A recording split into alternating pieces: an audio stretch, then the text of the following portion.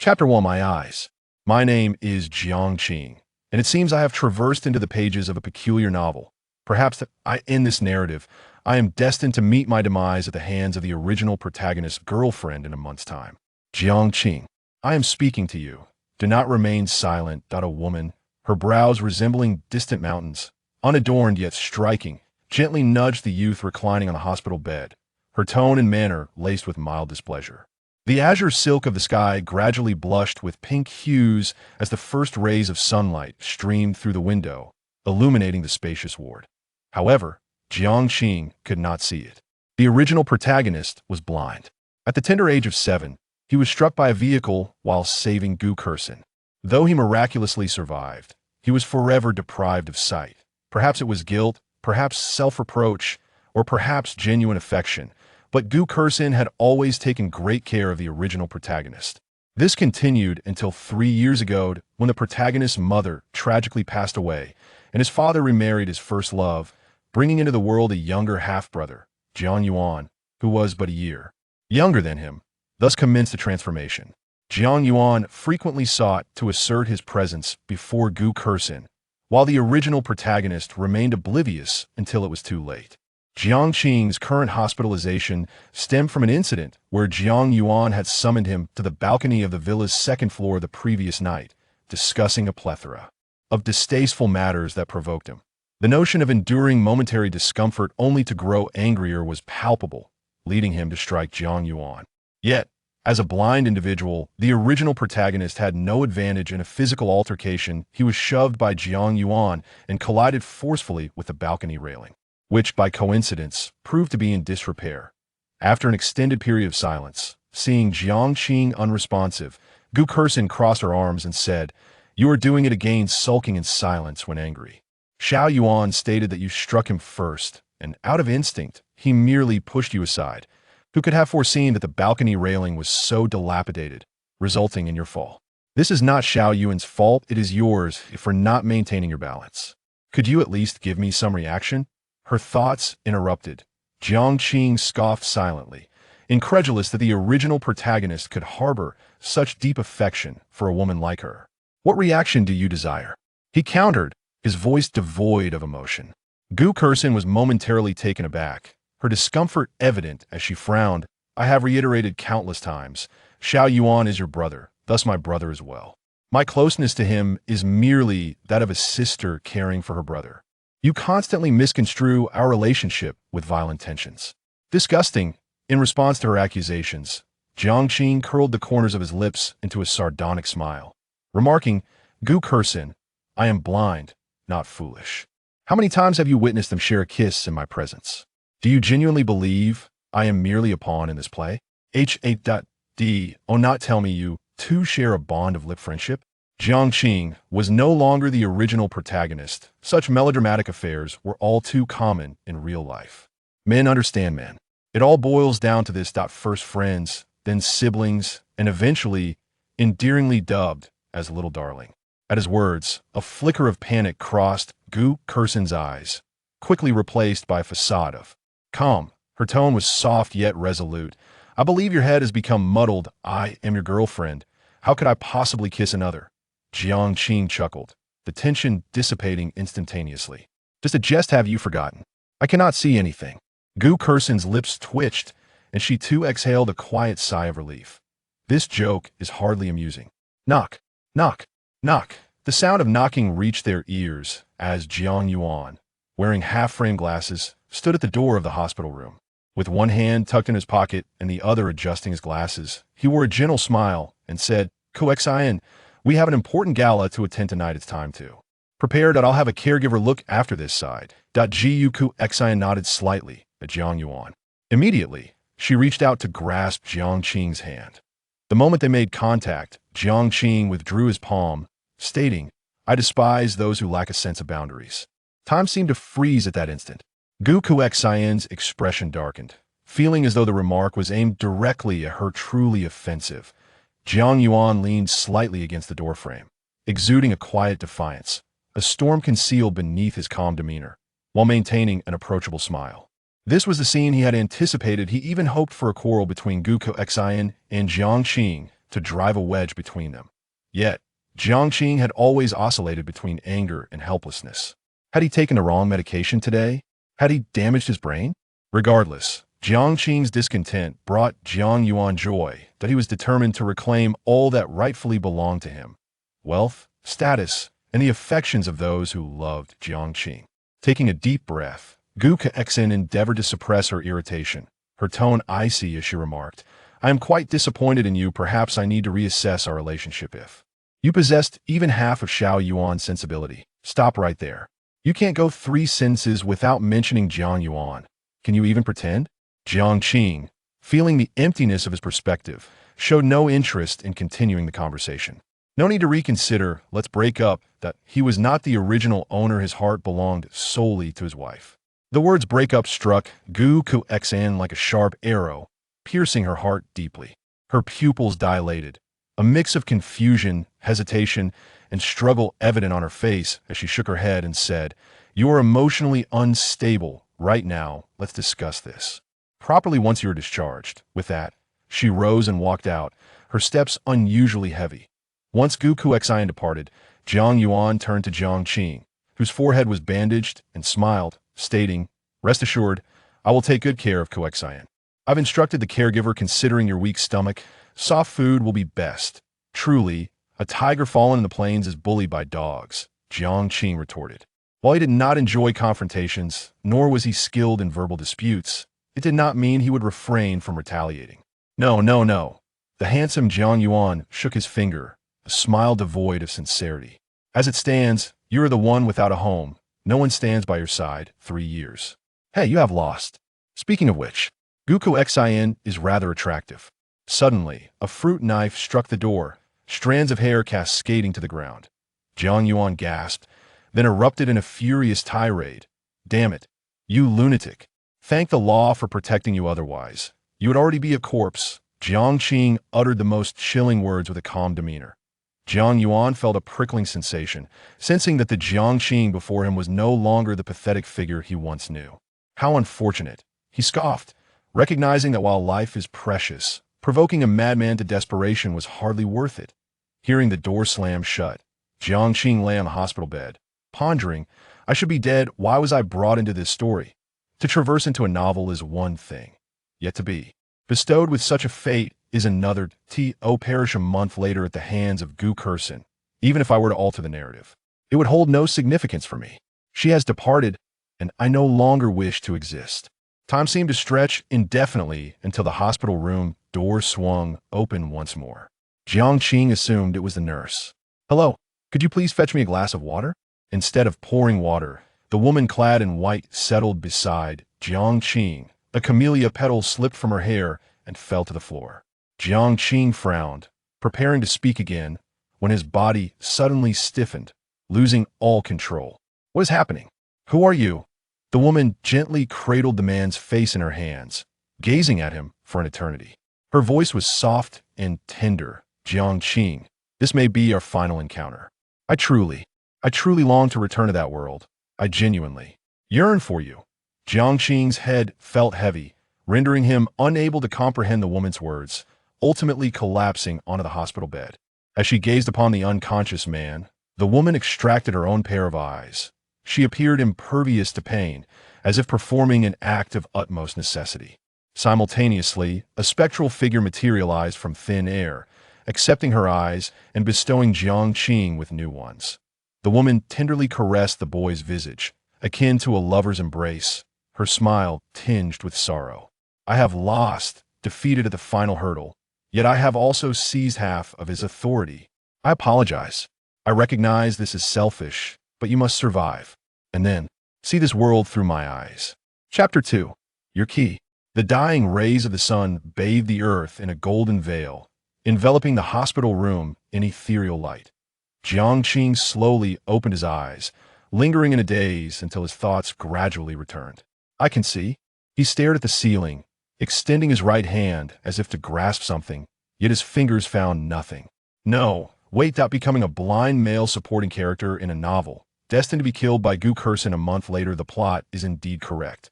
The original character remained blind until death. Muttering to himself, Jiang Qing straightened his back, massaging his temples, murmuring, "Could it be that my presence has altered the course of the narrative? Ouch! My head aches. I can't recall what transpired." He sat upon the bed, striving to piece together his memories, realizing that his current predicament was far from optimistic. The original character's father held Jiang Yuan in high regard, grooming him as a successor. After his father remarried 3 years prior, his sister chose to board at school, utterly disillusioned with their family. His girlfriend, Gu Kursin, was a quintessential gold digger, feasting on both the plate and the pot. Those relatives preferred the sensible and clever Jiang Yuan over the reclusive Jiang Qing. Consequently, after his demise at Gu Kursin's hands, no one reported or investigated. It was tacitly accepted as an accident. Contemplating this, Jiang Qing narrowed his eyes. "You are rather pitiable, having been blinded and then redeemed by Gu Kursin, viewing her as a beacon illuminating your darkened world. You are fully aware of her affair with Jiang Yuan, yet you choose to endure, believing that marriage would suffice. Fool, your emotions are as easily deceived as your fleeting moments of brilliance." Jiang Qing silently ridiculed the situation, habitually biting his right thumb's nail, pondering a crucial question. Should he choose to live? He had once thought that death was a form of liberation. Oh, my astonishment. I have traversed into the pages of a book. He murmured to himself. First, I must inquire with the doctor as to why I have regained my sight. He chose not to dwell on the chaotic uncertainties any longer. Jiang Qing donned his shoes, his body still frail, and, bracing himself against the wall, he made his way step by step toward the hospital room door. He attempted to open the door, but it would not budge. Is the lock broken? Or is this yet another of Jiang Yuan's tricks? To prevent me from attending some soiree tonight? The original owner's body was too weak otherwise. With such a door, I could easily kick it open. Jiang Qing surveyed the room and noticed a key resting on the table adorned with a bouquet of sunflowers. He picked up the key, examining it with a dazed expression, and, as if compelled by some unseen force, inserted it into the lock. "This is your key, and it is also your curse." A strange voice echoed in his ears. With a creak, the door swung open. Beyond lay a shroud of darkness, devoid of any light. Not even the corridor was visible, nor a single silhouette. All was silent and eerie, as if time itself had come to a standstill. Before Jiang Qing could comprehend the situation, a scarlet thread ensnared his throat, dragging him into the abyss, in a standalone villa within the garden. Jiang Qing regained his sight and bodily autonomy, scrutinizing the other 6 individuals present. This was utterly bewildering. One moment he was in a hospital ward, and the next he found himself in a villa's garden. But a youthful girl clad in a light gray trench coat, her hair tied back in a ponytail, spoke with vibrant energy. "7 of us. It appears this task will be less challenging than the last." The man in a white coat turned to the girl. "What is the situation?" The girl pursed her lips, contemplating her explanation. "Well, to put it simply, we must complete a task in order to return to reality. No, more accurately, to return to the world within the book." "A task?" Jiang Qing, his forehead bandaged, raised an eyebrow. "What if we fail to complete it?" "Death," the girl replied succinctly. The man in the white coat gasped. "Surely you jest?" "I'm quite serious." The girl blinked her beautiful eyes, her tone devoid of jest. Jiang Qing was engulfed in a whirlwind of thoughts. The situation was unexpected, and he was not the sole traveler of the narrative. Judging by her accent, the youthful girl, appearing to be around 18 or 19, hailed from Sichuan. The man in the white coat, by his accent, was from Tianjin. In a corner, a couple, a man and a woman, held hands, cautiously surveying the villa, possibly a romantic pair. Another man, robust and towering at about 6 feet, exuded an intimidating aura. Additionally, a woman clad in an elegant black dress bore an expression of displeasure. Jiang Qing was perplexed. What could possibly unite such a disparate group? What was the nature of their task? "Enough. I have no time to indulge in your role-playing games. My script does not include this scene. Hurry and send me back. I have a dinner date with my idol," the woman in black commanded. 1 second, 2 seconds, 3 seconds, and one acknowledged her, rendering the atmosphere palpably awkward. In a fit of frustration, the woman in black exclaimed, "Do you even know who I am?" It became evident that her identity held little interest for the others present. "Very well, just wait," the woman in black declared, throwing down her gauntlet before turning towards the ornate iron gate. The young girl altered her previously relaxed demeanor, her expression turning solemn as she declared, "Listen carefully. It is advisable to remain within the confines of the villa until the mission is fully understood." The woman in the black dress paused momentarily, then cast a glance back, raising her middle finger in response. "What brand of trash bag are you that can hold so much?" As her words fell, the woman in the black dress stepped through the ornate iron gate, only to fall heavily to the ground. All present bore witness to a scene that would be etched in their memories forever. Jiang Qing felt a tremor of fear. The woman in black seemed to have her right leg severed cleanly by a sharp instrument, and the severed limb moved on its own towards the entrance of the villa, where it kicked the door open and hopped inside. Ah! A hysterical scream echoed through the air as the woman lay on the ground, pain coursing through her nerves, causing her vision to blur. My leg! My leg!" The tattooed man, momentarily stunned, rushed over and crouched down to assess her injuries. "What the hell? How much force does it take to sever a leg like that?" "Hey, white coat guy, are you doctor?" the tattooed man inquired, glancing back. The woman in black continued to wail, her tears and mucus smudging her face, filled with regret. The man in the white coat shrugged. "Just because I wear a white coat doesn't mean I am a doctor," he added. "And by the way, don't call me him. My name is Song Pingan, and I detest being addressed that way." "Song Pingan?" The youthful girl smiled gently. "What a lovely name. It means peace and safety. My name is Feng Yao Yao. I believe in metaphysics. Perhaps we should team up, and I hope you can ensure my safety." Hee hee. Song Pingan evaded the topic, countering. "Is this your first time?" "Not quite. This is my second mission, so I have a bit of experience as a novice," Feng Yao Yao admitted candidly, while scrutinizing the subtle expressions of those around her. The two engaged in light conversation, seemingly indifferent to the fate of the woman in black. Jiang Qing assumed the role of an observer, believing that in uncertain circumstances it was wisest to watch the unfolding events. Concerned that the screams might attract terrifying creatures, the mature man among the couple stated, "We should get her inside." The tattooed man nodded, effortlessly lifting the woman in black and carrying her towards the open door of the villa. The others exchanged glances, silently agreeing to enter. On the table in the living room on the first floor lay 7 sheets of paper, each inscribed with blood-red characters. "Prepare a dinner to be delivered to the basement it is. Best not to venture out during the remaining time.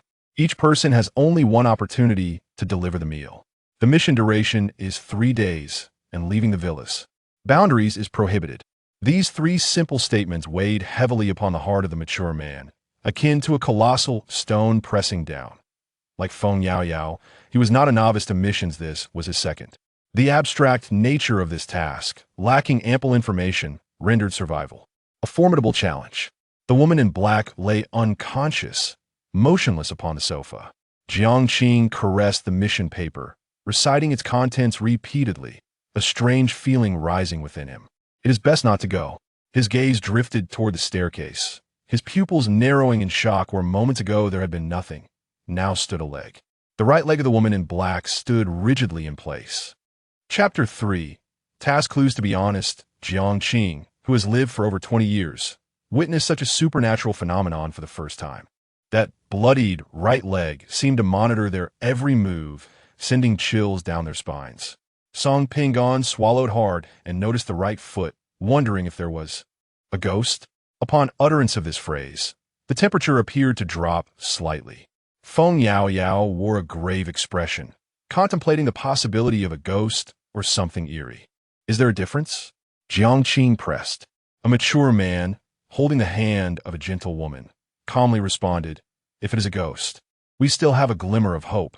If it is something eerie, this mission will undoubtedly lead to total annihilation, and we shall all perish." A tattooed man bound the severed leg of the woman in a black dress with fabric and looked up, stating, "Without treatment, she won't last long."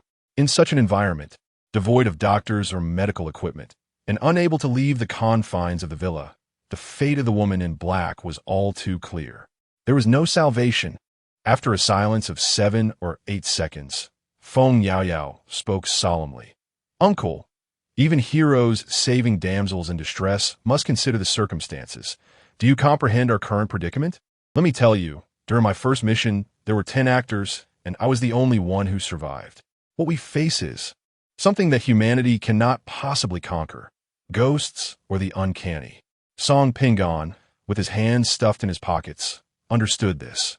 Martial artists do not engage with those who cultivate immortality. There is no chance of victory. How could humanity hope to triumph over phantoms? But, the sound of footsteps echoed, drawing the gaze of all present. That right leg hopped and vanished around the corner of the staircase, ascending to the second floor.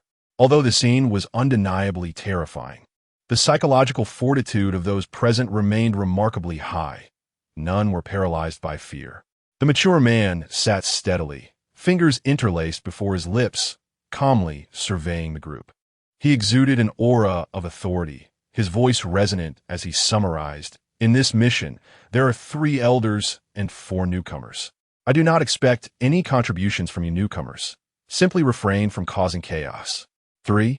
Feng Yaoyao's gaze fixed upon the woman who had remained silent all along. "Are you two a couple?" The mature man shook his head.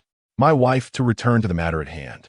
The task is to prepare dinner and deliver it to the basement. It is evident that the ghost resides there. We must create something it enjoys, or else it may devour us. This is how I interpret it. What are your thoughts?" "Me?" Feng Yaoyao pointed to herself, then pondered her response.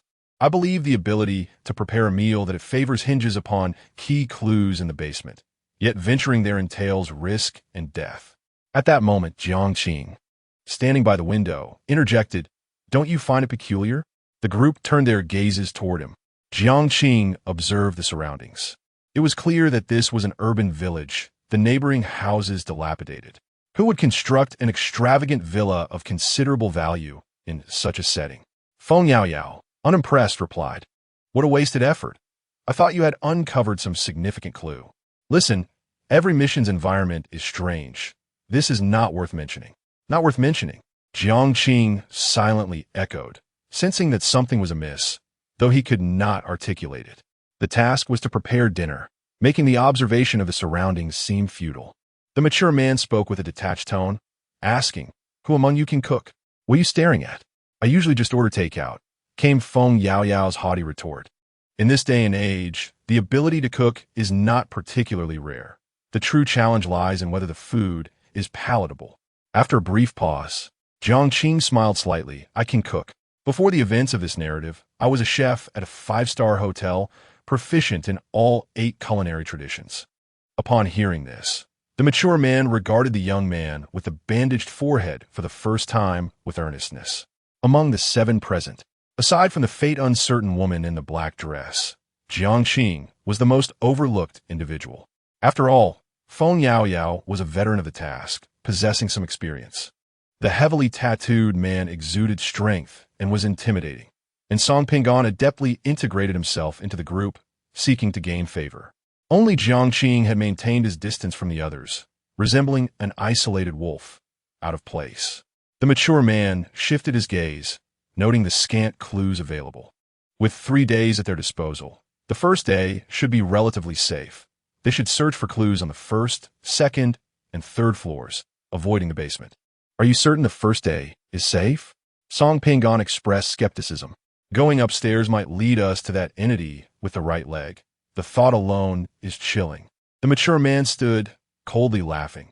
"If it's unsafe, do we refrain from action? To survive, we must actively seek out clues.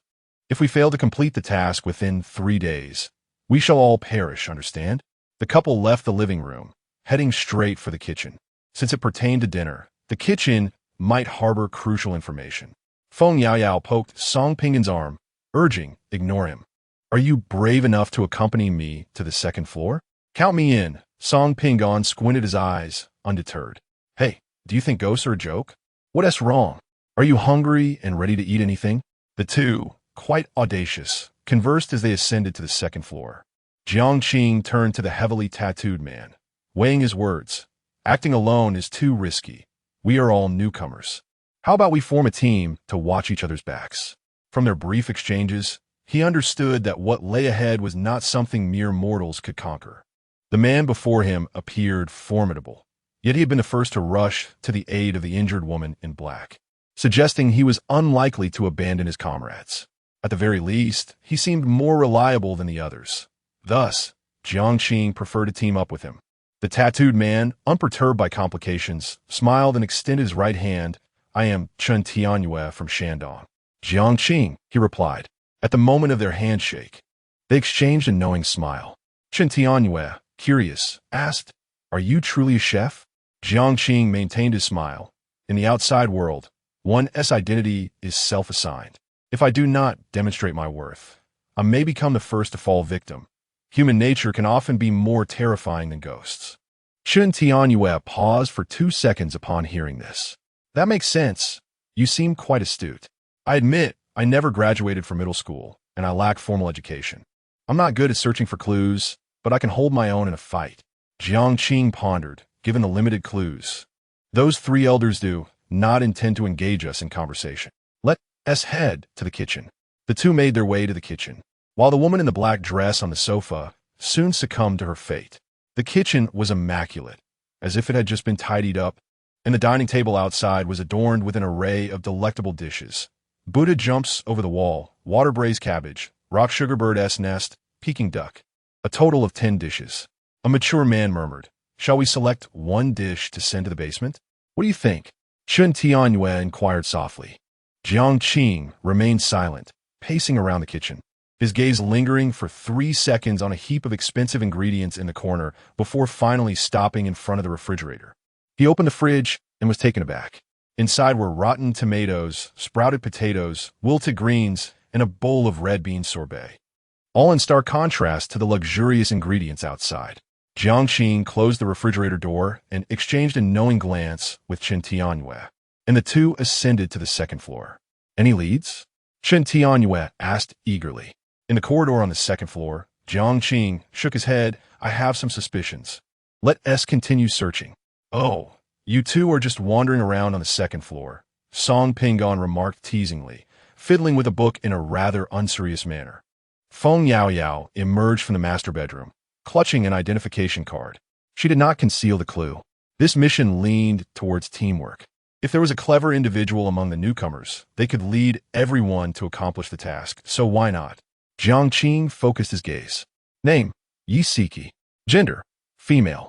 Ethnicity, Han. Address, Beijing. Song Pingon clapped his hands, exclaiming, This clue is invaluable. Suddenly, a familiar female voice echoed, I found you. Jiang Qing turned to see a chilling sight. A woman in a black dress appeared at the staircase corner, devoid of any color in her face, standing upright on one leg, her lips curling into a sinister smile. Chapter 4. Actors and audience. The silence of the crowd was deafening. In a moment of trepidation, Song Pinyin, clad in a white coat, swallowed hard and mustered the courage to inquire, You are not dead? Jiang Qing fell silent, deeming the question somewhat presumptuous. He fixed his gaze upon the woman in the black dress, her brown eyes revealing a myriad of thoughts swirling in his mind. Under normal circumstances, a person whose limbs have been severed would not succumb to death immediately. Without medical intervention within 10 minutes, however, they would suffer from excessive blood loss, leading to shock and eventual brain death. It had been at least 20 minutes since the woman's right leg was severed, which implied that the entity standing before them was unequivocally not human. The woman maintained an eerie smile, responding to his inquiry with, I have a lead. Follow me. As soon as the words left her lips, she turned gracefully, descending the stairs with a ghostly silence. The imposing Chen Tianyue was equally unnerved by the scene. Casting a glance at Jiang Qing, questioning, Is she a ghost? Jiang Qing found himself at a loss for words, shifting his gaze to seek an answer. What are you staring at? Feng Yaoyao interjected, hands on her hips. This is my first encounter with such a situation. Song Pinyin raised his hand, proposing, I suggest we forecharge at her and restrain her. Agreed, Jiang Qing nodded. 3, 2. Song Pinyin began the countdown. 1. Yet no one moved. Come on. This feels like a game of deceit, Song Pinyin remarked, fiddling with the ring necklace around his neck. Before Jiang Qing could speak, a woman's head peeked around the corner. Feng Yaoyao nudged Song Pinyin. You all go first. I'm a girl, timid. I'll stay in the middle. I'm timid too, Song Pinyin retorted with conviction. After a moment of silent observation, Jiang Qing stepped down the stairs. His instincts suggested that the woman would not attack for the time being. The woman's head retreated, and the group returned to the first floor, where a couple stood watching the woman in black from a distance, one wielding a kitchen knife and the other gripping a wooden stick. "Follow me." The woman's voice was low yet resonant, tinged with a peculiar quality. Jiang Qing quickened his pace, closing the distance to the woman by 3 steps as he slowly approached the basement. "Are you still alive?" he ventured to ask. The woman paused, her body still, her head twisting a full 180 degrees as she smiled. "Do you wish for my demise?" "How dare you?"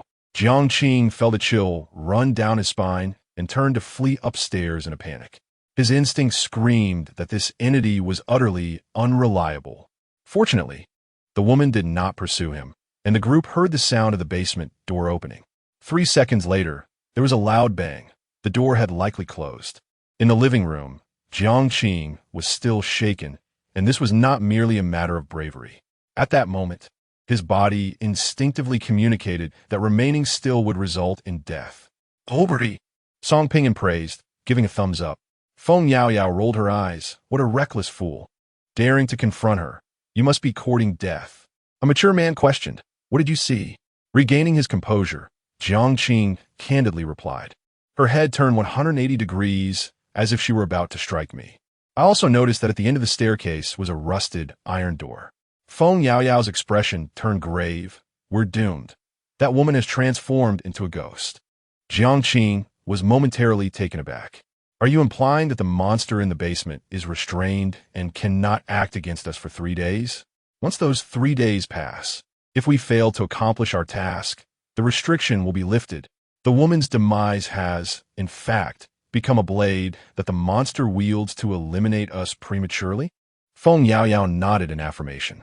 The mature man approached the dining table, scrutinizing the 10 dishes with a deliberate demeanor, analyzing. "This task is rather uncomplicated. We neither require a chef nor need to prepare any meals ourselves.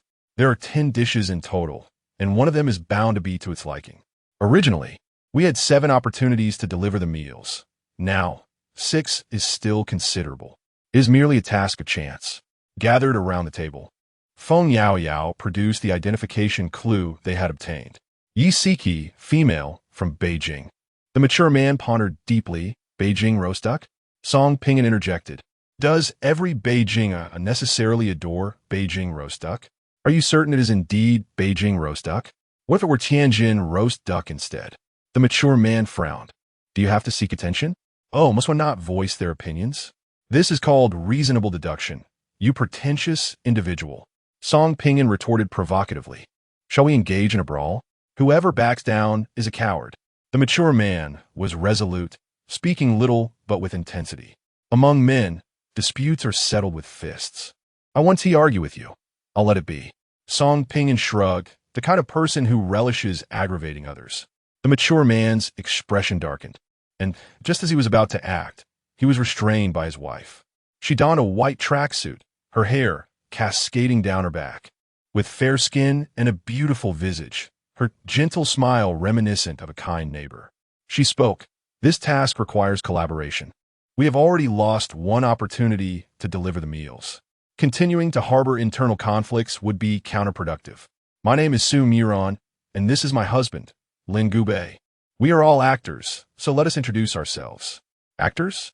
Jiang Qing heard this term for the second time, the first being from Feng Yaoyao.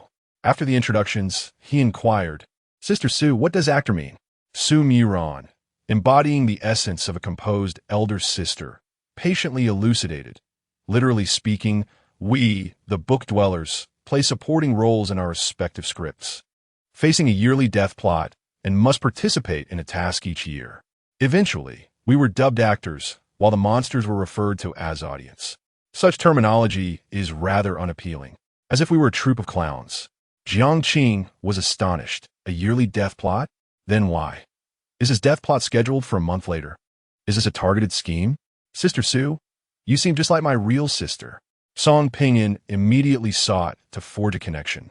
"Can you divulge more information about the script and the tasks?" Su Miron's demeanor was warm and inviting, contrasting starkly with her husband Lin Gubei's nature. She contemplated for 3 seconds. "We are quite similar to newcomers, possessing very little information. The only thing I can share is that there are a total of 25 tasks. And upon reaching the end, one can. At this, Su Muron's smile dimmed slightly, and she enunciated deliberately. Become a deity. Feng Yaoyao retorted. The version I've gathered differs from yours. Someone informed me that upon completing 25 tasks, one may encounter the divine and have a wish granted. The notion of a wish stirred something profound within Jiang Qing, Song Pinyin, and Shen Tianwei. Sister Su, I have another question. Jiang Qing's expression turned grave. Lin Gubei's fingers rapped emphatically on the table. You three newcomers seem to have an abundance of inquiries. Shen Tianwei remained silent, perplexed. You may ask. Su Murian grasped Lin Gubei's hand, her gaze urging him to remain composed. At this juncture, misleading the newcomers into delivering meals is of paramount importance. None can ascertain whether dangers lurk during the delivery. Someone must venture forth to test the waters.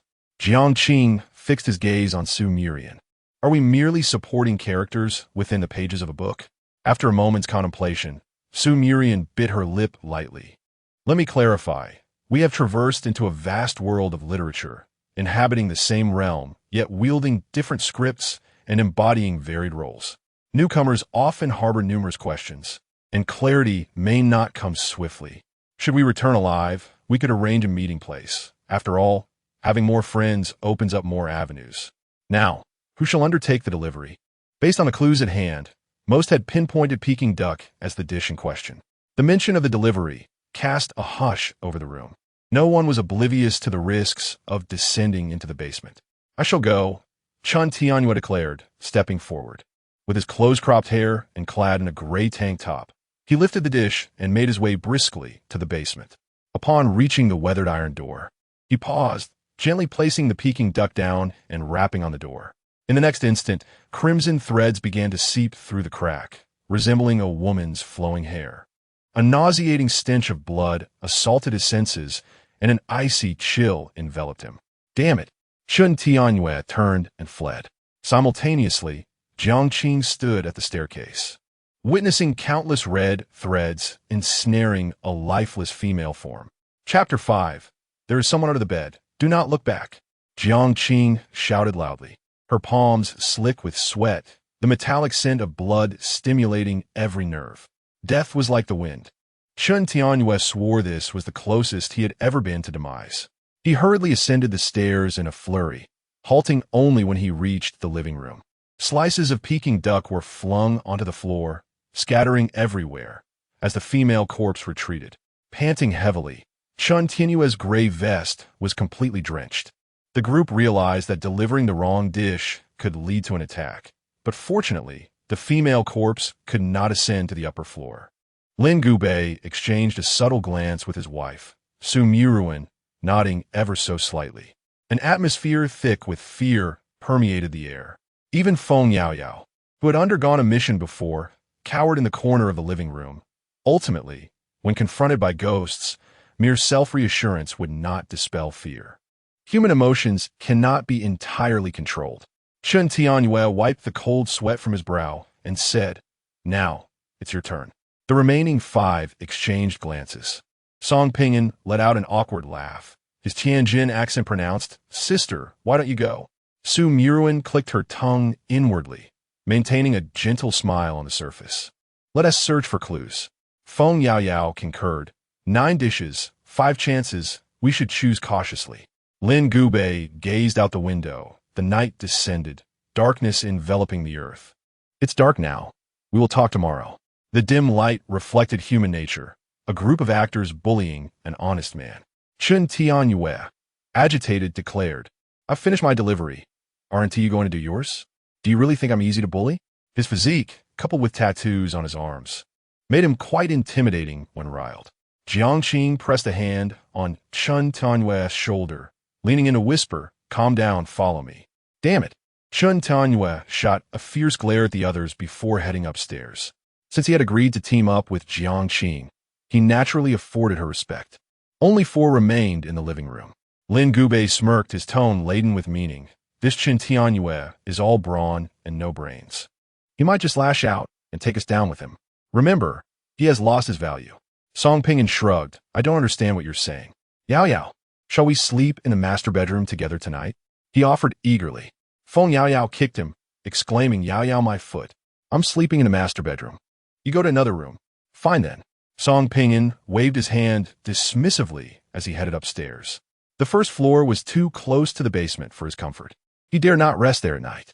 Simultaneously, he deduced that Feng Yao Yao, being a girl, must have some hidden advantage to dare sleep alone in such an environment. Huh.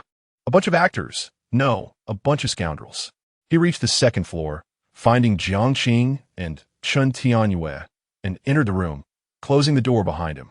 "Ladies, would you mind if I join you tonight?" "I'm afraid of ghosts," Song Pinyin said, thick-skinned. The bedroom was modest in size, furnished with 2 bunk beds, starkly contrasting the villa's style. Jiang Qing scrutinized him from her seat. "Sharing the room is acceptable, but you must provide us with a useful clue. Come on, we're all newcomers here. Shouldn't we unite?" Song Pinyin shrugged. Chen Tianyue looked down upon him, saying, "Young man, your current behavior closely resembles that of a traitor. One moment you are with that girl, and the next you're trying to cozy up to us. What a farce. I'm certainly not a traitor." Song Pinyin wore a troubled expression. "I was merely gaming at home when suddenly a key appeared on my desk. Upon picking it up, I found myself uncontrollably opening the door and arriving in this eerie place." Feng Yao Yao, having experienced a task before, thought it best to cling to someone stronger. Survival was paramount. She understood that she was being schemed against, and if true danger arose, she would undoubtedly become cannon fodder. Noticing the two remained indifferent, Song Pinyin took a deep breath and said, "Let me share something with you. Feng Yao Yao intends to sleep alone in the master bedroom tonight. From our interactions, I believe she must possess some means to confront the supernatural." Chen Tianyue shook his head, dismissing the information as worthless. "Jiang Qing has already mentioned this to me." The cold white light illuminated Jiang Qing's eyes as he extended a finger. "If you wish to join us, there is a condition." "What?" "Sleeping together tonight is utter nonsense. The other party has already laid their cards on the table, seeking to recruit us. After all, that couple clearly does not require anyone's assistance." Song Pinyin settled beside the young man, quietly awaiting further developments. Jiang Qing wasted no time, stating, "Tomorrow morning, you will deliver meals, and I will decide what you deliver." "What?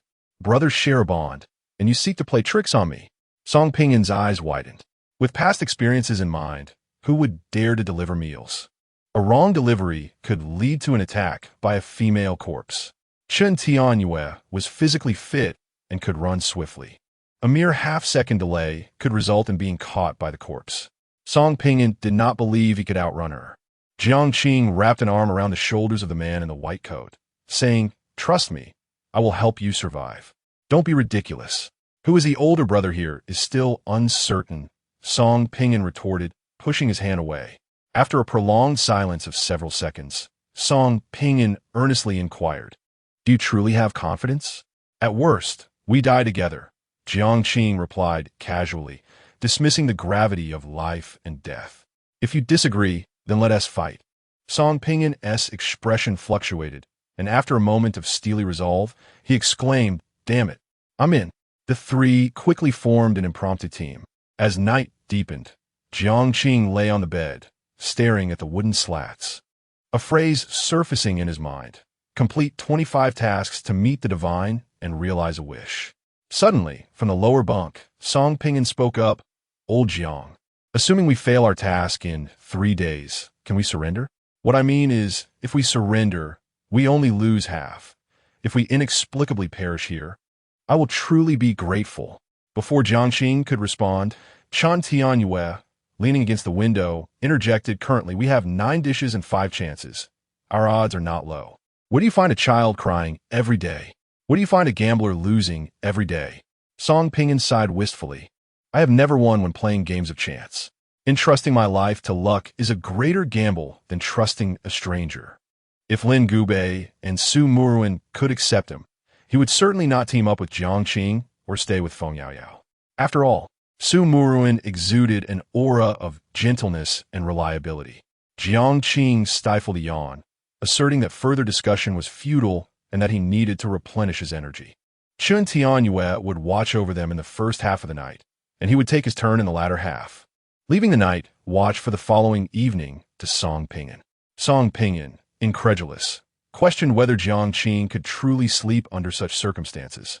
The villa was haunted by more than one specter, and merely contemplating the unknown instilled a creeping dread that crawled over him like ants.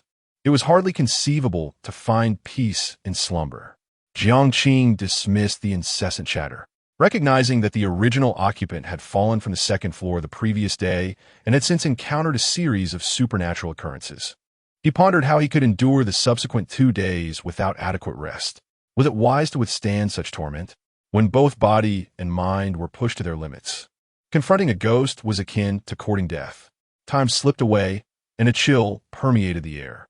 Suddenly, the sound of a bell resonated, pulling Jiang Qing from his stupor, his expression shifting to one of bewilderment. He was lying on his side, and directly across from him sat Song Pinyin in a white coat and Shen Tianyue in a gray vest, their faces taut with anxiety as they fixated on him. Upon noticing Jiang Qing had awakened, Song Pinyin swiftly gestured for silence. He then pointed beneath the bed, his lips forming the words under the bed. A sharp intake of breath escaped Jiang Qing's lips as sleep abandoned him entirely. He propped himself up on his hands, striving to make no sound, and cautiously leaned forward, unable to resist stealing a glance beneath the elevated bed, only to lock eyes with a pair of terrifying orbs. There was someone beneath the bed. No, there was a ghost. Chapter 6. The second delivery. Jiang Qing gasped, startled as if awakening from a near-fatal illness, and rushed barefoot towards the door, shouting, "Run! Lao Ziang! Wait for me!" Song Pinyin followed closely behind. Chun Tanyue, naturally unwilling to remain alone with the woman in the black dress, fled, quickly outpacing the two and reaching the living room on the first floor, where he seized a glass ashtray from the table as a weapon. The bedroom light flickered out, only to illuminate again a moment later, revealing the black-dressed woman standing rigidly in the center.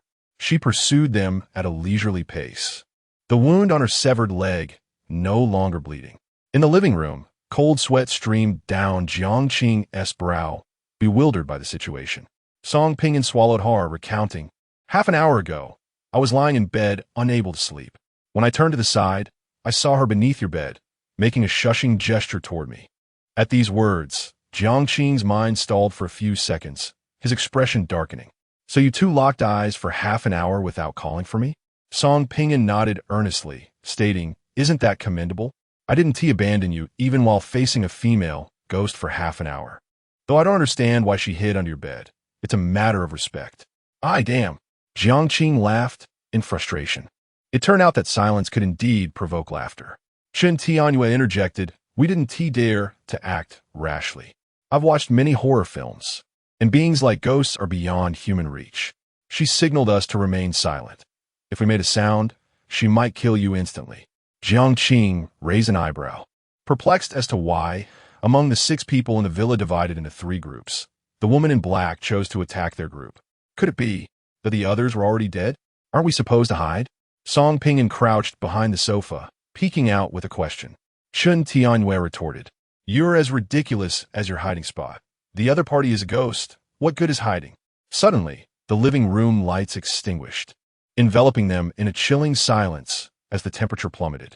By the moonlight, Jiang Qing discerned a shadow standing at the staircase, slowly approaching.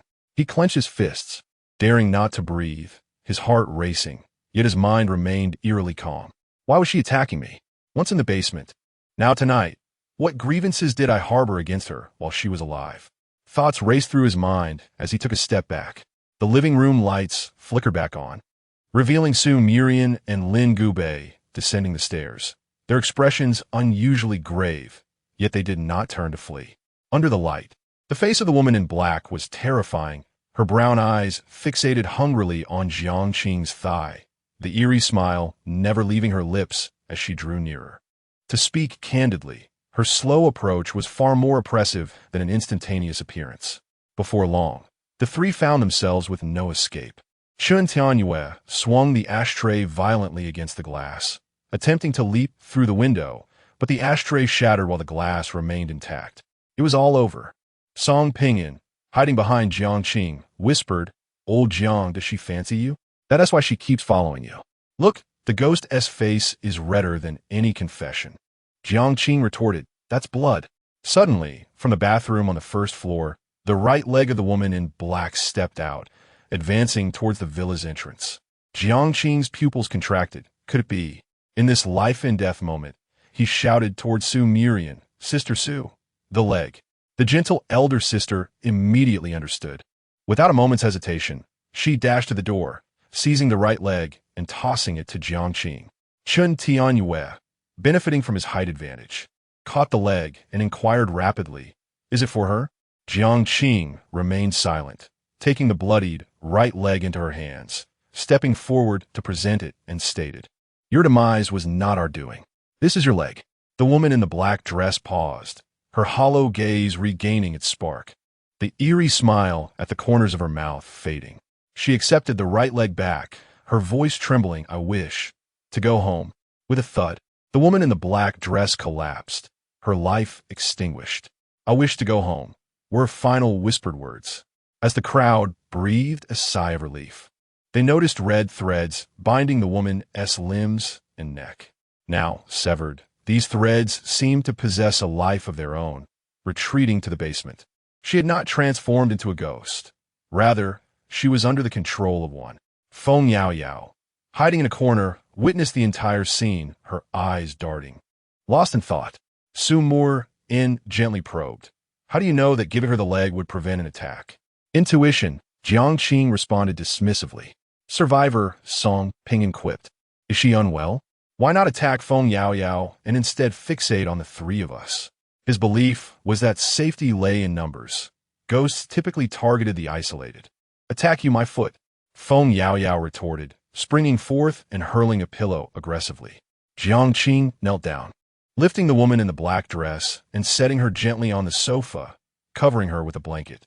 She did not wish to attack us. Rather, she sought our assistance in retrieving her right leg.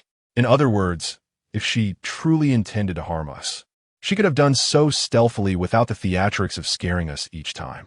As for why she focused on the three of us, Jiang Qing paused. Glancing at Su Murian, they must possess something that frightens the malevolent spirits. Su non tai mur en swelid silentle. Feng Yao Yao, changing the subject, remarked that the red threads might still control the corpse, posing a genuine threat to their lives. With a countdown of 3 days, they might not survive the night. The atmosphere grew oppressive. After a moment's contemplation, Lin Gubei spoke with gravity. "There is no time for rest. The task must be completed tonight. You go deliver the meals." Song Pinyin was taken aback, plopping down on a single sofa with his legs crossed. "You can give orders, but don't you dare point at me." "I'm not going. Come try to make me." Their eyes clashed, tension palpable. "Make a move?" Song Pinyin remained unfazed. "My 2 brothers are here. Dare to touch me, and we'll beat you to a pulp." "Do you really think you're the captain?" "The only flaw of those with thick skin is their thick skin." Jiang Qing bit her thumbnail. "You go. Old Jiang, let us not stir trouble." "I'm not stirring trouble." Song Pinyin hesitated for 3 seconds, then stood up. "Fine, I entrust my life to you. If I die, I'll haunt you from beneath your bed every night, scaring you to death." Su Murian was astonished. From his demeanor, Song Pinyin appeared to be a headstrong individual, unlikely to heed anyone's commands. Yet, within a mere few hours, Jiang Qing had persuaded him to gamble with his life. "I underestimated him." Su Murian mocked to herself. The newcomers disregarded the elders, striding before the dining table, their eyes fixated on the remaining 9 dishes. "Old Jiang, what will you choose?" Song Pinyin inquired. Jiang Qing's lips curled into a faint smile as he entered the kitchen, retrieving a large steamer. "Children make choices. We shall present all 9 dishes at once." "Brilliant!" Song Pinyin exclaimed, clapping his hands. The trio hastily began to serve the dishes. Lin Gubei, feeling anxious, interjected, "Wait, you are violating the rules. This could jeopardize us." "TSK." Song Pinyin flexed his wrists. "Little Lin, are you looking for trouble? We could easily take you on." Faced with the threat, Lin Gubei seethed, yet had to restrain himself. Although he was no weakling in a fight, taking on 3 opponents was a daunting prospect, especially since he needed to protect Su Murian. Jiang Qing patted the back of the man in the white coat. "Remember, when you reach the basement door, set down your things, knock on the door, and run decisively. Do not linger. I do not care. If I perish, I shall sleep beneath your bed every day, Song Pingyan declared with a hint of arrogance. Jiang Qing's expression darkened. While his words held some truth, they were far too crude. This was their second delivery. The five stood at the staircase, witnessing Song Pingyan descend step by step with the steamer. Upon reaching the corner, Old Song spotted the weathered iron door, took a deep breath, and steadied his resolve. He approached, set down the steamer, knocked on the door, and swiftly turned to flee, his movements seamless. The iron door swung open, and an array of crimson threads enveloped a female corpse, lunging towards Song Pingyan. Ah, old Jiang, my upper bunk, save me. Chapter 7. The contrast as Song Pingyan dashed around the corner, a hand as desiccated as a withered branch seized his shoulder. Despite his swift reflexes, he could not escape the pursuit of the female corpse. This turn of events astonished everyone, with the exception of the woman in the black dress and the cadaver itself.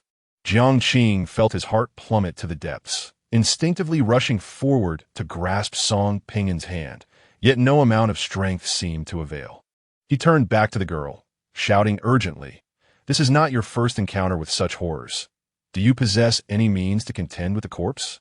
It was not that Jiang Qing was particularly benevolent. After all, during the time the woman in black had lurked beneath the bed, neither Song Pingyan nor Chun Tianyue had abandoned him. Should they attempt to rescue them? Feng Yaoyao pondered, biting her lip as she rapidly assessed the situation's pros and cons. Frankly speaking, Song Pingyan had lost all utility for her. Squandering precious money meant to buy her life in a futile rescue would be a grave miscalculation.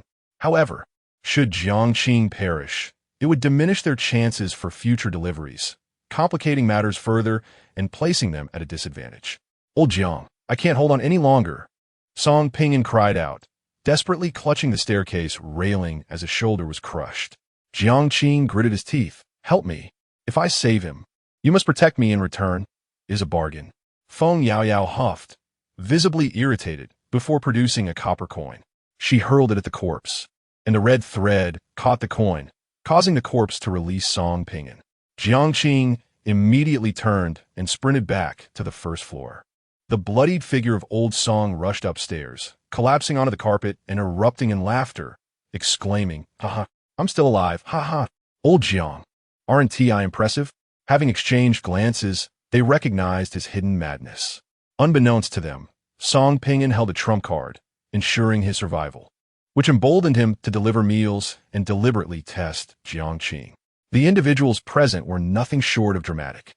Feng Yaoyao kicked him. "What are you so pleased about? If it weren't for me, you'd have been dead long ago. The thought of my money for life wasted on you. It drives me insane." Her frustration mounted as she continued to deliver light kicks. "I should have made you deliver 9 dishes at once. You know nothing. Gambling is a form of wisdom.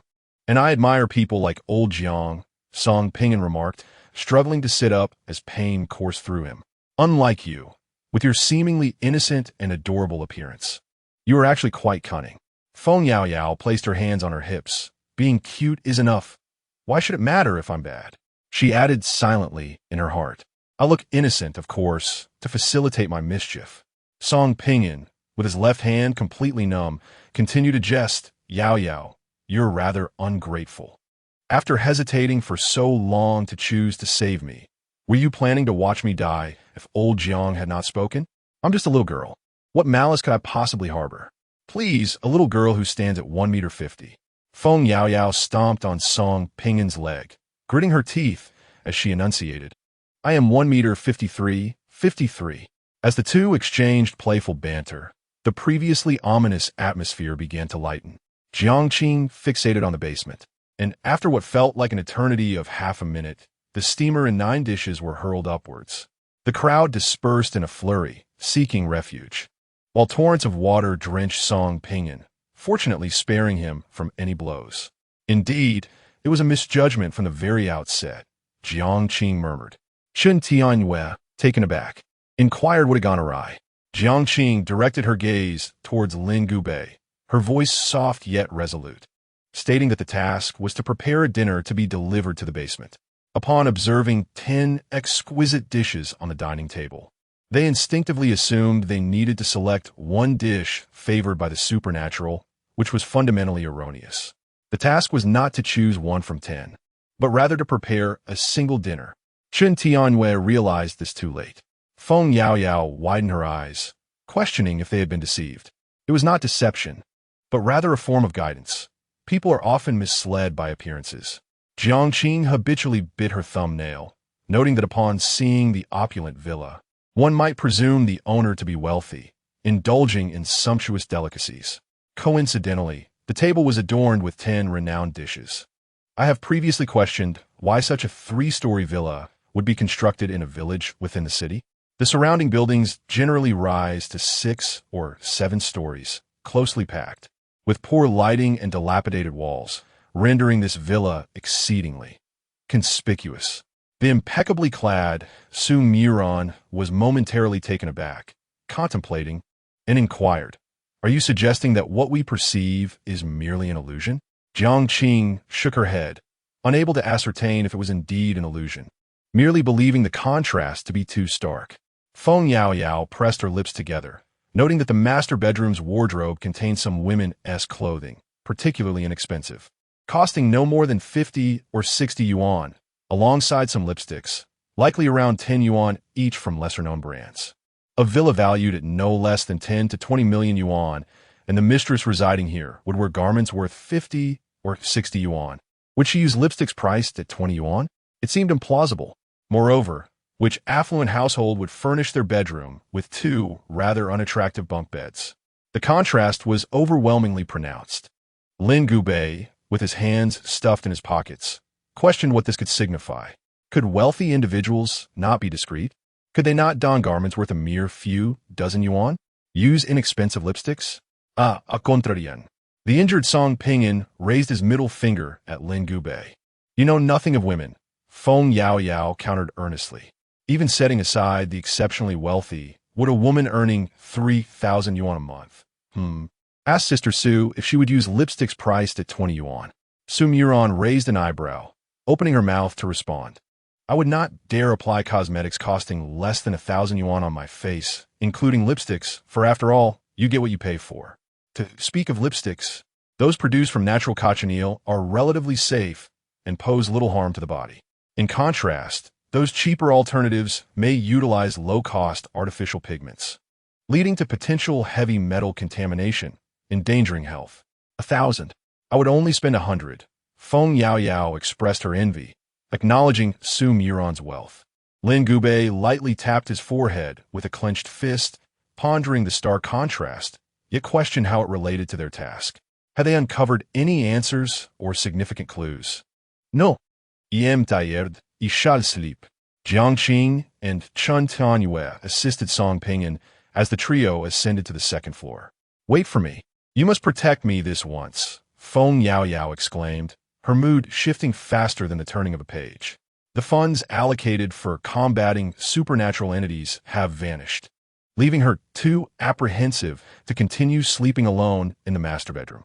The living room lay in disarray, and Lin Gubei remarked, "This newcomer, Jiang Qing, exhibits an extraordinary level of arrogance." Su Miron's smile was enigmatic. At least in this circumstance, he managed to conceive an extravagant offering of 9 dishes, demonstrating a modicum of intelligence over most newcomers. However, as it was his inaugural experience with tasks, he was understandably bewildered, much like we once were. To maintain such composure without succumbing to tears or frantic outbursts was commendable. Lin Gubei shook his head, recalling, "During my first task, I too remained remarkably calm. After all, I know my husband is the most formidable." Su Miron spoke gently. "There is no need for animosity towards them. Ultimately, we are not significantly different from the newcomers. In our last task, out of 12 individuals, only you and I survived. Darling, we cannot fight this battle alone. In this perilous world, we must forge friendships, trustworthy allies." Friends? That incessantly talkative Song Pinyin? That brawny but simple-minded Chen Tianyue? That seemingly demure yet cunning Feng Yaoyao? That unremarkable Jiang Qing? Lin Gubei massaged his temples, contemplating survival before anything else.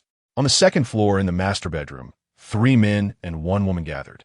Feng Yaoyao perched on the edge of the bed, her petite stature allowing her to dangle her legs as she chirped, "Stop searching. I've already scoured both the second and third floors. There are no further clues. Jiang Qing, indifferent to the girl's chatter, continued rummaging through the wardrobe. His hand delved into the pocket of a white trench coat, where he discovered a piece of paper. Unfazed, he retrieved it and unfolded it, his gaze fixating on the 7 words inscribed. Yi Siki, late-stage gastric cancer. Chapter 8. The diary what? What? Feng Yaoyao rushed forward, her head leaning close to Jiang Qing's face. As she scrutinized him, her expression gradually morphed into one of peculiarity. Late-stage stomach cancer. Is this the reason for the villa's mistress's demise? A faint fragrance wafted through the air, prompting Jiang Qing to instinctively step aside, maintaining a distance from the young girl. Feng Yaoyao keenly noticed this, her surprise mingling with an increased admiration for the youth. In a disheveled state, Song Pinyin sat by the window, tending to his wounds, his soiled clothes discarded in a corner. A late-stage cancer patient. Surely one cannot consume greasy or spicy food. Chen Tenyue stood by the door, contemplating as he spoke. I have a question. When preparing dinner for ghosts, do they eat human food, or would they prefer to consume me? Song Pinyin jested. The atmosphere grew unusually quiet. He smirked. I was just joking. Don't take it seriously. If they were indeed to be used as ingredients, it was undeniable that the injured Song Pinyin was in peril. Jiang Qing, holding the medical record, paced in the spacious master bedroom, his brow furrowed into a deep line. He felt an unsettling sense that something was amiss, as if he had overlooked a vital detail. Are you certain that you searched both the second and third floors thoroughly and found no other clues? Yes, Feng Yaoyao replied sweetly. Song Pinyin rolled his eyes, exasperated by her act of sweetness. What a pretentious little girl. In response, Feng Yaoyao kicked him, knocking him to the ground, and with a clenched fist threatened, I am a sweet girl. A girl from Sichuan who doesn't aspire to be sweet is not a true dragon. Jiang Qing chose to ignore the bickering duo and instructed, I will check the third floor. You two stay here and rest. Hearing this, Chen Tianyue expressed concern. Can it wait until morning? Your health. Jiang Qing, with a bandage still wrapped around his forehead and his vitality waning, reassured him, it's fine. I can't let you down. He forced a light-hearted smile. As the door closed behind him, the 3 remaining inside exchanged glances. Feng Yaoyao hesitated, then spoke. Is he not afraid to go alone?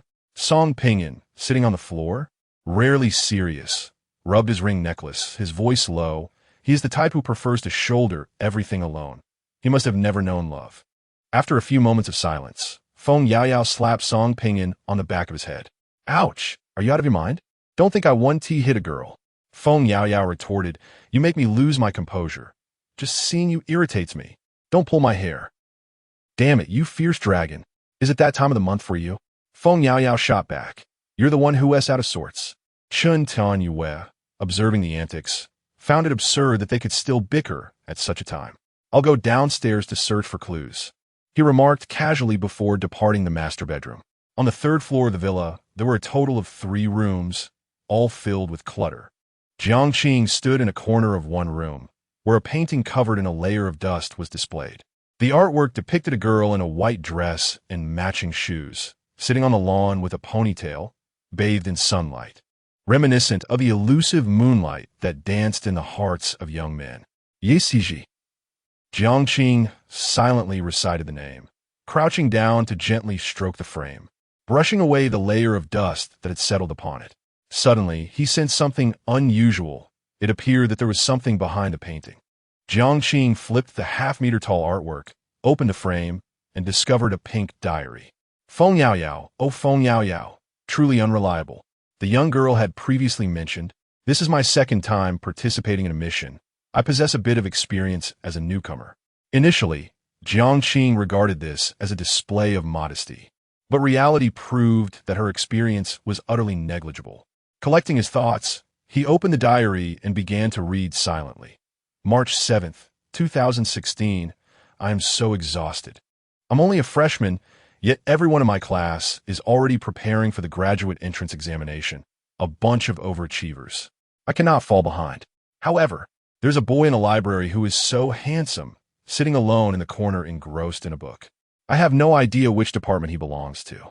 If I see him in the library again tomorrow, I will muster the courage to ask for his contact information. Go for it, Yi Siki.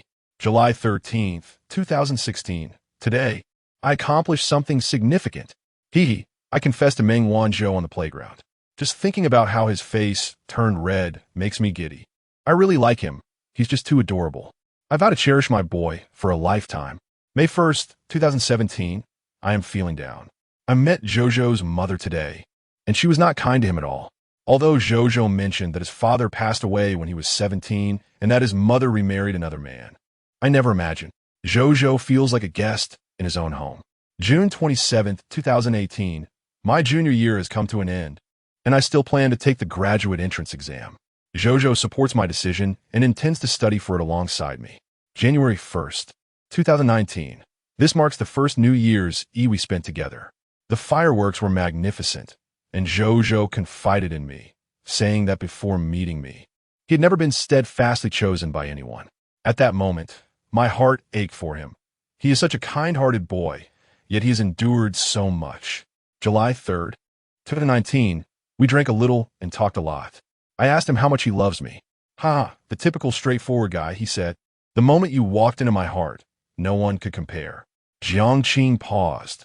The subsequent entries lacked dates. I successfully passed the exam. The preparation was exhausting, with daily drills, but unfortunately, Zhou did not gain admission. I comforted him for quite some time and took him to the amusement park. Watching the sunset from a Ferris wheel was truly romantic.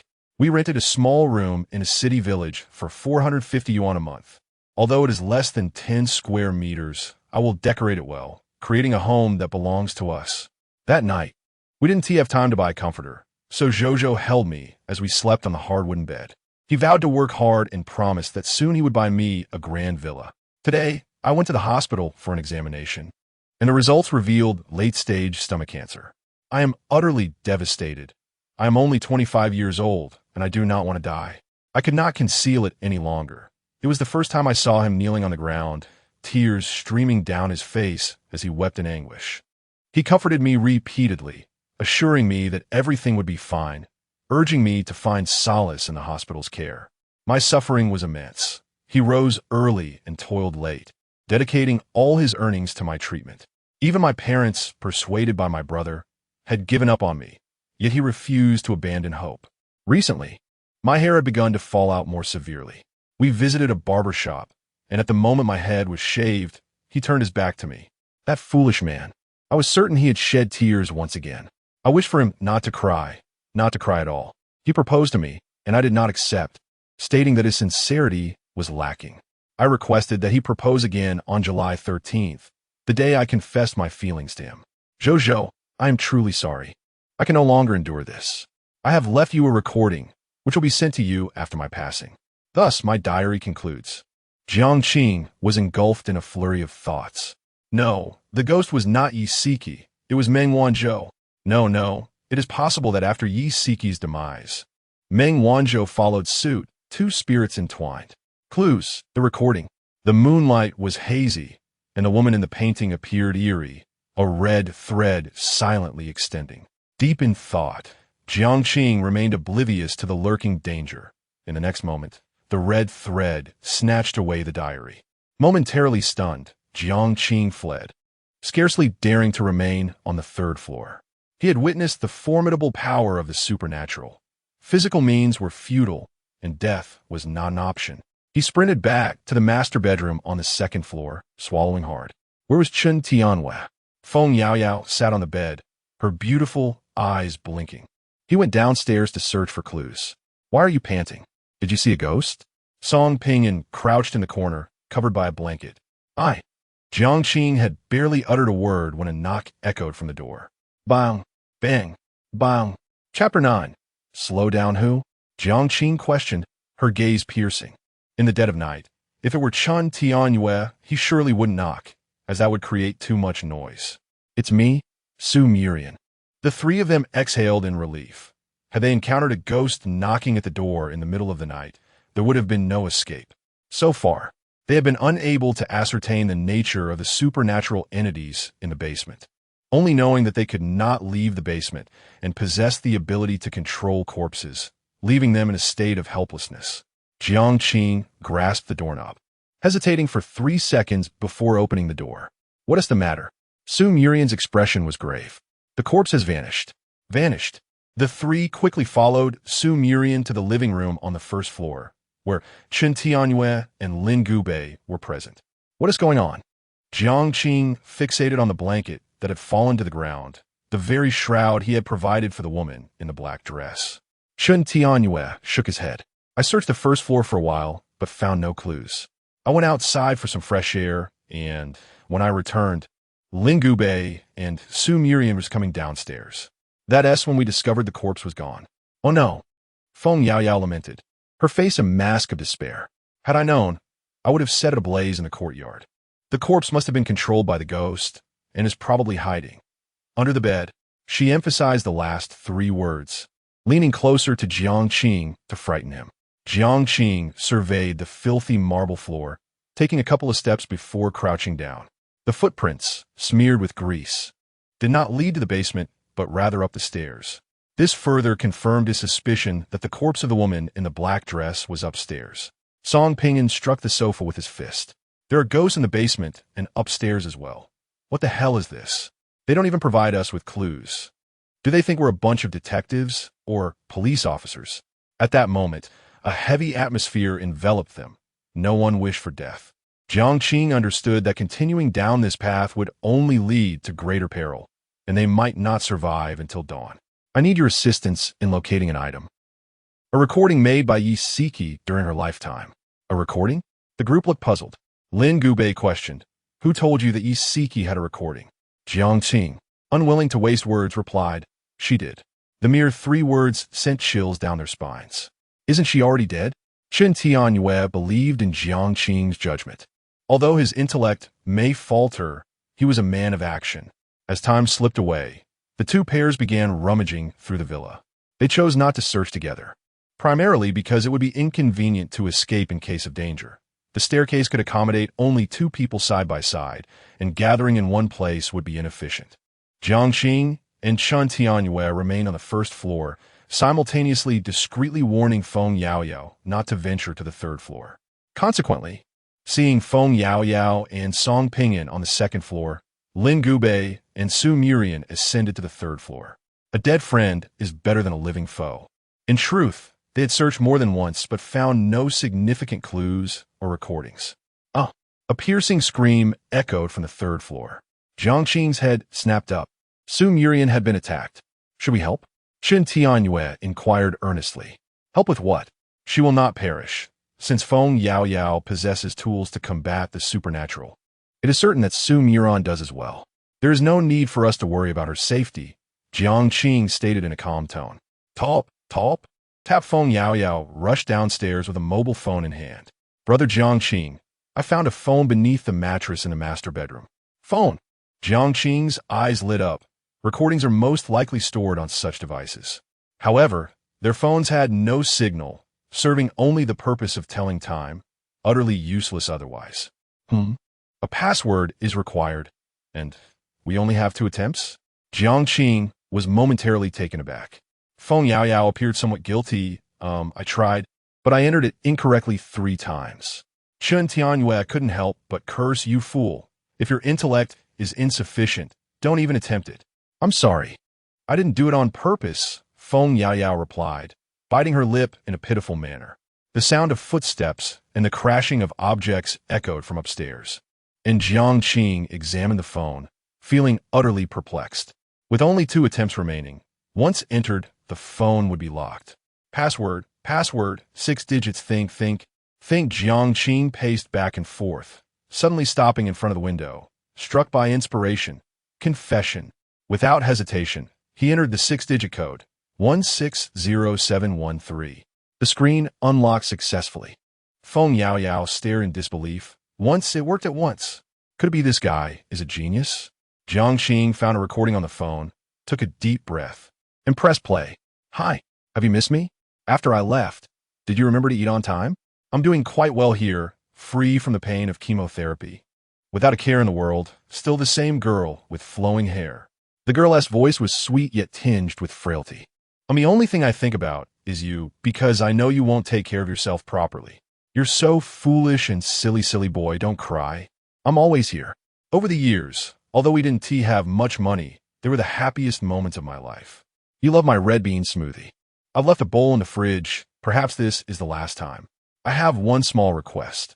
When I'm gone, you must take good care of yourself. The girl's voice broke into sobs. Jojo, I miss you so much. Will you forget me quickly? Will you soon find a new girlfriend? I dream of marrying you. They say death is not the end. Forgetting is. Can you forget me slowly? Slowly, I truly love you so much. As the recording concluded, Feng Yaoyao's eyes were reddened. Jiang Qing set the phone down, walked to the fridge, and retrieved the bowl of red bean smoothie. He felt a chill at his fingertips, his gaze growing increasingly profound as he comprehended everything. The villa and the affluent life were but a dream woven by one Zhou for Yisiki. Jiang Qing, holding a red bean smoothie, approached the staircase when he was abruptly seized by Feng Yaoyao, who cautioned him against impulsiveness, suggesting that it might be a trap. I cannot believe the mission is so uncomplicated. Is it a trap? We shall ascertain that through experience. Jiang Qing interjected, dismissing the girl's concerns. Observing the frail silhouette, Song Pinyin could not restrain himself from calling out, Old Jiang. Do not perish. At the staircase's edge, Jiang Qing turned back with a smile, quipping, if I were to die, I'd sleep beneath your bed every day. Ugh, how distasteful. Song Pinyin feigned revulsion. Jiang Qing averted his gaze, waved his hand in farewell, and departed. The sounds of pursuit echoed from above as he stood before the weathered iron door of the basement, lightly knocking twice. With a creak, the door opened just a crack. Yet, as he prepared to cross the threshold, an overwhelming dread seized him. You are indeed in a sorry state. What are you afraid of? Ghosts? They are merely grotesque entities, devoid of reason to fear. You have faced death once. Muster your courage. He reassured himself and pushed the iron door open. What greeted him was a cramped rental room. The walls were adorned with wallpaper of various hues. A cheap wardrobe stood in the corner, accompanied by a table and 2 plastic chairs. Behind the table lay a wooden bed, upon which a horrifying female corpse rested, motionless. Jiang Qing paid little heed to this grim sight. Instead, his gaze was fixated on the man by the window. After a minute of silence, he broke the stillness. You and I perceive things differently. The man in black retorted, Do you find me lacking in terror? Jiang Qing nodded in affirmation. The man in black chuckled softly. There is nothing strange about that. Before I met my end, I too was merely human. Chapter 10. Longing. These words were tantamount to silence. Jiang Qing mused with a hint of sarcasm. He scrutinized Meng Wanzhou, whose black trench coat concealed a body as frail as a willow. Devoid of any color in her face, her eyes reflecting a subtle sorrow. From those very eyes, one could discern that she must have possessed considerable beauty in her living days. After a moment of contemplation, Jiang Qing placed the red bean smoothie on the table. Does this mean I have completed my task? Meng Wanzhou countered with a question. Indeed, have you? The smile she wore sent a shiver down Jiang Qing's spine, leaving him with 1,000 curses lodged in his throat. Was he mistaken? No, he was merely toying with me, based on the clues at hand. The answer could only lie within that bowl of red bean smoothie.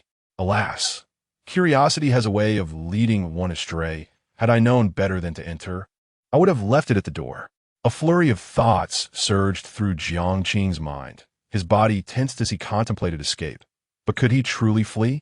Meng Wanzhou savored this moment with a wicked delight, advancing slowly, her right hand grazing the edge of the bowl, her gaze softening as she spoke. My game was originally titled Seeking Love. The arena spanned the entire city, requiring players to find 7 fragments of memory and 7 letters in locations such as schools, hospitals, parks, and urban villages. However, I grew weary of it all. When I resisted its commands, I was demoted to the novice village. Relishing my newfound leisure, I altered the game as parameters and clues, and for 3 years, I did not take a single life. You may surmise that I cannot leave the basement, but in my game, the only rule is that there are no rules. I could eliminate all of you in an instant. Upon hearing this, Jiang Qing felt an unexpected sense of relaxation as he seated himself in a chair. So, What is it that you wish to convey? Meng Wanzhou took a seat as well, her understanding seemingly lacking. This is not a mere concession. This represents an expanse of boundless ocean. That girl named Feng Yao Yao, in the previous game with 10 actors, was the sole survivor, and that couple. In a game with 12 actors, only 2 emerged alive. I am quite merciful, am I not? Jiang Qing nodded, politely expressing his gratitude with a simple thank you. The emaciated Meng Wanzhou appeared momentarily stunned, murmuring the word thank you, as if in disbelief. He chuckled. You're the first human to ever express gratitude towards the bizarre. Bizarre. Jiang Qing raised an eyebrow. What is the distinction between a ghost and the bizarre? Meng Wanzhou extended a finger, summoning a red thread that coiled around a nearby spoon, lifting the red bean smoothie. Delicious? Siki's culinary skills are exceptional. When praising his girlfriend, a beaming smile crept across his face. Jiang Qing shook his hand in refusal. I shall pass. Meng Wanzhou scooped a mouthful of the red bean smoothie. Chewing as she explained, the bizarre is more powerful than ghosts. They're humans who have awakened miracles in their lifetime. Under normal circumstances, one would not encounter the bizarre in a level 5 game. Almost forgot. As a newcomer, you might not comprehend the grading of difficulty. There are 25 games, classified into 5 levels based on the sequence of 1, 3, 5, 7, and 9. Level 5, Novice, consists of 9 games. Level 4, Despair, comprises 7 games, and so forth. I was originally a level 3 Bizarre, and in my game, survival is utterly impossible. However, as I mentioned earlier, I have offended him and have been relegated to the Novice Village. I resolutely chose to give up, refraining from taking a life for 3 years. In silence, I listened. Jiang Qing appeared unfazed on the surface, yet his heart surged with tumultuous waves. This was akin to his inaugural mission, presenting a challenge that could only be described as despair within despair. Were it not for Meng Wanzhou's apathy, total annihilation would have been inevitable. I am grateful for the spirit of nonchalance. Jiang Qing's palms were clammy with sweat, and a myriad of questions flooded his mind. Were you an actor in your past life? Indeed, Meng Wanzhou acknowledged with candor. What about Yi Siki? Meng Wanzhou shook her head. She was not an actor. Not at all. Jiang Qing exclaimed. You have fallen for someone from the pages of a book. Putting down her spoon mid-meal, Meng Wanzhou gazed intently and earnestly proclaimed. Have you ever pondered question? Is this truly a world from a book? Who determines whether this realm is fictitious? Merely based on our memories? Yet memories can be altered, even if, for argument's sake, the world were false. What of it? Yi Siki loves Meng Wanzhou, and Meng Wanzhou loves Yi Siki. Love is genuine. Seeing Jiang Qing a daze, she chuckled softly. Feel free to laugh.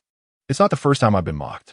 Siki came from a modest background, yet she was a goddess at university, and many derided me as a toad aspiring to eat swan meat. Later, when Siki was in the late stages of gastric cancer, her parents and brother chose to forego treatment, leaving only me steadfast by her side. They laughed at my folly, at my infatuation, and my supposed idiocy. Among the myriad words of the world, only love can inflict the deepest wounds. Regaining his composure, Jiang Qing shook his head and replied earnestly, You misunderstand. I harbor no intention of mocking you. To me, only unrequited love is immune to ridicule. Yi Siki is fortunate to have encountered you in her brief life. You are remarkably gentle, he continued. Meng Wanzhou's lips curled into a smile. Do you know why I cherish Siki so deeply? Others describe me as gentle, yet she is the only one who defines gentleness through me. Jiang Qing took a deep breath to steady his emotions. This was an overwhelming onslaught of romantic sentiment. Meng Wanzhou was rather pleased, relishing the opportunity to flaunt their affection, even in death. Sounds echoed from beyond the iron door, and Jiang Qing focused intently. One last question. With every individual who completes a task, do you engage in such conversations with them? He sensed an unsettling energy, particularly from the way the other gazed at him. No. Meng Wanzhou replied with a chilling smile. You're the first person to encounter me. In the 3rd level game, all actors who met me perished. In the 5th level game, I won T grant them entry. Merely standing at the door with a plate of fried eggs suffices to pass the game. Unease surged within him. In Jiang Qing feigned calmness. I am merely an ordinary actor. His mind raced, contemplating escape strategies. Would surrender suffice? As the saying goes, if you cannot defeat them, join them. Meng Wanzhou articulated slowly, "You are not ordinary. Your eyes are beautiful, reminiscent of someone. Jiang Qing, I have lost. Will you accept?" "Accept? What nonsense is this?" "I did not accept," Jiang Qing countered, defying her assertion. Meng Wanzhou glared, a crimson thread binding Jiang Qing's left hand. "My miracle is called longing. This is the thread of yearning, one end tethering you, the other. Regardless of whom it binds, love will inevitably blossom." Outside, 5 individuals await.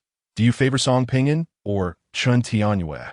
Chun Tianyue possesses a commendable physique, quite the contrast to your petite frame. "Huh!" Jiang Qing, infuriated, forced a smile, retorting, "So you wish to usurp the role of the matchmaker, even intertwining men with men? Can't you just be human?" Meng Wanzhou raised her hands in surrender. "I can no longer be human. One last question. If I lose, will you accept it? What exactly do you intend to do?" This is not an answer. Gazing at the other end of the thread, drifting toward the iron gate, Jiang Qing tensed, gritting her teeth. "I accept." In the next moment, Meng Wanzhou's form gradually became translucent, imparting with a cryptic tone, "Do not be anxious. We shall meet again. Do not incinerate that woman's corpse. She will replace me, becoming the new sovereign here. Remember, the game has only just begun." With that, Meng Wanzhou vanished, and Jiang Qing exhaled in relief. The pressure from her presence had been overwhelming. Scanning the dimly lit rental, he rose and stepped through the weathered iron door, making his way to the living room. Unbeknownst to him, dawn had already broken, the golden light of morning spilling forth as a throng awaited him. Chapter 11. Let us break up in the hospital ward. Jiang Qing gazed out at the setting sun, then glanced at the date on his phone, murmuring softly, "Feng Yao Yao did not deceive me." The timeline in the task world diverges from that of the book world. A day spent in the task world equates to merely a few minutes passing in the book world. "It is time to go home." Jiang Qing paused briefly, opened his phone's memo app, and entered an address. Today is March 12th. Su Muron has arranged a gathering for them on March 14th. After completing these tasks, Jiang Qing stepped toward the door, and a figure instantly sprang up and moved at his feet. It was a golden retriever guide dog named Kai Xian. For years ago, Jiang Qing's mother had purchased him, hoping he would venture outside more often. A well-behaved and intelligent dog, Kai Xian possessed a remarkably stable temperament. Jiang Qing knelt down and patted the furry head of Kai Xian, who in turn licked his palm. After spending a day in the hospital, this golden retriever had remained steadfastly at the door. As for the caregiver, Jiang Yuan mentioned, Jiang Qing suspected that his insipid younger brother had not even bothered to hire one. It is clear my recovery of sight is unrelated to the hospital. Perhaps it is the work of supernatural forces. This newfound ability to see must remain a secret. It will serve as my protective cloak. Life is a performance, all an act, and from now on, I shall strive to be a competent actor. He resolved to survive, to complete 25 tasks, and to fulfill a single wish. Kai Xian whimpered, expressing his concern. "I'm fine. Let us go home," Jiang Qing replied with a gentle smile. He took the guide dog's leash and, without completing the discharge paperwork, evaded the nurse's gaze and quietly exited the hospital. Passing by an eyewear store, Jiang Qing purchased a pair of sunglasses to better conceal himself. He resided in an upscale community near Wuyue Plaza, featuring spacious apartments and standalone villas. His father, a businessman, had earned substantial wealth in his early years, allowing him to afford a villa worth over $3 million. However, the family was not exceptionally wealthy. Their fixed assets ranged from $7 to $10 million, and they could scarcely muster $1 million in liquid funds. Their living conditions could only be deemed adequate, especially given the expenses of raising 3 children. Upon returning home, Jiang Qing released Kai Xian and strode into the kitchen in search of food. This scene left Kai Xian tilting his head in confusion. No leftovers, perhaps some bread and a glass of milk would suffice. Jiang Qing glanced over, noticing Kai Xian squatting before an automatic feeder, pawing at it until dog food tumbled out. Quite the clever golden retriever indeed, having never owned a dog before. Jiang Qing found this rather amusing. "Kai Xian, come here." Without hesitation, Kai Xian dashed over, displaying remarkable obedience and no possessiveness over food. After testing this a few times, Jiang Qing patted the dog's head, saying, "All right, go eat." He then sat on the sofa with a glass of milk in hand, squinting in contemplation. The original owner's father and stepmother were in another province, and Wu Ti returned for a couple of days. His younger sister was in her senior year of high school, residing at school. No wonder Zhang Yuan dared to provoke the original owner. He must have tampered with the railing on the second-floor balcony, perhaps lamenting his failure to eliminate the original owner. Had the original owner fallen to his death, he could have easily explained it away as an accident. If I were to end his life with a narrative shift, at 11 o'clock at night, the door creaked open as Gu Kersin assisted the inebriated Jiang Yuan into the house. "Kersin, I love you. I truly adore you." "All right, I love you too. Now hurry." Gu Kersin flicked on the light, her expression visibly flustered. Jiang Qing. Her mind buzzed with a sensation akin to the shame of being caught in infidelity. On a solitary armchair, Jiang Qing lay motionless, donning sunglasses, blissfully asleep at her feet.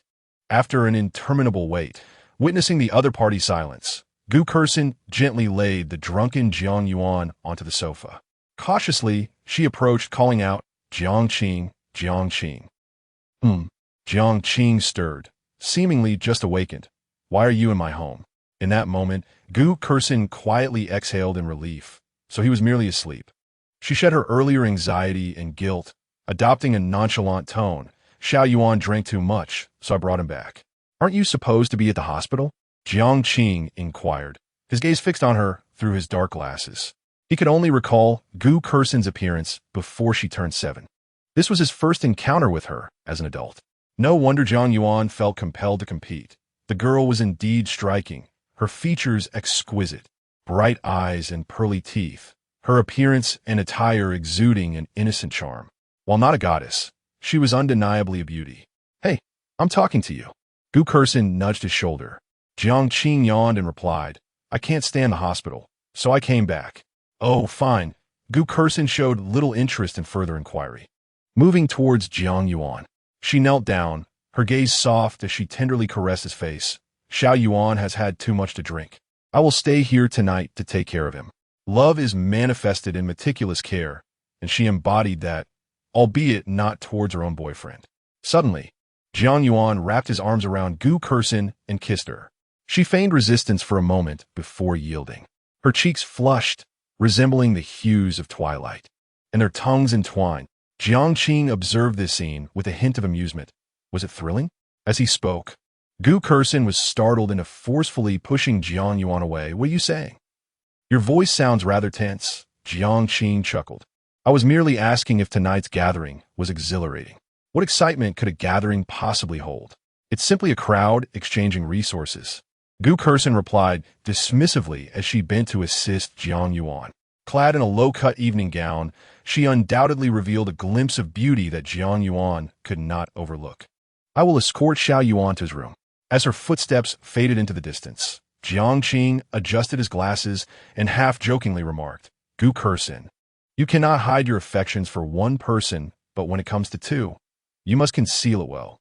He was indifferent to the intimacy displayed between Gu Kersin and Jiang Yuan before him. After all, she was not his girlfriend. Yet, he could not help but feel a tinge of sorrow for the original owner of this identity. Gu Kersin, incensed, retorted, "Why is your mind so filthy? Xiao Yuan and Ani have been uprooted from their lives, and only after being found by Uncle Jiang can they lead a stable existence. He is now your brother. Is it not natural for me to care for him?" Had the original owner been in her shoes, an uproar would have ensued.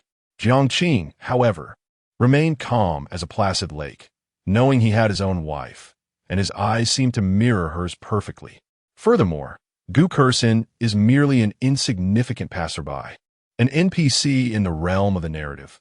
Who would truly concern themselves with an NPC? Is that not absurd? Jiang Qing sat quietly, leading a transient existence. A home can be rebuilt, yet you and Jiang Yuan have sunk to an irredeemable depth. To be frank, I have recently gained new insights. The more individuals I encounter, the more I find myself enamored with dogs. Happy raised its head, gently resting it on Jiang Qing's knee, offering a silent solace. Gu Kursin, filled with both vexation and fury, wondered how he could dare to speak to her in such a manner. Such vile words. Throughout her life, she had always held the upper hand over Jiang Qing. The more she pondered, the angrier she became, threatening. Do you believe I will truly break up with you? Very well, let us part ways, Jiang Qing replied, his tone devoid of emotion. He was contemplating various possibilities. Would breaking up with Gu Kursin alter the fate that awaited him a month hence? Should the narrative shift? What sort of butterfly effect might ensue? With a crash, Gu Kursin released her grip, causing Jiang Yuan to tumble to the ground. She rushed forward, raising her hand to strike Jiang Qing. Woof! Woof! Happy shielded Jiang Qing, barking fiercely at the woman, baring its teeth. In truth, Gu Kursin harbored a deep-seated fear of dogs, instantly retreating 2 steps, her expression darkening as she declared, Jiang Qing, once we part, I shall never reconcile with you. Even if you beg on your knees, I shall grant you a chance now. Apologize to me and vow never to target Xiao Yuan again. Jiang Qing laughed heartily, stroking Happy's head with his right hand. You're quite amusing. You initiated the breakup, and I acquiesced, and now you speak of granting me a chance? Gu Kursin, conversing with an imbecile is truly exhausting. I implore you to cease tormenting me. The other party, relying on the original owner's invisibility and the original owner's deep affections for her, was oblivious to the myriad of repulsive acts committed alongside Jiang Yuan over the past 3 years. Jiang Qing found it perplexing. If Gu Kursin did not harbor feelings for the original owner, why was she unwilling to end this relationship? Chapter 12. The library, did I torment you? Gu Kursin laughed, a sound rife with irony and pain. She closed her eyes, inhaling deeply as if resolving to embrace a newfound determination. Her voice, hoarse, declared, Yes, I cherish Jiang Yuan. I have never held any affection for you. Everyone, including my parents, has morally shackled me, insisting that I owe you a life. They claim my destiny is to care for you. They demand that I must marry you. Why should that be? At the age of 7, did I ask you to save me? You lost your sight, yet you also shattered my existence. Gu Kursin's emotions surged, her delicate frame trembling slightly, her eyes reddening as she continued. In the second semester of our senior year, you would wait for me at the school gate with that foolish dog, proclaiming to anyone who would listen that you were my fiancé. Do you know how my classmates mocked me? They laughed at the prospect of me marrying a cripple, ridiculing the notion that I would spend my life caring for a blind man. The academic pressure was already overwhelming, and with all the rumors circulating about me, I teetered on the brink of severe depression. I could have enrolled in a far better university. Jiang Qing, you ruined my life. Seated on the single sofa, Jiang Qing, clad in sunglasses, felt a tremor within. Fragments of the original owner's memories surged forth. While he had not fully absorbed the original memories, he was aware of critical plot points, including how Gu Kursin would ultimately orchestrate his demise in a month's time. As old events resurfaced, these fragmented memories began to coalesce. Jiang Qing's brow furrowed deeply. This scenario was utterly divergent from his expectations. Gu Kursin stood resolute, fists clenched tightly, tears welling in her eyes as she recounted. After finally entering university, I thought I could liberate myself from the chains of you and my family. In my freshman year, I was genuinely happy, actively participating in activities, studying diligently. Everyone described me as a gentle, kind girl, an optimistic, cheerful soul. Yet you would not release me. Last year, as the sophomore year commenced, you again brought that foolish dog to find me at university. Do you know how they gazed at me? With pity, sympathy, ridicule, and schadenfreude. Jiang Qing, I am merely a 20-year-old girl. My capacity for endurance is limited, and my life should not be this way. I was playful as a child. I made mistakes, and I accepted the consequences. Why should your act of saving me bind me to bear the weight of your life? Why must I be morally coerced? Everyone has overestimated Gu Kursin's resilience while underestimating the destructive power of words. She feared breaking up with Jiang Qing. Should her parents discover it, she would face a torrent of reproach. At 20, she remained ensnared by the shackles of her upbringing. Moreover, her parents and Jiang Qing's mother had been lifelong friends, their family's neighbors for years. Before her mother passed away, They had proclaimed before all relatives that Gu Kursin would care for Jiang Qing for a lifetime. This felt like a shackle, binding her hands and feet, rendering her powerless to resist. With the phrase, "You owe Jiang Qing a life sufficient to send her spiraling into despair." Gu Kursin bit her lip, tears cascading down her cheeks as she choked out, "Why did you save me back then? Wouldn't it have been better if I had died? I have never expressed any affection for you, nor have I ever acknowledged you as my fiancé. You all bully me. Only Jiang Yuan has stated that what I owe you has been repaid." Overwhelmed by sorrow, Gu Kursin crouched on the ground, hugging her knees, and wept uncontrollably. Upon learning the truth, Jiang Qing furrowed his brow. He possessed only fragments of the original owner's memories and could only judge from their perspective, leaving him unaware of certain details. In a sense, the original owner was somewhat distasteful, morally coercing others by leveraging their life-saving grace. However, prior to the breakup, Gu Kursin's entanglement with Jiang Yuan was equally ambiguous and unethical. The lines of right and wrong, who is justified and who is not. Jiang Qing pressed his thumb against his temple and spoke in a deep, resonant voice. "If that is the case, then from this moment forth, I shall grant you your freedom. I will explain things to your parents, so do not fret about their reprimands." With tears streaming down her face, Gu Kursin slowly lifted her head, her nose twitching as she tried to suppress her sobs, looking utterly aggrieved. "You will surely tell on me.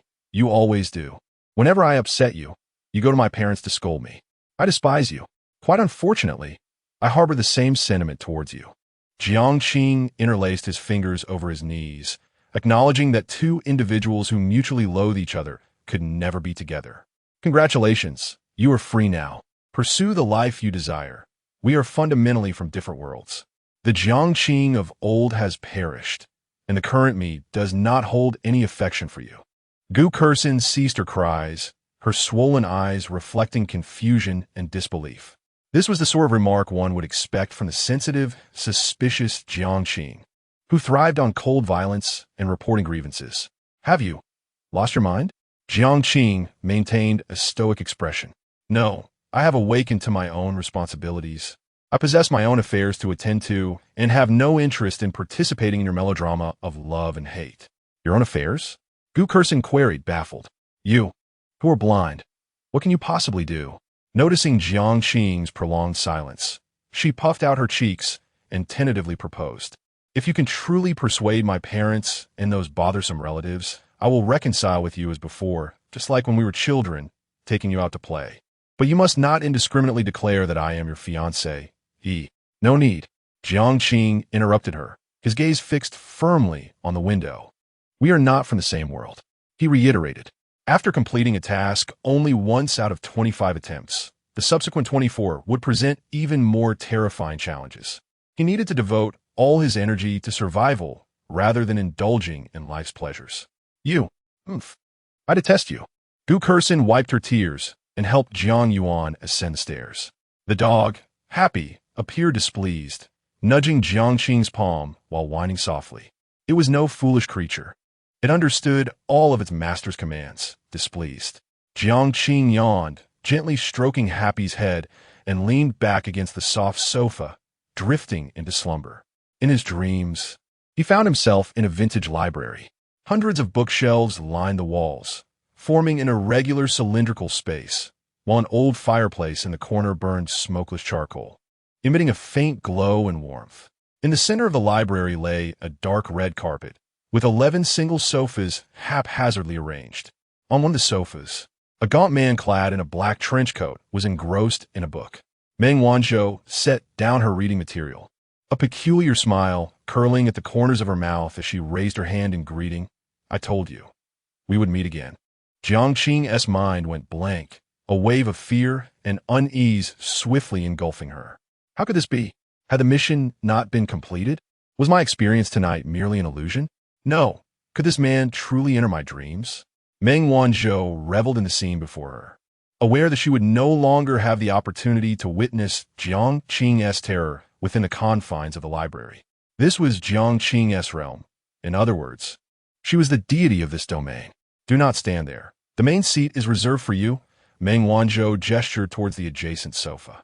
Jiang Qing remained unmoved, contemplating for a lengthy pause before questioning. You are prompting me to utter the word accept as a means to facilitate my escape from the realm of the mission, are you not? Meng Wanzhou fiddled with the thread of longing, affirming part of his statement. I merely transitioned from one prison to another. You might perceive it as choosing sides. So, are you interested in a deal? Chapter 13.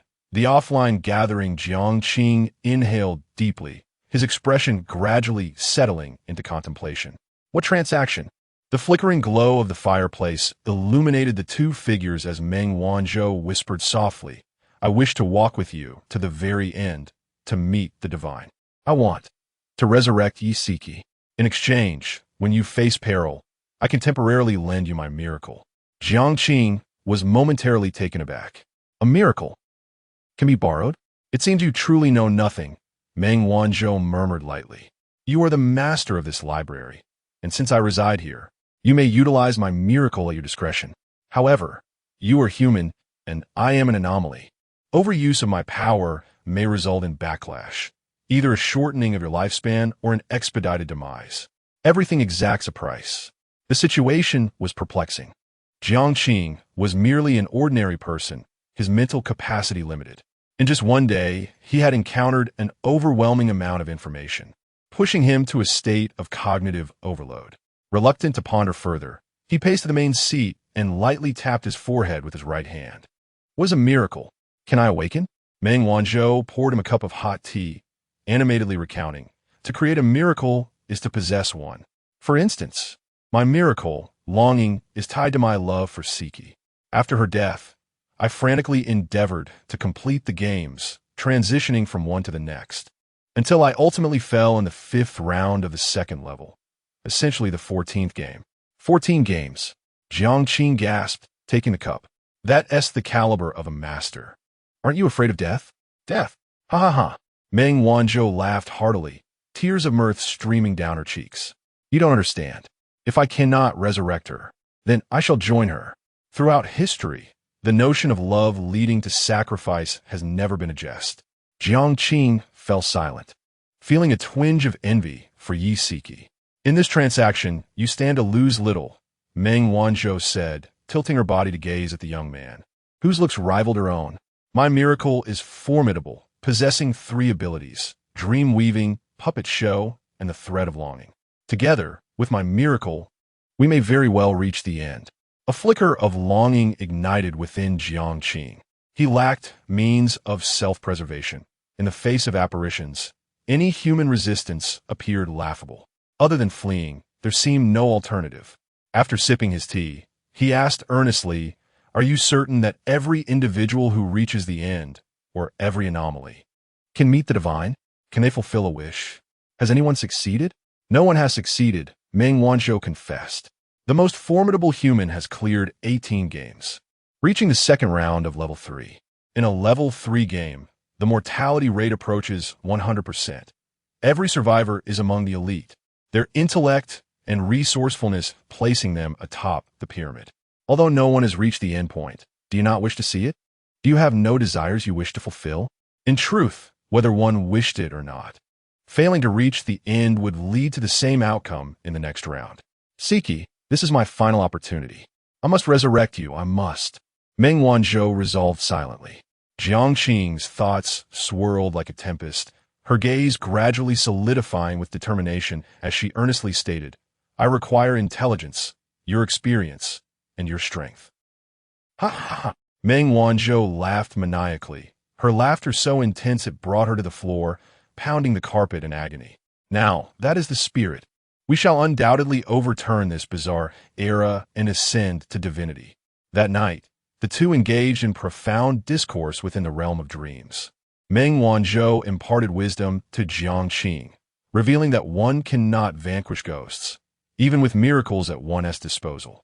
Each game presents multiple pathways to survival. The most straightforward being, 1. Adhere to the game's rules, fulfill the tasks, and persist in life. 2. Seek out the memories of the ghost's past lives and fulfill their unfulfilled wishes. This can diminish the ghost's animosity towards you, significantly enhancing your chances of survival. The pale blue sky resembled a pristine silk painting as the morning sun gradually ascended. Jiang Qing opened her eyes, having lingered too long in darkness, struggling to adjust to the piercing light. Her gaze shifted downward, discovering a blanket draped over her. Opposite her, on the couch, Gu Kursin was curled up, her knees drawn to her chest, exuding a poignant beauty. This girl, did she not sleep with Jiang Yuan last night?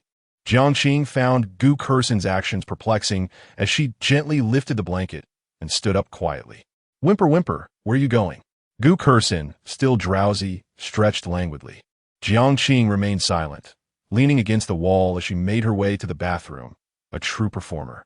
What a grudge holder, Gu Kursin huffed, wishing he could resolve matters with her parents. It was Saturday, and as a second-year student, Gu Kursin had no classes. She glanced at Jiang Yuan on the second floor before slipping on her shoes and heading home, which was conveniently located in the adjacent villa. Jiang Qing reclined on the sofa, listening to the news on her phone while pondering various matters. Top, top, top. The handsome sunlight illuminated Jiang Yuan as he descended the stairs, wearing half-frame glasses and pajamas. He lazily settled beside Jiang Qing, taunting, bro, did you know? Last night, Kursin declared her love for me and even shared a bed. Oh, good luck, Jiang Qing replied nonchalantly, internally scoffing. Gu Kursin is but a mere NPC, not even a fraction of my wife. Jiang Yuan was taken aback. Is this blind fool deranged? Wishing me luck. A tactic of retreat? With this thought, Jiang Yuan chuckled. You need not feign strength. You cannot outmatch me. Do you know how proactive Kursin was in bed last night? Jiang Qing switched off the news, intrigued. Proactive? Pray, elaborate. Jiang Yuan, in a fit of rage, felt a sense of futility wash over him, akin to striking cotton. You just keep boasting. He picked up his phone and messaged the contacts saved as Mom. Jiang Yuan, Mom, is it not settled yet? Mother, focus on pursuing Gu Kursin. Nothing else matters. Jiang Yuan, I don't fancy that naive, sweet girl. Hurry and secure the Jiang family fortune. Mother, what's the rush? Just a reminder, never expose your identity. Jiang Yuan, understood. That old fool still thinks I'm his son. How foolish. Mother, do not mention this matter. Quickly delete those messages to avoid detection. Casting a sidelong glance at Jiang Qing, who was donning sunglasses, he inwardly cursed him as blind. Yet, Jiang Qing observed everything with keen insight, a barely perceptible smile gracing his lips. What a dramatic scene, absent from the narrative, perhaps because I perished a month later. It turned out that Jiang Yuan was not my half-brother. The Jiang family's wealth was modest, with 3 properties and a vehicle totaling merely 7 to 8 million. Was it truly worth their 3 years of patience? And then there was Gu Kursin. Are you aware of Jiang Yuan's assessment of you? Jiang Qing preferred not to meddle, for he only needed to alter the script of his impending demise. He deleted the message history, where Jiang Yuan had deliberately stated, Kursin messaged me to meet. You can stay home and play with the dog. Goodbye. How childish. Not a ripple stirred within Jiang Qing. To provoke someone, one must identify the right point of contention. Targeting trivial individuals or matters will merely render you a jester in their eyes. Thus, a tranquil day passed. On March 14th, a Saturday, at precisely 9 in the morning, Jiang Qing took his golden retriever for a stroll. The subway was crowded, and the enthusiastic pup curled its tail, obediently resting at his feet. Half an hour later, Jiang Qing arrived at the financial district in Dusk area, locating the Red Rose CAF. Suddenly, a pair of hands covered his eyes, and a familiar voice emerged from behind. Guess who I am? Sweet girl. Bingo, you got it right. Jiang Qing turned around to find a girl on her tiptoes, her face radiating a brilliant smile. Feng Yao Yao took 2 steps back, spun in place, her loose dark green hoodie slipping off her shoulders, revealing her delicate skin, paired with sky blue jeans, and her ponytail high, exuding vitality. Do you like my outfit today? Jiang Qing teased. It suits you quite well, though it's a bit slouchy and overly casual. This is called fashion. You simply lack the appreciation for it. Feng Yao Yao retorted, hands on her hips, playfully fierce. A figure approached swiftly. Oh, old Jiang out walking the dog? Why not take the nearby Tyrannosaurus for a stroll? Feng Yao Yao remarked. Chapter 14. A new world, the loquacious Song Ping'an, adorned in designer attire. With his left hand casually tucked in his pocket and the keys to a sports car dangling from his right, wore an infuriating smirk. Feng Yaoyao grasped Jiang Qing's arm to steady herself, launching a swift kick as she scolded, "You insufferable rascal. I've told you 1,000 times. It's sweet girl, sweet girl." The intent to strike was unmistakable in her eyes. Ouch! Song Ping'an staggered back 2 steps after receiving a kick to the abdomen, exclaiming, "Old Jiang, hurry and restrain her with a leash. When this Tyrannosaurus gets riled up, she bites." This pair of talented rivals clashed verbally upon meeting, as if they were sworn enemies from a past life. Jiang Qing, speechless, intervened to separate the two, handing a leash to Feng Yaoyao. "In public, you two have no sense of decorum, while I, a mere individual, seek to maintain a low profile." "Humph." Feng Yaoyao, with a haughty demeanor, crouched down to affectionately stroke the golden retriever's face. "What's its name?"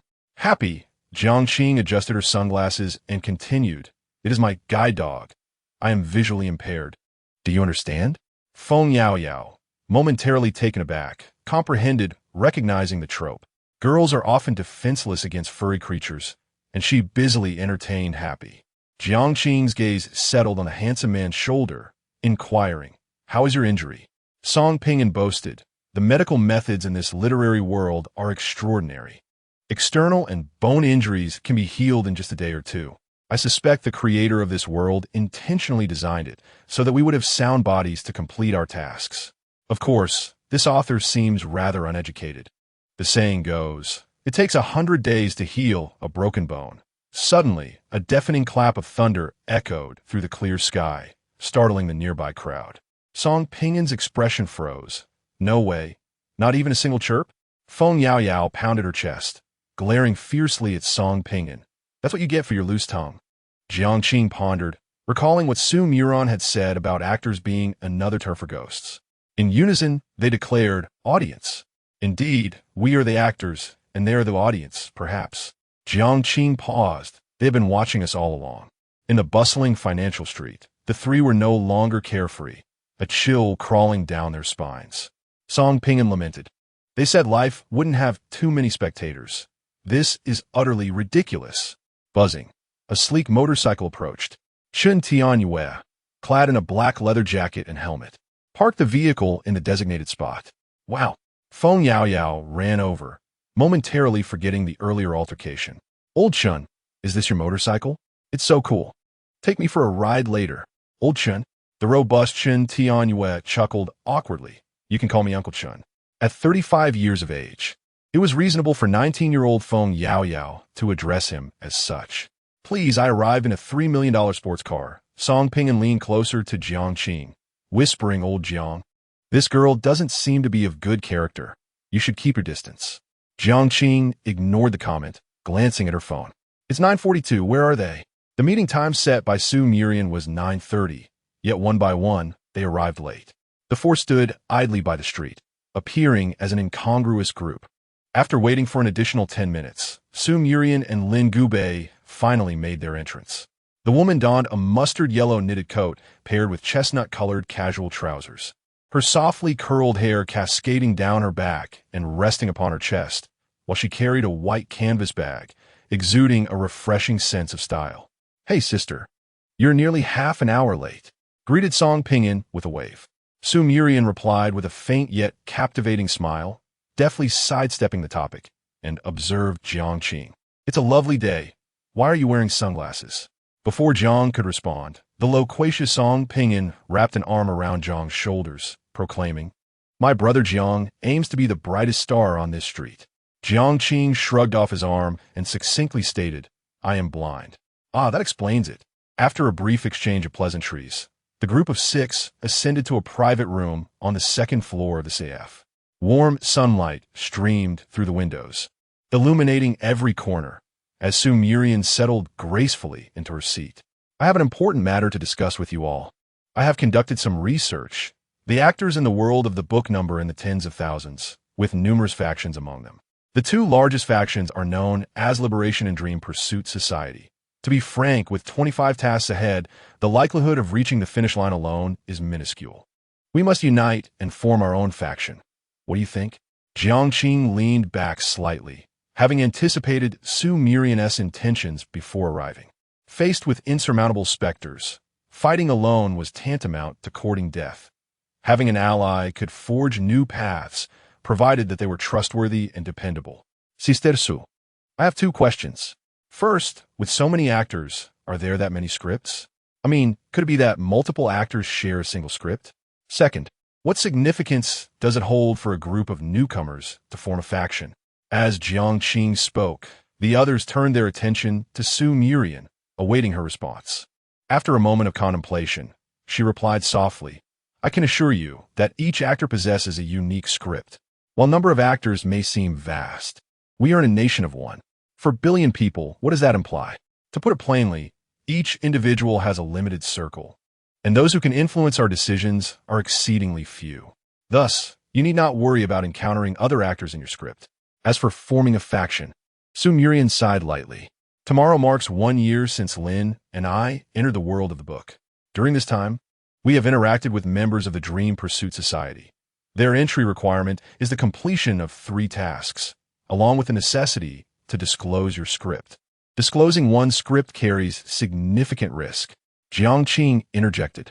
Do you realize that those audience members are toying with us? Each year, a death storyline unfolds. If the plot remains unchanged, death is inevitable. Altering the storyline only escalates the difficulty of the next task. This is a deadlock.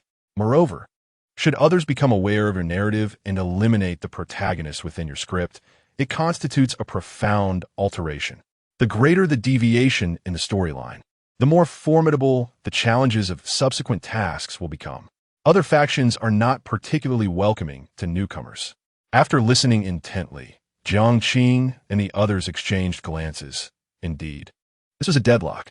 Feng Yao raised her hand, expressing her agreement for their group to form an organization, as each newcomer possessed latent potential, and as they gradually grew stronger, they would ascend to the status of esteemed veterans. Chen Tianwen nodded in affirmation, stating that if most tasks were of a deciphering nature, he would require a clever companion. Song Pingan shrugged, declaring that he was not one to shy away from companionship, and thus he would join them. The 3 of them turned their gazes towards the only remaining silent figure, Jiang Qing. Taking a deep breath, Jiang Qing smiled lightly. Sister Su, what shall we name the organization? New World, Su Murian replied promptly. She elaborated softly. Our organization shall not operate under a hierarchy. We shall focus on 3 primary objectives. First, to share experiences and intelligence. Second, to assist one another in completing tasks. And third, to survive. A profound silence enveloped the room as the waiter entered with a tray, gently placing cups of coffee on the table. Once the waiter departed, Jiang Qing lifted his coffee cup, speaking earnestly, though we are but a group of novices, pitiful beings who may perish at any moment in this game. The only uncertainty in life is the future. Here's to our survival. The group raised their glasses in unison. To survival. Chapter 15. Types of scripts. The bitterness of coffee glided down the throat, gradually rising with a rich aroma. Jiang Qing set down her cup, her gaze growing increasingly solemn. I wish to engage in a second game today. Who among you is willing to join me? Lin Gu Bei furrowed his brow. Today? Are you jesting? We have just undergone a task, and we should utilize the year-long buffer period to enhance ourselves, perhaps by improving our physical capabilities. Jiang Qing shook her head. 25 games. If one were to complete only 1 per year, it would take 25 years. I refuse to wait. I aim to finish 20 games within 3 years. That is my goal. Upon hearing this, the others were utterly astonished. Completing 20 games in 3 years equated to conquering 1 game every month and a half.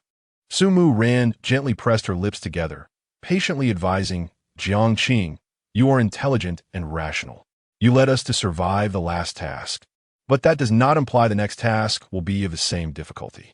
You need not strain yourself excessively. Take some time to rest and relax. Jiang Qing declined her suggestion. We lack experience in confronting the supernatural. Practical experience is the quickest path to growth. I'll join you. Chen Tianyu thumped his chest, directing a trusting gesture towards Jiang Qing. Song Ping and crossed his legs, declaring, "If old Chen dares, I have no reason to hesitate. Let us go." These three exhibited a calm, yet fervent madness. Feng Yao Yao hesitated for 3 seconds, then exclaimed, "This is my third task. It shouldn't be difficult. Let us go." Lin Gu Bei was taken aback, lightly tapping his forehead with a clenched fist. "Are you all too idealistic? Each task can accommodate at most 3 individuals, and we require a key to unite. At most 3? Feng Yao Yao was bewildered. Having spent 6 months in the world of books, she was unaware of many things. "Key? Unite?" Jiang Qing inquired, puzzled. Lin Gu Bei demonstrated directly, summoning an ancient bronze key into his hand with a mere thought. Su Mu Ran produced her own key, and as the 2 keys touched, they merged into one. Beneath the bronze exterior, a pure white pattern emerged. Every actor harbors their key within their heart. When needed, it will appear with a thought. The fusion of keys lasts a maximum of 10 seconds, during which any door can be opened to enter the task world. Su Mu Ran elucidated. Soon, the merged keys separated, returning to their respective owners. Song Ping and marveled, "Incredible. Within the heart. What are you staring at?" Feng Yao Yao covered her chest, threatening, "Look again, and I'll poke your eyes out." Jiang Qing summoned her key, thoughtfully inquiring, "Is there no other way? The fusion limit is 3 keys, and we have 4 wishing to participate in the game." Su Mu Ran took a sip of her coffee and replied, "There is not an absence of solutions. You 4 can pair up to merge your keys, simultaneously opening the door, with the possibility of entering the same task. Pairing up." Jiang Qing glanced at Chen Tianyu. In the next moment, Feng Yao Yao tugged at his sleeve, asserting, "We'll be a team." Jiang Qing pondered, analyzing. In terms of intellect and strength, Chen Tianyu and Song Ping and would pair better. I now have a trump card. Bringing Feng Yao Yao along should pose no issue. Moreover, should we be paired together, it would indeed be a collaboration of 4. The sudden ringtone of a phone call interrupted Jiang Qing's train of thought. He raised an eyebrow and gazed at the caller ID on the phone resting on the table. Exine baby. He chose not to answer, dismissing the call, contemplating a revision of the contact's name later. "All right, I shall team up with Feng Yao Yao, while Song Ping will be with Exine baby is calling again." Just as Jiang Qing was about to hang up, Su Mu Ran smiled and said, "Answer it. It might be something important." The others watched him with curiosity, eager for gossip, as is human nature. After a moment's reflection, Jiang Qing answered, "What do you want? Where are you? If you have something to say, say it. If not, I shall hang up." "Don't hang up. Uncle Jiang and Aunt Qin are coming back tonight. Our families plan to dine together. I have no time. I am with friends, so that's that." "Friends? Where did you acquire friends?" "Hey." Jiang Qing ended the call, raising his gaze to see the curious expressions around him. Exasperated. "No gossip. She is not my girlfriend." Hee. Feng Yao Yao blinked her large eyes. "Brother Jiang Qing, I am quite intrigued. What genre is your script, given your intelligence?" Jiang Qing lightly tapped his fingers on the table, swiftly organizing his thoughts. "It's a cliché narrative of childhood friends falling in love unexpectedly. What about you all?" Song Pingin's eyes lit up. "What a brilliant script. Unlike mine, which revolves around a wealthy heir whose power is gradually undermined amidst corporate battles." Chen Tianyu crosses arms. "I am the owner of an escape room, in a supernatural script where a genuine ghost has infiltrated a group of NPCs. I have 11 months left before the ghost will take my life." "A ghost?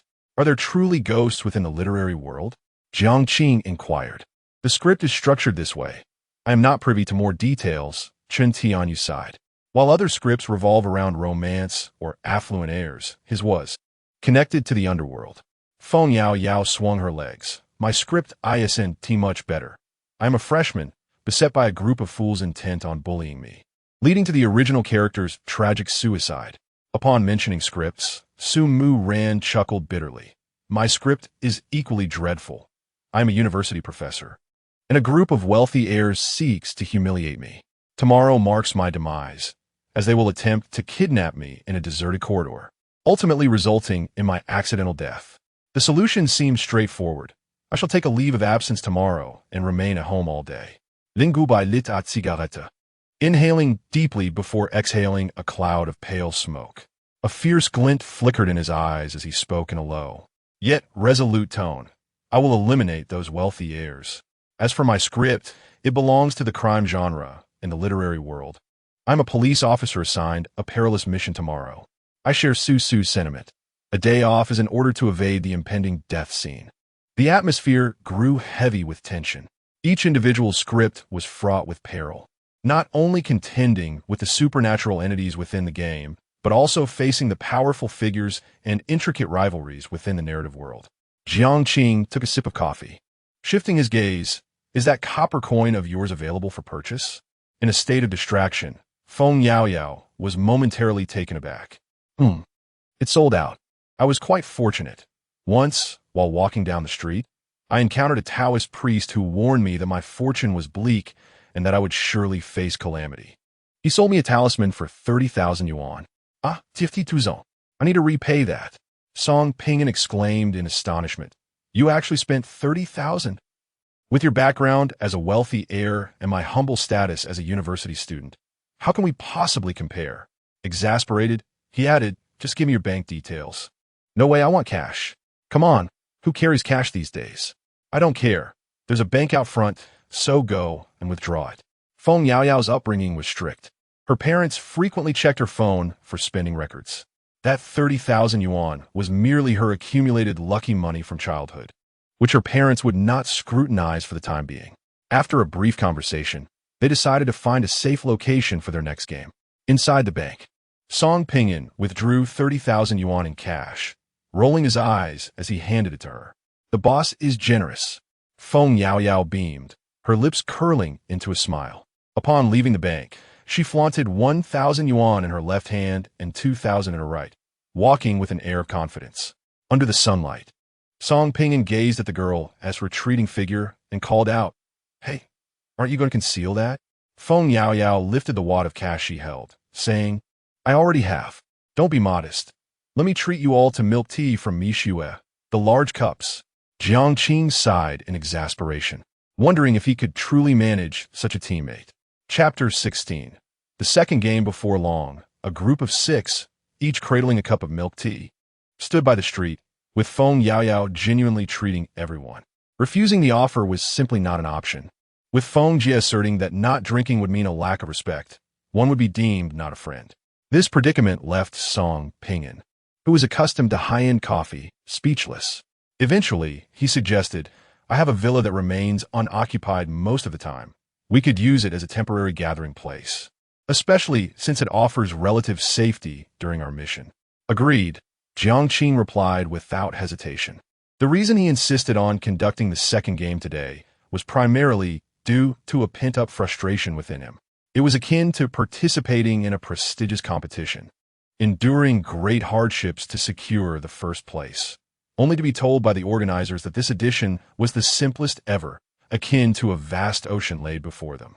At that moment, it felt as if all his efforts had been invalidated, rendered utterly meaningless. Suddenly, a Volkswagen worth around 200,000 yuan came to a halt at the roadside, and the seemingly innocent Gu Kersin emerged from the passenger seat. Quickly spotting the young man with a golden retriever, furrowing her brows, she called out, Jiang Qing, why didn't you answer my calls? Gu Kersin's unexpected arrival left Jiang Qing momentarily stunned, thrusting him into a state of blind panic as he secretly pondered. How did she know I was here? As he rifled through his memories, it dawned on him. The original owner had once gotten lost while out alone and only returned home late at night with the help of the police. Although it had nothing to do with Gu Kersin, her parents had scolded her severely, leading Gu Kersin to link her phone to his, enabling her to track his whereabouts at any time. What a nuisance. I should probably switch phones, Jiang Qing thought to himself. Seizing the moment while Gu Kersin had yet to approach, he turned to Chen Tianyue and said, Do me a favor and scare her off. Chen Tianyue, contemplating for a moment, then removed his black leather jacket, casually draping it over his shoulder, revealing a black tank top adorned with tattoos on one arm. His slicked back hair, accentuating his robust physique and indifferent gaze, unmistakably portraying the demeanor of a formidable figure. Upon seeing him, Gu Kersin, the university student, was genuinely intimidated. She had never encountered such individuals before. Meanwhile, Jiang Yuan parked the car and quickly approached, positioning himself protectively in front of the girl, voicing his reprimand. Brother, why didn't you answer Kirsten's calls? You, a blind person, wandering around outside. What if you encounter a bad person? The insinuation was palpable. Chen Tianyue, with a hand draped over Jiang Qing's shoulder, retorted, damn it. Jiang Qing is my little brother. I'll protect him. What are you, a mere nobody, to lecture me? Oh, could this be the meddlesome little scoundrel interfering in someone else's romance?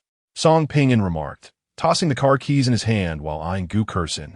Old Jiang, your taste is questionable. With a girl of this caliber, I could call 8 for you in a single night. Almost forgot, you're blind. You all. Gu Kersin and Jiang Yuan were incensed. Lin Gubei lit a cigarette, his gaze sharp, exuding the aura of a person in power, as he remarked coldly. Are today's mistresses so brazenly open?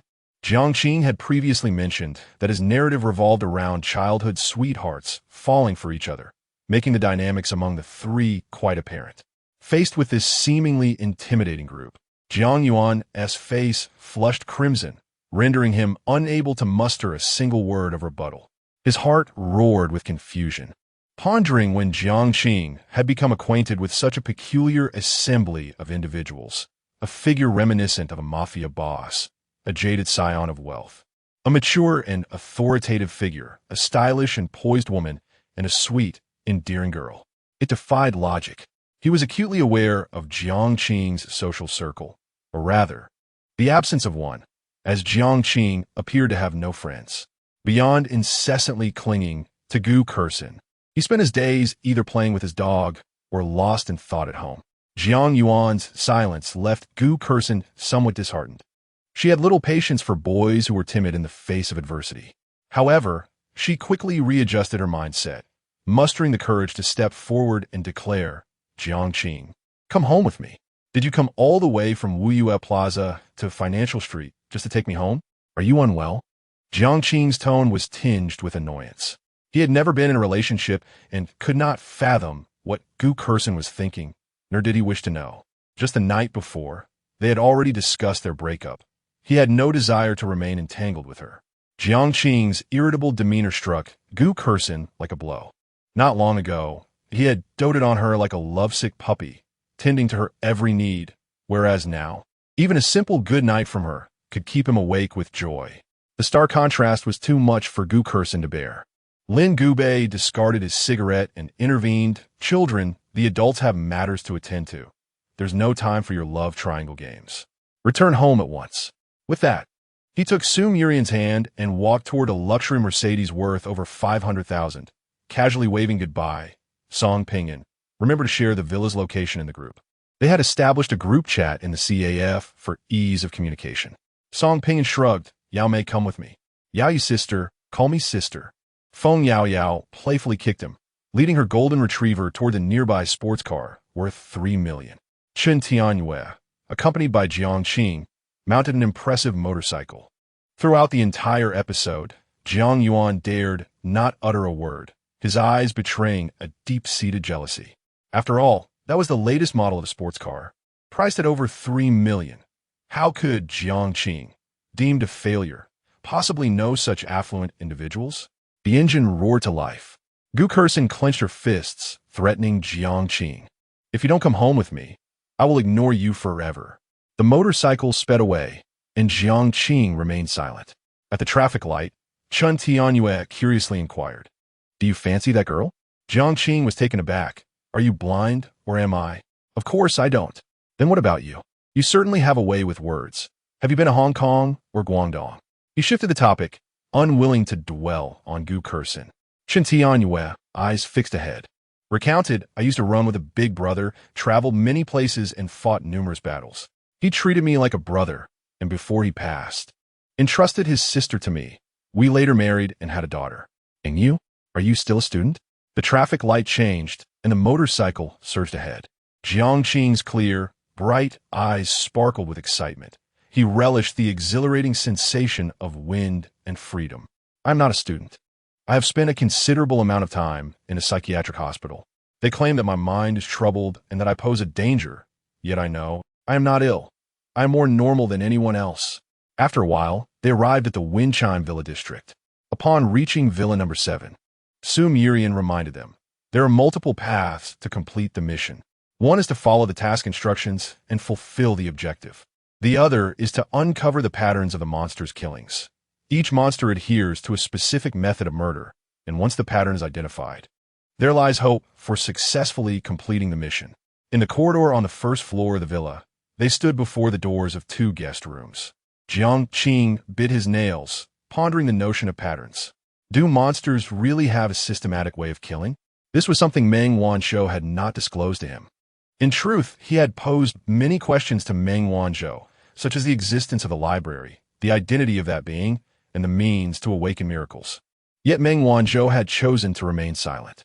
Indeed, Sumerian nodded gently, her expression grave, cautioning them to be wary of other actors. Chun Tianyue crossed his arms, questioning why unity was not expected during the task. Old Chun, you're truly naive, retorted Song Pinyin, fiddling with the key. Hadn't Sister Su mentioned that the monster's killings followed a pattern? So, how could they discern this pattern? Chun Tianyue's pupils constricted. Everyone, let us depart, Jiang Qing declared. Taking a deep breath, he and Feng Yaoyao's keys touched. The 4 of them formed 2 groups, simultaneously inserting their keys into the locks and opening the 2 guest room doors. The darkness behind the doors seemed to devour the very essence of the soul. An eerie childlike voice echoed within the villa. Search, search, search for friends. I have found. Found you. A ghostly hand, clad in white gloves, seized Jiang Qing by the throat, dragging him into the abyss behind the door. Chapter 17. Hide and seek. The dim lighting illuminated the seats, and the blood-red carpet exuded a hint of the eerie. This was a screening hall where the enormous silver screen flickered with static. In the front row sat 20 individuals.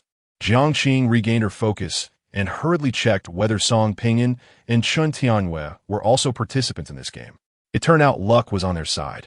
As they were matched together, 20 people, Feng Yaoyao murmured softly, this mission is bound to be particularly difficult. Jiang Qing, puzzled, leaned closer to the girl's ear and asked, does a larger number of participants imply a more challenging task? I'm not sure, just a feeling, Feng Yaoyao replied, her autumn-like eyes blinking innocently, a naive smile gracing her face. Simple, my foot, Jiang Qing thought to herself, refraining from undermining the girl's confidence. The previous task had been merely a result of Meng Wanzhou's lax approach. Otherwise, the rules of Meng Wanzhou's game were non-existent. If one wished, they could eliminate all the actors right at the start. Jiang Qing also noted a peculiar distinction. Actors referred to this as a mission, while the audience called it a game. This indicated that, in the eyes of those specters, they were mere playthings for amusement. At that moment, a message appeared on the screen. Welcome to the Huang Cruise. The duration of this journey is 5 days and 4 nights. During the day, you may indulge in VIP services, but from midnight to 6 in the morning, a game of hide-and-seek will be arranged. Please do your utmost to evade the search of the specters. Hint, the specters fear the dark. This announcement was starkly different from the previous mission's format, prompting Jiang Qing to swiftly capture a photograph with her phone. She discovered that her phone had a signal and was connected to the crew's Wi-Fi. However, she was unable to reach Su Murian and Lin Gubei, leaving only the means to communicate with Feng Yaoyao and the others. The text on the screen lasted for a minute before disappearing, and 20 golden rune cards fell to the ground. With quick reflexes, Song Pinyin dashed forward to retrieve 4 rune cards with adjacent numbers. The others recited the mission quietly, leisurely picking up the rune cards while observing those around them. Lao Jiang, Song Pinyin handed over a rune card, inquiring earnestly, what is your take? Jiang Qing accepted the card, pondering for a moment.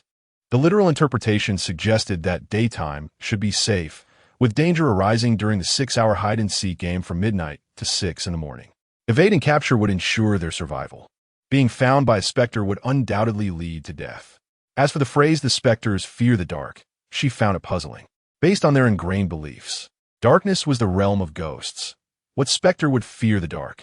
Nonetheless, it was undeniably a crucial clue for evading those spirits. While whispering amongst themselves, she counted There were 10 men and 10 women, with 9 of them forming 3 groups of 3, likely familiar with one another from the world of the book.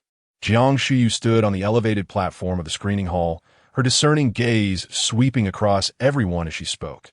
May I ask, how many missions have you each undertaken? This will help me assess the difficulty of our current task, which is beneficial for all. She exuded the aura of a leader, confident and charismatic. Her crimson lips resembling flames, her demeanor impeccable. This is my 4th time. I too am on my 4th occasion. Jiang Shuyu's 2 teammates chimed in, and soon the rest of the group followed suit. Apart from Jiang Qing and his trio, the remaining actors were embarking on their 4th or 5th missions. Jiang Qing smiled slightly, declaring, "This is my 4th mission." Feng Yaoyao instantly understood, replying, "I am on my 5th. Qin Tianyue maintained a stoic expression, stating, "4th. Song Pinyin, with a mischievous grin, bragged, "A bunch of novices, this is my 7th. Silence enveloped the room, a silence that spoke volumes. Jiang Qing felt a twitch at the corner of his mouth, realizing he had underestimated the audacity of this bold character, who dared to say anything. Everyone turned their gaze towards Song Pinyin, their expressions a mixture of shock, admiration, and a hint of opportunism. In their eyes, any actor who had survived to their 7th mission was already a formidable presence. Jiang Xiu nodded at Song Pinyin, announcing, "This is my 6th mission." Averaging it out, the difficulty of our current task should not be too daunting, falling within the moderate range of level 5. At 1 o'clock in the afternoon, with 11 hours remaining until midnight, she suggested that everyone could form pairs or trios to search for clues aboard the cruise ship. "We shall reconvene in the screening room at 6 o'clock to share our findings, and it would be wise to rest during the remaining time, as we would need our energy to evade the lurking spirits after midnight." Despite it being their first meeting, she had laid out the arrangements with remarkable clarity. Any objections from the group were quickly quelled, for her plan was evidently the most optimal solution. After a brief silence, everyone nodded in agreement. Jiang Xiu took out her phone. "I will create a group chat. Please all join. If any issues arise, contact each other immediately in the group." Once the chat was established, Jiang Qing and his trio excused themselves from the screening room and made their way to the deck. The cruise ship was impressively vast, featuring a total of 16 decks. They were currently on the 9th, residing in a preferred balcony room on the same level. With no one else around, Feng Yaoyao, filled with irritation, kicked Song Pinyin in the rear, exclaiming, "You must be seriously deluded. Everyone else is saying 4 or 5 times, yet you insist on 7. It's clearly absurd." Song Pinyin hid behind Chun Tianyue, peeking out to retort, "You don't understand. This is a strategic diversion. Who knows if those fools are telling the truth?" Chun Tianyue glanced at the artistic youth, considering, "This situation is indeed unusual. How could we, a group of 2nd and 3rd time participants, be matched with those embarking on their 4th, 5th, or even 6th missions? If we categorize level 5 tasks into stages 1 through 9, we should be in the 2nd or 3rd stages, not the 4th or 5th. Feng Yaoyao puffed her cheeks. "We haven't altered our scripts. It wouldn't make sense to inexplicably increase the difficulty." It was akin to a group of bronze players being matched with a cadre of gold players. As the trio analyzed the situation, Jiang Qing gazed at the azure sky and the boundless sea, chuckling, "I forgot to mention, I have altered the trajectory of the storyline."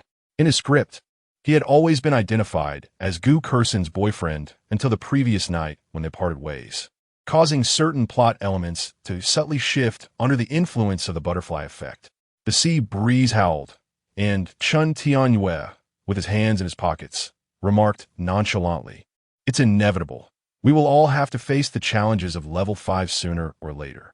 Song Pinyin, unfazed by the difficulty, grew curious. "Old Jiang, what exactly have you changed? Could it be that the childhood sweethearts have parted ways? This is a common trope in novels. After the breakup, the childhood friend gradually realizes your worth, only to be engulfed by regret, leading to a dramatic unfolding." "Enough." Jiang Qing raised her hand to halt the conversation, remarking on your vivid imagination. At this moment, one should contemplate how to survive the game of hide-and-seek at midnight, rather than gossip about me. Song Pinyin leaned against the railing, his tone casual. "This is simple. The cruise ship is vast, and as long as that ghost does not cheat or exploit any tricks, we can easily find a place to hide. I wager my life that it will never find me.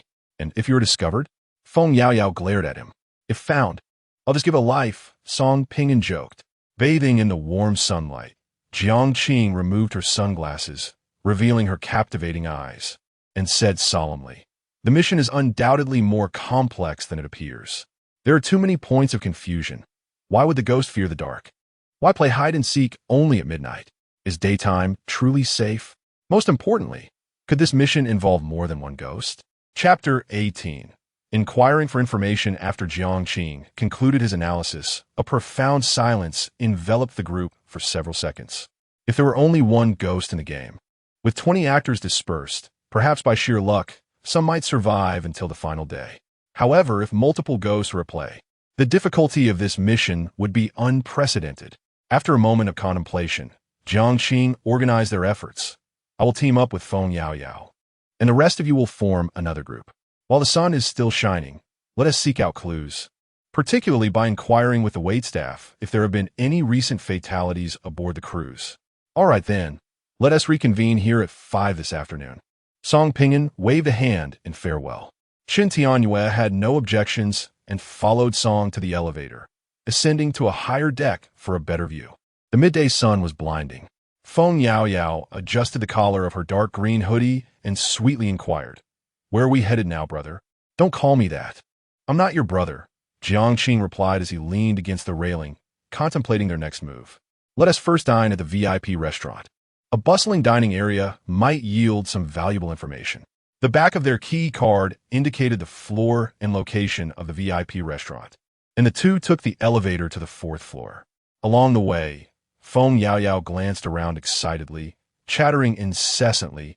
"The lifestyle of the affluent is truly remarkable. This is my first cruise. I once dreamed of coming here with friends after graduating high school.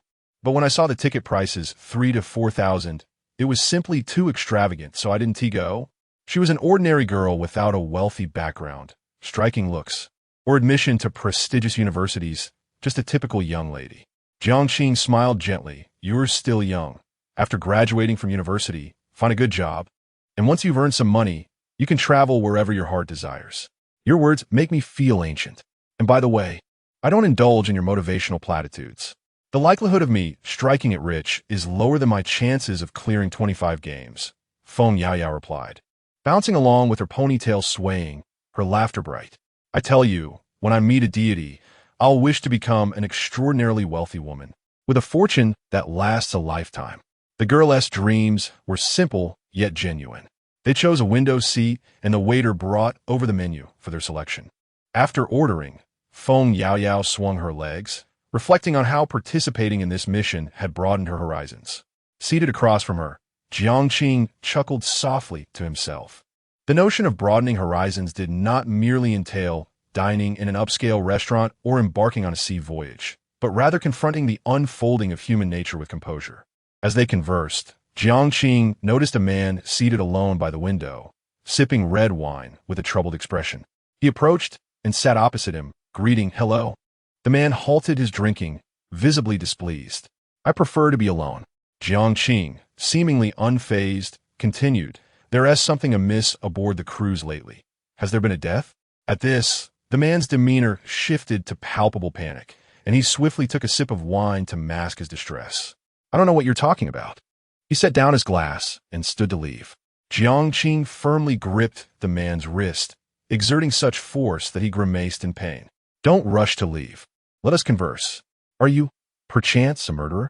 His inquiry was entirely speculative, aimed at deciphering the nuances of the man's micro-expressions. "I'm not," the man instinctively retorted.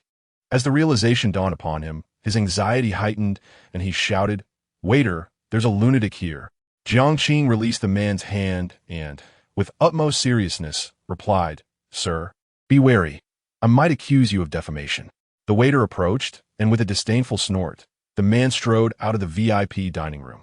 Jiang Qing dismissed the waiter and returned to his previous position, succinctly stating, "That man is problematic. Aren't we going to follow him?" Feng Yaoyao inquired, her eagerness palpable. "Observe which floor he takes the elevator to, but refrain from making contact for now," Jiang Qing instructed. "On the 12th deck, at the bow of the ship, An open-air swimming pool awaited. Song Ping'an reclined leisurely on a sunbed, basking in the sun, his tone languid. Old Chun, do not wear such a serious expression. We have ample time. Taking a break won't hinder our progress. While Jiang Qing and Feng Yaoyao labor to uncover clues, we indulge ourselves here. It seems rather unjust. Chen Tianyue sighed, bewildered by this foolish man's thoughts. Song Ping'an scoffed, investigating clues? Who informed you of that? I wager that old Jiang is either dining in the restaurant or has taken Yaoyao to the bar. Why? Chen Tianyue questioned, puzzled. Shouldn't finding clues be our foremost priority? Song Ping'an accepted a drink from the waiter, taking a sip before responding. Old Chun, you are rather naive. This cruise ship boasts 16 decks, vast in area. Relying on just a few individuals to search for clues is utterly futile, and it is improbable that they would uncover anything of worth. I suggest old Jiang is at the restaurant or bar, because it is midday, a time for meals. Moreover, bars are rife with diverse individuals, making them ideal for gathering information. Oh, look, there's a solitary beauty. Watch closely, I shall only demonstrate once. With that, Song Ping'an set down his glass and approached the alluring woman, exuding a nonchalant demeanor. Miss, are you alone? Leave, she replied, her expression frosty, as if she were an unapproachable iceberg. Isn't it a bit inappropriate to suggest such things upon our first meeting? Song Ping'an, unabashed, took a seat beside her. He brandished his phone, deliberately revealing a 9-digit balance, and smiled.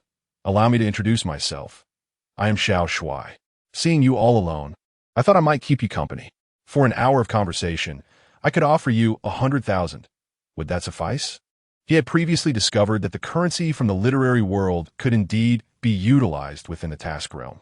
Instantly, the iceberg melted. The woman, now softened, caressed Song Ping'an's abdominal muscles. Chatting here is rather dull. Shall we retire to a room? No, I adore the sea, Song Ping'an replied, shaking off her hand. For indeed, the sea was a splendid entity. One could gaze at it in joy, leap into it in despair, and dive beneath its waves when funds were low. Though her hand was dismissed and her words ridiculed, the woman remained unfazed, even finding his personality intriguing. Chen Tianyue averted his gaze, unable to bear the sight. It was clear that he was merely throwing money at the situation, and the notion of only demonstrating once was laughable.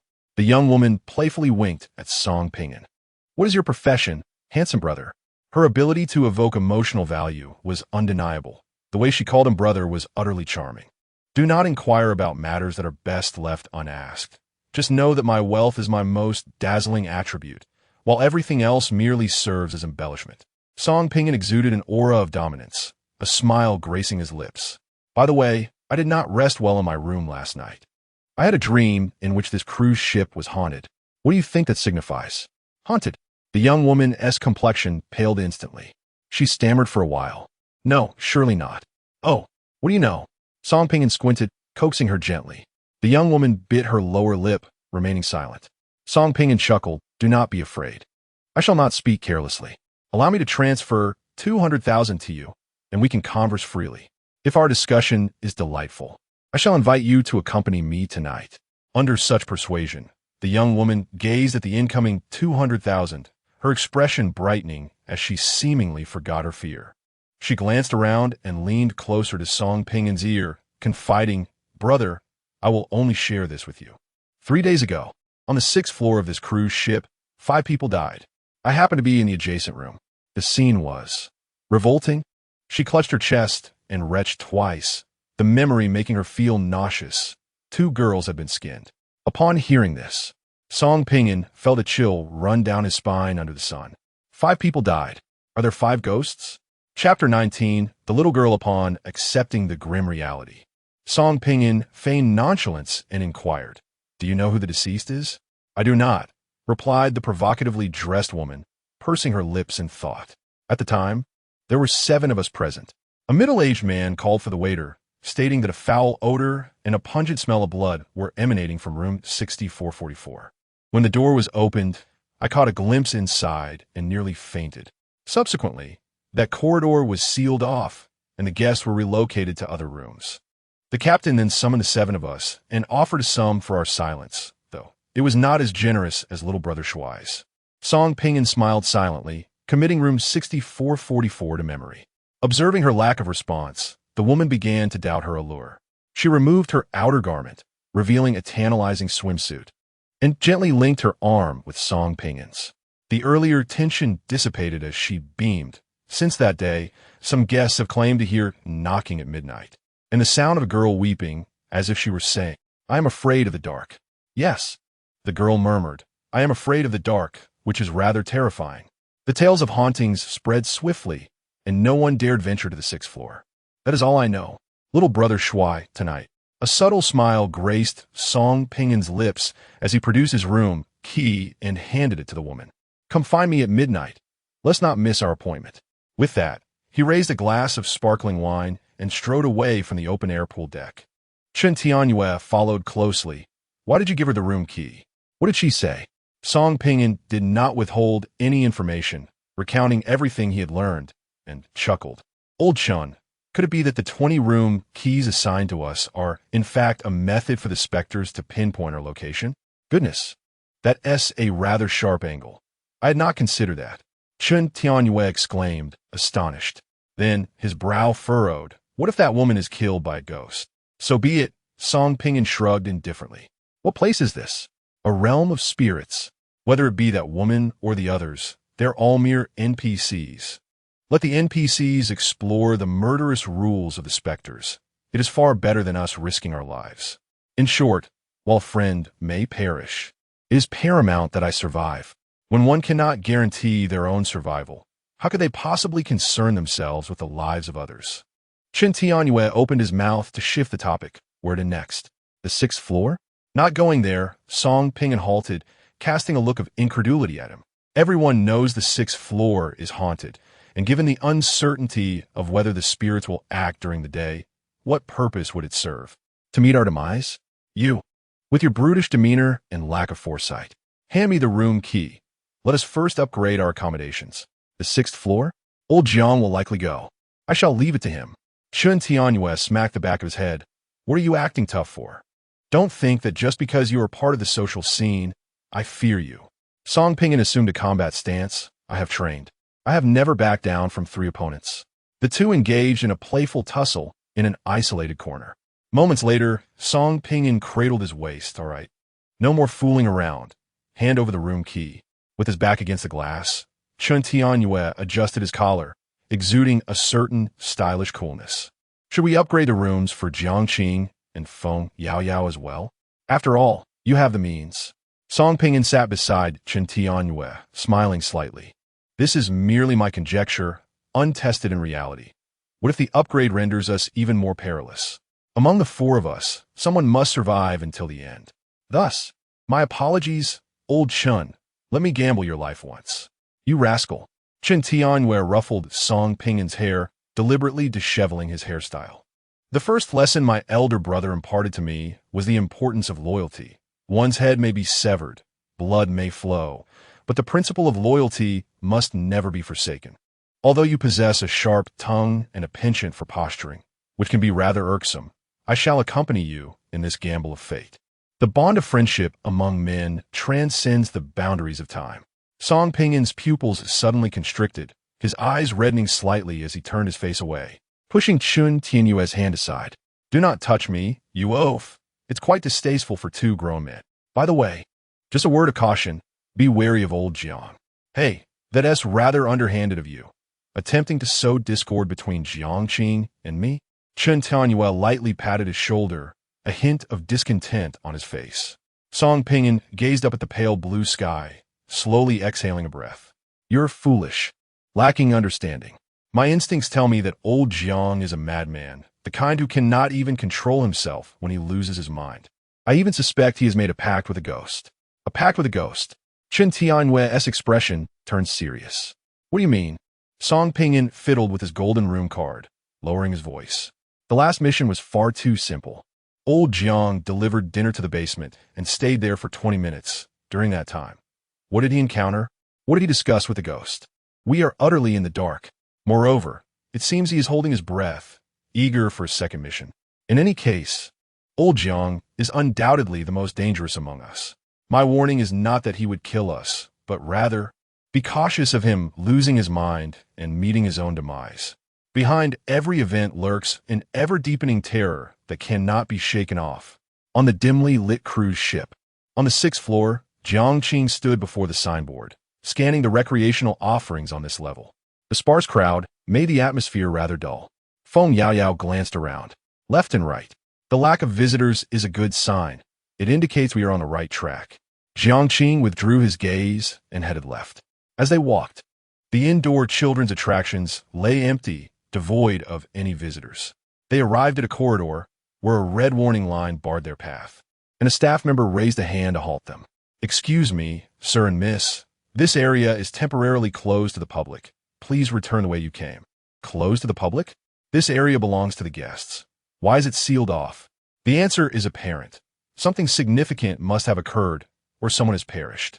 Jiang Qing cast a sidelong glance at a nearby room number, quickly assessing the central door number, and smiled politely. "Hello. We are guests of room 6440 and have left valuable belongings in our room." The staff member looked surprised, contacted a superior via intercom, and soon received a response. "I shall escort you to retrieve your belongings." Jiang Qing's mind raced as they found themselves on the 9th floor, devoid of a room card for this location.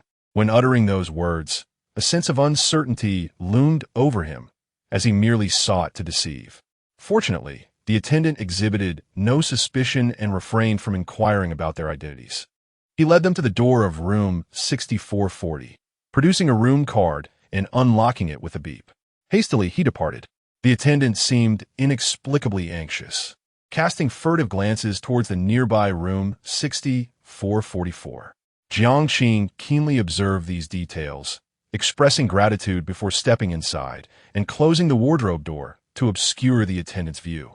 "You possess remarkable composure. You lie without a hint of embarrassment," Feng Yaoyao murmured softly. Jiang Qing, his gaze fixed on the wardrobe, pondered what mysteries room 6444 held. His brow furrowing as he remarked, "Speak freely, but do not grasp my hand." Silence enveloped the room. An unsettling feeling washed over Jiang Qing as he noticed the hand clasping his own felt diminutive and frigid. Lowering his gaze, dread coursed through him. The hand he held was not Feng Yaoyao's at all, but that of a dirt-streaked little girl clad in a tattered white dress. The child, her head bowed and hair obscuring her face, spoke in a quivering voice, "Do not leave. I fear the dark." Chapter 20. Disguise, are you afraid of the dark? I fear ghosts. Jiang Qing's heart sank to the depths as he abruptly slammed the wardrobe door shut.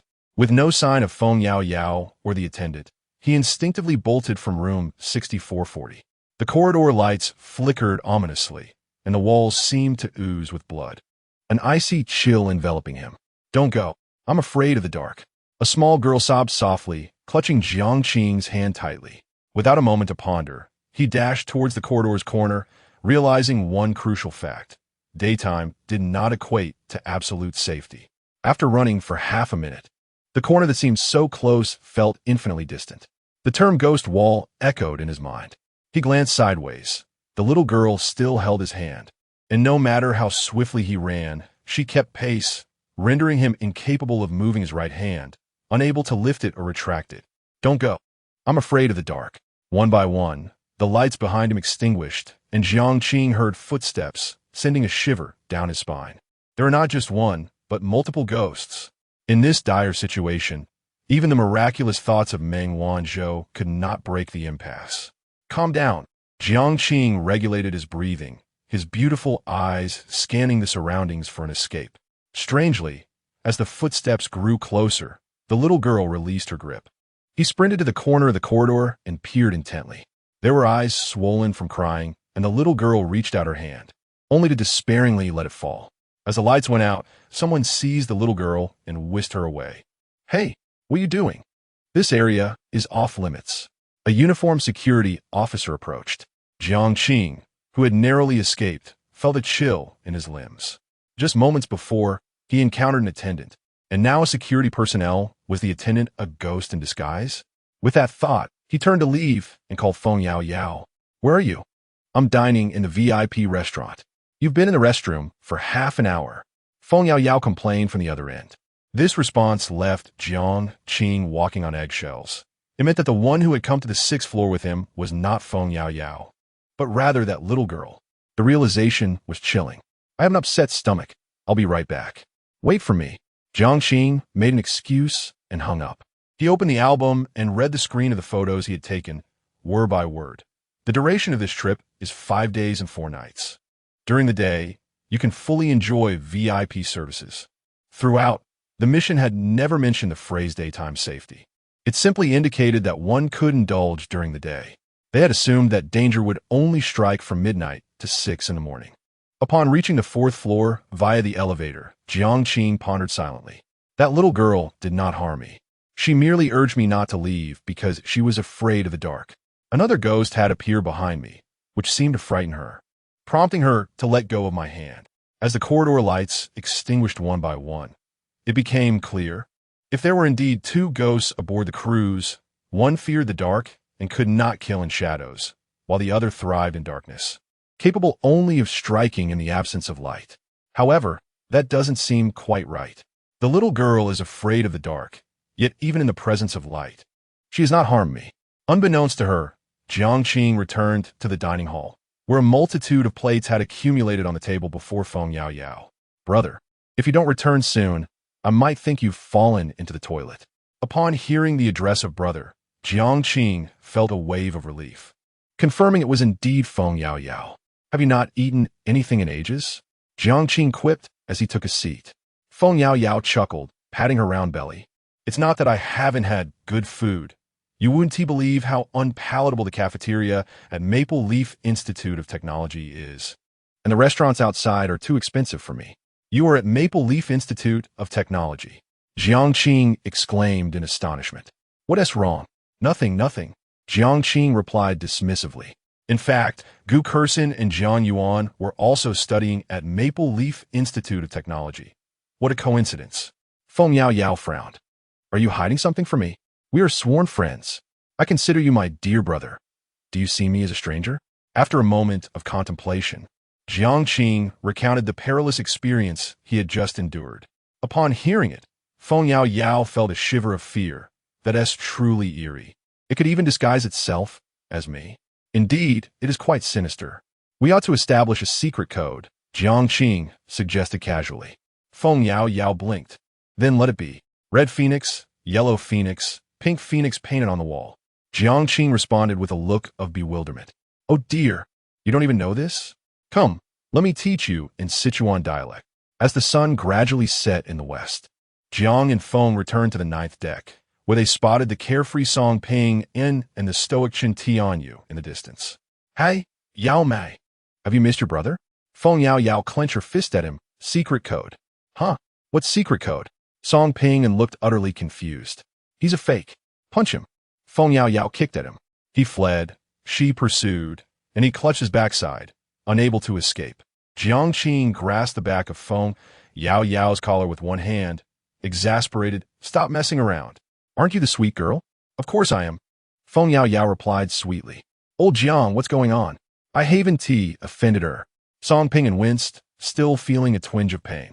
Once everyone had gathered, Jiang Qing's expression turned serious as he shared his own experiences. Song Ping En, now solemn, relayed the information they had gathered. After a thorough discussion, they all gasped in unison. Jiang Qing pieced together the clues. There were conservatively 2 ghosts aboard this cruise ship with a maximum of 5. The little girl, frightened of darkness, would not kill in the shadows, while another ghost could only manifest in darkness. Daytime was not safe. At least the 6th level was extremely perilous, and they should avoid it at all costs. Song Ping's plan was quite sound. Tonight, you and Shintian, you will stay in the suite on the 12th floor, while Feng Yao Yao and I will share a room to test whether the room card is an object that the ghosts use to track our locations. Feng Yao Yao gasped, a blush creeping across her cheeks. Is that appropriate? I snore when I sleep. Jiang Qing retorted, what are you thinking? The latter half of the night is for hide and seek, not for sleeping. Feng Yao Yao turned her gaze away, pridefully adding, it's not that I care. I just don't want you to suffer. I'm single, it doesn't matter, but you have a girlfriend. What girlfriend? That was merely a plot arrangement. Besides, I have already broken up with her. Jiang Qing had never truly liked anyone, before the narrative began, he had but one close female friend, who, like him, resided in a mental institution. The doctors all claimed he was insane, asserting that the girl had died prior to his admission. After conversing for a while, as the clock approached 6 in the evening, the group strolled into the screening room. This particular hall appeared to have been prepared exclusively for them, free from any disturbances. Jiang Qing counted, his gaze settling. There were 19 individuals, one short. The leader, Jiang Shuyu, made calls to the absent member, but none were answered. A seemingly inconspicuous girl in the corner timidly raised her hand, stating, He is dead. The atmosphere suddenly fell silent, fear spreading like wildfire among the group. The girl with braided hair, her voice frail, explained, We went to the 6th floor this afternoon, where there was a corridor we weren't allowed to enter. He had a confrontation with a staff member, and then the lights went out abruptly. A little girl grabbed my hand and ran, while he was dragged into the darkness by a pair of ghostly hands, screaming, and then there was silence. Another staff member, Jiang Qing, crossed his arms, pondering whether that staff member could also be a spirit. Thus, 3 ghosts were now confirmed.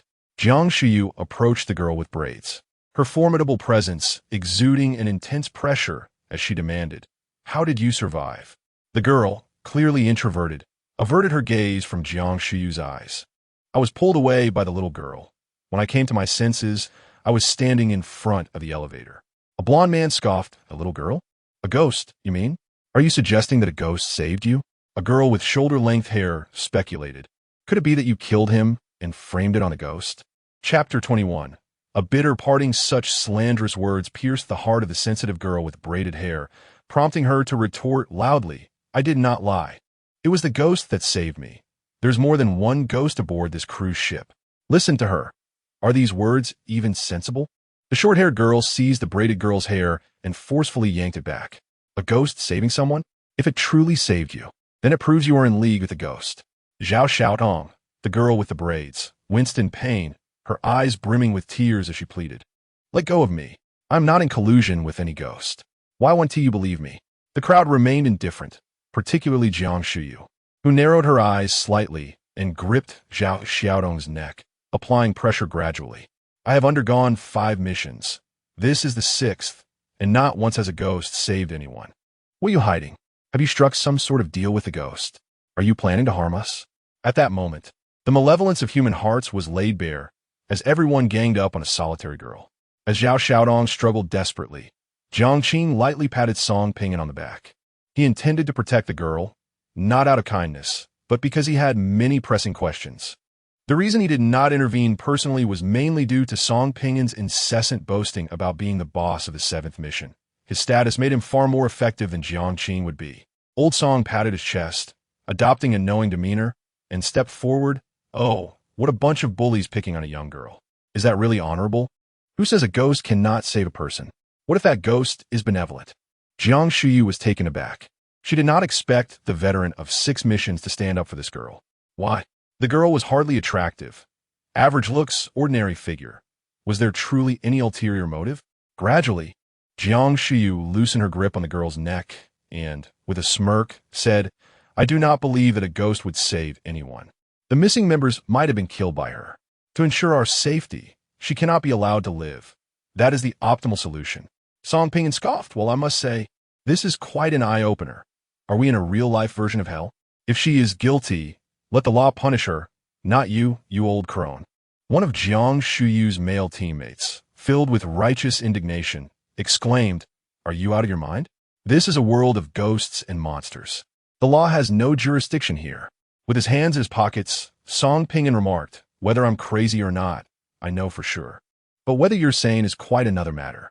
You foolish simpleton. You. What about me? The boy retorted. You're ugly. Everyone knows it.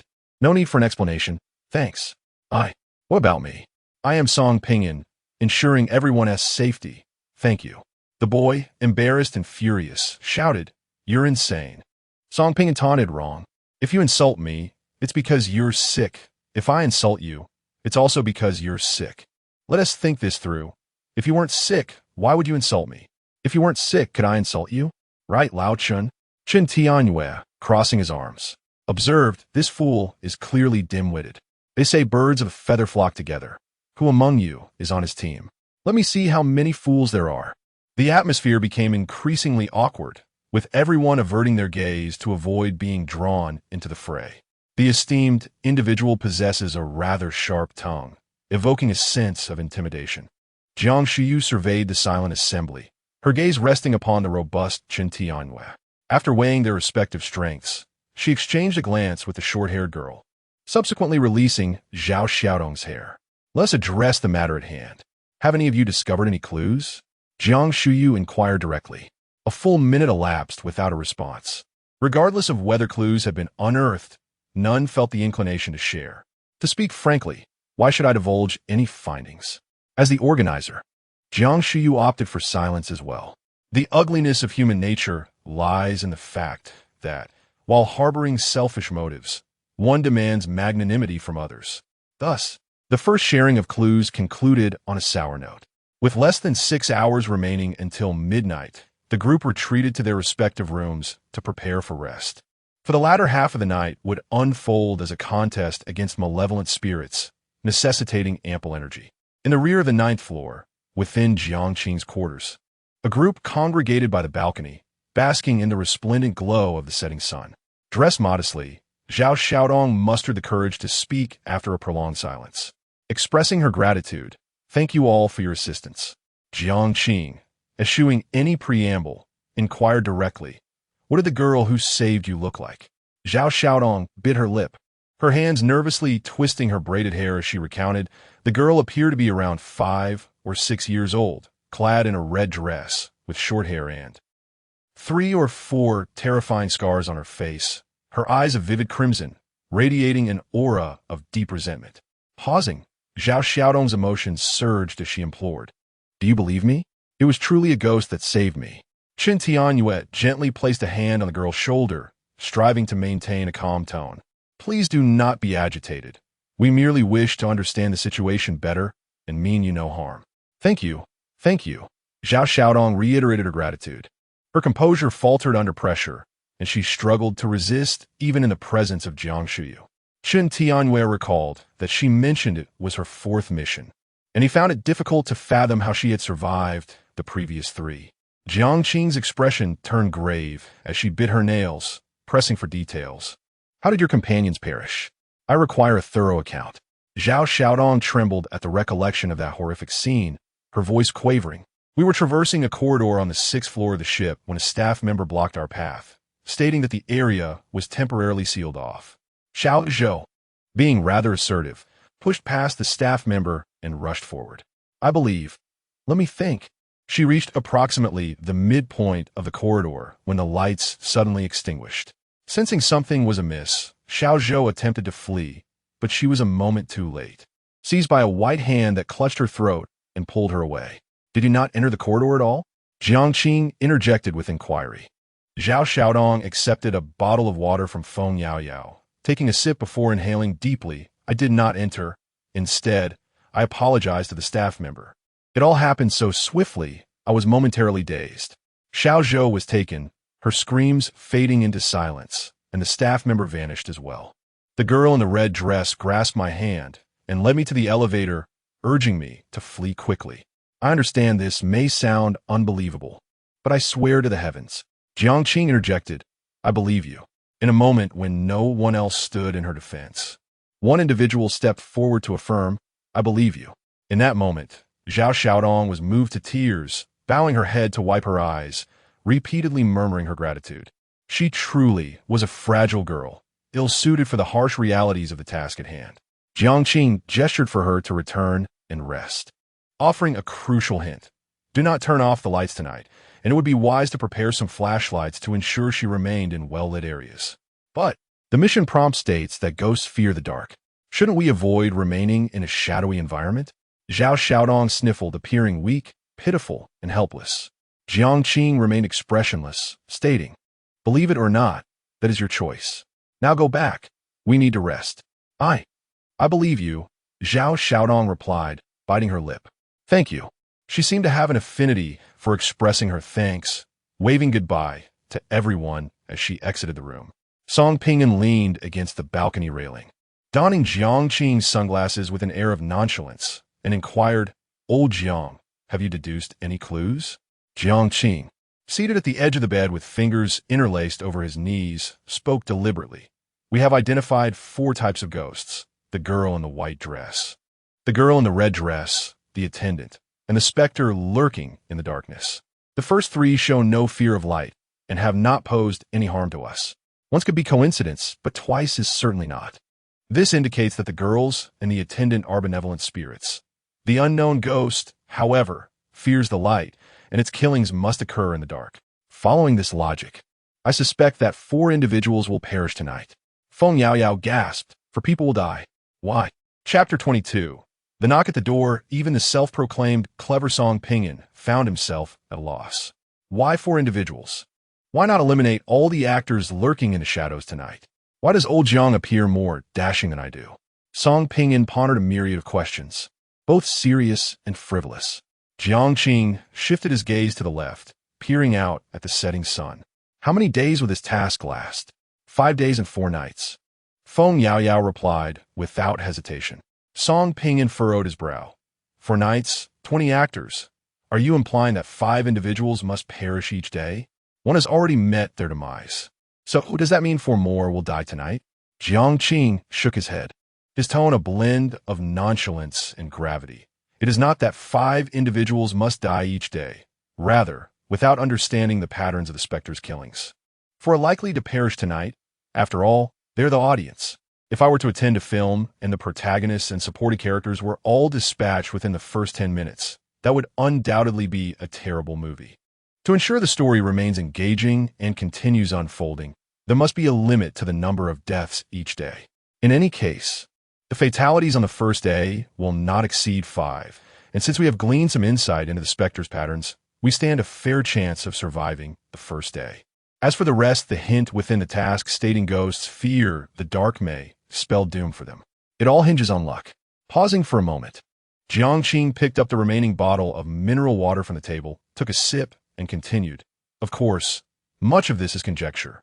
We lack the evidence to substantiate our theories. Our understanding of the specters in this world is woefully insufficient, and each step must be taken with caution. We may triumph over them countless times, yet a single misstep could lead to our demise. Though it seems unjust, such is the reality. Song Pinyin entered the room, a confident smile gracing his features. What is there to fear? The strong never lament their circumstances. Old Jiang possesses intellect. I have wealth, and Old Chun has strength. United, we are invincible. Feng Yaoyao sat on the bed, resting her chin on her hands, muttering, I do not merely complain about the environment. I also lament the strong. You all exclude me. Humph. You know nothing. This is called protection. We take on the dangerous tasks, and you simply reap the rewards. Song Pinyin retorted as he approached, intending to ruffle the girl's hair, only to receive a sharp bite. Ouch, release me. Are you a dog? Jiang Qing chuckled at this scene. You both should return to rest. The dark specters may extinguish the lights, so be sure to prepare some luminous items. Did you hear that? Scram, scram. Feng Yaoyao kicked Song Pinyin playfully. Old Song grasped her ankle. Fortunate that you aren't wearing a skirt, or you would have exposed yourself. I will take you down. Song Pinyin darted out of the room, muttering to himself, this girl is truly fierce, lacking even a fraction of my sister's gentleness. Once the two departed, tranquility reclaimed the room. Jiang Qing felt no fatigue, pacing to the balcony to sit on a lounge chair and admire the sunset, allowing his mind to relax. Tap, tap, tap. Feng Yaoyao, barefoot, raced closer, obstructing his view. Brother, are you not going to sleep? Jiang Qing raised an eyebrow at her words. Why do you call me brother? Feng Yaoyao, with her captivating eyes, gazed earnestly and said, I am an only child and have longed for a gentle brother who would cherish and protect me. As a child, I envied the girls whose brothers came to fetch them after school. She paused, reflecting on the thoughts of a girl. You, being a boy, may not grasp the sentiments of girls. Jiang Qing shook his head, acknowledging his lack of understanding. If you feel insecure and need someone to safeguard you, there is no need to call me brother. We are friends, and within my capabilities, I shall assist you. See, you truly do not understand the hearts of girls. Feng Yaoyao pouted in response. The thoughts of a girl? Jiang Qing silently repeated, a figure emerging in his mind, a girl who often sat beneath the camellia tree, a girl who accepted her, a girl who once declared, "How dare you underestimate my love for you?" Gazing at the setting sun, Jiang Qing felt his eyelids grow heavy and drifted into slumber. At 11:59 p.m., Jiang Qing turned on all the lights in the room, including the bathroom, and drew the curtains. We could escape outside, perhaps to a bar. In a crowded and lively environment, the spirits would not dare to approach us, right? Feng Yaoyao clutched her phone tightly, sharing her thoughts. No, Jiang Qing replied, fixated on the countdown on her phone. In fact, being in a crowd could be more perilous. Have you forgotten that a ghost could disguise itself as us? The final 10 seconds ticked away. 9, 8, 7, 3, 2, 1. Ding, ding, ding. Feng Yaoyao's phone rang, startling Jiang Qing, who glared at her. What is wrong with you? Why send alarm? Hee, she replied playfully, offering no explanation as she silenced the alarm. Jiang Qing pondered. He recognized the sound from their first mission. At that time, he had awakened to the ringing, discovering Song Pingyan and Chun Tianyue sitting across from him, staring under his bed. The game of hide and seek commenced, devoid of the anticipated ambush. The room and corridor fell into a hushed silence. After a while, Feng Yaoyao leaned closer to Jiang Qing and whispered, "Brother, are you afraid?" "No." "Well, perhaps I am," he confessed, countering with a question, "What about you?"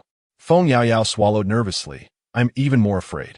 What if 4 or 5 ghosts come to catch us? Can't you hope for something better?" Jiang Qing playfully tapped her on the head. Suddenly, footsteps echoed, and Jiang Qing swiftly covered Feng Yaoyao's mouth, signaling her to remain silent. The entity outside paused at their door. "Knock, knock. Are you in there? Knock. Knock. I know you are inside. Knock, knock. I see you." Feng Yaoyao stiffened, afraid to move, her breathing becoming cautious. "Not here." The ghost outside turned toward the next room. The footsteps receded, and Feng Yaoyao exhaled deeply, her face pale from tension. Jiang Qing, unwaveringly focused on the door, held a powerful flashlight. Should the intruder breach their sanctuary, he would decisively illuminate the entire room. At present, the dark specter cannot directly enter the room. However, it is not entirely certain. Perhaps the illumination within dissuades it from crossing the threshold. Simultaneously, Jiang Qing has ascertained a crucial fact. The room key, or this particular chamber, is undoubtedly marked by the malevolent presence. It is merely 012, and their swift arrival on the 9th floor indicates that the entity has not sought them elsewhere, its intention unmistakably focused. In the pitch-black room, the short-haired woman and the blonde man exchanged uneasy glances, their hearts heavy with trepidation. The former trembled, whispering, "I think I hear footsteps." The malevolent force fears darkness and would not assault them within the confines of the room. The blonde man, drenched in cold sweat, felt the oppressive atmosphere. Every passing moment in this dark environment was a psychological trial for them. The short-haired woman curled up on the bed, contemplating. What if the ghost can turn on the lights? "Please, don't say such things," the blonde man stammered, his voice quivering. "Should we hide in the wardrobe?" Yet, even if the specter were to enter and illuminate the room, the wardrobe would still envelop them in darkness. All right, they stealthily approached the wardrobe by the door, gently prying it open, which was spacious enough to accommodate both of them. This confined space provided a semblance of security. Bodies pressed together, the blonde man fidgeted. "Don't crowd me. You are the one encroaching on my space. Look at the time. You are taking advantage of me." The short-haired woman retorted angrily. The blonde man countered, "I am not." Their expressions gradually morphed into sheer terror, though the darkness obscured their vision. They were acutely aware that there was indeed an additional presence among them. Searching for friends, found you." A blood-curdling scream echoed. The wardrobe shook violently, and a torrent of blood poured through the cracks. Chapter 23. The deceased in a group chat consisting of 3 handsome men and 1 beautiful woman. Song Pingyan remarked, "Old Jiang, I am utterly bored. Shall we play a game of who is the undercover?" Feng Yaoyao retorted, "To hell with that. If you're bored, go find a ghost to play with. It would be far more exhilarating." Jiang Qing inquired, "Is there no situation on your end?" Song Pingyan replied, "Nothing here. Everything seems normal. Old Chun is guarding the door and appears to be asleep." Chun Tianyue interjected, "I am not asleep." "Sneers." Jiang Qing continued, I have heard a total of 7 doors being knocked upon. It seems the Dark Spectre is no longer on the 9th floor. Perhaps some of the actors have not found refuge in their rooms. Song Ping lamented, "This cruise ship is so vast. If one truly hides, it is indeed difficult to locate them." Chen Tianyue added, "We have heard footsteps here." Feng Yaoyao exclaimed, "Oh no. Could it be that it has run to the 12th floor?" She then asked, "Uncle Chun, are you still alive?" Chen Tianyue affirmed, "I am alive." Wiped sweat. Song Ping noted, "No one has knocked on our door. It could merely be the private steward passing by." Feng Yaoyao quipped, "You're still alive, huh?" Size Jiang Qing set his phone down and, barefoot, approached the balcony, gently lifting the curtain. The boundless sea appeared both profound and terrifying, seemingly capable of devouring souls, devoid of any glimmer of light. At 3 in the morning, Feng Yaoyao blinked her beautiful eyes and asked, "Are we safe now?" After lowering the curtain, Jiang Qing shook his head, stating, "From the moment the mission commenced, we have been enveloped in danger. Safety is an illusion unless we return to the world within the book." "That is true." Yao Mei yawned, seeking conversation. "Brother, I cannot fathom it. Does Jiang Shuyu truly dare to kill Zhao Xiaotong? That is a life." Jiang Qing astutely observed, "That woman is exceedingly dangerous. Her intent to kill Zhao Xiaotong is not motivated by the ghost saving her, nor by suspicion of Zhao Xiaotong's involvement in her companion's demise, but rather to set an example. Jiang Shuyu desires to assume a leadership role over us. As a leader, mere intelligence is insufficient. What matters are the methods employed. She chose Zhao Xiaotong because that girl is too fragile, easily bullied, and inadvertently walked into the line of fire." Listening intently, Feng Yaoyao clutched the quilt tightly, her eyes flashing with indignation. In her script, the original character was timid and cowardly, subjected to relentless bullying by the female protagonist, who disseminated scandalous photos throughout the school. The original character, unable to endure the humiliation, ultimately leaped to her demise. Jiang Shuyu's actions mirrored those of the female protagonist in her narrative perfectly. "Brother, why do some individuals incessantly seek to bully others for no reason?" Jiang Qing pondered, stroking his chin, and replied, "It stems from a psychological satisfaction, akin to being the king of the school. Witnessing those who excel academically are more attractive, or are more capable than oneself kneeling and being humiliated provides a sense of control over their lives. This phenomenon persists in workplaces, families, everywhere, as there are always individuals who wish to dominate others." After a brief pause, Jiang Qing continued, "I understand your script. If we manage to survive and return, have Chen Tianyue assist you. His imposing presence will deter others from bullying you." Feng Yaoyao pouted, "I wish for you to protect me." Jiang Qing jested, "Me? A blind man protecting you?" However, should Feng Yaoyao truly face peril at school, Chun and Song would undoubtedly come to her rescue. He still owes Feng Yaoyao a favor. Time ticks away, and in the distance, the horizon is graced by the rising sun, casting golden glimmers across the sea. As the clock strikes 6 in the morning, the inaugural game of hide-and-seek comes to an end. Feng Yaoyao tosses her phone aside and lazily reclines on the bed, finally at ease. According to Jiang Qing's analysis, as long as they avoid the 6th floor during the day, they should remain relatively safe. A group chat consists of 3 handsome men and 1 beautiful woman. Song Pinyin, "Lao Jiang, we're coming down to find you." Jiang Qing, "Hold off on coming down for now. Wait for my signal." Song Pinyin, JPG Jiang Qing, "Just wait for my notification. That is final." After sending the message, he wanders to the door, pressing his ear against it to listen for any sounds outside. 20 minutes later, a piercing scream shatters the silence. Jiang Qing sends a message to Song Pinyin, "Come down." He guides Feng Yaoyao out of the room, where a group is gathered near a door not far away. Some boys are slumped on the ground, while some girls are retching uncontrollably. Jiang Qing feigns ignorance as he approaches, asking, "What happened?" "Someone's dead," Jiang Shuyu replies solemnly. The nauseating scent of blood fills the air, and Jiang Qing's complexion pales as he looks around. Before him, 2 skinless corpses lie in the wardrobe, their limbs broken. With the skin meticulously laid out on the bed, blood splattered throughout the room. Ugh! Feng Yaoyao glances and then rushes aside to vomit. Her stomach empty in the morning, expelling nothing but bitter bile. The methods of the malevolent spirit are more brutal than imagined. Jiang Qing's eyelids flutter, and he counts the people present, 13. But aren't there still 2 missing? Shouldn't there be 4 fewer? The balding middle-aged man remarks. In the next moment, Song Pinyin and Chen Tianyue arrive, increasing the total to 15. There's a room that isn't locked. The short, stout man waves his hand to summon everyone. As they push open the door, the stench of blood assaults their senses, and silence envelopes the group. Chunks of flesh are scattered across the room, like pieces of a dismembered puzzle. Zhao Xiaodong crouches in the corridor, sobbing uncontrollably, her inner defenses crumbling piece by piece. Jiang Qing covers Feng Yaoyao's eyes, unable to bear the sight himself, and diverts his gaze. His words confirm the grim reality. Precisely 4 lives have been extinguished. In just one day, 5 out of the 20-member team have perished, highlighting the dire difficulty of their task.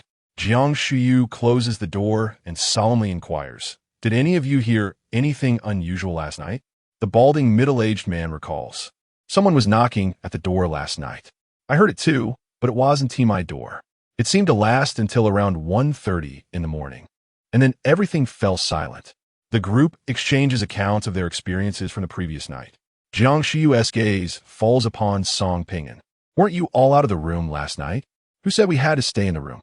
Song Pinyin retorts without answering, then pulls out a prestigious gold card, saying, "Look, I upgraded my cabin to the most luxurious suite. Why would I want to stay with you fools?" The silence that ensues is deafening. "You can upgrade? Surely the malevolent spirit hasn't only targeted our few rooms. You're so selfish, not telling us that you could upgrade." In the face of the accusations, Song Pinyin digs in his ear and scoffs. "Your mother is about to give birth. Should I inform you? The mind is a remarkable entity. It is often said that associating with you diminishes one's intellect. Yet who would believe it? I must say, these 4 foolish individuals must have turned on the lights last night, despite the warning that ghosts fear the dark. If they remain unharmed, who would suffer? The chaos they create is a game that old Song plays with great finesse. He is indifferent to the fate of these simpletons. When misfortune befalls them, they blame the uneven path." In a corner, Zhao Xiaodong was momentarily stunned, but quickly regained her composure, silently reducing her presence. Last night, a ghost had knocked at her door, but did not enter. Upon reflection, perhaps it was due to the lights being on. She felt an increased gratitude towards Jiang Qing. "Let us go for breakfast." Jiang Qing beckoned to Song Pinyin. The 4 departed ahead, while Zhao Xiaotong, her legs trembling, leaned against the wall to keep pace. Jiang Shuyu reopened the room, and the remnants of the corpse had vanished. This was a familiar occurrence. To ensure the continuity of the task, the unseen audience would clear the scene shortly after the actors spotted the body, preventing panic among the NPCs. The cleanup was meticulous, leaving no trace of blood in any corner. In the VIP restaurant on the 4th floor, a wave of nausea washed over Feng Yaoyao as she covered her mouth, incredulously staring at the steak on Jiang Qing's plate. Jiang Qing forked a piece of meat, disregarding their gazes. "It tastes quite good. Are you not eating?" Feng Yaoyao could no longer contain herself, bending over the trash bin to vomit, weakly declaring, "I absolutely will not eat meat for a month." The gruesome fates of the 4 actors lingered vividly in her mind, and the sight of meat made her feel ill. At that moment, a tall woman approached briskly, greeting them with a voice as gentle as water. "Hello, handsome brother." Chapter 24. A Path to Survival. Such a derogatory name. How could one have the audacity to call it out loud? Jiang Qing and Feng Yaoyao exchanged scornful glances with Song Pinyin. A beautiful woman, gracefully holding a platter of fruit, effortlessly settled beside Song Pinyin, batting her eyelashes. Old Song inwardly clicked his tongue. The visual impact from this morning was so profound that he nearly forgot about her. "Did you remain in your room all night?" It was better not to mention it. But as soon as she did, the beautiful woman complained, "I waited for you all night until 5 in the morning. It was terribly dull, so I went up on deck to catch some fresh air. I felt a bit hungry just now, so I came over for a bite." 5 in the morning. At that hour, they were still engaged in a game of hide and seek. She left her room unscathed. Jiang Qing appeared pensive, gesturing for old Song to inquire further. Song Pinyin, equally perplexed, glanced at this woman who would do anything for money and replied dismissively, "You know how it is. As a big boss, I'm quite busy every day. I had an unexpected matter to attend to last night. By the way, did you encounter anything peculiar last night? Peculiar? The beautiful woman recalled while munching on fruit. Someone knocked on my door. I thought it was little Handsome coming back, so I went to open it. And then, Jiang Qing couldn't help but press for more details. To dare open the door to a ghost and still live to tell the tale. That's nothing short of miraculous. The beautiful woman pursed her lips, continuing, it was quite strange. The corridor was pitch black, probably a blown bulb. I couldn't see a thing. Just heard footsteps moving away. I assumed it was a drunken tourist who knocked on the wrong door, muttering something about looking for the wrong person, quite neurotic. After hearing her account, the group exchanged glances. Looking for the wrong person? Is the ghost's target merely us actors? Song Pinyin pondered, considering whether this woman might be a disguise for the ghost. He cautiously asked, "What is my bank card balance?" "Huh." The beautiful woman, puzzled, nonetheless replied, "Over 378 million. At that moment, silence spoke volumes. Feng Yaoyao gasped in astonishment. Over 300 million. As an ordinary person, she could hardly fathom how one might spend such a fortune. Although she knew Song Pinyin was a wealthy heir, she never imagined his wealth extended to such heights. In her eyes, anyone whose family provided over 10,000 in pocket money each month was already a rich second generation. Correct, Song Pinyin remained unconvinced, reaching out to touch the woman's cheek. Soft and warm, unlike the coldness described by old Jiang. How annoying, the beautiful woman playfully chided, revealing that no ice mountain could resist the allure of 300 million. Jiang Qing, directly facing her, set down his knife and fork and succinctly inquired, "Do you know the 5 individuals who died a few days ago? I mean, have you encountered them on the ship? What was their relationship?" The beautiful woman's brows knitted together, clearly reluctant to discuss the matter, and she sat in silence. "Huh." Song Pinyin, in a straightforward manner, transferred 10,000 to her. "For my buddy here, answer him one question, and you'll receive 10,000. Her brows relaxed, and she could hardly suppress a smile as she cast a flirtatious glance at Jiang Qing, saying, "Of the 5 who died, I saw 2 of them on the ship. For the first time on the 12th deck at the bow of the ship, it appeared as though they were a family, a man and a woman engaged in conversation. While 2 little girls crouched on the ground, obedient and delicate, one clad in a white dress, the other in red, albeit a bit soiled. The second encounter took place in the bar on the 6th deck, where a strikingly alluring woman conversed with the couple, and once again, the 2 girls were crouched on the floor, which struck me as peculiar. How should I put it? During the first meeting, the girls seemed well-behaved. But upon the second encounter, they appeared not merely timid, but rather fearful, seemingly striving to distance themselves from the couple. I cannot be certain. It was merely a feeling, and I glanced at them a moment longer before diverting my attention. Later, the beautiful woman subtly waved her phone, the implication clear. A woman driven by greed. Feng Yaoyao silently raised a middle finger in her mind. Song Pinyin nonchalantly transferred another 100,000 to the woman. "Thank you, brother," the beautiful woman beamed, though I did not see what transpired afterward. However, they were lodged next door to me, and that night, the sound of a girl crying echoed through the walls. She shrugged. Perhaps the parents had tendencies toward domestic violence, having struck the child for over an hour. The couple, the girls, the barwoman, and domestic abuse. Fragments of clues began to coalesce, and Jiang Qing's pupils constricted as he deduced a grim possibility. Chen Tianyue tapped his fingers lightly on the table. "Over an hour of domestic violence, and you did nothing to intervene?" The woman, with a serious demeanor, replied, "They closed the door. It's their private matter. How could I intervene? What if I attempted to stop them, even if just by notifying the waiter? What if they harbor resentment against me? I am traveling alone. Ensuring my own safety comes first, does it not?" Chen Tianyue was left speechless. Indeed, while away from home, personal safety must always take precedence. Jiang Qing leaned forward, scrutinizing the woman. "Are you certain they are a couple?" The beautiful woman, at a loss for words, responded, "How can I be sure? Should I go out of my way to inquire?" In essence, she merely perceived them as a couple, a family. "What else do you know?" Jiang Qing pressed on. "Let me think. On the day the body was discovered, a waitress went missing. Whether she was found, I cannot say, as I have no interest in such matters. Merely indulging in gossip," the beautiful woman remarked, sipping her drink, every motion radiating allure. A missing waitress.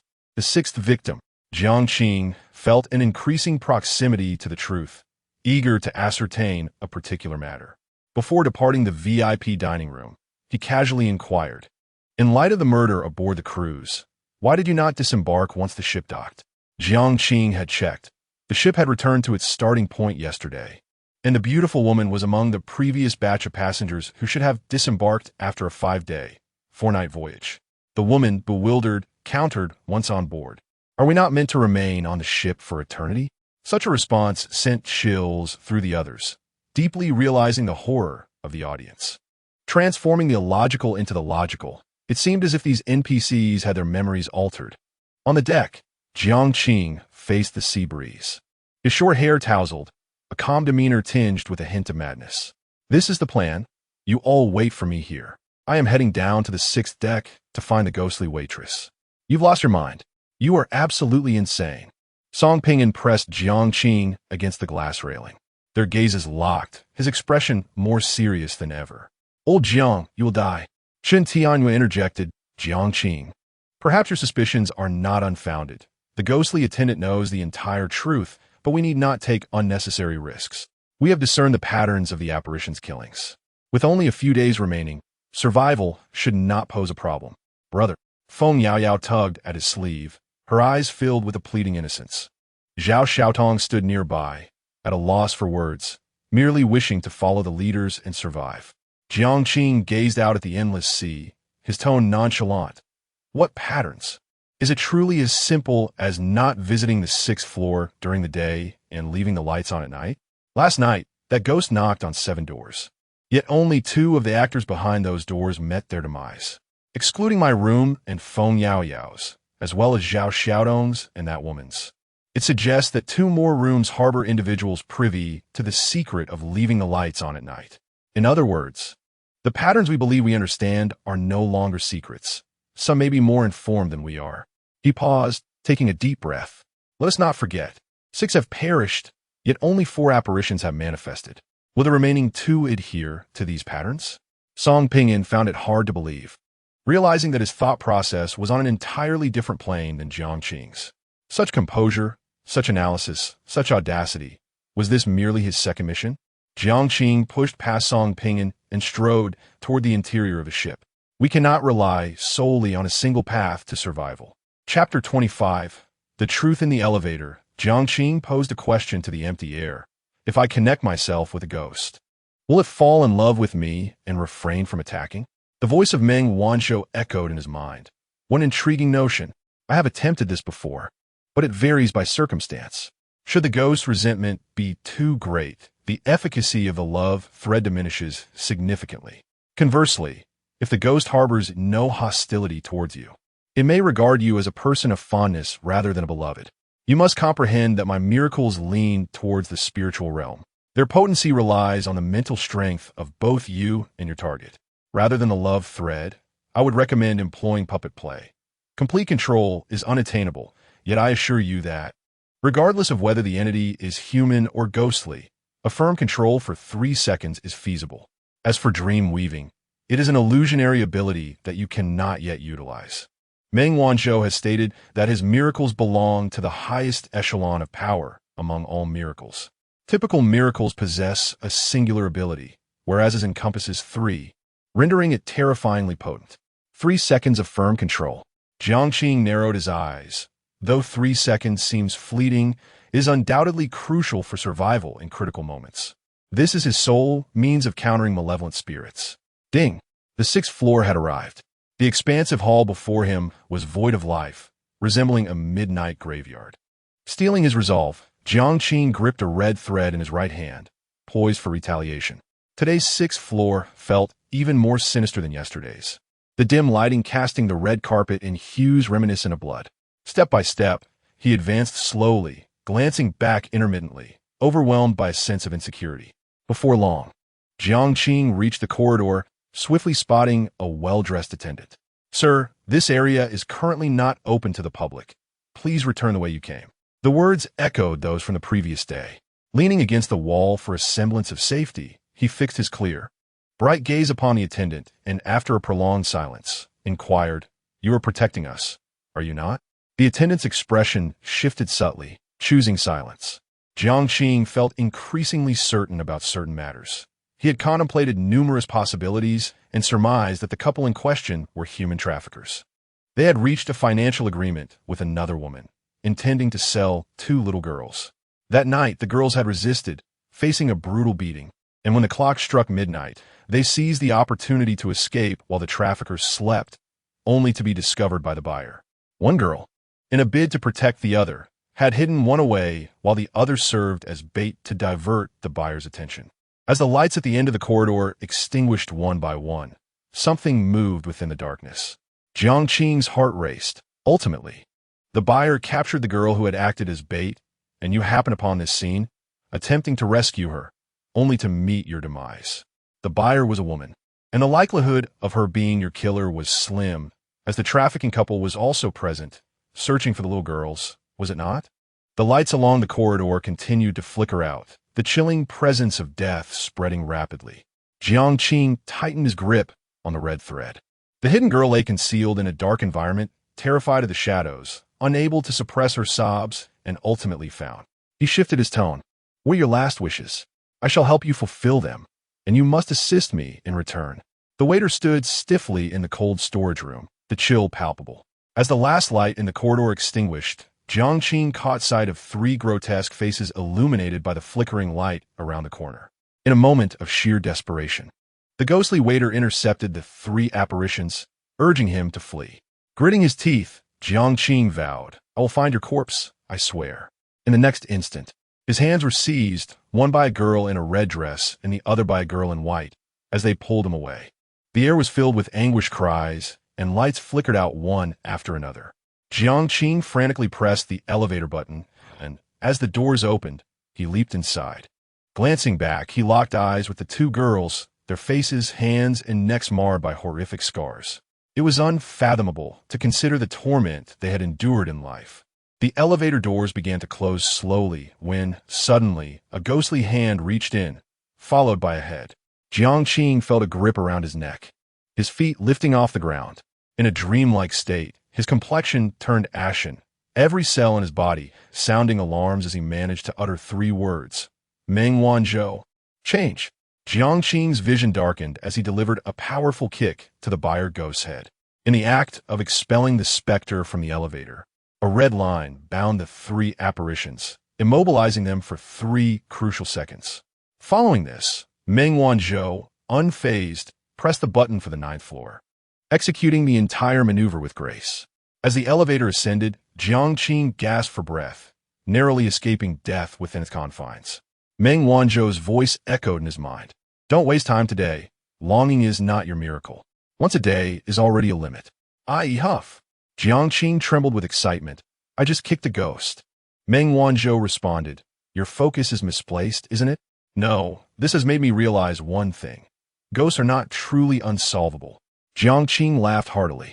Do you think we can devise a method to kill ghosts? His enthusiasm was uncontrollable. Kill ghosts. Meng Wanzhou's mind momentarily stalled. When the elevator reached the 9th floor and the doors opened, Jiang Qing stood up from the floor, regaining his composure. He returned to the deck, waving its song, Chun, Feng, and Zhao declaring it's done. Done? Song Ping'an looked perplexed. What have you accomplished? Under the sunlight, Jiang Qing recounted his deductions and experiences, omitting the presence of Meng Wanzhou, merely stating that the 2 girls had saved him. Even without first-hand experience, the others listened, their hearts racing with trepidation. That was reckless. Chen Tianyue frowned. How did you deduce it was human traffickers? Her. Jiang Qing pointed to the reticent girl with braided hair. Zhao Xiaodong was taken aback. Me? I know nothing. Jiang Qing nodded. She provided me with a vital clue, mentioning that the girl in the red dress bore 3 or 4 scars. Then, this morning in the dining hall, that woman said she heard the girls crying for over an hour having been abused, but she wasn't certain if they were the girls' parents. She also observed at the bar that the girls seemed to be trying to stay as far away from that couple as possible. Everything became clear. True parents would never be cruel enough to abuse their 2, 5, or 6-year-old daughters for over an hour, even disfiguring them and leaving no part of their bodies unscathed. Feng Yaoyao countered, not necessarily. in backward and feudal mountain villages. Instances of parental abuse towards children are all too common. Do not provoke Lao Jiang. Be wary of his retorts, Song Pingan remarked. Feng Yaoyao pondered for a moment as Jiang Qing continued. That server, initially, I could not fathom why the buyer and that couple would wish to harm him. The sole explanation is that the server witnessed something he should not have, necessitating his silencing. After his demise, he guarded that corridor, serving as a warning to all against entry. It was an act of protection. Feng Yaoyao puffed her cheeks. Then why did he permit you to enter the first time? As the saying goes, Jiang Qing quipped with self-deprecation, a ghost intent on demise is not easily dissuaded by kind words. He would likely issue but a single warning. Should one insist on proceeding, he would not intervene. Let us seek the server's remains. There must be significant revelations to uncover. Song Pingan nodded in agreement. We simply need to inquire with the staff regarding the location of the cold storage. The four of them advanced, but after only a few steps, Jiang Qing turned back to Chen Tianyue. What troubles you? Chen Tianyue stood still, his head bowed in contemplation. I cannot comprehend why the 6 ghosts. Only the buyer and the couple fear the light. What is there to ponder? It is a form of constraint. We would have been annihilated long ago if we were unafraid, Song Pingan responded nonchalantly. Jiang Qing shook his head because their actions cannot withstand scrutiny. Chapter 26. Betrayal. With his dark vest clinging to him, Chen Tianyue's eyes fixed upon Jiang Qing's face, astonished as he uttered, What? Is it possible to interpret it this way?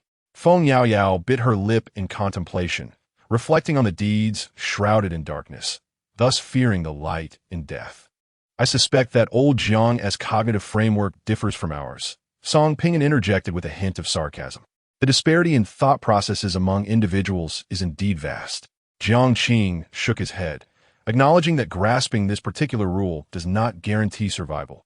The malevolent spirits possess the ability to manipulate lighting, extinguish lamps, and wield unfathomable powers.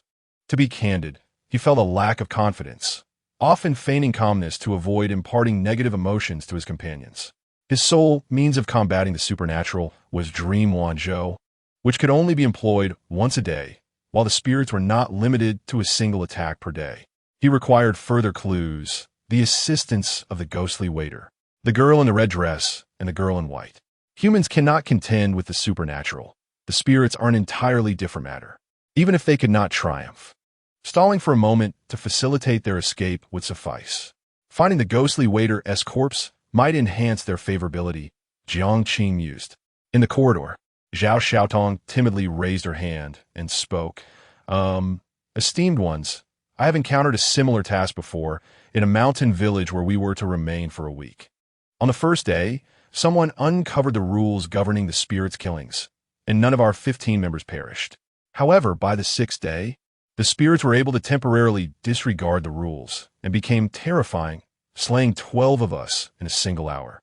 Fortunately, one of the esteemed ones possessed a sealing object that briefly restrained the spirits, allowing only 3 of us to survive until the task concluded.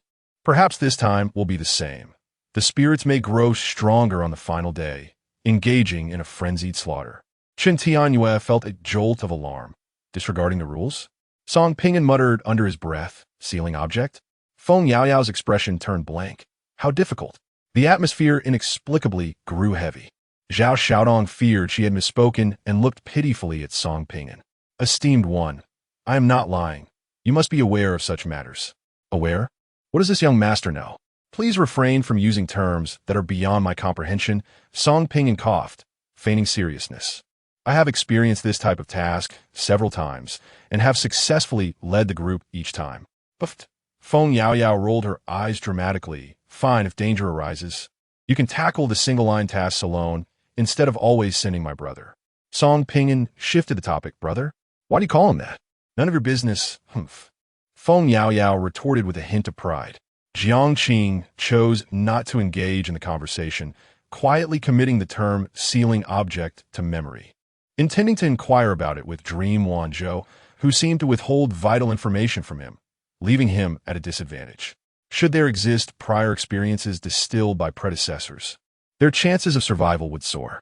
After some time, under the influence of Song Pingan's financial prowess, They descended to the third basement level. As the cold storage door swung open, a chill enveloped them. Jiang Qing surveyed the area, halting in a corner where he crouched, his complexion darkening. Someone had indeed been there. The corner bore a significant stain of blood and remnants of skin fragments, yet the body was conspicuously absent. Have we been beaten to it? Chun Tianyue frowned. Song Pingin's expression turned serious. Who could it be, Lao Jiang? Jiang Qing shook his head, initially believing himself to be the first to uncover this lead.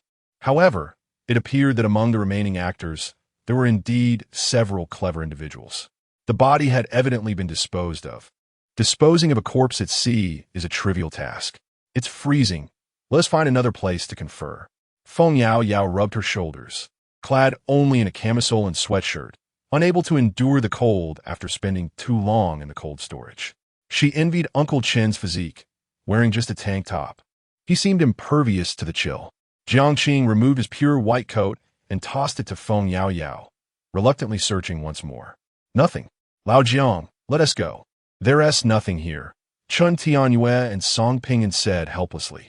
The group returned to the deck, where the bright sunlight dispelled the chill from their bodies. Jiang Qing was in a foul mood. A lead obtained at the cost of his life had been seized by someone else. Who could it be? Jiang Shuyu? This was her 6th mission, and perhaps she had indeed mastered some method of acquiring crucial information without taking risks. Gripping the railing with both hands, Jiang Qing gazed out at the sea, gradually finding some tranquility within. Brother, are you all right? Feng Yao Yao stood to his left, her voice soft and comforting. It's all right. If danger truly arises, I'll protect you, even if it's just for a minute. Hee. Jiang Qing chuckled at the girl's humor. A minute? The ghost could kill you 60 times over. Out of the corner of his eye, he noticed Zhao Xiaotong engrossed in her phone, a suspicion emerging in his mind. Judging by the ghostly waiter's demeanor, he was undoubtedly the first to dare confront him directly and speak the truth. I obtained the lead and headed to the cold storage in just 20 minutes. Could it be? Feng Yao Yao poked Jiang Qing's cheek. What are you thinking? You've ignored me for ages. Nothing, Jiang Qing replied with a smile, then turned his gaze to Zhao Xiaotong. Since you've chosen to trust us, join our group chat. We'll communicate any developments there promptly. Thank you, big brother, Zhao Xiaotong exclaimed in delight. As night fell, at 1 o'clock in the morning, Jiang Qing and Feng Yao Yao ascended to their cabin on the 12th floor, adjacent to Song Pingin and Chen Tianwei. Naturally, Zhao Xiaotong was not overlooked. Song Pingin had arranged for her to have a separate suite. In the group chat, Jiang Qing initiated. Is there any news? Song Pingin replied. All is normal. I'm utterly exhausted. Zhao Xiaotong added, Brother Jiang, I have not noticed anything unusual here. Jiang Qing responded, Well, I need to share something with you. After we separated to rest, I discovered a potential escape route. He continued, Those 3 ghosts are not only afraid of light, but also of crowded places, as their actions must remain concealed. If anything seems amiss tonight, we should head to the bar. It will be far safer than staying in our rooms. Received. Song Pingin acknowledged. I have a question, Chun Tianyue chimed in. Thank you, Brother Jiang. Zhao Xiaotong expressed her gratitude. After sending the messages, a smile crept onto Jiang Qing's lips as he quietly awaited the fish to bite. Feng Yao Yao lay atop the bed, swinging her legs. Brother, do you suspect Zhao Xiaotong might betray us? I'm uncertain. We shall have an answer by morning, Jiang Qing sighed, appearing somewhat fatigued. Time passed, and before long, the sun breached the horizon. After a full day of silence, a message finally broke through in the large group. I am Li Bai. Damn it, there's been a death. Hurry to the bar on the 11th floor. The moment the message was sent, the group of 20 erupted in chaos. Who? Who has died? How foolish to go to a bar at this hour. I am Li Bai. I don't know who it is. The face is disfigured, but it's a male. Within a mere 10 minutes, the living began to converge upon the bar on the 11th floor. The scene was horrifying. A headless corpse sprawled on the sofa, fingers floating in a glass, and a disfigured head placed on the table. Jiang Qing quickly counted the people present. 14 indeed, it was correct. The others appeared bewildered. This was a male corpse. Everyone was accounted for except for Zhao Xiaotong. Could it be that the supernatural had begun to slay NPCs? Jiang Qing approached the corpse. Feigning an examination of the wounds, while discreetly searching the pockets, coldly stating, Zhao Xiaodong wouldn't dare to come. This is not an NPC, but her companion who supposedly perished on the 6th floor. Instantly, the expressions of the crowd were filled with intrigue. Those who remained were not naive. Feng Yaoyao suddenly realized that while they were heading to the cold storage, Zhao Xiaodong had contacted this person and had taken the clues ahead of time. That treacherous scoundrel. I saved her, and she betrays us. Song Pingyin's face darkened. Jiang Qing silently retrieved an item from the corpse's pocket and glanced at his phone. Zhao Xiaodong had exited the group chat. Chapter 27. Fury. The balding middle-aged man began to attack, pointing at Song Pingyin and exclaiming, Stop pretending here. On the very first day, Boss Jiang aimed to eliminate her, yet you chose to defend her. There must be something between you two. No, you are undoubtedly plotting against us, intending to bring about our demise. Boss Jiang? How quickly he invokes authority. Perhaps that old woman, Jiang Shuyu, has informed them that survival after midnight requires illumination. Hence, these fools have aligned themselves with Jiang Shuyu's faction. No wonder the survival rate was so high last night. Song Pingyin scoffed. He was currently quite displeased and had no desire to engage with this bunch of scoundrels. Of course, Old Song did not blame Jiang Qing. Everyone has moments of misjudgment, and no one can guarantee that those around them won't stab them in the back. The short, stout man chimed in, Aren't you out of words? You truly deserve to die. The 10 actors, united in their animosity, glared at the 4. Qin Tianyue smashed a bottle of liquor onto the table, sending shards flying. His eyes fierce as he declared, There are no laws here. If I choose to kill you, who dares to intervene? Across from him was a group of 10, with more females than males, and upon being intimidated by Qin Tianyue, they silently closed their mouths, too frightened to make eye contact. A bunch of weaklings, Qin Tianyue remarked without restraint. His elder brother had taught him that in this world, aside from loyalty, ruthlessness is paramount. If one lacks ruthlessness, others will perceive them as weak and easily trampled upon. Jiang Shuyu clapped her hands to ease the tension, stating, That vile woman, Zhao Xiaotong, deceived us. It should have nothing to do with Song Pingyin and the others. From now on, we must be cautious and not fall victim to her ambush. Pair up, and if you encounter her, eliminate her immediately. The group nodded in agreement, disinterested in lingering at the bar, and began to disperse in small clusters. Before long, the bodies on the sofa mysteriously vanished, and the table was left spotless. Such a miraculous scene was a first for Jiang Qing and the others. They did not go for breakfast, but returned to the suite on the 12th floor. Song Pingyin struck the wall with his fist, exclaiming, Damn it! That wretched woman was too adept at disguising her true nature. Who would have thought that such a meek, unassuming girl would possess such cunning? This fault lies with me. After assessing the situation on the first day, I should have refrained from interacting with her the following day. In retrospect, those who survived the first 3 tasks could not possibly embody the fragile persona she presented. Jiang Qing took it upon himself to accept responsibility.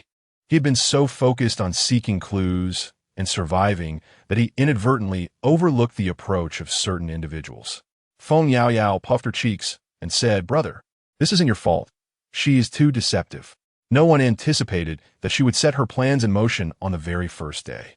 Qin Tianyue patted Jiang Qing's shoulder, stating, Next time we encounter her, I'll let her taste my fist so she understands why the flowers bloom so vividly. Uncle Chun, what are you planning? Feng Yaoyao asked with disdain. Girl, what are you thinking? Flowers don't necessarily refer to the backside. Can't they refer to the face? Qin Tianyue clarified, gathering his thoughts. Jiang Qing raised 2 fingers. First, from now on, no one outside our group can be trusted. Second, one person died last night, and the others are now aware of the rule about lighting at night. Jiang lightly bit her nails, her mind racing. I suspect the rules will shift tonight. Perhaps the specters will enter without knocking, or maybe they will first disable the light bulbs. Is there a possibility that they have become unafraid of the light? Song Pingyin offered his perspective. Jiang refuted, asserting that the fear of light would remain constant. Otherwise, the task would lose its significance, and no one could survive until the end. The crux lies in how we can create a light source. Create a light source? Chun and Song pondered, struggling to conceive of a light source that would withstand destruction. Eureka! Feng Yaoyao exclaimed. Song Pingyan glared at her. Startled, you startled me? Feng Yaoyao stood on the sofa, hands on her hips, declaring, I know of a special luminescent material that can be found on ships. What is it? Chun Tianhua pressed.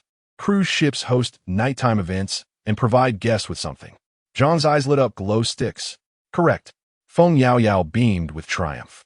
Ghosts may destroy light bulbs, but they cannot ruin glow sticks, for the liquid inside continues to emit light even when exposed. One glow stick may be inconspicuous, but what about 50, 100, or 300? Wow, Yaoyao, you finally had a brilliant idea. Song Pingyan praised, giving a thumbs up. 3 heads are better than 1. Ancient wisdom holds true. A single individual's ideas are inevitably limited, but a collective yields far more. Jiang took a sip of mineral water, asserting that 300 would not suffice. Bring as many as are available on the ship. Ensure the room is illuminated throughout the night. Song Pingyan, this task is yours. Fine. The first one to spend money comes to me. Song Pingyan shrugged nonchalantly. Glow sticks are hardly expensive. With 100,000, he could procure a substantial quantity. Next, Jiang retrieved a memory card she had discovered on one of the corpses. This should be a clue related to the ghostly server. The corpse had been found too swiftly that morning for Zhao Xiaotong to take it away. Last night, after digging a hole for her, she had immediately sent her companion to jump in, likely leading the specters to seek out that individual. He had felt uneasy remaining in the room and had ventured to the bar. After all, I mentioned that staying at the bar is undoubtedly safer than remaining in the room. Song Pingyan nudged Chun Tianhua with his elbow. Look, don't offend old Jiang. If he sells you, you'll still be counting his money. Nonsense. Chun Tianhua shot him a glare, utilizing the television to read the memory card. After some fiddling, a video began to play. In the footage, a female seller seized a girl in a red dress, while a couple frantically slapped the girl's face. Daddy, please don't hit me anymore. Don't sell us. My sister and I can survive on just 1 meal a day. I'll do anything you ask. Mommy, I was wrong. I won't run away anymore. It hurts so much. My leg is broken. Please stop hitting me. Please. The screen revealed a harrowing scene as the girl in the red dress was thrown to the ground, a man stomping on her leg to prevent her escape. Zhang's water bottle was crushed in her grip, her eyes dark and terrifying. She had misjudged. That couple truly were the girl's parents. Feng Yaoyao rushed to the balcony, overwhelmed by her emotions. With a resounding crash, Chun Tianhua shattered the glass tabletop with a single punch. Droplets of crimson blood cascading down as he seethed. Beast. Taking a deep breath, Jiang Qing switched off the television, speaking with earnest gravity. Make sure to copy this onto your phones. This is a lifeline, and I shall reveal its significance to you. As the clock struck 11:57 p.m., Jiang Qing and Feng Yaoyao sat together in the dimly lit bedroom, every light ablaze, illuminating the room filled with an array of glow sticks, with several boxes stored away for reserves. Brother, I feel a knot of anxiety in my heart. We are powerless to alter the truth, and can only strive to survive like pitiful creatures. Silence enveloped the room once more. At midnight, the clock chimed. Dong dong dong. Feng Yaoyao's phone alarm pierced the stillness, signaling the commencement of the game. Brother, accompany me to the restroom. An urgent need for relief suddenly struck her due to the mounting tension. Even though the suite was modestly sized, Feng Yaoyao feared traversing to the restroom alone, worried that a specter might emerge from any shadowed corner. Jiang Qing nodded in agreement and followed her out of the bedroom, standing vigil at the restroom door, which remained ajar. After Feng Yaoyao finished, she lingered by the mirror to wash her hands. In the next heartbeat, the lights extinguished. A piercing scream shattered the tranquility. Jiang Qing kicked the door open, his mind a void. The ceiling of the restroom had caved in, revealing 3 apparitions lurking in the shadows. Sinister hands reached down, seizing Feng Yaoyao's head and twisting it violently. The girl's headless body collapsed. Chapter 28. Midnight silence enveloped the space, akin to a broken pocket watch. Jiang Qingxian, despite his extensive calculations, had failed to anticipate that the bathroom ceiling harbored a hidden refuge. The 3 specters indeed feared light. Even the faintest flicker of a glow stick deterred them. Yet, their limbs could contort into unimaginable shapes, lurking in the shadows to strike. More critically, the limited number of glow sticks in the bathroom, merely 6 or 7 placed in the corners and before the mirror, only illuminated half the room when darkness prevailed. Jiang Qing had overlooked this location, initially convinced he would remain in the bedroom throughout the night. His reason for accompanying Feng Yaoyao to the bathroom was based on the belief that, having just passed midnight, the spirits would require time to traverse from the 6th to the 12th floor. However, it soon became evident that the 3 apparitions had already concealed themselves within their suite, waiting for a moment of complacency. As for why they targeted them first this evening, Jiang Qing surmised it was likely connected to their earlier encounter with the ghostly attendant on the 6th floor. A ghostly hand thrust Feng Yaoyao's head into the sink. Jiang Qing fixed his gaze upon the ceiling, confronting the 3 grotesque visages. With a resounding bang, the bedroom door slammed shut, plunging the living room into darkness. The glow sticks sprang to life, illuminating the surroundings. There was no time for self-pity, anger, or regret as the 3 specters commenced their assault, their ghostly hands creeping along the walls of darkness. "This place is no longer safe. We must flee," echoed the voice of Meng Wanzhou in his mind. "Unsafe?" Jiang Qing paused, witnessing a ghostly hand seize a towel from the bathroom, casually tossing it to obscure the nearest glow stick, sending a chill down his spine with its cunning. They had anticipated that the spirits might destroy the glow sticks, but they had never considered the possibility of using objects to shroud the light. An ingenious tactic. Search for friends, find a child hiding in the darkness. A chilling laughter reverberated through the living room. Jiang Qing spun around, racing towards the balcony, grasping the safety rope he had prepared in advance, and leaped down. They had devised multiple escape routes. If the interior proved perilous, they would swiftly descend to the floors below. As a third of the glow sticks were covered, the buyer ghost and the couple ghosts stood on the balcony, peering downwards, unable to catch a glimpse of Jiang Qing, who had possibly retreated to the 11th or 10th floor. After a brief moment of stillness, the 3 specters faded from sight. On the other side, Jiang Qing did not land on the 11th or 10th floor, but rather on the balcony of the 9th floor, the very room he had occupied on his first night. The interior was brightly lit, the carpet strewn with an abundance of glow sticks, serving as a second safe haven in the face of danger. Damn it! Jiang Qing could not suppress an expletive, striking the wall with his fist. Despite his meticulous preparations, his thorough considerations, and his promise to ensure Feng Yaoyao's survival, Jiang Qing gritted his teeth, vexed at the frailty of humanity before the specters, utterly devoid of the ability to resist. The opposing force had instantaneously snapped Feng Yaoyao's neck, leaving him no opportunity to intervene. Meng Wanzhou sighed, reminding him that everyone must take responsibility for their own lives. This was not his fault.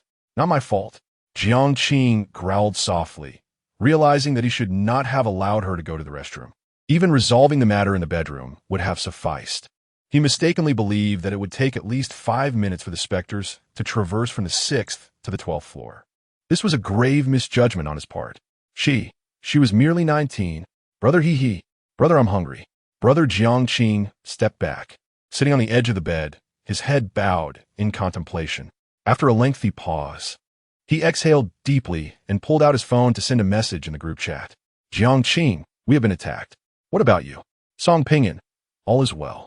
Shun Tianyue, is anyone injured? Jiang Qing, Yao. Song Pinyin, what happened? Hurry up and type. Jiang Qing, Yao is dead. A heavy silence enveloped the group chat. In the bedroom, Song Pinyin stared blankly at his phone, his lips moving silently, dead. The lively image of the girl flashed before his mind, and he felt a tightening in his chest, struggling to contain his breath. Chun Tianyue gently patted his back. Did you like that girl? Taking a deep breath, Song Pinyin murmured, in reality, I have a younger sister who is 8 years my junior, the same age as Feng Yaoyao, the same height of 1.50 meters, equally feisty, just as fond of laughter, just as prone to hitting me, and old Chun, I don't blame old Jiang for not safeguarding her. He must have fought with all his might. Song Pinyin's body trembled as he wrestled with his emotions, anger flooding his mind. So I tried to let it go. Chun Tianyue shook his head. It was a sleepless night, filled with the echoes of anguished cries reverberating through the cruise ship. The knowledge of the rule that lights must remain on at night could no longer prevent the three specters from committing murder. At 5:47 a.m., Jiang Qing remained motionless in his room, the glow sticks long extinguished. Just when he thought the night would come to an end, the lights flickered once more. Searching and searching, damn it, Jiang Qing cursed, raising his middle finger towards the door before dashing to the balcony, grasping the safety rope to leap down, landing smoothly on the 8th floor. Without pausing, he decisively opened the door and bolted outside. The buyer ghost and the couple ghost had learned to turn off the lights, rendering their confinement in the cramped room tantamount to seeking death. Jiang Qing glanced at his phone. Only 4 minutes remained until 6 a.m. If he could evade capture for just 4 more minutes, the three specters would be compelled to remain on the 6th floor. On the deck runway, a hint of pink emerged on the horizon as the sun began to rise, gradually dispelling the shadows enveloping the cruise ship. Turning back, Jiang Qing felt his heart nearly halt. The specters were less than 5 meters away from him. What enmity had led to this? As the third night of the game neared its conclusion, they still refused to relent. Meng Wanzhou urged him, "Don't look back, run quickly. The sun is about to rise." With a shout, Jiang Qing unleashed his latent potential, sprinting at full speed. The dawn's light was blindingly brilliant, and he stumbled, falling to the ground. "Ha, come on, bite me." Under the sunlight, Jiang Qing taunted the three specters, who glared at him with malice and, begrudgingly, retreated. He collapsed on the deck, gasping for breath, feeling far from elated. Time passed, and the sound of footsteps echoed. "Brother." A familiar voice echoed in his ears, startling Jiang Qing, who looked up to see a girl in a dark green hoodie running towards him. "Oh no!" Jiang Qing sprang to his feet and began to flee. "Brother, why are you running?" No, you're my brother. Please, don't run away." "Dear sister, if your death is my fault, please do not haunt me after." Feng Yao huffed, "I'm not dead, truly not dead. I possess a trump card, a miracle. A miracle." Jiang Qing's pupils constricted as he halted and turned back. "Stop. Do not approach. We need a code." The girl paused, pouting unhappily. "Red phoenix, yellow phoenix, a phoenix drawn on a pink wall. I am indeed alive. Touch me. I am warm." The code was correct. Jiang Qing swallowed hard and cautiously drew closer, reaching out to touch the girl's cheek. You are alive." Feng Yao grinned mischievously. "Impressive, right? You don't understand. This is called a miracle. I awakened my powers during my first mission, which I call 0 hour. The activation condition is that every night between midnight and 12:01, I must hear the chime of the clock. At the moment the bell tolls for the following minute, I am invincible. No one can harm me." Pausing for emphasis, she continued earnestly, "This is my greatest secret, shared only with you. My miracle possesses 2 abilities. First is resurrection. Within a minute, even if I am chopped into pieces, I will not perish. The second is restoration. It allows me to revert a non-living object back to a previous state from the day before. For instance, if a vase is shattered, I can activate the miracle to return it to its unbroken form. Isn't that remarkable? Remarkable? It's beyond remarkable. Compared to longing, 0 hour is a complete cheat. Invincible for a minute is an extraordinary concept. However, the drawbacks are evident. It can only be used for 1 minute each day, must be activated at midnight, and requires the sound of the clock." Jiang Qing rubbed his temples. "No wonder your alarm rings every night at midnight." Chapter 29. Calculations. The gentle morning breeze caressed Feng Yao's hair. The girl was not conventionally beautiful, yet her smile radiated sweetness. "This is my greatest secret. As for miracles, well, coming back from the dead is a miracle. I even thought of a line for the miracle. 0 hour." Clearing her throat, the girl struck a pose and exclaimed, "Do you hear the chime? Your countdown to death. Brother, am I cool or what? Don't be jealous. I told you. I will protect you for a minute each day." Jiang Qing regained his composure, a smile gracing his lips as he lightly tapped Feng Yao's head, saying, "What are you pretending for? Do you think I don't know about miracles?" "Huh?" The girl clutched her forehead, looking pitiful. Jiang Qing raised his right hand, a red thread floating in the air. "I have a miracle too, called longing." Meng Wanzhou. Feng Yao was left speechless. You have a miracle too. In the next moment, she furrowed her brow, glaring fiercely.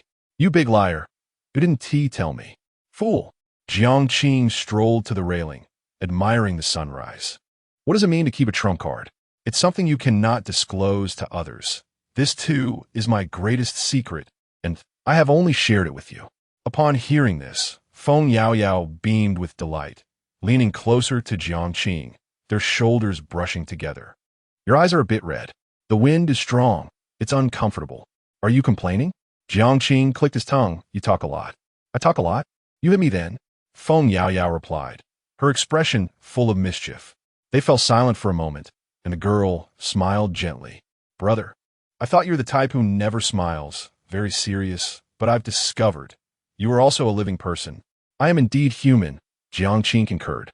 During his time in the psychiatric hospital, both doctors and fellow patients labeled him a madman, a monster, a being that should not exist. No one acknowledged him as human. Breathing in the fresh air, Jiang Qing shifted his gaze to the left. Did you stay in a suite on the 12th floor all night? Yes. Timid. After the miracle lost its effect, I dared only to hide in the bedroom. Feng Yaoyao stated with conviction, being timid is just being timid. After all, I'm a girl. At that moment, Jiang Qing's phone rang, the caller ID displaying, Song Pingon. Old Jiang, where are you? On the deck of the 8th floor. Are you all okay? I'm fine, and Old Chin is fine too. Have you seen the group chat? 8 people died last night. Jiang Qing's heart sank. 8. No, that was incorrect. It was 7. Yao Yao was alive, just slightly injured. Damn, I told you. How could that mother Tyrannosaurus die? Feng Yaoyao, eavesdropping, grew furious. You are the mother Tyrannosaurus. Your whole family is. Jiang Qing pushed the girl's face away, candidly admitting that she disliked being touched by the opposite sex. Who has died? Where are the bodies? Besides the 4 of us, only Jiang Shuyu, Wen Jing, and Zhao Xiaodong have survived. Most of the bodies are concentrated in rooms on the 10th floor. Jiang Shuyu took photos and sent them to the group. One more thing. You all hurry to the 12th floor. After hanging up, Jiang Qing and Feng Yaoyao made their way to the 12th floor, spotting Song and Shun from a distance. Yao Mei, you're not dead. Song Pingon couldn't hide a smile. He spent a night engulfed in melancholy, mourning the tragic demise of Feng Yaoyao. Now, how wonderful. What happened? Let me see. The girl kicked up her leg, pouting. Mind your own business. Don't touch me, or I'll hit you. Jiang Qing gazed at the door, where a red dress hung from the doorknob. Was it the little girl's dress? It was highly likely. Chen Tianyue wore a solemn expression. You were the first to be attacked last night. Perhaps this dress attracted the 3 ghosts. The one who harmed you might be Zhao Xiaodong, who is still hiding somewhere on the cruise ship. Song Pinyin interjected, that woman is truly insidious, constantly plotting against us. A seasoned hunter often appears in the guise of prey. This description fits Zhao Xiaodong perfectly. She initially presented herself as a weak and vulnerable target, which is highly deceptive. What about Jiang Shuyu and Wenjing? Jiang Qing inquired. Song Pinyin shrugged. The large group has disbanded.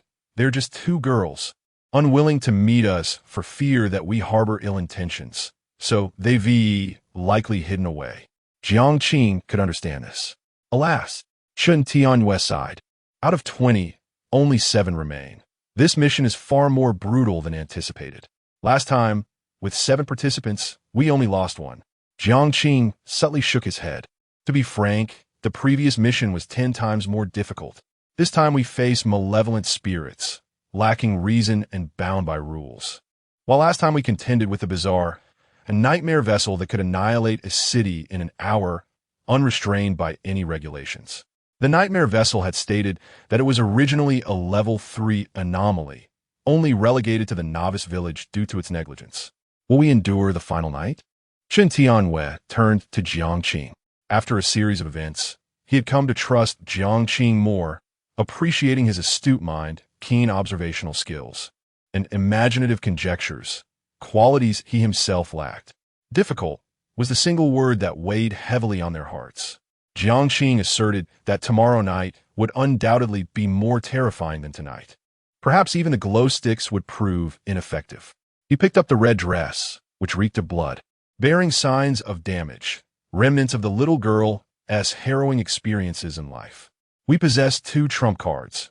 One, the glow sticks, which are an indestructible light source, and two, the footage of the ghostly waiter. Yet even so, surviving the next 6 hours will be immensely challenging, as only 7 of us remain, and the attention of the malevolent spirits will be fixated on us. In simpler terms, there are no additional bodies to shield them from harm. Jiang Qiyu must possess some means, either a miracle or a sealing artifact, that has allowed her to survive thus far. The other girl, Wen Jing, who accompanies Jiang Qiyu, likely has a high survival rate as well. Jiang Qing was somewhat surprised that Zhao Xiaodong managed to evade last night's dangers, indicating that she should not be underestimated. He had exhausted all leads and strategies he could conceive.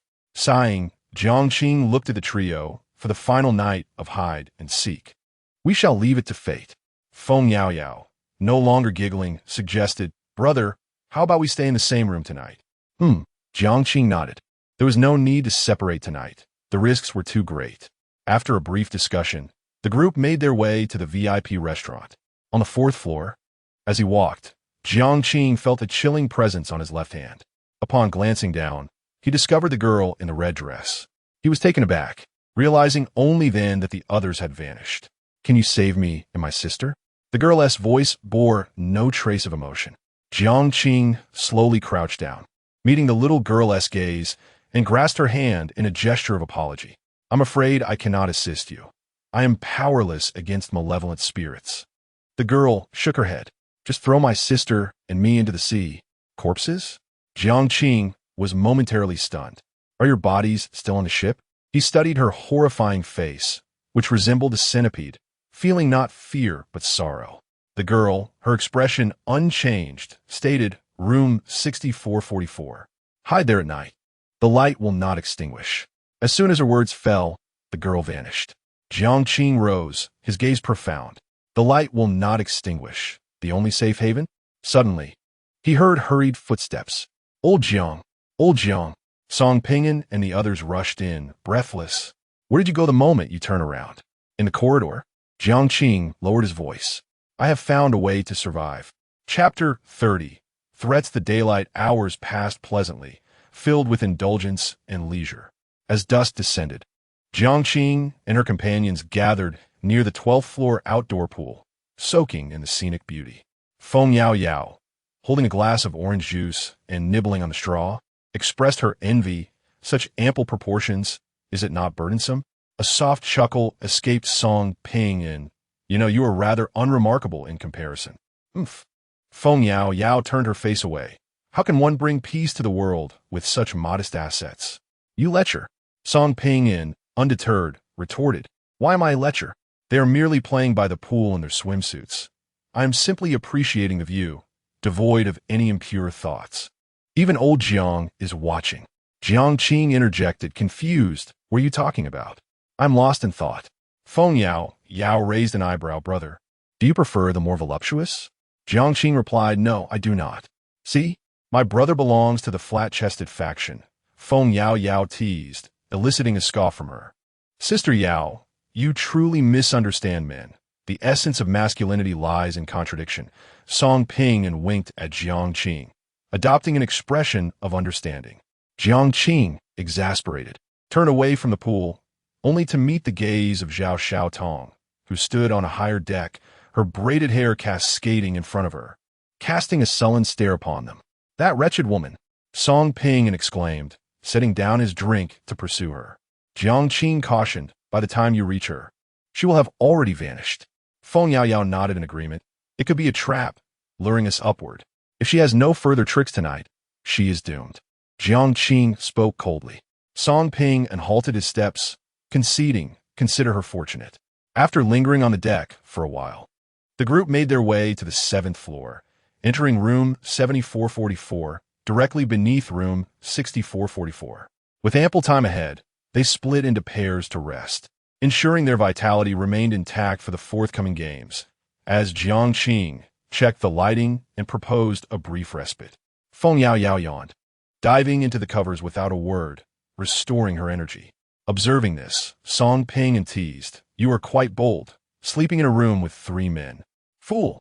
Feng Yao Yao rolled her eyes, setting her phone alarm before closing her eyes. Her courage had never truly escalated. She merely found someone to lean on. Song Ping, feeling somewhat foolish, strolled to the balcony and tugged on the safety rope, knowing he would rely on it to descend onto the balcony of room 6444 that night. Peering over the edge, he fortuitously encountered a familiar face below. "Hey, ghostly waiter, care for a smoke?" Song Ping and greeted jovially. The ghostly waiter, taken aback, stared blankly for several seconds before retreating. Chun Tianyu smacked him on the back of the head, admonishing, "Can you not provoke people? A gentleman speaks, but does not resort to violence." "I am merely fostering camaraderie," Song Ping retorted, playfully punching Chen's arm. "Quite sturdy. I cannot budge you," he remarked. "Once this mission concludes, I shall embark on a muscle-building regimen." For reasons unknown, Jiang Qing's presence imbued Song Ping with a profound sense of security. As time slipped by, it was nearly 11:55 p.m. 3 burly men each carried a bag filled with glow sticks, ensuring they had a means of self-preservation should they find themselves in room 6444 and the lights failed to illuminate. To be frank, Jiang Qing's decision was fraught with peril. Believing in ghostly tales was inherently a gamble with one's life. The weather this evening was far from favorable. Chun Tianyue gazed upward, where dark clouds obscured the moonlight. Meanwhile, the cruise ship took on an eerie quality as layer upon layer of lights extinguished. Jiang Qing focused on the countdown, instructing them to remain calm. "While I confront the 3 spirits, Lao Chan will descend first, followed by Yao Yao, then Song Pingyan, and I will bring up the rear." The 3 nodded earnestly. Though not particularly clever, they were obedient. Suddenly, the chimes of Jiang Qing and Feng Yaoyao's phones signaled midnight. As the lights on the 7th floor plunged into darkness, countless glow sticks illuminated the room, the walls and ceiling adorned with them. Having learned from the previous night's ordeal, they overlooked no shadowy corner. 1 minute, 2 minutes, 3 minutes, 10 minutes passed. Jiang Qing opened his mouth. Had they not arrived? Were they searching for Jiang Shuyu and the others? The 4 stood back to back, surveying their surroundings with unwavering vigilance. At 1 o'clock in the morning, a knock echoed. "Are you there?" "Yes, come in." Jiang Qing took an unexpected approach. Indeed, the spirits outside ceased their knocking, and the world fell into silence. Those with fragile mental fortitude would likely have crumbled under the pressure of such an environment, knowing what awaited them. Feng Yaoyao inquired, "Have they left?" Chen Tianwei replied, "Unlikely." Song Ping added, "What are those 3 scoundrels up to?" A loud crash resounded. The door collapsed, and in the pitch-black corridor, 3 figures stood motionless, a severed head rolling to Jiang Qing's feet. "Wenjing." Jiang Qing inhaled sharply. Wenjing was dead. Was Jiang Shuyu still alive? The 3 spirits did not enter the room. Instead, they draped a blanket around themselves. Yes, wrapped it around themselves. Good heavens! Song Pingyan's eyes nearly bulged out. What kind of bizarre maneuver is this? "Old Jiang, they're moving." Jiang Qing raised his phone. "Do not move. If I press this button, the recorded video will be sent to the police, and your actions will be made public." A threat. When Jiang Qing first unveiled the plan to them, the trio had been incredulous. Would threatening a ghost be effective? It turned out to be so. The 3 spirits retreated into the shadows, removing the blanket, their vengeful gazes seemingly intent on devouring Jiang Qing. He realized that in this round he had triumphed. Why had the buyers and that couple sought to kill the attendant? Because the attendant had recorded a video, and the 3 feared their misdeeds would be exposed, terrified of police investigation, thus leading them to murder the attendant. As for why they met their own demise later, Jiang Qing speculated. After killing the attendant, they concealed his body in the cold storage and subsequently encountered the girl in the white dress. But their actions had been too brutal, resulting in the deaths of 2 girls. They had accepted the buyer's payment, but with the girls dead, the buyer was dissatisfied and demanded a refund. "Ha! You even sell your own daughters, devoid of any humanity."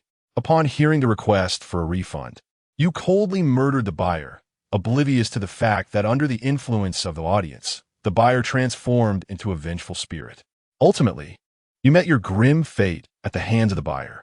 Chun Tianyue arrived at room 6444, switching on the lights, feeling a chilling despair seep into his very bones. Feng Yao was the second to land on the balcony of room 6444. In room 7444, Song Pingon grasped the safety rope. "Old Jiang, let us get out." Jiang Qing retreated step by step, while three spirits, undeterred by the glow sticks, inched closer, cloaked in their shrouds. "What does this mean? Are you intent on killing me regardless?"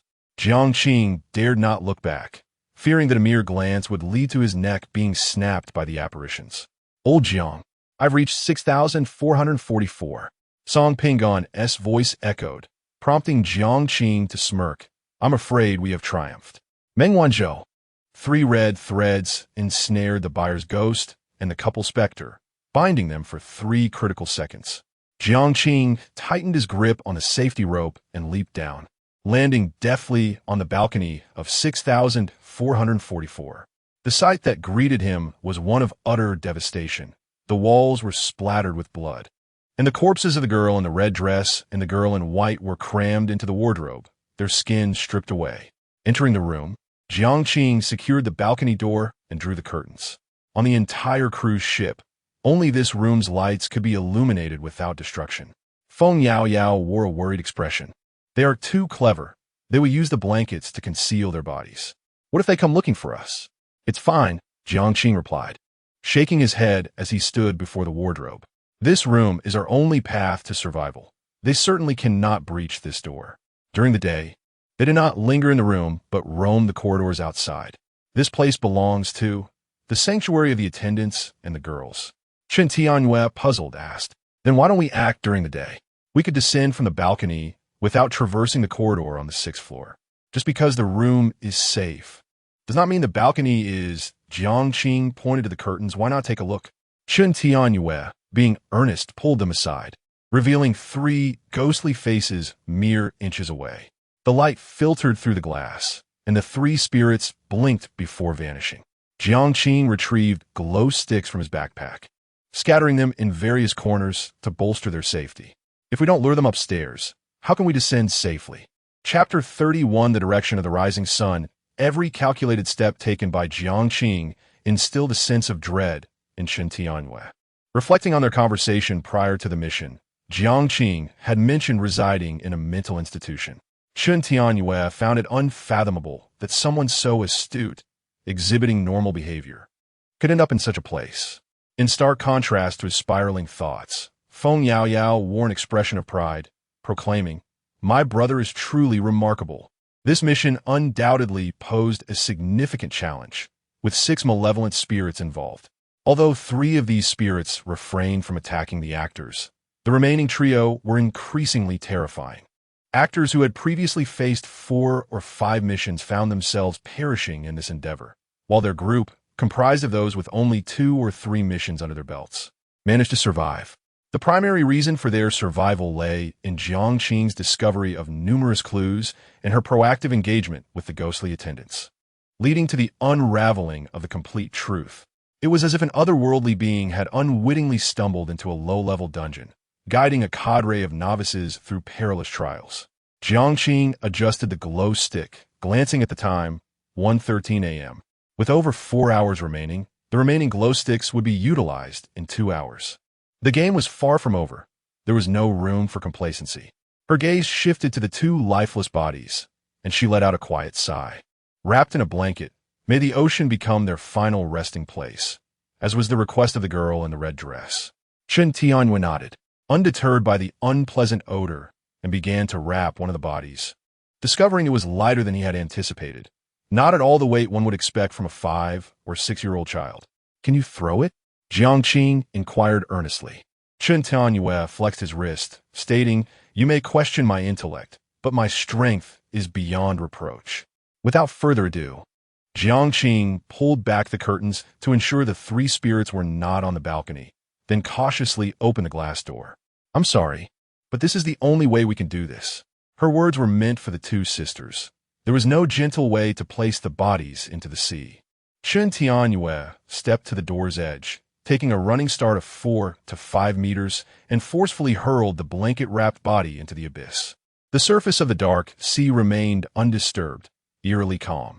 After a brief pause, He replicated the action with the second body. Had it been that of an adult, Chen Tianyue would have struggled to cast it away.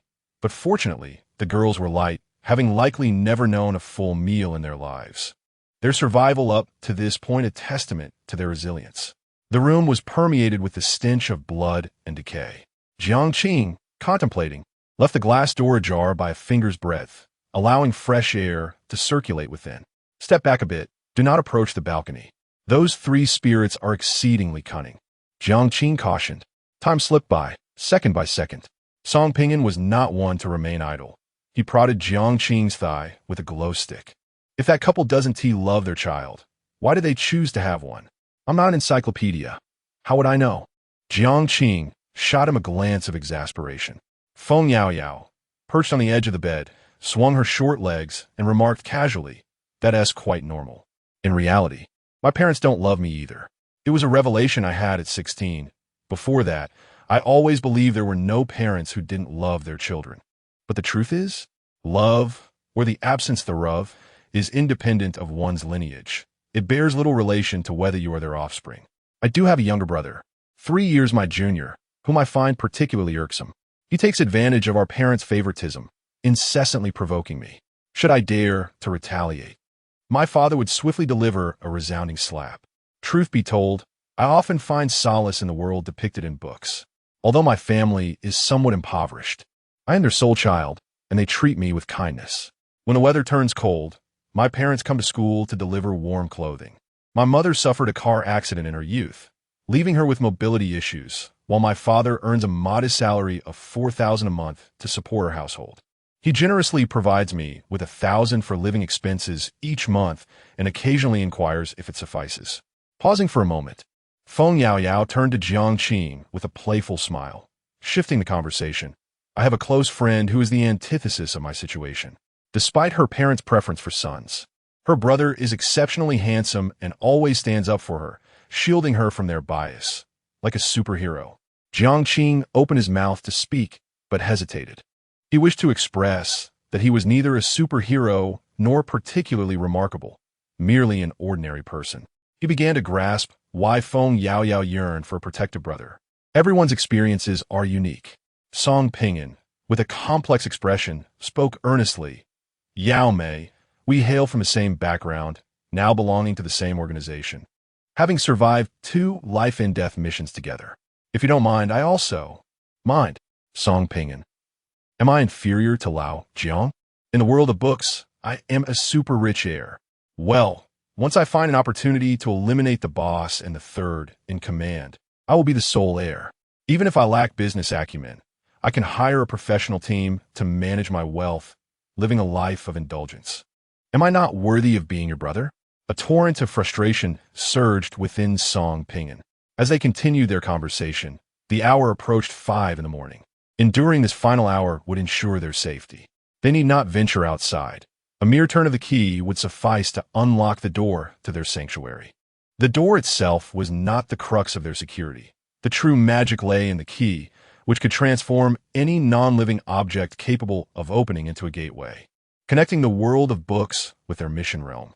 Suddenly, a noise emanated from the balcony. Jiang Qing narrowed his eyes, spotting 3 ghosts concealed beneath a large blanket, their heads battering against the glass. These troublesome creatures intended to make a last-ditch effort in the final hour? Song Pinyin felt a surge of anxiety, fearing the balcony's glass might shatter. Chen Yaoyao hid behind Jiang Qing. Although she indeed possessed divine qualities, her invincibility lasted only 1 minute each day, strictly at midnight. Jiang Qing remained relatively composed, fixating on the 3 ghosts, dismissing their futile efforts. They could not enter and were merely attempting to intimidate them with their absurd antics. Chen Tianyue interjected, stating that aside from their grotesque appearance, the ghosts lacked any truly terrifying attributes. Why do people fear ghosts? Their frightful visage is one aspect, yet much of it stems from the fear of the unknown. One cannot predict if they will emerge from beneath the bed or from within the closet, or if they might suddenly confront you face to face. When the space you occupy is fortified against their entrance, the fear diminishes. The 3 ghosts ceased their assault, remaining motionless on the balcony. Jiang Qing could vividly envision the 3 pairs of eyes beneath the quilt, malevolent enough to devour him whole. Soon, at 5:49 a.m., Song Pingyan exhaled a sigh of relief. Huh, you think you're so clever, come in. Just a few nights ago, you frightened me. Were you 3 scoundrels beasts? Inferior to garbage. Suddenly, the 3 phantoms stirred, the enormous quilt obscuring the balcony glass, and a chilling scream echoed from outside, sending shivers down one's spine. The voice of Meng Wanzhou resonated in his mind. The couple ghosts were consuming the buyer ghost. If successful, they would ascend to the next level. The likelihood of them entering this room without fear of the indoor lights was substantial. Jiang Qing's mind faltered. Brother, something seems off. Feng Yao felt an inexplicable sense of dread. The quilt concealed the glass, leaving them unaware of the horrors unfolding on the balcony. The screams were utterly terrifying. Jiang Qing was drenched in cold sweat, realizing that 2 ghosts were devouring another. Upon success, they could evolve, and this room might not withstand their presence. The others felt their limbs turn icy, witnessing the final night of their hide-and-seek game drawing to a close. Yet the ghosts were determined not to spare them.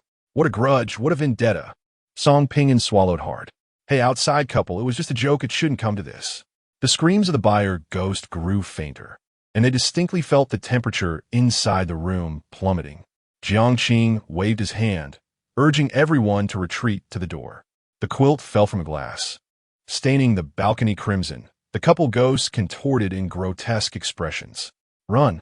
Jiang Qing bellowed. The adversaries were impervious to the indoor lights. As the door swung open, Chen Tianyue took the lead, followed by Feng Yao, then Song Pingyan, with Jiang Qing bringing up the rear. The 4 dashed onto the deck, the sky shrouded in darkness. With no sign of the sun's ascent, the couple ghosts pursued them, wielding a large pair of scissors and a bundle of rope. At the stern, Jiang Qing felt his heart leap to his throat. In the next moment, a ghostly hand grasped his ankle, slamming him heavily to the ground, pain piercing his very core. It's over. The words flashed in Jiang Qing's mind. Just as he teetered on the brink of despair, the girl in the red dress blocked the father, while the girl in the white dress obstructed the mother. The girl in red turned back and shouted at Jiang Qing, "Run! Don't look back! Head towards the rising sun! Run!" Chapter 32. Your name's time seemed to freeze in that fleeting moment. Jiang Qing struggled to articulate the tumultuous emotions within her, gritting her teeth as she stood and dashed forward, unwilling to glance back. Do not harm my sister. It hurts. You are all villains. The voice of the little girl echoed behind her, prompting Jiang Qing to clench her fists and sprint toward the bow of the ship, toward the direction of the rising sun. However, the sky was unkind. Dark clouds loomed ominously over the cruise ship. The sunlight struggling to rise above the horizon could not penetrate the thick clouds, nor could it offer any semblance of hope or light. They reached the bow, and Feng Yao collapsed to her knees, gasping for breath as if her lungs might burst. I can't run anymore. Ugh. Song Pingyan leaned against the railing, retching. Jiang Qing pulled out her phone. It was 5:58 a.m., with just over a minute remaining. Damn it, she muttered under her breath, gazing toward the horizon, suspecting that the gathering clouds were no mere coincidence. The ghostly couple might not fear the dim lights of the cabin, but surely they would dread the sun. Hud, hud, hud. The heavy footsteps echoed in the darkness. The ghostly couple had arrived, dragging the feeble little girl with cruel smiles plastered across their faces. With only 1 minute left, it was ample time for them to slay Jiang Qing and her companions multiple times over. With no retreat left, Song Pingyan wondered aloud, what now? Should we jump into the sea? Yet, Jiang Qing dismissed this notion, raising her phone as a threat. If you take one more step forward, I will send this video to the police. Thud, thud, thud. The ghostly couple remained undeterred, seemingly aware that they were ghosts and had nothing to fear from human authorities. They might even wish to drag everyone into the abyss with them, determined to annihilate the humans before them. Jiang Qing's threat had fallen flat, leaving her out of options. Time dwindled. 50 seconds, 49 seconds, 48 seconds. The ghostly couple released the pitiful little girl, one wielding scissors and the other brandishing a rope. They intended to murder Feng Yaoyao and the others, binding Jiang Qing in the sixth-floor interior to torment her slowly. Suddenly, a hand grasped the male ghost pant leg, the girl in the red dress. Her gaze, unwavering, understood her fate. She did not wish for others to suffer at the hands of their parents. Though she could not save anyone, not even herself, she still reached out. The male ghost paused for a moment, his countenance dark and terrifying, a palpable aura of malice surrounding him. He stepped on the head of the girl in the red dress, kicking her aside with disdain. The girl looked weakly at Jiang Qing and the others, her eyes piercing Chen Tianyue's heart deeply. He recognized that gaze, remembered that despair. "Daddy, what is leukemia? It doesn't hurt. Daddy, don't cry. Mommy. Daddy is back. Daddy, am I going to die?" The look in her eyes mirrored that of his daughter before her demise. She had only been 7 years old. Chen Tianyue's chest heaved violently, the suppressed fury breaking through his reason. "Uncle Chen," Feng Yaoyao gasped, "come back." With bloodshot eyes, Chen Tianyue charged at the ghostly couple, his voice hoarse as he shouted, "You are unworthy to be parents, unworthy to exist in this world. You are nothing but beasts." The clouds began to dissipate, and the dawn's light coalesced around his clenched fist. Can you withstand the force of 7 years of paternal love behind this punch? In a mysterious cinema, the eerie entities lurk in the shadows, observing a game of hide and seek. It is fascinating how, under such circumstances, miracles awaken. This human miracle poses a threat to us. The dawn of miracles, which brings hope and illumination, stands as the nemesis of all darkness. One of the specters rose, signaling the end of the game. I shall seek other amusements. Humans find it amusing to refer to the supernatural as audience, oblivious to the fact that these beings lack the right to sit in attendance. They are merely our pawns. Another specter chuckled and spoke. Have you not noticed? The human named Jiang Qing has employed longing. All the entities grew serious. On the 6th deck of the cruise ship, as reason was engulfed by rage, let it be known that not even mere specters, nor deities, could withstand a blow. Chen Tianyue struck the male ghost squarely, sending him sprawling on the ground, immobile. The dawn's light purified the ghostly aura, having been struck. The specter could not move for 7 seconds. The female ghost was bewildered. Humans could touch ghosts? She slashed Chen Tianyue's arm with a scissor-like motion, blood staining the deck crimson. Old Chen gritted his teeth and retaliated with a punch. The two ghosts were forcibly restrained, and the sun's radiance dispelled the shadows of the cruise ship. They emitted anguished cries, and 7 seconds later, they instantaneously fled back into the vessel. The ghostly couple had failed and lost their sole opportunity to eliminate Jiang Qing. At 6 o'clock in the morning, the final game of hide and seek concluded. Chen Tianyue collapsed onto the ground, tears blurring his cheeks as he thought of his deceased daughter and the lonely plight of his wife. A miracle? Jiang Qing, recovering from his shock, realized that the ability to inflict harm upon the ghosts seemed to stem solely from miracles. Although miracles could not kill ghosts, the 7 seconds of reprieve provided a glimmer of hope for survival. "Sister," a voice drew Jiang Qing's attention. He turned to see a girl in a white dress kneeling beside another in a red dress. Approaching, he reached out to help the girl in the red dress, only for his hand to pass through her. As expected, without the blessing of miracles, humans cannot actively touch specters. He retracted his hand, crouching down, and spoke as gently as possible. "Does it hurt?" The girl in the red dress remained silent, covering her horrific scar with her hands. The girl in white tugged at Jiang Qing's sleeve. "Big brother, my sister says that after death, one surely goes to heaven. Is that true?" Jiang Qing hesitated, inhaling deeply. "Indeed, one must go to heaven. After all, while you lived, you were in hell. But will we be hungry in heaven?" The girl in white innocently inquired. Jiang Qing smiled. "No, you will not. Will anyone hurt us?" "No. Then, I like heaven." The girl in white beamed with joy. The two sisters held hands. Jiang Qing's heart ached. He wished to let them enter the library. "Meng Wanzhou," he said, "isn't liberation preferable? Must you confine them within another cage? To live forever in the library, burdened by unpleasant memories?" Upon hearing this, Jiang Qing's heart trembled. Indeed, the library was merely another prison. Meng Wanzhou's choice was voluntary. hoping to walk alongside him to the end. Yet this did not signify that the little girls shared the same desire. Suppressing her thoughts, Jiang Qing could not help but inquire, "May I ask for your names?" The two sisters exchanged glances, and the girl in the red dress shook her head. "We have no names." Jiang Qing fell silent. She watched the sisters depart, standing against the boundless sea, until they transformed into twinkling stars. "Brother," Feng Yaoyao sobbed, "they will surely be happy in their next life, won't they?" Jiang Qing withdrew her gaze, her tone flat. "In their next life. I hope they do not return to this world." At last, Jiang Qing comprehended why Meng Wanzhou had fallen for Yisiki.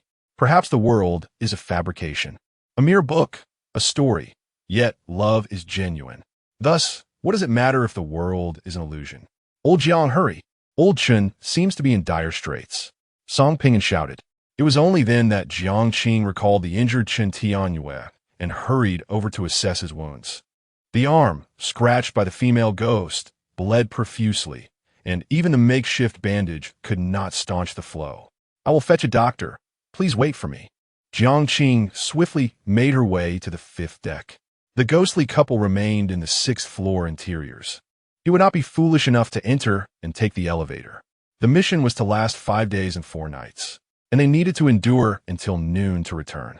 As Jiang Qing sprinted down the 4th floor corridor, her pace gradually slowed as someone obstructed her way. No, it was a ghostly waiter. Chapter 33. Return as their gazes locked. Jiang Qing furrowed his brow and inquired, "Can you leave the 6th floor?" Upon uttering the question, he realized it was rather pointless, akin to asking whether the ghostly buyers and their spouses could venture beyond the 6th floor during daylight. The ghostly attendant, with a blank expression, spoke slowly, "Body 9337, help me." Jiang Qing pinched his chin, pondering before asking, "Is your body in room 9337? Do you want me to cough, deliver it to the sea?" He began to comprehend that for the spirits aboard this vessel, the sea represented a form of liberation.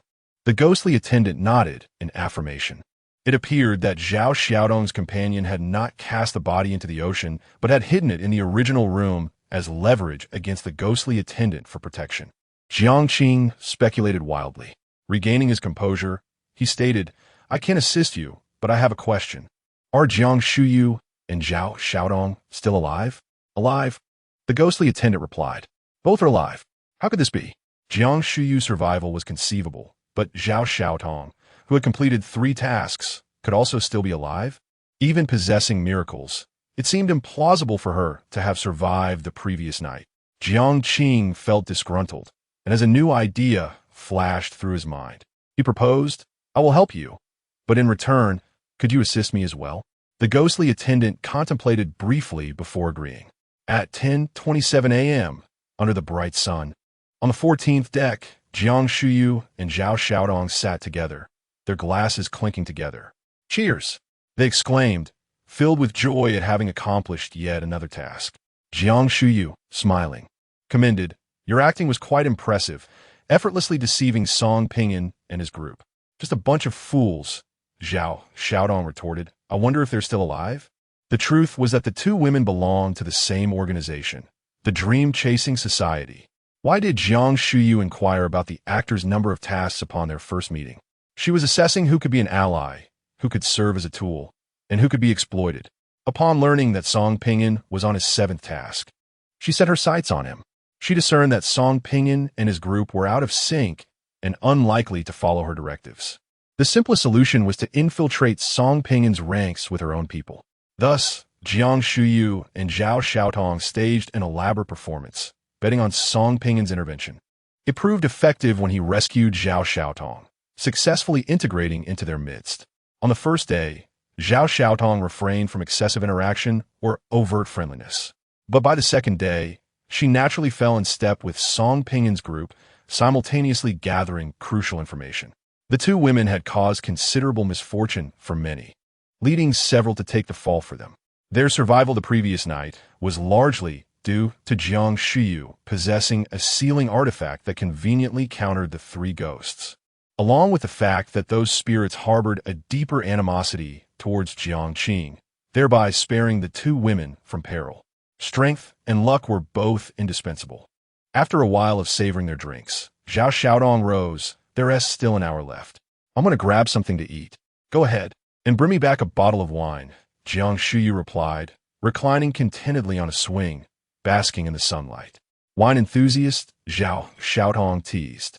She stepped into the vessel, ascended via the elevator, and pressed the button for the 8th floor, where a delightful restaurant awaited. Soon, the elevator reached its destination, and Zhao Xiaodong emerged, yawning. Curiously, despite it being mealtime, not a single tourist had come for lunch. As she walked, an unsettling sensation washed over her, her heart racing wildly. The number that once indicated the 8th floor had transformed into the 6th. The ghostly waiter released his hand from covering Zhao Xiaodong's eyes, a flicker of resentment gleaming in his gaze. This woman had instructed his accomplices to transfer his corpse from the cold storage to the 9th floor, but refused to grant him release into the sea. Even without Jiang Qing's request, the ghostly waiter would have taken Zhao Xiaodong's life that morning. The ghostly veil, Zhao Xiaodong, belatedly realizing the danger, dashed toward the elevator in a frenzy, but it was too late. The ghostly couple materialized, seizing her limbs and forcefully snapping them. The agonizing screams echoed throughout the 6th floor, resonating for half an hour. Meanwhile, on the deck beside the open-air swimming pool, Feng Yaoyao and Song Ping'an were playfully tussling. Old Song, with his cheeky demeanor, relished teasing Feng Yaoyao, only to be chased in retaliation. Jiang Qing harbored serious doubts about this fellow's possible masochistic tendencies. Nearby, Chun Tianyue, having regained his mobility, leaned against the railing, his gaze fixed upon the azure expanse. His voice was low yet resonant.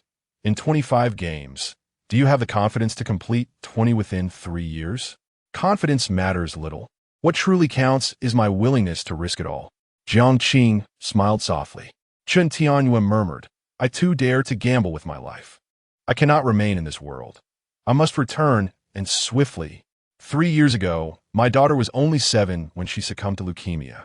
My wife endured 3 years of anguish before regaining some semblance of normalcy. If I were to vanish suddenly, she would surely crumble. She has lost everything and cannot bear to lose me as well. Jiang Qing's captivating eyes shimmered with ripples of emotion. Your daughter has passed? No wonder old Chun was so agitated upon witnessing the torment of the girl in the red dress. Was he assuming the role of a father? Jiang Qing pondered deeply as Chun Tianyue's voice trembled. Indeed, she was so small, holding my hand and calling me daddy, reassuring me not to cry. You cannot comprehend. The moment my daughter called out for her father, I would have given her my very life. Chun Tianyue wiped away his tears. Jiang Qing, take me back to life. Back to the world that rightfully belongs to us, will you? Yes, back to life, Jiang Qing replied softly, lost in her own thoughts. As noon approached, the 4 of them sought out individual doors, unlocking them to return to the world of the narrative. In the Fengling Villa district, at Villa number 7, the mature and composed Lin Gubei stood alongside the gentle and refined Su Muron, waiting in the corridor. 15 minutes had passed. This task seemed to be taking longer than anticipated. Su Muron glanced at her watch, and upon looking up, she delicately tucked a loose strand of hair behind her ear. Perhaps they have perished during the mission. Lin Gubei was not optimistic, still believing that Jiang Qing had acted too impulsively. Despite having a full year of safety to improve himself, he was eager to rush into the next task, an utterly irrational decision. With a creak, the door swung open, and Song Ping'an sauntered out nonchalantly. Ah, is that not Lin? Are you waiting for Brother Song? Lin Gubei's lips twitched in annoyance. How foolish of this individual to have survived. Here, in my own villa, on my territory, he dares to insult me, threatening that Sister Su will deal with him. Song Ping'an wore an expression that suggested he was unfazed by the absurdity. The worry that had clouded Su Murong's brow dissipated as she slightly lifted the corners of her mouth and extended her hand towards Jiang Qing. Welcome back. Thank you. Jiang Qing replied politely, grasping the lady's hand briefly before releasing it. This little fellow displays quite the gentlemanly demeanor, Su Murong mused with a playful smirk, her gaze shifting to conceal her amusement. You're injured.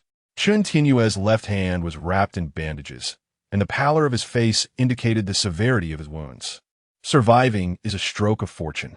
Song Pinyin strolled around the living room, sending a message to his private physician.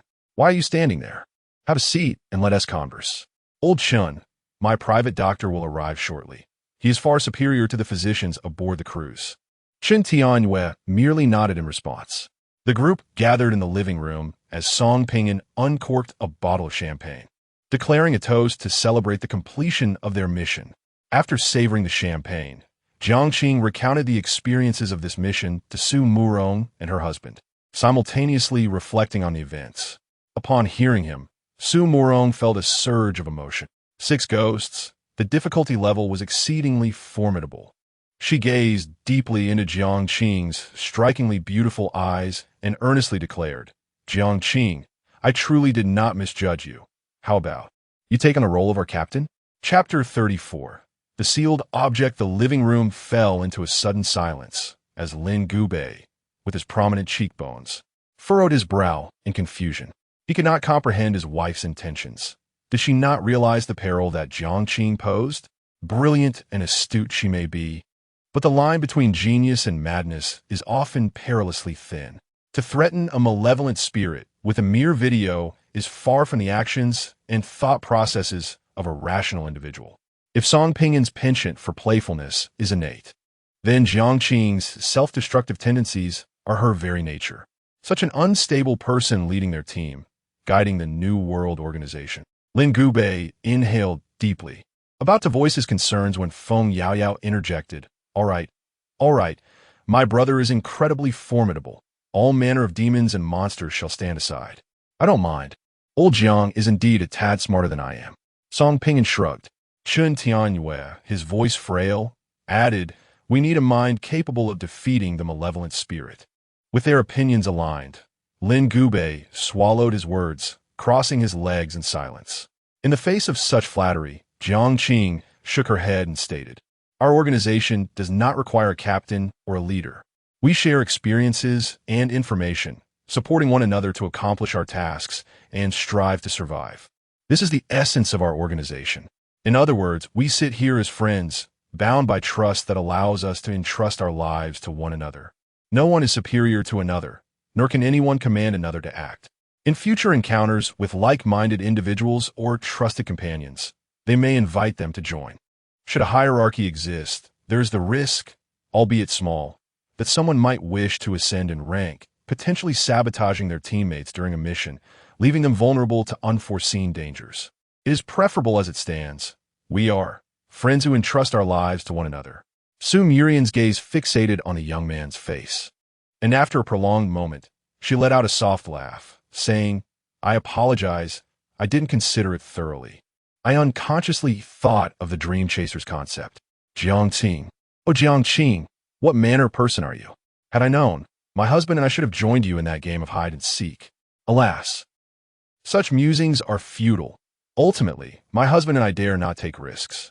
Su Murian's thoughts swirled, aside from Lin Gubei. She found herself feeling fondness for a man for the first time. Of course, her affection was strictly platonic. She remained a devoted wife. Jiang Qing lifted her glass and took a sip, steering the conversation anew. Are you well acquainted with the Dream Chasers? Collecting her thoughts, Su Murian gently nodded and recounted. My husband and I have been in this world for nearly a year, striving to gather intelligence without altering the script, while also engaging with some actors on the side. The Dream Chasers. How shall I put it? They are rather peculiar. Feng Yaoyao's eyes sparkled with curiosity. Peculiar? Su Murian affirmed, continuing, there are 2 major organizations. The aim of liberation is to free all actors, while the goal of the Dream Chasers is to become divine. They aspire to dominate this world, unwilling to return to the original one. I have heard that their organization is quite chaotic, engaging in all sorts of transactions, wielding an influence in the literary realm that is truly terrifying, rivaling the tycoons depicted in television dramas. I once managed to acquire some internal videos from the Dream Pursuit Society, where attractive young men and women were treated like mere commodities, standing naked before a group of masked individuals. Upon hearing this, Song Pingyin's expression turned serious. Indeed, they are perilous. Were you all considering joining the Dream Pursuit Society previously? Feng Yaoyao inquired, puzzled. Lin Gubei sighed, explaining that when they initially considered joining, they were unaware of the organization's true nature. After conducting further investigation, they realized something was amiss and chose to distance themselves, even refraining from any contact. You have been in this world for a short time, and you do not understand that the task realm is equally perilous. On one side, there are vengeful spirits, and on the other, humans pose a threat. 3 months ago, Su Su was assassinated by a hitman. Assassination, Feng Yaoyao exclaimed, rising in excitement. Does such an outrageous profession truly exist? As an ordinary girl, she had never encountered such darkness. Jiang Qing intertwined her fingers at her lips, gazing at Su Murian. Do you know who it was? I do not, Su Murian replied, shaking her head. After a moment of silence, she added, but I have a suspect. Lin and I will handle this matter. It will not involve you. Jiang Qing countered, stating that they were allies, and if anything were to happen to them, it would not bode well for everyone. Therefore, you can rely on us. Su Murian similit genti, head beauty captivating. There is no need for concern. When the road reaches the mountain, a way will emerge. When the boat arrives at the bridge, it will straighten itself out. For now, we should focus on the task realm. Song Pinyin clicked his tongue, wondering about Zhao Xiaotong. He pondered if she was still alive. Dead, Jiang Qing replied succinctly. Chun Song and Feng were taken aback. Jiang Qing set down her glass, stating that the ghostly waiter had informed her that it sought out Zhao Xiaotong, who had acted treacherously, using its corpse as leverage. The ghostly waiter could not kill directly, but could orchestrate a murder. Ghost couple, Feng Yaoyao and Song Pinyin exclaimed in unison. The thought of the ghost couple sent chills down Feng Yaoyao's spine. Their resentment was terrifying, emanating an aura of malevolence that was appallingly brutal. For instance, when they hit above the bathroom ceiling, they had directly snapped her neck. One must understand that the bones of the neck are quite sturdy, and to have them broken alive is a torment beyond imagination. Although the miracle of zero time could prevent her death, it did not mean she was devoid of pain. It merely dulled the agony by 20-fold. Feng Yaoyao touched her neck, still haunted by the memory, and asked, Su Jie, during our mission, Zhao Xiaodong mentioned the sealed object. Do you know about it? Have they come into contact with the sealed object? Su Murian pondered for a moment, carefully articulating her thoughts. I do not know much about sealed objects, but I have heard they are items that seal vengeful spirits within the literary world and are the only things, aside from mobile phones, that can be brought into the task realm. Humans cannot combat vengeful spirits, but vengeful spirits can confront one another. I am unsure of the means of acquisition, as there are hardly any supernatural occurrences in this world. The next moment, everyone's gaze turned toward Chun Tianwei. Old Chen pondered for a long while. I had only been in this narrative for a month, and according to the script, a malevolent spirit would not manifest in the escape room for another 6 months. Bai Gaoxing appeared pleased. Song Pinyin gazed up at the ceiling, realizing that we lacked an experienced member. However, having learned from Zhao Xiaodong's lesson, I found myself increasingly skeptical of others. His observation was quite astute. The greatest flaw of an organization formed by a group of novices is the disparity in information. Jiang Qing lowered her head, silently communicating with Meng Wanzhou. During our inaugural mission, was the copper coin thrown by Yao Yao a sealing artifact? What are you chuckling about? Do not disrupt my mindset. No, really? Then why did you spare Song Pinyin at that moment? I mentioned it before. I haven't taken a life in 3 years. The woman in the black dress violated the venue's rules and was eliminated by the rules themselves, conveniently allowing me to avoid culpability. I truly wish to eliminate Song Pinyin. At the instant he delivered the wrong order, he had already met his demise. Coincidentally, Feng Yaoyao tossed out a copper coin, providing me with an excuse to spare Song Pinyin. Jiang Qing was left speechless, having thought the coin had saved Song Pinyin's life, while the truth was that Meng Wanzhou had no desire to kill. Does this imply that? Jiang Qing turned her gaze toward the adorable girl beside her and earnestly advised, Yao Yao, do not be swayed by the words of charlatans from the rivers and lakes. Silly girl, you let 30,000 slip away just like that. Chapter 35. The confession session. The dark green hoodie slipped slightly, revealing her fair shoulder, while Feng Yaoyao was engulfed in confusion. Brother, Are you referring to that copper coin? But the coin did indeed repel the malevolent spirit and saved Song Ping'an. Jiang Qing lightly tapped the girl's head, asserting, "Just listen to me. You are being rather foolish." "I am not foolish." Feng Yaoyao pouted, displaying a demeanor of indignation. This scene piqued Su Murian's curiosity, prompting her to inquire uncertainly, "Are you two in a romantic relationship?" Jiang Qing shook his head, while Feng Yaoyao clung to his arm, declaring, "He is my brother, like a true sibling." Having experienced more than one brush with death together, the girl genuinely regarded him as her brother. "Su Yi, is Xiao Lin truly your husband?" Feng Yaoyao probed further. "You don't seem very close." Lin Gubei, with a furrowed brow, thought, "How could Song Ping'an refer to me as Xiao Lin? Why is Feng Yaoyao following suit? I'm nearly in my 30s, not much younger than Qin Tianyue." Su Murian chuckled. "We are indeed married. It has been 12 years. I wed Lao Lin when I was just 21. Young couples often indulge in affectionate displays in public, kisses and embraces, but after years of marriage, Lao Lin and I have found a comfortable mode of coexistence. One that is simple and profound, with a mutual understanding. Of course, when we do indulge in affection, it is reserved for our private moments." Her gentle appearance belied her audacious words, presenting a striking contrast typical of a devoted wife. Feng Yaoyao's cheeks flushed, and she instinctively covered her mouth, too bashful to ask further. Lin Gubei rubbed his temples, recognizing that while his wife appeared soft-spoken, she was, in fact, a woman of great fervor. Jiang Qing cast a disapproving glance at Feng Yaoyao, who looked aggrieved, wondering how Su Murian could consider them so close. With the atmosphere charged, Su Murian elegantly crossed her legs and smiled, proposing, "In the interest of fostering better relations among us, I suggest we hold a confession session, focusing on two key points: the methods we employ and the trajectory of the past year's events." Song Ping'an, intrigued, asked, "Sister, are you sure you want to engage in such a thrilling exercise? Everyone harbors secrets. To dare participate in a confession session indicates a deep trust." Qin Tianyue regarded the youth, aware of his awakening miracle, and recalled Jiang Qing's advice to keep it concealed. "Is there anything that cannot be shared with a friend entrusted with one's life?" Sumurian Chalinith. Jiang Qing tapped his knee thoughtfully. "All right, then you go first." A glimmer of appreciation flickered in Su Murian's eyes. She had no patience for hesitance and was inherently decisive.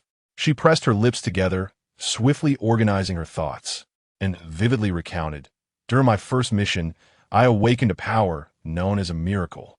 My miracle is called the audience. This miracle bestows two abilities. The first is to diminish my presence to the point where, at its peak, I can walk past you without your noticing. The second enhances my observational skills, allowing me to notice even the smallest clues as if granted a divine perspective. However, keen observation does not equate to analytical prowess. I can effortlessly detect clues, but the ability to connect them relies on my intellect. This is one of my greatest secrets. In a moment of candor, I reveal my sincerity." Song Ping'an was taken aback. A miracle? What on earth? He suddenly realized that apart from himself, Jiang Qing, Qin Tianyue, and Feng Yaoyao remained remarkably composed. Was he being isolated? The sunlight streamed warmly through the window as Qin Tianyue shrugged. "I too have awakened to a miracle." Upon awakening, a voice within my mind proclaimed that my miracle is called dawn. I possess two distinct abilities. One is hope, which requires me to confront malevolent spirits, allowing me to exert control over them for 7 seconds, thereby creating a chance for escape. The second is light, a power seemingly unique to me, capable of partially healing injuries, akin to a form of treatment. Feng Yaoyao bit her lip, and Jiang Qing nodded in her direction.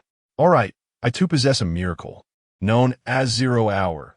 After she introduced her miracle, the expressions among the crowd varied widely, displaying a rich tapestry of emotions. Undoubtedly, Feng Yaoyao's miracle could be classified as conceptual. Unfortunately, it could only be activated at midnight, significantly diminishing its practicality. Song Ping'an offered a wry smile. "Old Jiang, you don't have a miracle too, do you?" "Rest assured," Jiang Qing gently patted his shoulder. Before Song Pinyin could savor his momentary joy, he heard, "I do." Song Pinyin was momentarily speechless. My miracle is called longing, possessing but one ability, to bind any two beings with a red thread, akin to the deity of love. Yet its effects are not coercive. For instance, if I connect two strangers, they will instantly develop a fondness for one another. If I connect two adversaries, their animosity will lessen, yet it will not reach the level of love. It can also bridge species, for instance, between humans and dogs. By the way, where's my dog? Jiang Qing suddenly realized that she hadn't seen her golden retriever for quite some time. The group fell silent, each lost in thought about the image of humans and dogs. It was simply too delightful. "Sister Sue, where's my dog?" Jiang Qing repeated. "Huh? Oh." Su Muron pointed toward the yard. "It's outside, basking in the sun." Jiang Qing stood up and opened the glass door leading to the yard, discovering her golden retriever lounging in a corner. The dog perked up its ears, turned its head, and immediately wagged its tail, panting happily as it approached. "Good boy." Jiang Qing affectionately patted its joyful head. "Happy, come here and give your sister a hug." Feng Yaoyao called out with open arms. However, Happy remained steadfast at Jiang Qing's feet. It was a trained guide dog, adhering to its principles rather than rushing over at the mere call of its name.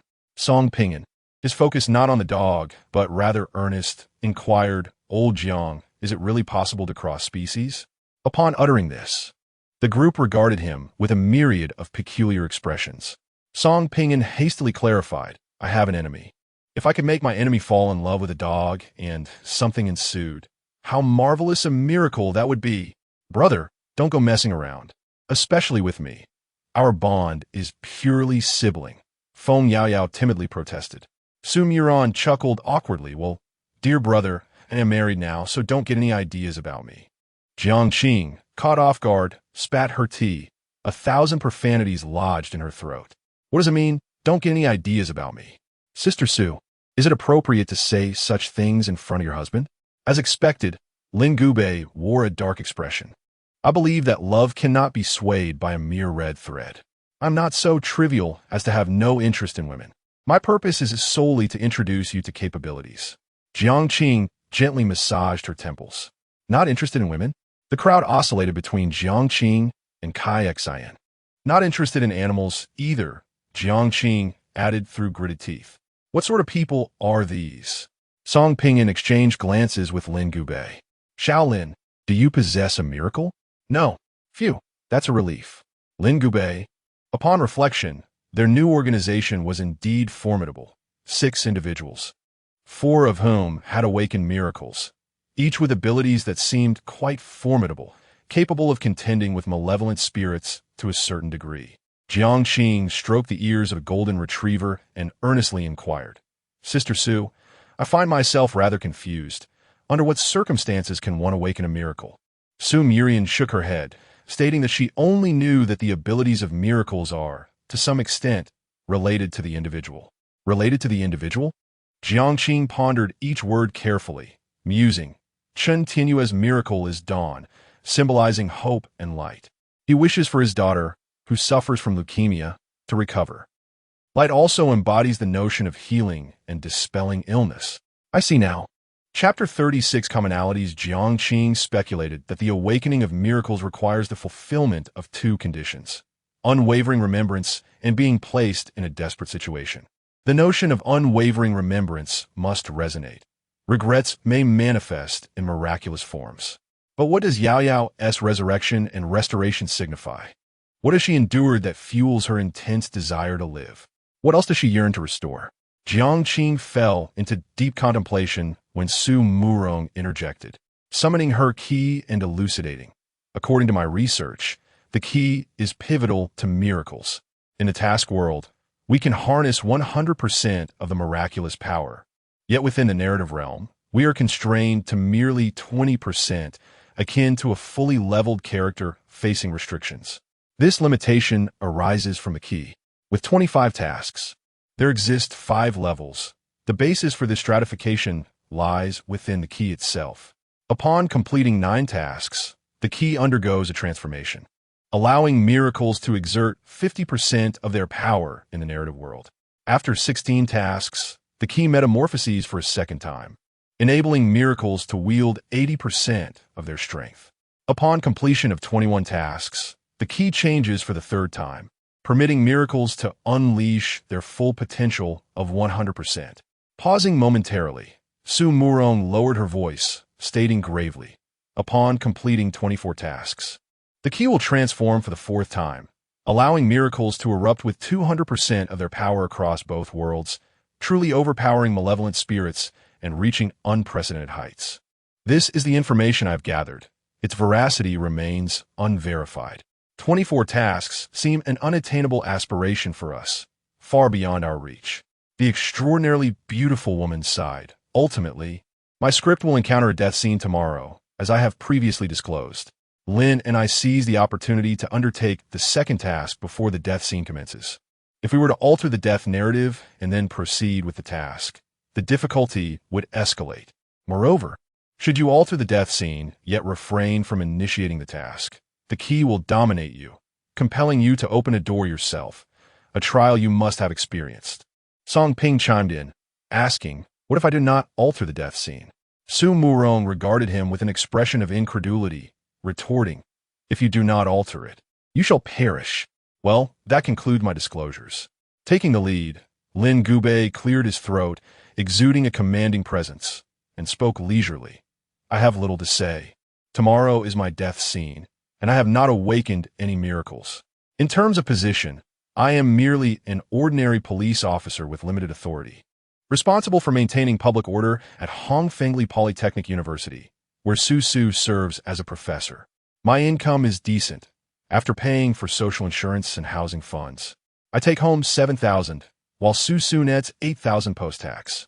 If you're in need of funds, Song Ping feigned an accidental drop of his phone onto the table, ostentatiously revealing a 9-digit balance to the onlookers. He truly managed to pull that off. All right, do not seek us. Look to this fool instead. Lin Gubei rolled his eyes. Feng Yaoyao rested her chin on her hands, expressing her discontent. I am the most unfortunate. Having been in this world for merely half a year, the script presents two critical plot points.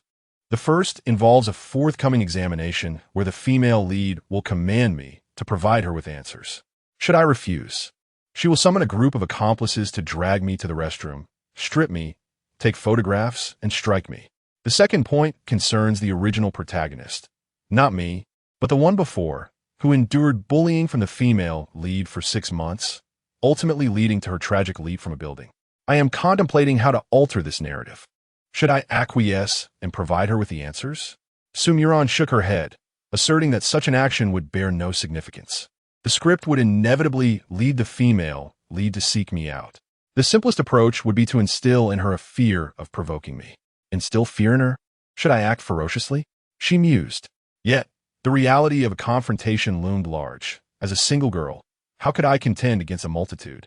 Chen Tianyue, adorned with the tattoos of the Azure Dragon and White Tiger, introduced himself as Brother Chun from the underworld, stating, my script encompasses 3 pivotal stages.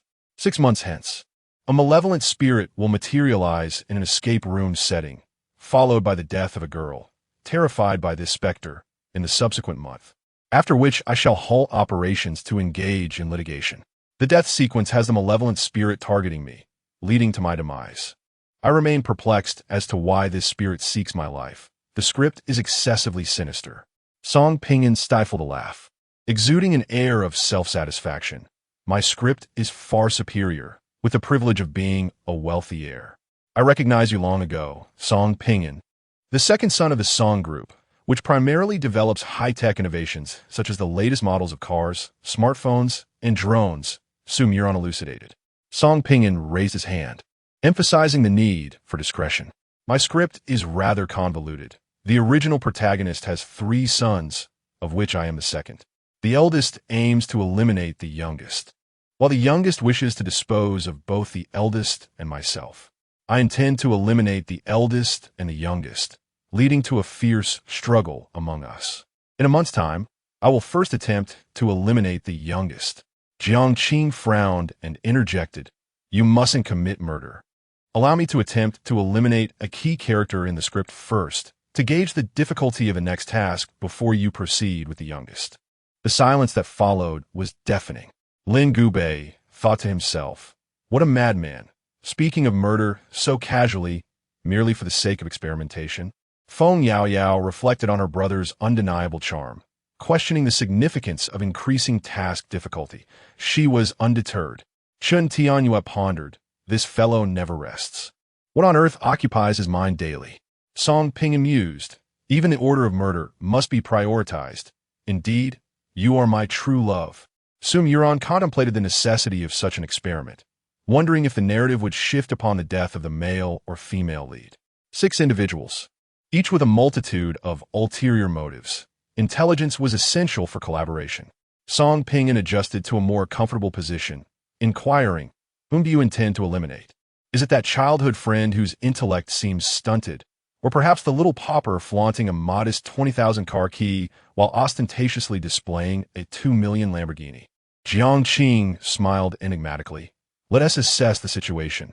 My script holds little of interest. Understanding, the first strike must be aimed at the one I cherish. Song Ping remarked, half in jest, half in probe.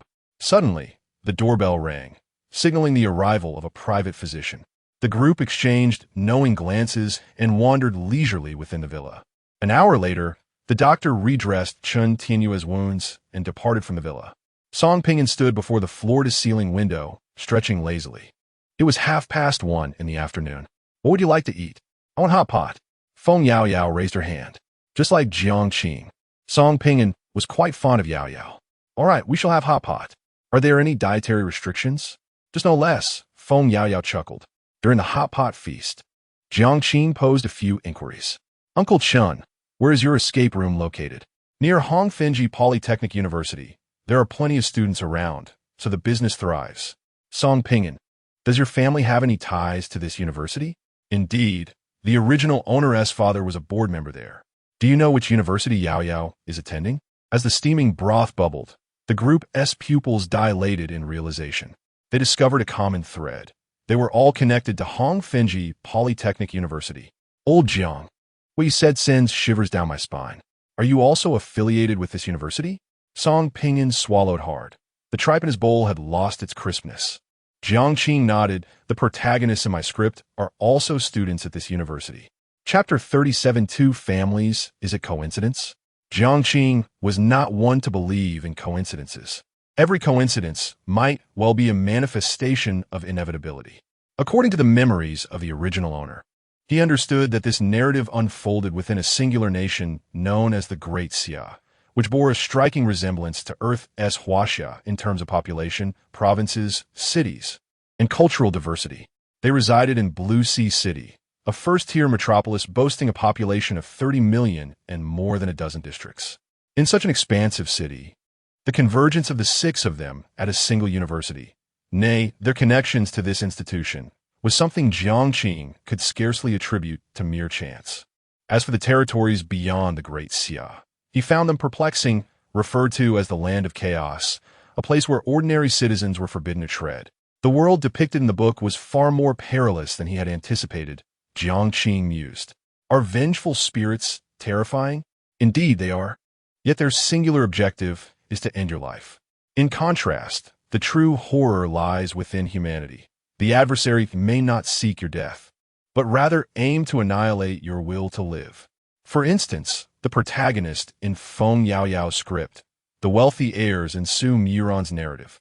As these thoughts swirled in his mind, Jiang Qing felt overwhelmed.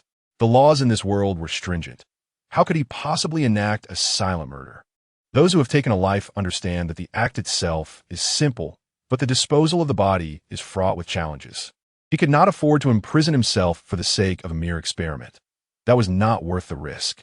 After a full minute of silence, Su Muron raised an eyebrow and, in a contemplative tone, remarked, I heard there are rumors of haunting in the girls' dormitory. Could it possibly be connected to us? I mean, do the audience wish for us to address this matter? Feng Yaoyao's expression stiffened. Sister Su, please don't scare me. I live on campus and have not heard of such things. The teachers in the office have gossiped about it, but I can't be certain. Where do you reside? Sumuran Kawayith. There are two girls' dormitories at the university, Bayan Dormitory and Lantian Dormitory.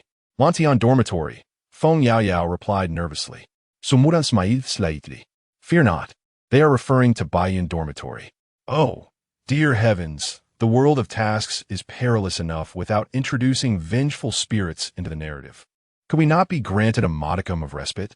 Feng Yao Yao silently lamented as she exhaled in relief. Brother, will you join me for lunch tomorrow? Jiang Qing paused, contemplating with his bowl and chopsticks. Very well. I have no plans for tomorrow. I shall also take the opportunity to visit this university. After finishing their hot pot meal, Chun Tianyue intended to return home to recuperate, while Lin Gubei and Su Muran offered a ride. The golden retriever rested its head on Jiang Qing's lap, whimpering adorably. Happy, sister will take you for a walk. Feng Yao Yao had a particular fondness for fluffy animals, especially golden retrievers, which were among the three most non-aggressive breeds. With Jiang Qing's consent, Happy followed the girl outside to frolic. Song Pinyin handed the young man a bottle of cola. What is next? Jiang Qing asked, bewildered. Are you planning to continue feigning blindness? Song Pinyin reclined contentedly on the lazy sofa, before the floor-to-ceiling window, basking in the sunlight. Jiang Qing flashed a radiant smile and spoke gently. I have some plans that require your assistance. First, I am financially constrained and urgently need a place to stay. Second, I intend to claim that I have undergone a corneal transplant surgery at an appropriate time, restoring my sight. This represents a significant alteration to the script. We shall see if the narrative evolves accordingly. Song Pinyin nodded, acknowledging the simplicity of the matter. You can reside in this villa. After all, it serves as our gathering point for the new world. As for the corneal transplant, I will arrange for a fabricated medical certificate to lend credibility to the situation. All right, Jiang Qing responded, devoid of pretense, gratefully accepting the offer. In return for your help, I shall take you along on the next mission. Song Pinyin coughed in surprise. Brother, let us not repay kindness with animosity, shall we? You've thrown the script into disarray. I can hardly fathom the difficulty of the next task. I want to accompany you. I'll call Lao Chun and Su Murian. They have awakened to miracles. The treacherous world of Jianghu was daunting, and retreat was an option if necessary. Lao Song felt a twinge of fear, having been swept up in Jiang Qing's reckless pursuits. Jiang Qing merely smiled in silence. If he could not survive the heightened challenges posed by the first 9 missions, what would become of the subsequent tasks? It was only through a sense of urgency that one could achieve growth, and Jiang Qing was gradually pushing his limits. As night descended, the vicinity of Wuyue Square buzzed with activity, friends gathering in small groups. Clad in a white coat and wearing sunglasses while accompanied by a guide dog, Jiang Qing returned home. Upon entering, he was met with a furious reprimand. So you do know how to come back? Jiang Qing ignored the outburst. Kneeling to untangle the dog's leash, his performance impeccable. Well, it's a rare occasion for the child to go out. It's a good thing. A graceful woman linked her arm with a man, soothingly speaking. Zhongling Yuxiu, Jiang Qing mused, adjusting his sunglasses. He knew little of this woman, rumored to be the white moonlight of the original father during his university days. Go out for a stroll? Jiang Qingrui fumed. Xiao Yuan mentioned he's been mingling with a group of delinquents, tattooed, with permed hair, getting into fights. Jiang Qing interjected, they're my friends. Friends? Jiang Qingrui laughed in anger, surveying the room before seizing a broom, ready to strike. You allow those ruffians to bully Xiao Yuan, don't you? Are you planning to turn the world upside down? Qin Wangshu hurriedly intervened. Let us discuss this calmly. There is no need for violence. The child has merely been deceived. He cannot distinguish between good and evil. Observing the couple's theatrical display, Jiang Qing shook his head in boredom and retorted, is this what Xiao Yuan conveyed to you? Xiao Yuan, who had been watching from the sofa, stood up, feigning difficulty. Dad, please don't be angry. Although my brother says those delinquents bully me, I don't hold it against him. It's rare for him to go out. Sister curse in, and I just want to bring him home. It's only natural that he doesn't tea like me. This statement undoubtedly added fuel to the fire. Jiang Qingrui scolded, your brother is worried you'll go astray, and yet you still bully him. Jiang Qing remained expressionless, offering no explanation. Those who wrongfully accuse you are often the ones who know best the depths of your injustice. Does explanation hold any significance? Even if he proves Jiang Yuan to be lying, Jiang Qing would simply change the subject with a nonchalant air. When bias has become a foregone conclusion, the distinction between right and wrong loses its significance. Suddenly, the doorbell rang, and Jiang Yuan rushed to open the door, revealing Gu Kersin and her family of 3. Gu's mother furrowed her brow and exclaimed, "Jiang Qing, I can hear you yelling from outside. What on earth is happening?" This woman, hailing from a scholarly family, ignored Jiang Yuan entirely and positioned herself protectively in front of Jiang Qing. Gu's mother and Jiang Qing's mother had been childhood friends, which endeared Jiang Qing to her, treating him as her own son while harboring disdain for Qin Wangshu and Jiang Yuan, and consequently, for Jiang Qing as well. After all, how could one remarry so soon after the passing of their closest friend? Had Jiang Qing not been living with the Jiang family, Gu's mother would have long since severed ties with Jiang Qing. Clad in a pure white dress, Gu Kersin interjected, "Mom, it must be Jiang Qing's fault. He was hanging out with a group of delinquents this morning, the kind with tattoos covering their arms, riding motorcycles, and he even threatened me." Jiang Qing's expression turned serious. This child has gone astray. Not only does he lie habitually, but he also spends whole days away, ignoring calls and messages. If we do not discipline him now, what will become of him? "Annie, my brother has not been mentally stable lately. He even threw a knife at me," Jiang Yuan complained. At this revelation, the elders in attendance changed their expressions, alarmed by the mention of knife.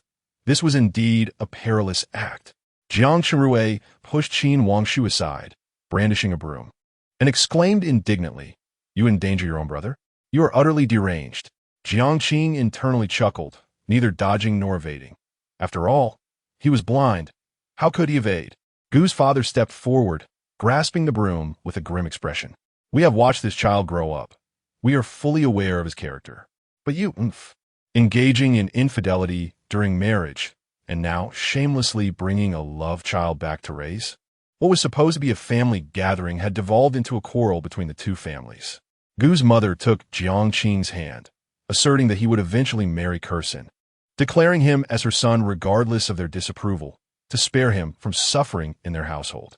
Jiang Qing could only stare in disbelief. Chapter 38. The breaking point. These words provoked Gu Kersin and Jiang Yuan. The girl bit her lip, glaring at Jiang Qing, her eyes reflecting a sense of being wronged and trampled upon. As her mother pulled Jiang Qing away, Gu Kersin grew anxious, summoning all her courage to assert defiantly, "I will not marry him. I do not like him at all. Can you please respect my wishes for once?" In the entrance hall, the tumultuous scene fell into an abrupt silence. The kind-hearted Gu mother's demeanor shifted. She retorted, "If it weren't for Jiang Qing saving you back then, you might have perished. He sacrificed his sight for you. You owe him a lifetime of care." Tears brimmed in Gu Kersin's eyes, her voice tinged with anguish. "So, you intend to morally bind me for a lifetime? You and Dad are both university professors, well-versed in literature. Do you not understand the concept of marital freedom?" Gu mother, stifling her frustration, was acutely aware of marital freedom, yet she felt her daughter owed Jiang Qing a debt of life. The once vibrant and cheerful boy had turned despondent after losing his sight, rarely leaving his home, consumed by insecurity and pity. She believed her daughter must take responsibility. Having lived a life of clarity, Gu mother thought, what harm could one moment of confusion cause? Otherwise, it would be unfair to Jiang Qing's mother. Jiang Yuan stepped forward. "Annie, what era are we in? There is no longer a practice of forcing daughters into marriage. Kersin does not like Jiang Qing. Marriage is a lifelong commitment. Do you wish for your daughter to endure a life of misery? To be trapped in an unhappy marriage and harbor resentment towards you in her old age? What does that concern you?" Gu mother shot back, her expression hardening. "Your mother is not a paragon of virtue either. You are not unlike Jiang Qing in your youth. Perhaps you are not even his illegitimate child. Your mother could not find a better match and thus resorted to Jiang Qing. Jiang Yuan felt a pang of alarm, abruptly silencing himself, standing frozen in place. Qin Wangshu experienced a wave of anxiety, primarily because Jiang Yuan bore little resemblance to Jiang Qing. The doctor who performed the paternity test was a friend of hers. She had paid to have false results fabricated. The moonlight cast a hazy glow, and Jiang Qing interjected. Anyone, Uncle Gu, I would like to clarify a few matters. Firstly, I have ended my relationship with Gu Kursin. It was my decision, as I suddenly realized I do not harbor feelings for her. I do not wish to spend my life with someone I do not like. I hope you can understand. Secondly, I plan to move out. A friend has found the foremost ophthalmologist who will soon perform a corneal transplant on me. Finally, I had no intention of making harsh statements, but Gu Kursin is in love with Jiang Yuan. They have been intimate, and perhaps she is even pregnant. Gu Kursin's face drained of color, her body trembling. Her parents were exceedingly traditional. Cohabitation before marriage and premarital pregnancy were absolutely forbidden. Gu mother clutched her chest, struggling to breathe. She had long sensed something amiss between her daughter and Jiang Yuan. Gu mother had warned Gu Kursin to maintain a distance from Jiang Yuan. Yet, who could have known?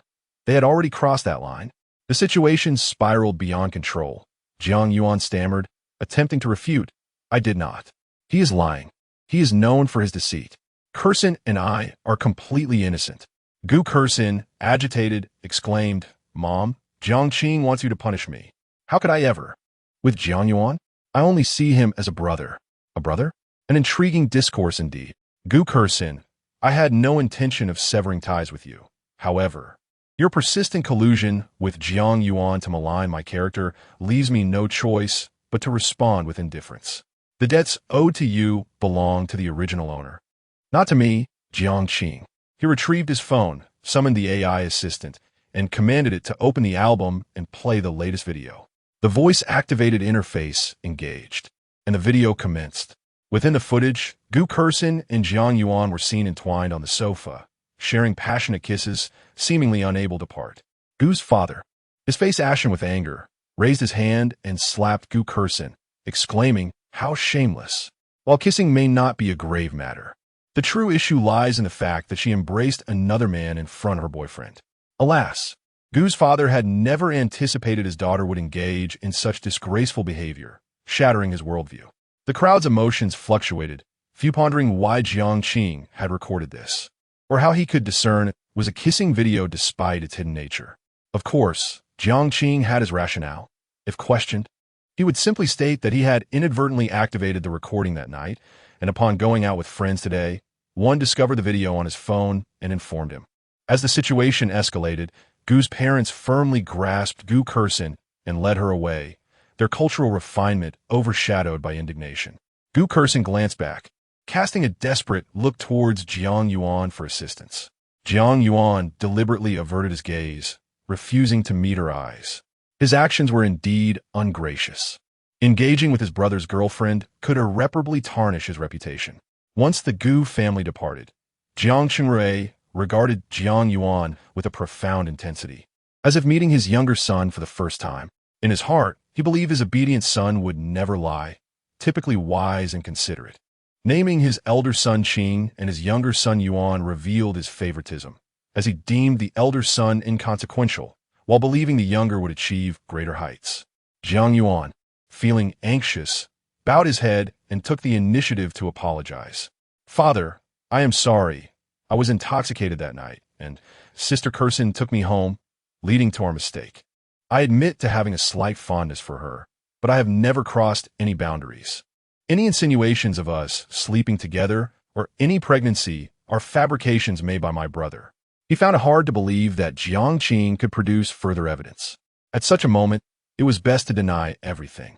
Jiang Qing inhaled deeply, attempting to compose himself, casting aside the broom. Jiang Qing had stated he did not favor Gu Kursin.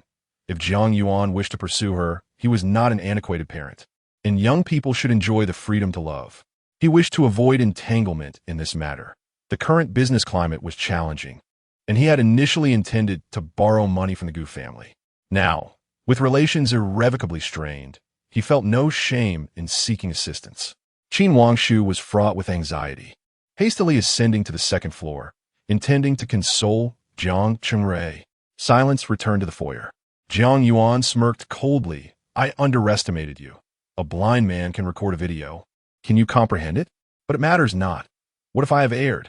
What if you possess a single incriminating piece of evidence against me? You cannot alter the outcome. You have unequivocally lost. Jiang Qing chuckled softly. I have high hopes for you. For reasons unknown, Jiang Yuan found these words unsettling. While lacking in severity, they were highly insulting. It felt as though everything he held dear was mere refuse to the other, easily discarded. Keep up your bravado. Jiang Yuan clenched his fists and turned to pace the living room. As night fell, Jiang Qing, in her bedroom, removed her sunglasses and murmured to herself. That mother and son duo conspire to seize the Jiang family's fortune. Yet in truth, the Jiang family is nearly devoid of wealth. Jiang Qingrui wishes for me to wed Gu Kursin, to preserve the ties between our families and to access the resources of the Gu family. No. Whether I marry or Jiang Yuan marries Gu Kursin, the outcome remains the same. On the Gu family's side, Aunt Wen and Uncle Gu are university professors with decent incomes, while the older generation of the Wen family were businessmen, leaving Aunt Wen with a fortune of several million. Is Jiang Qingrui coveting that wealth? Were it not for the original owner's mother assisting Jiang Qingrui in the past, providing him with funds for his business and helping him expand his network, he would not have achieved his current success. A quintessential example of a Phoenix man. After sorting through the relationships, Jiang Qing's understanding of the narrative became clearer. Whom do you wish to kill? The voice of Meng Wanshou echoed in her mind. Standing by the window, Jiang Qing gazed into the night sky, deciding not to rush. She needed to verify certain matters. When will you commence the next game? Meng Wanshou pressed. Jiang Qing replied succinctly, next Saturday. Chapter 39. She is the exception on the following morning. Jiang Qing leaned against the wall as she descended the stairs. Hearing her footsteps, Jiang Qingrui called out, "Come and have breakfast." However, Jiang Qing feigned ignorance and walked steadily toward the door. This behavior caused Jiang Qingrui to furrow his brows. Are you planning to go out and fool around again? Stopping in her tracks, Jiang Qing replied expressionlessly, "Was I not clear enough yesterday?" At her words, Jiang Qingrui slammed his hand on the dining table, startling Qin Wangshu and Jiang Yuan. You never step outside. How do you expect to make friends? I even found you the best ophthalmologist. Do you think good fortune just falls from the sky? Jiang Yuan feigned concern. Brother, hurry and eat breakfast. Don't provoke Dad. Jiang Qing smiled. It seems you've misunderstood. I am not seeking your approval. I am merely informing you. The elegantly dressed Qin Wangshu was momentarily taken aback. Is this really Jiang Qing? The one who wouldn't utter a word all day, the self-deprecating and gloomy Jiang Qing? After 3 years in the Jiang household, it was the first time Qin Wangshu had heard Jiang Qing speak to Jiang Qingrui in such a tone. She seemed like a completely different person, feeling his authority challenged. Jiang Qinrui's anger surged, and he grabbed a stick, intending to discipline his son. Happy, the dog positioned itself protectively in front of Jiang Qing, baring its teeth and growling menacingly. Damn it, even a dog dares to bark at me. Jiang Qingrui was both furious and amused. Jiang Qing, you truly are just like your mother. Your innate arrogance only serves to belittle me. Do you think I cannot survive without your mother? And what about Jiang Wei, your sister? The only time she calls me dad is when she needs money. Otherwise, she stays away and tells me not to bother with her. Huh, you three share the same character. Jiang Qing crouched down and gently stroked Happy's head. Speaking lightly, you seem more self-deprecating than a blind person. Why is that? Do you consider yourself a Phoenix man? Is infidelity during marriage truly that shameful? Do you believe that after my mother's passing, you cannot sustain a small business? Or do you think that by yelling, you can reclaim some semblance of pathetic pride for me? Admit it. You are indeed a man lacking in capability and responsibility. Each word struck deep, leaving no room for rebuttal. Jiang Qingrui glared in disbelief, astonished that this young man dared to speak to him in such a manner. He raised a stick to reprimand Jiang Qing. Happy barked fiercely, its demeanor shifting from gentle to threatening.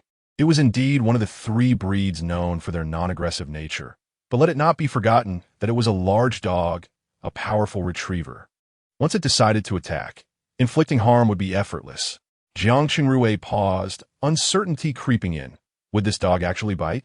He prodded the stick forward, and Happy seized it, displaying its intimidating prowess. Jiang Qing's brows knitted together, her gaze cold and unfeeling, akin to that of a deathly specter. Are you truly intent on restricting my freedom? I am your father. And so what? She retorted. What follows?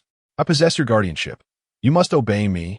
Jiang Qing firmly controlled Happy with one hand, her tone low yet resolute. You are mistaken. I am 20 this year, and where I choose to go is my own prerogative. Moreover, do you truly dare to keep me here? Jiang Yuan was not mistaken. I have recently been experiencing a decline in my mental state. What if one fateful night, while you all are asleep, I quietly wield a knife and, with a swift motion, take your lives? How intriguing. Would it not be? This statement sent shivers down the spines of Jiang Qing and the others. Darling, let him go. He is far too dangerous. I cannot bear to reside under the same roof as such a person. The fear etched on Qin Wangshu's face was utterly genuine. This man is truly insane.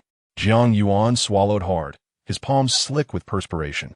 As the adage goes, those without shoes are unafraid of those who wear them.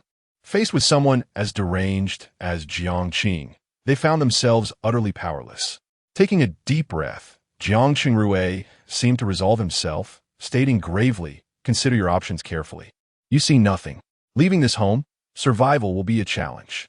I will thrive even better once I depart this household, Jiang Qing replied, bracing himself against the wall as he prepared to open the door for the moving company. Jiang Qing's expression fluctuated between various emotions. Fine, fine, fine, he repeated thrice. You have guts. Do not take anything belonging to the Jiang family. Understood? Jiang Qing responded without a moment's hesitation, his spirits lifted as he exited. As he stepped outside, he turned back, saying with significant implication, I suggest you undergo a paternity test. Didn't Tianwen mention that Jiang Yuan bears no resemblance to you? In this day and age, you would trust a mere piece of identification? How foolish. No wonder after my mother's passing, your business has been in shambles, perpetually declining. Intelligence is a valuable asset, one you lack. As his words hung in the air, he strolled away, clad in a gray tracksuit, leading a golden retriever. The reason for alerting Jiang Qing was to create a condition for murder. Observing the receding figure, Jiang Qing's mind was in turmoil. Jiang Yuan does not resemble him.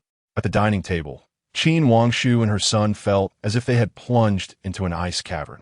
Was their 3-year plan about to crumble? Red Maple Leaf University. Upon disembarking from the subway, Jiang Qing smoothly entered the institution. Perhaps due to the early hour, many students hurriedly rushed towards the lecture halls, clutching books. Today marked the day of Su Murian's demise, and she was absent from school. It was time to investigate the haunted girls' dormitory. Collecting his thoughts, Jiang Qing spent nearly half an hour searching before he located the Baiyin dormitory. Though this university may not be among the prestigious 985 or 211 institutions, it occupies a considerable area and ranks among the top universities in Blue Sea City. Jiang Qing settled himself on a flower bed directly opposite the girls' dormitory, scrutinizing the surroundings. Nearby, a few boys waited for their girlfriends, while Jiang Qing, donning sunglasses and leading a dog, appeared distinctly out of place. Wow, what an adorable golden retriever, exclaimed a girl. Can I pet him? Sure, Jiang Qing replied nonchalantly. His attention was not on the girls. With the naked eye, he could discern no signs of hauntings within the dormitory. What is its name? A pretty girl inquired.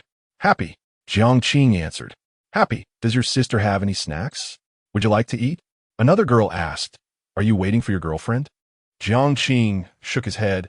I heard that the Baiyin dormitory is haunted, so I came to take a look.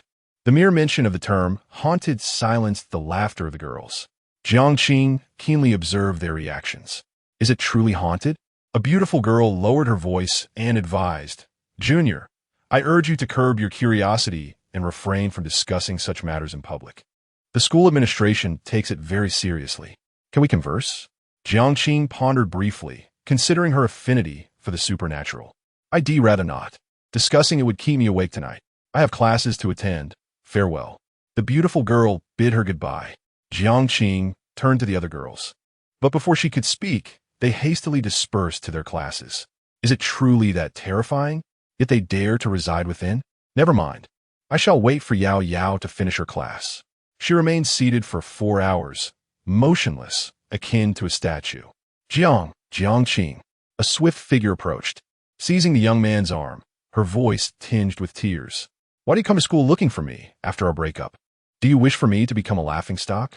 Gu Kursin, adorned in an elegant white dress, appeared emotionally distraught, her eyes reddened. Let go, Jiang Qing replied coldly. I dislike being touched by the opposite sex. Woof. A joyful bark interrupted. Gu Kursin, fearful of dogs, stepped back. Who wishes to touch you? Just return home. At that moment, Feng Yao, standing at a petite height of 153 meters, dashed over and wrapped her arms around Jiang Qing's. Brother, I'm hungry. All right, let us go eat first. Jiang Qing smiled gently, ruffling the girl's hair. This scene pierced Gu Kursin's heart, and in her sudden forgetfulness of wanting to drive Jiang Qing away, she questioned, if you dislike being touched by the opposite sex, how can she? A charming smile graced Jiang Qing's lips. She was an exception. Chapter 40.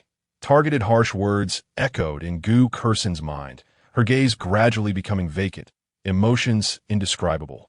It was beyond doubt that she harbored a dislike for Jiang Qing, perhaps even a profound aversion yet. She seemed to have grown accustomed to his persistent pursuits over the years. After all, it had been a decade and more, a relentless cycle. Suddenly, one day, Jiang Qing ceased his entanglement and instead chose to associate with an unfamiliar girl. It felt as though her cherished toy had been snatched away, and the shattering of her heart resembled the splintering of wood, fracturing along its grain from top to bottom. She was irked indeed, exceedingly irked. Was this girl beautiful? Any boy with discerning eyes would undoubtedly choose her over the unremarkable Feng Yao. Gu Kursin possessed her own allure. She was renowned as the goddess of the mathematics department.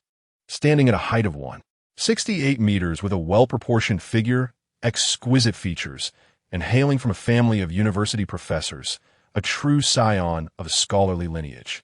Suitors were ever present. Yet her childhood sweetheart, who once adored her, had turned his affections elsewhere, becoming intimately involved with a girl slightly over 5 meters tall, whose appearance and figure were mediocre, possessing little beyond a sweet voice. This was nothing short of an affront to her dignity. An unnameable fury ignited within her as Gu Kursin sternly demanded, Who is she? What is your relationship? Although she had encountered Feng Yao once the previous day, she had paid little attention. Who could have known? Feng Yao, with a devilish grin, leaned her head against Jiang Qing's shoulder and replied, Can't you tell? I'm his girlfriend. Girlfriend? Gu Kursin found it hard to believe. Do you not realize he is blind?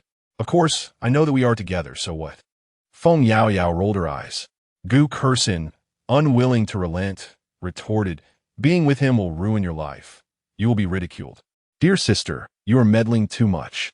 Feng Yao said, playfully tousling her own hair. You do not understand my brother's charm at all.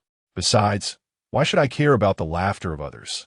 Furthermore, my little brother has found the finest ophthalmologist. It won't be long before my brother regains his sight. You, on the other hand, are the one who should be ashamed, being in a relationship yet straying. The word straying pierced Gu Kursin's heart. She had been scolded by her parents the previous night, and her cheeks ached faintly. She was a person who cared deeply about her reputation. Otherwise, she would not be so concerned with the opinions of others. Jiang Qing remained silent, his gaze fixed intently on the second floor of the girls' dormitory, where a girl in a white dress stood, locking eyes with him.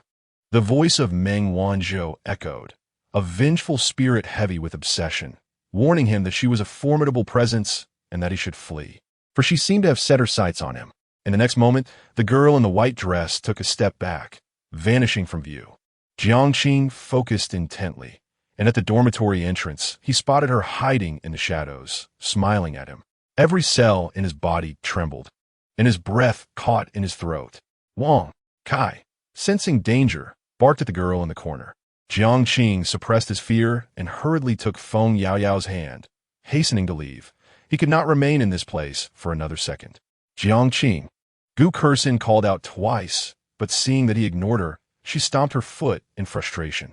Feng Yao appeared bewildered. Brother, what are you doing? I'm winning the argument. She can't compete with me. After walking a considerable distance and nearing the school gate, Jiang Qing let out a sigh of relief and remarked, That girl's dormitory is indeed haunted, It had its eyes on me. A moment's delay might have led to disaster. He was uncertain whether the malevolent spirit could leave the dormitory, and he dared not take that chance. Despite it being broad daylight, Feng Yaoyao felt a chill run down her spine. It really exists. Although most schools were built on former burial grounds and incidents of students jumping from heights or meeting untimely ends occurred annually, tales of hauntings were rarely heard. The Baiyun and Lantian dormitories were particularly close together. With a sorrowful expression, Feng Yaoyao lamented, "What should I do? I'm too scared to go back tonight." "It should be fine. Maybe, probably," Jiang Qing replied, his tone uncertain. Feng Yaoyao tugged at the sleeve of the young man beside her, looking quite pitiful. "Brother," Jiang Qing sighed, feeling overwhelmed. "For now, you can stay with me at Songpingen's villa." "Oh yeah, I can finally say I've lived in a villa." Feng Yaoyao beamed triumphantly. The university's dormitory management was not particularly stringent, as evening checks were rarely conducted. After all, they were adults. Enforcing rules was nearly impossible. It was common for students to spend nights out or book hotel rooms. However, her happiness was short-lived as she bit her lip and said, "What about my clothes and textbooks?" She truly feared returning, as the vengeful spirit could strike swiftly, taking a life in an instant. "We'll discuss it when we meet Su Muron tomorrow," Jiang Qing said calmly. The two found a fast food restaurant to eat, and a considerable number of students passed by until a group of girls entered, causing Feng Yaoyao's expression to stiffen. "What's wrong?" Jiang Qing inquired. Feng Yaoyao explained. "The girl in the middle, wearing earrings and a bow, is the protagonist for my script. According to the storyline, I should team meet her for another 2 weeks." Jiang Qing mused. "Are you suggesting that by having you dine at the school gate, the narrative has been subtly altered, allowing you to meet the protagonist earlier?" He raised an eyebrow and turned to look at the group of girls. As fate would have it, their eyes met. Chao Yayu sneered. "What are you staring at? Is wearing sunglasses supposed to make you look cool? Such a poser." Jiang Qing averted his gaze, unwilling to engage, but Feng Yaoyao was incensed and retorted. "Were you looking at me? Narcissism is a disease. Perhaps you should take your medicine before stepping out next time." "You fool." The atmosphere grew tense. There were 5 girls in their group, while only 2 of them stood together. Chao Yayu discarded a disposable chopstick, exuding an air of dominance as she beckoned with her finger. "You're quite bold. Not many dare to speak to me like that. Care to chat with me in the park across the street?" Nearby students watched the unfolding drama. Some recognized Chao Yayu and whispered to their companions. "That girl is in trouble. Chao Yayu is a junior in finance, and she has a host of older brothers outside, all connected to the local scene." Feng Yaoyao stood up, declaring, "Let us go. Whoever backs down is a dog." After uttering those words, she leaned toward Jiang Qing and whispered, "Brother, you strike 3 times, and I'll strike twice." Jiang Qing, perplexed, responded, "You realize that this could alter the course of the narrative, right? Alter the script, and the difficulty of the next task will escalate. Otherwise," Feng Yaoyao silently clicked her tongue. This protagonist was one who held grudges. "If I do not exhibit a bit of ferocity now, she will investigate me this afternoon, then summon others to confront me." Hearing this, Jiang Qing weighed the pros and cons and decided to intervene. If it were his script, it would not matter, but regarding Feng Yaoyao's narrative, he dared not meddle too deeply, lest he provoke a greater butterfly effect. However, abstaining from involvement was no longer an option. Jiang Qing dialed Song Pingen. "Where are you?" "Hey, Lao, Jiang, missing me? I'm having a meal at the company. Want to join?" "There's an issue with Yao Yao's script. The protagonist is challenging someone. Send me your location. I'll be there shortly." Chao Yashuan, observing the young man on the phone, discreetly messaged the contact labeled Brother Zhou. A group then traversed the street toward a secluded park devoid of surveillance. Xiao Ya, 15 men, hands tucked in their pockets, approached. "Brother Zhou, this wench insulted me," Chao Yashuan declared triumphantly. Brother Zhou, a cigarette dangling from his lips, draped his arm around Chao Yashuan's shoulder and scrutinized Feng Yaoyao with disdain. "As per our usual arrangement, the men will give her a beating, and the women shall be taken away." This was not their first venture into such affairs. The thugs encircled the 2 girls, leering at them with predatory eyes. Feng Yaoyao bit her lip lightly. "Brother, has my little brother not arrived yet?" Chao Yashuan smirked, reveling in her moment. Why the sudden loss of bravado? Did you not just call for help? If you kneel and lick my shoes, perhaps I might. Suddenly, a commotion erupted outside the park. 20 luxury vehicles, each worth millions, lined the street. A cadre of tall bodyguards clad in black, wielding clubs, disembarked. Song Pinyin led the charge, donning sunglasses, his gray suit exuding an aura of striking charisma under the sun. Chapter 41. A dark and windy night, the sudden turn of events caused Zhou Gu to drop the cigarette from his mouth in shock. 20 luxury cars, each worth millions, and 50 robust bodyguards rendered these ruffians utterly insignificant. Oh, what is this? Song Pinyin approached with a smile that was neither entirely sincere nor entirely mocking. The thugs attempted to flee but were immediately encircled by the bodyguards, their roles as predator and prey irrevocably reversed. Song Pinyin raised his hand, calling out to Sister Feng. Sister Feng. The deafening voice echoed in everyone's ears. Chao Yajun and her entourage turned pale with fear. At their core, they were merely students who frequented bars, dazzled by the extravagant displays of wealth and charm, feeling as though they had glimpsed a broader world. Yet now, confronted with this scene, they resembled lambs awaiting slaughter, trembling in terror. Feng Yao Yao could barely contain her glee. This was simply too exhilarating. For the first time in her life, she was addressed by a throng as Sister Feng, a surge of vanity swelling within her. Zhou Gu, the bar owner, bowed his head, unwilling to meet the man's gaze, internally cursing Chao Yajun 1,000 times. With a figure of this caliber, eliminating him would be but a word away. Song Pinyin patted Zhou Ji's face, admonishing, "Why are you looking down? Look me in the eye, you scoundrel." Zhou Ji's smile was more grotesque than tears. "Big brother, it's all a misunderstanding." "A misunderstanding? Misunderstanding?" Song Pinyin turned to Jiang Qing. "Is it a misunderstanding?" Jiang Qing remained expressionless, urging, "Do not waste time. Once this is resolved, we have more pressing matters." Song Pinyin pouted. This old man was perpetually preoccupied with dealing with ghosts, neglecting human affairs. With a mere glance from Song Pinyin, the bodyguards raised their clubs, and the thugs cowered on the ground, clutching their heads in surrender. At that moment, enduring a beating might have been preferable. Resistance would only lead to greater suffering. The 5 young women quaked with fear.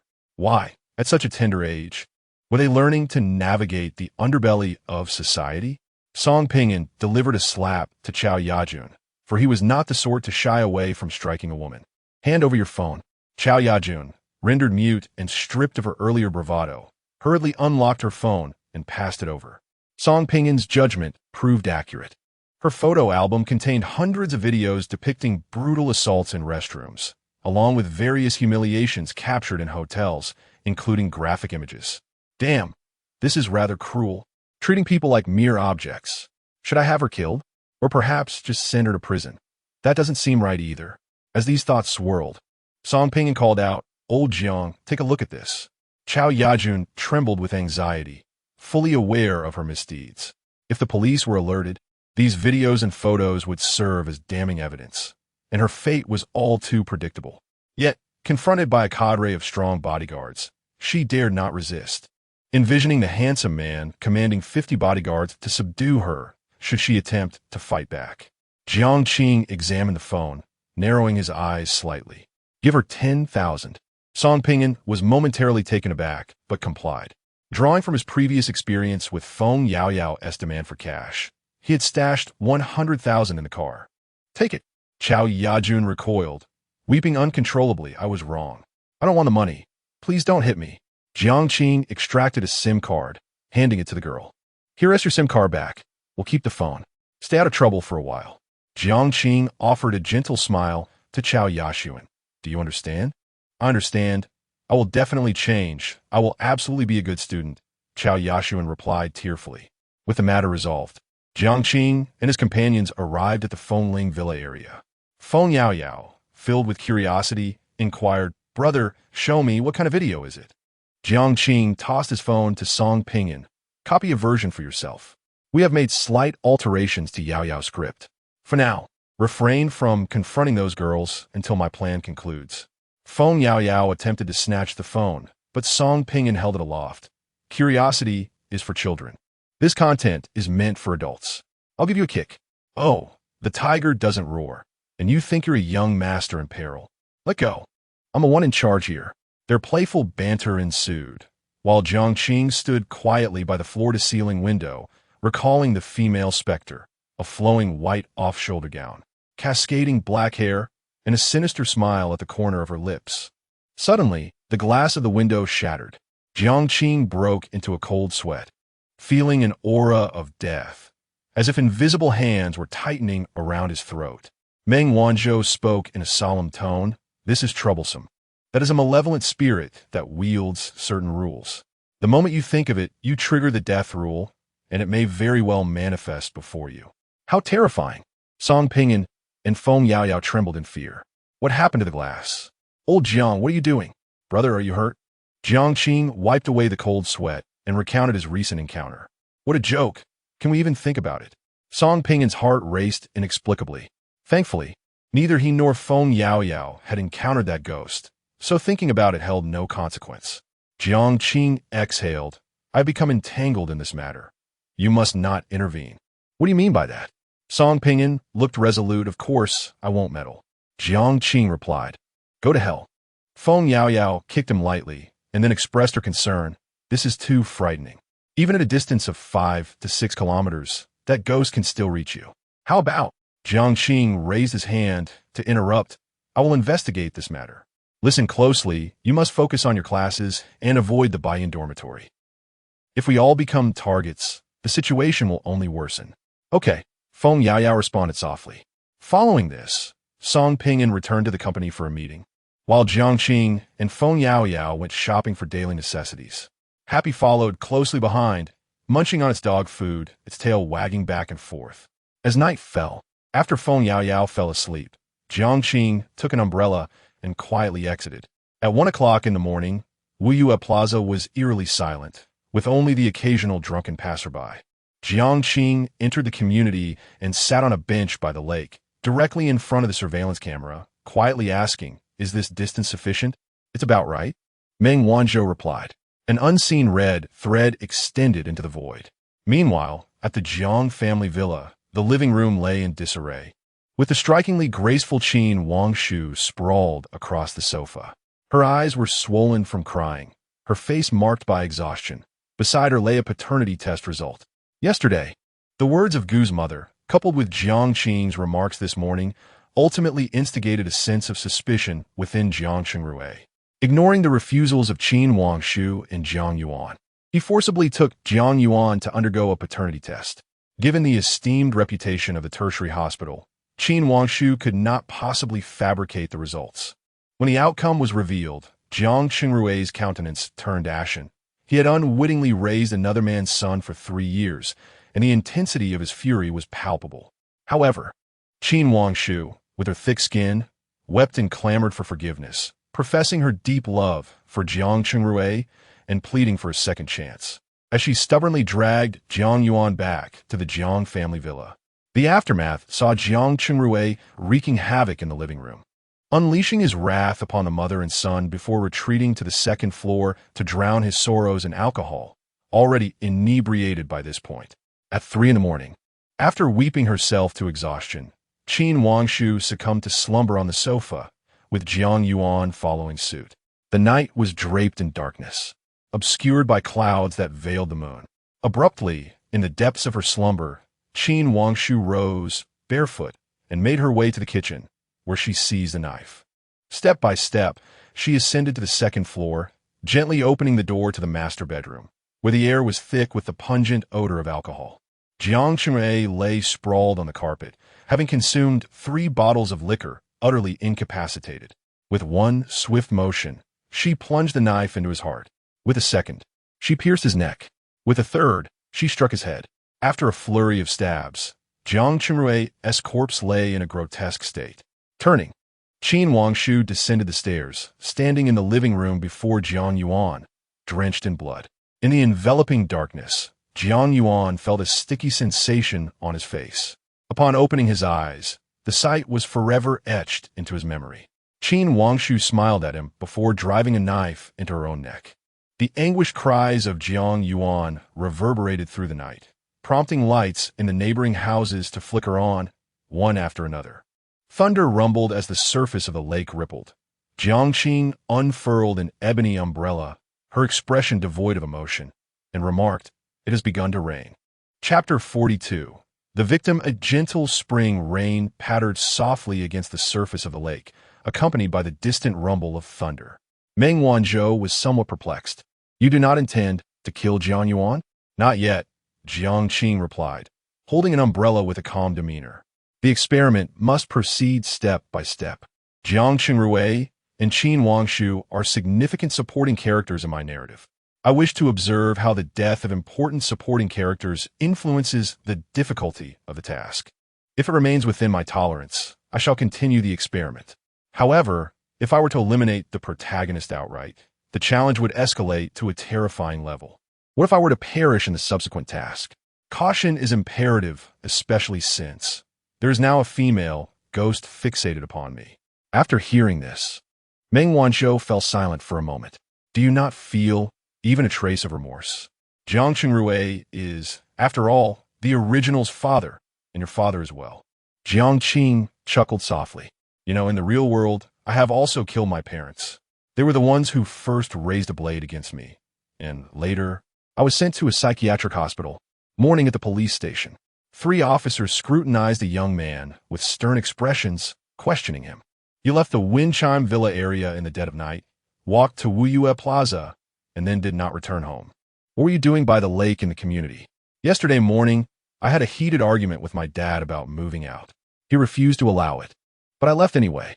Afterwards, I felt it was inappropriate, and I wanted to apologize. However, as I wandered through the community, I did not know how to begin, so I sat by the lake, lost in thought." Jiang Qing's account was impeccably consistent. The 3 officers exchanged glances, and the senior officer continued. "Are you aware that Jiang Qingrui took Jiang Yuan for a paternity test yesterday?" "I do not know." Jiang Qing shook his head, then countered, "Officer, how did my father die?" The senior officer tapped his fingers lightly on the table, his voice low yet firm. "According to our investigation, Jiang Qingrui discovered that Jiang Yuan was not his biological son, which led him to assault Qin Wangshu. That evening, after getting drunk, Qin Wangshu stabbed him and subsequently took her own life. Please accept our condolences." Jiang Qing was taken aback. "How could this be? Jiang Yuan is not my brother." "Indeed." Another officer interlocked his fingers on the table. "The case is quite clear. Jiang Qingrui assaulted Qin Wangshu, who, harboring resentment, took advantage of his inebriation to kill him. As for why Qin Wangshu chose to commit suicide, that remains uncertain. Perhaps she was deeply affected. You may return for now, but keep your phone accessible. We will contact you as needed." Jiang Qing acknowledged with a sound, gingerly pushing himself away from the table. "I will escort you," the young officer offered eagerly. As the 2 exited the interrogation room, the senior officer reviewed the surveillance footage from the community once more. "Captain, what troubles you?" The senior officer furrowed his brow. "Everything seems too coincidental. Xiao Wang, I have been on the force for 23 years, and my instincts are usually accurate. I suspect Jiang Qing is deliberately providing us with an alibi.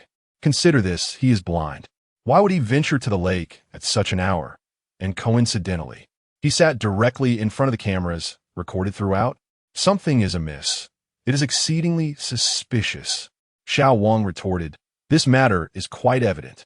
Qin Wangshu is the murderer. If there is doubt, it should also extend to Jiang Yuan, as he is the only one present at the scene who remains alive. I remain suspicious of Jiang Qing." The older police officer trusts his instincts. Xiao Wang is at a loss for words. How could a blind man commit murder? 3 years ago, his mother passed away, and now his father has been killed. He is the true victim. Jiang Qing, supported by the officers, arrives at the police station's hall. A shaken Jiang Yuan sits on a chair, while Gu Kersin quietly offers comfort. Gu's father and mother are in another interrogation room, cooperating with the police investigation. "Thank you. I can manage on my own." Jiang Qing expresses his gratitude, using his umbrella to navigate ahead. Just as he exits the police station, Jiang Yuan abruptly stands up, pointing and shouting, "It's you. You killed Dad and Mom." Jiang Qing halts, slowly turning around, removing his sunglasses to reveal a pair of clear and bright eyes. A faint smile gracing his lips. Jiang Yuan, inexplicably filled with fear, collapses to the ground, muttering, "You are not Jiang Qing, you are not Jiang Qing. Jiang Qing is dead. He died in the hospital. You are a ghost, a malevolent spirit. Regrettably, you are not my real brother. You will not inherit a single penny of the Jiang family fortune," Jiang Qing retorts, coldly turning away while donning his sunglasses once more.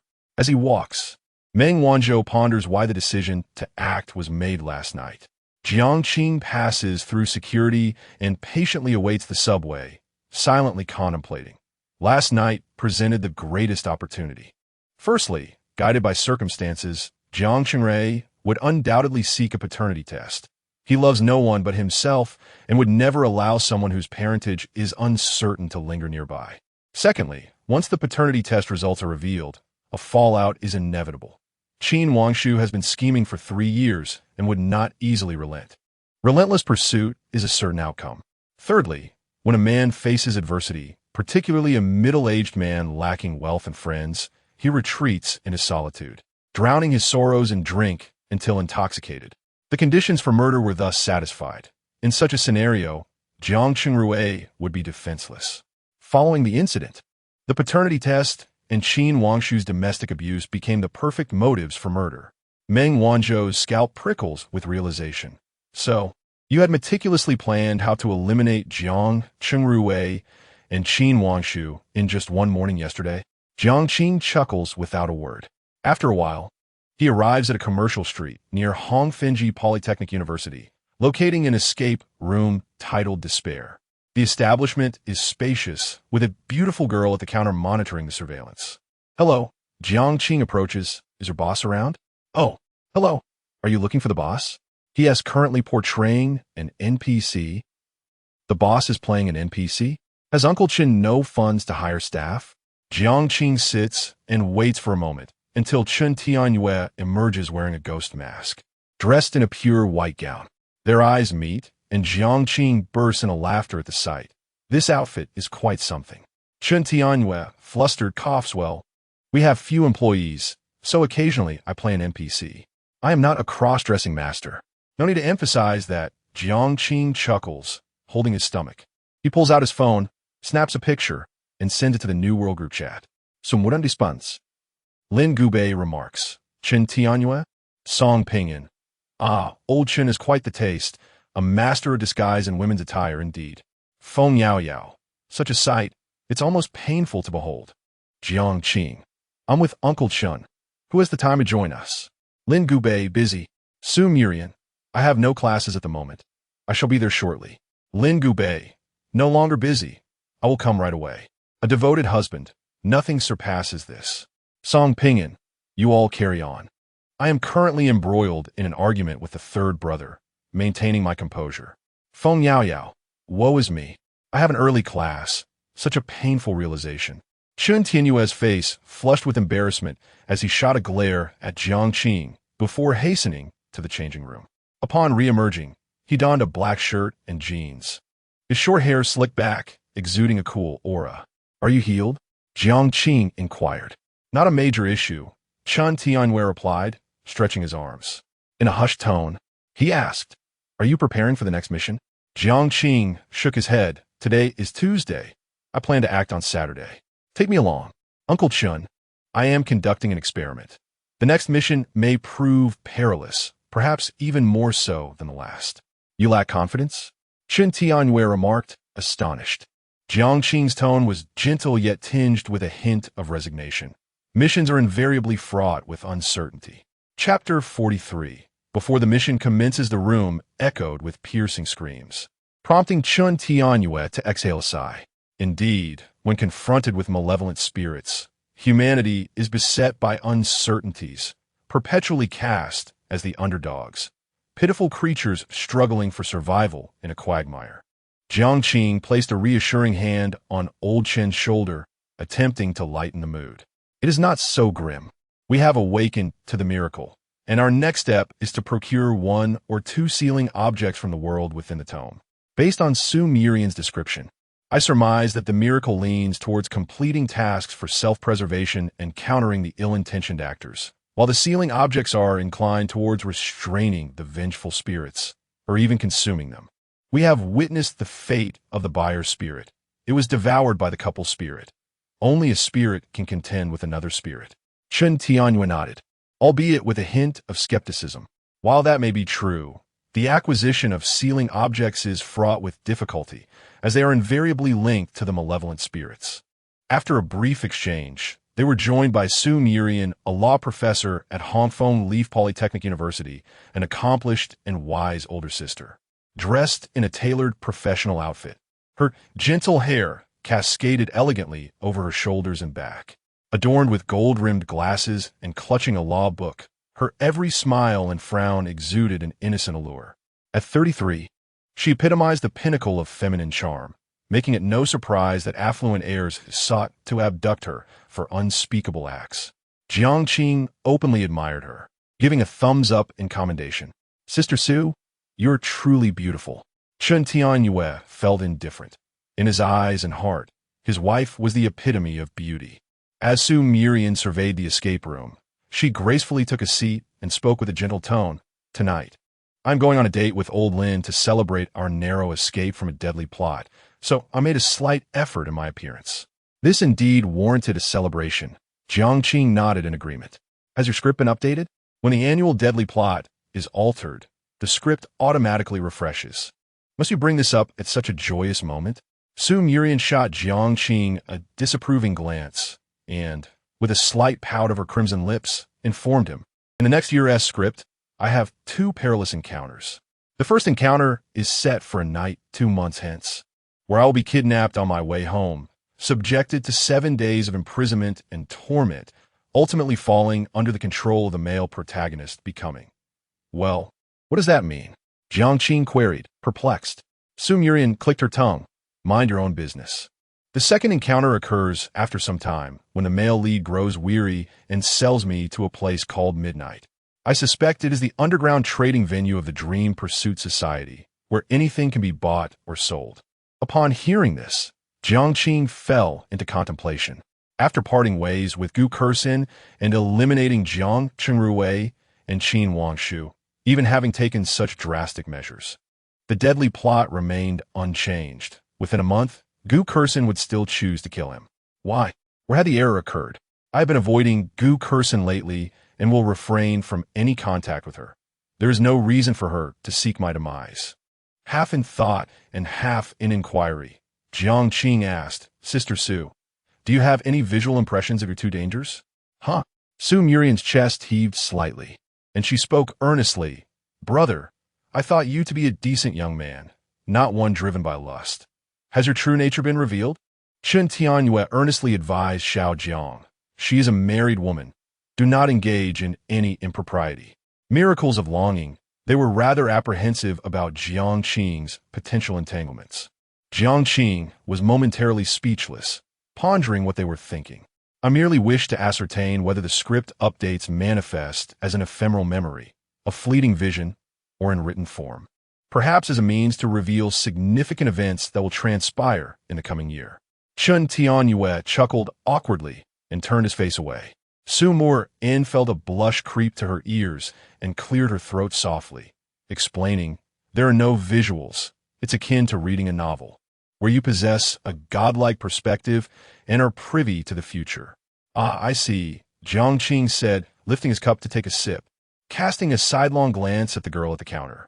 In a hushed tone, he remarked, "Sister Su represents beauty. Yao Yao embodies bullying. Uncle Chun is associated with the supernatural. Song Pinyin is linked to business warfare. Lin Gubei is entrenched in politics, and I am entwined in romance. Comparatively, my narrative is the most effortless." Su Murian shrugged. "Being excessively beautiful can also be a burden. In high society, beauty is an embellishment for the middle class. It is a treasured asset, yet for those in poverty, it is a catastrophe." Unfortunately, Su Murian hailed from a quintessentially ordinary family within the world of literature, offering her no assistance whatsoever. Jiang Qing's phone rang, displaying the caller ID, Jiang Wei. He refrained from answering. silencing the device before playfully inquiring. How do you intend to alter the plot? Su Mu crossed her legs, smiling softly. The simplest approach is to evade those intent on abducting me. However, it is merely a temporary fix. Danger remains ever present, which is quite troublesome. Tap, tap, tap. Lin Gubei, clad in police uniform, arrived. Wife, you actually came? Sununtai Mur en exclaimed, astonished, having thought her husband was joking in their group chat. She had no classes that morning, and, as a police officer, Lin Gubei was typically busy, making it difficult for him to take leave. Lin Gubei sat down, glaring at Jiang Qing. This fellow possesses the miraculous ability to connect with others. I cannot trust you being with him. What if he is fond of married women? Chun Tianyue could no longer contain his laughter, slapping Jiang Qing on the back. Married women? Su Mu seized Lin Gubei's ear. You increasingly distrust me. It's not you I distrust. It's this guy. A man knows another man best. Oh, old Lin, is that so? Do you fancy married women? Under his wife's teasing gaze, Lin Gubei, feeling like a henpecked husband, could only stammer explanations. Joking aside, Jiang Qing interjected, clapping his hands to quiet the trio. I have 3 matters to discuss with you. First, there is indeed a female ghost in Baiyun dormitory. She is fixated on me. Whenever I think of her visage, a disposable cup fell to the ground. Water pooling together, and the girl in the white dress with exposed shoulders locked eyes with Jiang Qing, her smile eerie. Damn, I can't control this at all. Jiang Qing hastily pulled out a large stack of tissues to cover the wet spot on the floor, his heartbeat quickening. Chun Tianyue and the others were covered in goosebumps. Alas, this is the situation. The ghost is formidable, capable of appearing regardless of distance. Sister Su, could you assist me in investigating whether there have been any deaths in Baiyun dormitory over the past few years? The situation is dire, and Su Mu nodded earnestly, stating that she would commence her investigation that afternoon. I can also look into this matter. If there have been any unusual deaths at Maple Leaf Polytechnic University in recent years, there would undoubtedly be reports, and the police department would possess records, Lin Gubei interjected. Thank you. Jiang Qing expressed her gratitude. Furthermore, I plan to undertake my 3rd task this Saturday. Last night, I eliminated a pivotal supporting character from the script, significantly altering the plot. Thus, I intend to embark on Saturday's mission alone, as I remain uncertain about the extent of the difficulty increase. Su Mu silently mused. Saturday? Isn't that a bit too hasty? After just a few days of rest, he exhibits no signs of post-traumatic fear? At this rate, his reckless pace in undertaking tasks will inevitably lead to trouble. Lin Gubei was astounded. Murder? This fellow committed murder last night. To speak so nonchalantly about taking a life. Does he truly believe it can be handled as if it were an NPC's responsibility? I must remind Su to be cautious of Jiang Qing's volatile emotions. He is behaving like a madman. Jiang Qing removed his sunglasses, his captivating gaze meeting those of the trio as he deliberated. Before the mission commences, I have several matters to attend to. Just as he spoke, the phone on the table illuminated, displaying the caller ID, Jiang Wei. Chapter 44. Opening the door. Sure, I'm off to buy coffee. I feel rather drowsy after waking up early, Su Mu said, her voice as gentle as jade. Jiang Qing nodded, preferring to avoid serious matters during interruptions. He stepped out of Old Chen's shop, standing in the corridor on the 5th floor as he answered the call. Before he could utter a word, Jiang Wei's voice crackled with sobs on the other end. Why didn't you answer my call? Where are you? Dad and Aunt Qing are dead. Jiang Qing searched his memories. His younger sister had little presence in his narrative, a mere supporting character with negligible importance. Recollecting himself, he opened his mouth. I know. I've already cooperated with the police investigation. As for my location, that is not your concern. Remember my words. Jiang Yuan is not your father's biological son. With your father and Qin Wangshu deceased, some relatives from the Jiang family may attempt to swindle the estate. You must not sign any contracts and do not fear their threats. If you are uncertain, seek out Aunt Wen. She will safeguard you from their deceit. Once the police investigation concludes and the bodies are cremated and buried, I will relinquish all my assets, 3 houses, a car, and about $1 million in savings. All will belong to you. You are 18 now. Take care of yourself. That is all. He hung up, not allowing her a chance to respond. What assets? What sister? He was indifferent. His concerns lay in overcoming the tasks at hand, resisting malevolent spirits, and persevering until the end. These were the matters that truly held significance. Should he perish during the mission, no amount of wealth would bear meaning. Jiang Qing considered himself just in his actions, leaving all his possessions to Jiang Wei as a form of security. Though Jiang Wei harbored disdain for him, finding embarrassment in having a blind brother, she had never inflicted any substantial harm upon him. That was sufficient. Indeed, that was sufficient. With his thoughts settled, Jiang Qing returned to the shop, where Su Miruan had yet to return with the coffee. 3 burly men exchanged glances. "Officer, why are you staring at me?" "We are conducting a legitimate business," Chun Tianyue jested, his spirits buoyed by newfound purpose and hope. "Oh, I'm done playing. I won't play anymore." The door to the escape room swung open, revealing a girl weeping profusely, her boyfriend frantically trying to console her. Lin Gubei chuckled, propping his leg casually, lighting a cigarette, and remarked, scaring a bunch of 17 or 18-year-olds to tears, quite legal indeed. "If you dare to play, I assure you I will scare you to tears as well," Chun Tianyue challenged. Lin Gubei poked at his police uniform. "Apologies, but I trust the party and fear no ghosts." Jiang Qing watched their banter with interest, thinking how entertaining it would be if Song Pingan were present. That fellow was unbeatable in verbal sparring and exceptionally skilled at psychological warfare. His phone vibrated with notifications. Upon checking, he found a barrage of voice messages from Jiang Wei. "Where are you? Where are you? Where are you?" After a moment's contemplation, he replied with 3 words, "Mind your business." "Jiang Wei, you can't see the road. You might get hit by a car." "Jiang Wei, you're so annoying. Where have you gone?" "Jiang Wei, Dad is dead. You don't want me anymore." Jiang Qing ceased to respond. The girl had entered her rebellious phase, residing at school and not returning home for 10 days or even half a month.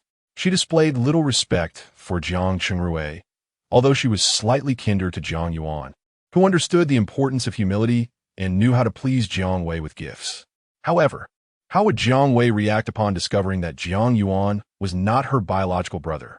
As these thoughts circled in her mind, a breath caressed Jiang Qing's ear, and a pleading voice echoed softly, "Help me. Find her. Pandai. Find her." A chill gripped Jiang Qing's heart. She had no acquaintance named Pandai and believed the caller had mistaken her for someone else. "Midnight. Dormitory come." The ghostly voice abruptly ceased, leaving Jiang Qing frozen in place.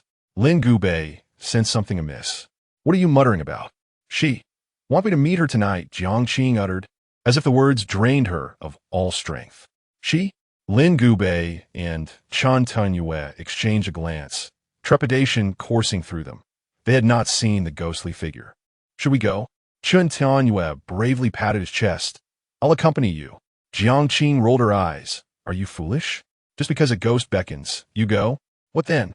Chun Tianyue scratched the back of his head, disinclined to think deeply. "It's pointless to move." Jiang Qing rapped the table. "She asked me to help find someone named Pandai." "Pandai?"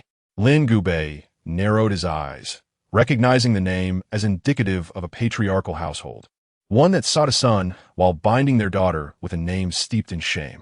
"Are we really not going tonight?" Chun Tianyue inquired. "Uncle Chun, let us not dwell on this topic. If you wish to go, then go." "Very well." Chun Tianyue sealed his lips. The sound of light footsteps echoed as Su Murian entered, carrying 4 cups of coffee. "What's the matter? Everyone looks so serious." Jiang Qing recounted the situation, leaving Su Murian in a daze. "Pandai, a university student wouldn't retain such a name. I mean, she must have changed it before attending university. Finding her would be quite the challenge." Su Murian shook her head. Their resources were limited. They could not investigate anyone's background at will. "Shall we go together tonight?" Chun Tianyue suggested. The 3 exchanged glances, their lips twitching, unwilling to engage further. Time flew by, and soon it was Saturday. During these days, Jiang Qing had been quite occupied. After the police concluded their investigation, he made an appearance to oversee the cremation of Jiang Qingrui's remains. While he remained indifferent to Qin Wangshu's body, as that was Jiang Yuan's responsibility, Jiang Yuan had caused a stir for 2 days. making simple demands. A 3 million yuan luxury flat and a million in cash, but no one paid him any heed. The Jiang family's assets comprised only one property registered under Jiang Qing's name, while the remaining two were under Jiang Qing's and Jiang Wei's names, respectively. Jiang Qing intended to transfer all properties to Jiang Wei, leaving himself with no assets whatsoever. Of course, such formalities could not be resolved in a day or two, and he anticipated a lengthy entanglement with Jiang Wei. In the Fengling Villa district, I don't care, I'm going. Feng Yaoyao threw a tantrum, clinging to Jiang Qing's leg. She had donned a black tracksuit and a pair of 100 yuan sneakers, practical for a hasty retreat during their mission.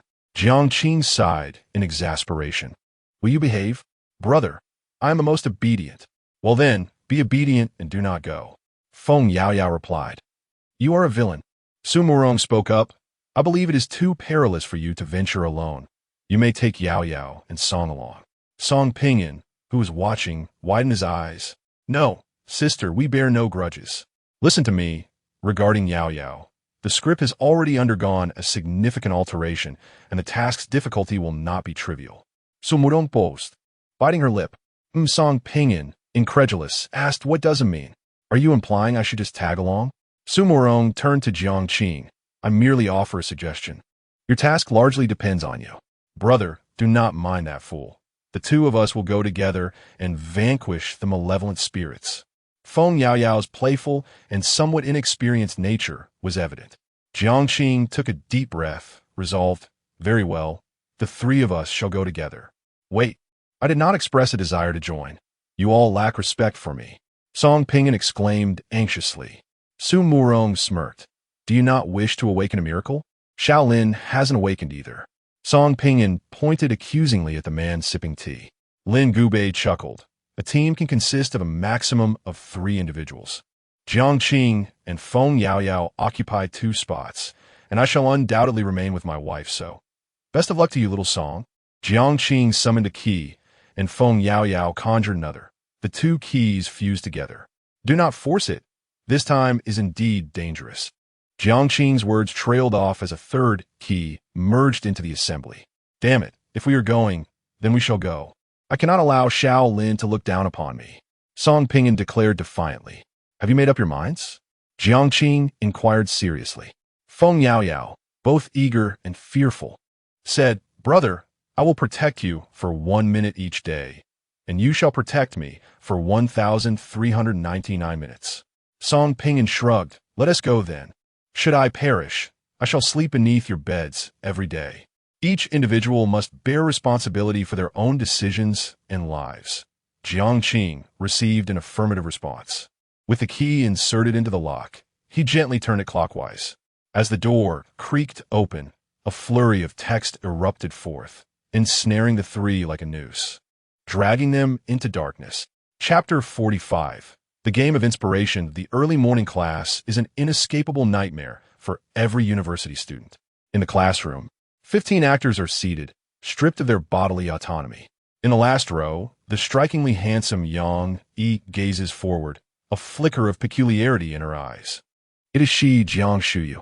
Rumor has it that she successfully completed her 6th task last week and was promoted to an executive position by the Dream Pursuit Society. In just a week's time, she's participating in another task. What a self-assured woman she is. Yang Yi silently joins, 15 individuals. Is this to be my 9th task? According to the wisdom of my predecessors, the actors in the first 9 tasks will never be matched with those in subsequent tasks. I am, in fact, the most seasoned actor in this game. However, the 9th task represents a threshold. It is said that there exists a 1% chance of encountering an anomaly. I hope fortune does not forsake me this time. Once this task is completed, my key will undergo a transformative change, allowing miracles to manifest at 50% efficacy within the realm of the book. And I may apply for a position among the liberated elites. Yang, he feels a surge of delight and is not particularly anxious. Not only did he awaken a rare miracle during his 7th task, but he also possesses an artifact of sealing. As long as this task does not involve an anomaly, but rather a typical malevolent spirit, victory is assured. Oh, is that not Sister Jiang? A voice interrupts, drawing the attention of all present. A youthful man, fair and clad in casual white attire, gazes with playful interest at a woman. Song Ping blinks, "Sister, please do not glare at me. I prefer the youthful. You are in your 30s, nearing 40, almost 50, and approaching 60. How could I possibly be attracted? Please, do not glare. I am well aware of my dashing appearance, and I see you covet my physique. However, I must commend your bravery. We shared a tumultuous experience last week, and here we are again. Gentlemen, allow me to introduce. This esteemed sister is Jiang Qing, who met with misfortune in the last task, resulting in the demise of several individuals. Exercise caution. Silence. Jiang Qing's fury is palpable. Her mind is buzzing. How could she encounter this fool again? Why are these three individuals so eager to participate in tasks? Do they not fear perishing in the process? Song Ping clicks his tongue. Anxious. Look, Sister Jiang is flustered. Gentlemen, do not stare. Sister Jiang is bashful. Whoever looks must take responsibility. Marry her and support her. Provide her with 8 sons. All present are veterans of 6, 7, or 8 tasks, and under normal circumstances, they would not laugh, unless unable to contain themselves. Very well, Jiang Qing retorts, a smile tinged with anger. I hope you survive until the task's conclusion. Song Ping joyfully accepts her blessing with your auspicious words. I shall certainly not meet my end before you. Do I possess a celestial connection? Do you? Yes, what do you have? In the last task, Jiang Qing gathered a group, leading many to their doom. Although from Song Ping's perspective, he was not ensnared, this woman clearly does not seem benevolent. It is wise to draw her ire. Feng Yaoyao wishes to lower her head, but finds herself unable. Brother, staying with him is so embarrassing. Jiang Qing remained silent. Having discerned Song Ping's scheme, it occurred to him that bringing along Song Ping was indeed a prudent choice. This fellow had an exceptional knack for understanding human psychology, serving as his mouthpiece. After their previous mission, Jiang Qing pondered why Zhao Xiaodong had managed to survive past the 4th night. The sole answer was that Jiang Qing had rescued Zhao Xiaodong. But why would she do so? Initially, Jiang Qing had intended to eliminate Zhao Xiaodong. The answer was self-evident. Jiang Qing and Zhao Xiaodong were in cahoots, orchestrating a charade. Zhao Xiaodong had obtained information from Jiang Qing, which she promptly relayed to Jiang Qing. Jiang Qing then utilized that information to manipulate the others, reaping the benefits for herself. This was one of Jiang Qing's conjectures, uncertain and perhaps irrelevant. Goodness, let's not bicker now. How many missions have you completed? Jian Yuqing inquired with genuine curiosity. With her sweet visage, melodious voice, and charming demeanor, she was the embodiment of sweetness. Song Ping coughed lightly. I am Song Ping, and this marks our 13th mission. Jiang Qing. Jiang Qing. At the back row, the handsome Yang Yi shook his head, noting that those with fewer than 9 missions would not be matched with those having completed 9 or more. Oh dear, this is a blunder. No one informed me. Song Ping feigned a faint. Yang Yi gazed out the window, where the sky was shrouded in gray, a faint crimson moon lingering in the distance. Yet the clock on the wall revealed it was 7:59 a.m. No, it was already 8. Suddenly, a series of white characters materialized upon the enormous blackboard. Your senior, Wen Pan, is currently penning a novel, yet her plot has left her in distress. Within 7 days, assist her in completing the novel, ensuring you return to the classroom by noon each day to engage in a creative inspiration game with her. Hint, your senior has a preference for girls. All present regained their motivation, instinctively pulling out their phones to photograph the blackboard. Jiang Qing furrowed his brow. A creative inspiration game? Song Ping muttered. Has a preference for girls? Feng Yaoyao bit her lip. Novel writing? How terrifying. Why does she prefer girls? Jian Yuqing rested her head on the desk, interpreting the situation as her senior being a vengeful spirit who favored girls, suggesting she might target them first. Yang Yi crossed his arms and inquired, what are your thoughts on this mission? Jiang Qing, not simple. Song Ping, not easy. Feng Yaoyao, not pleasant. Jian Yuqing, I don't want to. Jiang Qing, I don't understand. As soon as she spoke, Jiang Qing found herself perplexed, realizing she had been led astray. Listening to one person's words was akin to hearing another's. Yang Yi observed the others, who all shook their heads in unison. The mission had just commenced, and based solely on the two statements on the blackboard, it was impossible to glean any substantial information. Suddenly, a bespectacled middle-aged man approached the classroom door. "Where are you going?" Yang Yi questioned. The middle-aged man adjusted his glasses and retorted, "Cattle and sheep always travel in herds. Only tigers dare to roam alone. I do not require companions, understand? I shall provide a translation for everyone." Song Pinyin, seemingly reveling in chaos, conveyed a rather audacious sentiment. "I bear no ill will towards anyone in particular. Rather, I perceive all present as beneath contempt. If you possess the courage, join forces against me. Should you falter, I shall regard you as a coward." Feng Yaoyao stifled a laugh, remarking, "You possess a knack for translation. If you ever choose to depart from the literary realm, I shall be your foremost opponent." The middle-aged man, sensing the malevolent gazes directed at him, tempered his arrogance, muttering under his breath, "What nonsense, merely a disruption. Did you hear the insolence with which he addressed us? How can we endure this?" Song Pinyin retorted indignantly, "Am I out of my mind?" The middle-aged man, choked with a barrage of profanities, stormed away in fury. Engaging in conversation with this effete young man would surely lead to one's demise. "Practice more if you're lacking," Song Pinyin thought disdainfully. His quarrels were never aimed at vanquishing his opponent, but rather at eliciting their exasperation. Jiang Shuyu snorted derisively, departing with two teammates. Yang Yi and his companions also shook their heads and exited the classroom.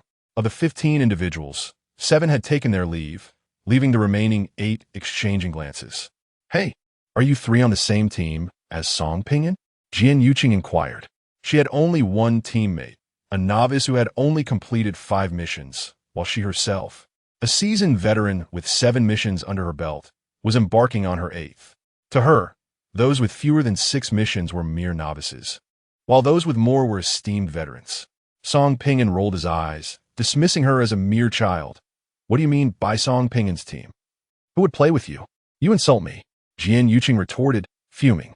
Jiang Qing glanced at the clock on the wall, then at her phone to confirm the time, ensuring there was no discrepancy. She set alarms for 11:30 and 11:50 before striding out of the classroom. Song Pinyin followed closely behind, not forgetting to tease Jian Yuqing as he turned back. "Little brat, farewell." "Ugh, he insulted me without provocation. Why would he say such things? It's utterly perplexing," Jian Yuqing fumed, sporting a fierce expression as she complained to her companion. In the blink of an eye, the 15 individuals had divided into 6 groups, each embarking on their respective endeavors within the university. The crimson moon gradually faded, yielding to the sun's radiant glow as the mission commenced. Chapter 46. Roll call under the sunlight. Jiang Qing's expression transitioned from calm to perplexity, and then from perplexity to disbelief. "Yao Yao, have you noticed?" Feng Yao Yao, with her ponytail swaying, nodded in agreement. "This university is remarkably similar to Hong Maple Leaf Polytechnic University." Similar? Song Pinyin, who had never visited Hong Maple Leaf Polytechnic, mused, "It feels somewhat alike." "Somewhat alike? What does that even mean?" Feng Yao Yao playfully punched Song Pinyin on the back, earnestly explaining, "Just now, I noticed that the buildings, the woods, the playground, and so forth are all akin to those at Hong Maple Leaf Polytechnic. For a fleeting moment, I thought we had the wrong key and were still trapped in the world of the book, but clearly, that was not a possibility." With his left hand in his pocket and his right hand removing his sunglasses, Jiang Qing contemplated the task at hand. The environment of this mission was a one-to-one simulation of the world within the book, yet he wondered whether the female ghost from Baiyun Dormitory was present. If Chen Tianhua were here, he would surely suggest, "Let's go take a look." However, Jiang Qing was reluctant to take risks at the moment, preoccupied instead with the inspiration game at noon and the senior named Wen Pampan. "Let us proceed to the admissions office." The trio arrived at the admissions office, where they found a sorrowful-looking female teacher seated within. "Knock, knock, knock." The teacher looked up. "Come in. What brings you here?" Jiang Qing recited the carefully prepared script in his mind. "Hello, teacher. I am a student majoring in accounting, Wen Qing. My cousin, Wen Pampan, is also a student here, and she has recently gone missing. I have been unable to reach her. and I would like to inquire if I might be able to review her records to contact her parents. The teacher furrowed her brow. Missing? You are her cousin. You do not have her parents' phone number? Is there no information from your advisor? Jiang Qing, maintaining a steady demeanor, replied. I am a distant cousin and indeed do not possess her parents' contact information. We have no leads from our advisor either. Please, teacher, I implore you. My cousin suffers from severe depression and mania. In her depressive states, she contemplates suicide, and in her manic episodes, she may harm others. If something were to happen at the school. At his words, the admissions office teacher's expression changed. If something were to happen at the school, that would be dire. When Pampan, you say? Which department? Which major and what year is she in? Jiang Qing shook his head. I'm not certain. The teacher's brow knitted in contemplation as she hesitated, her right hand entwined with a red thread. After a moment of operation on the computer, she pulled up student records. There are 3 students named Wen Pampan. You may take a look. Thank you, teacher, Jiang Qing expressed politely. He moved to sit down and exchanged a knowing glance with Song Pingan. With a slight smirk, Song Pingan remarked, Teacher, while we were on our way here, we witnessed a group of students fighting in the flower bed outside. Should we report it? Fighting? The teacher seemed skeptical. How could there be a fight at the faculty office? She paced the corridor, while Song Pingan gave Jiang Qing an okay sign and followed closely behind. Once she departed, Jiang Qing quickly clicked on the information of the 3 girls. His time limited. He pulled out his phone and snapped a picture, completing the task in just 20 seconds. Meanwhile, the voice of Song Pingan resonated outside the office. Teacher, I'm not deceiving you. Someone must have intervened. The commotion just now was quite fierce. Did you not hear it? The female teacher, feeling displeased, entered the office. Did you find it? Yes, thank you, teacher. I will make a call now. Goodbye, Jiang Qing replied dismissively, as the red line disappeared. The 3 swiftly departed under the bewildered gaze of the teacher. Each day brings its own troubles, she murmured, sipping water before returning to her work. On a tree-lined path, Feng Yao Yao, with her short legs, huffed. You all lie without even blushing. Little girl, this is the world of adults. You wouldn't understand. Song Pingan feigned maturity. Feng Yao Yao retorted with a scoff. I would only believe a word you say if you were a puppy. Brother Jiang is not lying. He is doing this for a mission. You are so double-standard. I'm doing this for your brother. Jiang Qing lowered her head, gazing at her phone, which displayed photos of 3 girls named Wen Pampan. 1 in her 2nd year, 2 in their 3rd, with 1 majoring in journalism, another in law, and the last in physics. We have 3 phone numbers. Shall we each call one? Feng Yao Yao and Song Pingan remained silent. Confirming by phone? If the ghostly Wen Pampan answers, how should we begin? Cousin. I am your distant cousin. Where are you? Have you lost your mind? Jiang Qing chuckled lightly, teasing them. These are 3 photos. At noon, once we meet Wen Pampan, we will know who she is. Song Pingan leaned closer to Yao Yao's ear. See, Jiang is quite cunning and rather scheming. A bit. Feng Yao Yao could not refute. At 11:50 a.m., 15 individuals gathered in the classroom, staring blankly at one another, each responding that no clues had been discovered. Jiang Qing sat in the corner by the window, resting her chin on her right hand, her gaze drifting far away as sunlight streamed through the treetops, casting a soft golden hue on her tousled hair, serene yet striking. In contrast to Jiang Qing's tranquility, Song Pingan exchanged glances with Jian Yuqing, who appeared quite irate. Old Song, why are you staring at me? You are the one staring. Jian Yuqing retorted, her annoyance palpable. You are quite rude, she added, her anger intensifying. You are so annoying, Song Pingan mimicked the girl's tone playfully. Jian Yuqing placed her hands on her hips. You are really asking for trouble. Come at me. Go ahead and hit me. Song Pingan teased, his words managing to break down her defenses. Jian Yuqing's eyes glistened with unshed tears as she sulked against her desk. Feeling aggrieved, many remarked that her anger resembled a pout, yet she was genuinely upset. Feng Yao Yao scoffed, pervert. How am I a pervert? Song Pingan replied, bewildered. She wants to hit me. I let her, yet she does not. Am I to blame? I've always been a model student, caring for my classmates. All right, if you can't keep your mouth shut, go find Sister Jiang to spar with. Feng Yao Yao shot a sideways glance at the girl. Jiang Shuyu. Moments latte. At precisely noon, the classroom fell into an instant silence. The sound of footsteps echoed down the deserted corridor, drawing ever closer. Jiang Qing withdrew her gaze and turned towards the ajar classroom door. The senior paused at the threshold, rapping 3 times on the door, and with a gentle nod to the gathered students, she stepped inside. A living person? Jiang Qing was taken aback. The girl was dressed in a simple floor-long dress, her waist-length hair cascading messily down her back. Clutching a diary, she bore heavy dark circles under her eyes, her overall demeanor appearing rather lackluster. Ascending the podium, she remained silent, instead opting to write on the blackboard with chalk, "My name is Wen Pan. A profound silence enveloped the room. After a prolonged moment, Jiang Qing began to clap, her smile welcoming the senior. The others were momentarily stunned, unable to comprehend Jiang Qing's actions.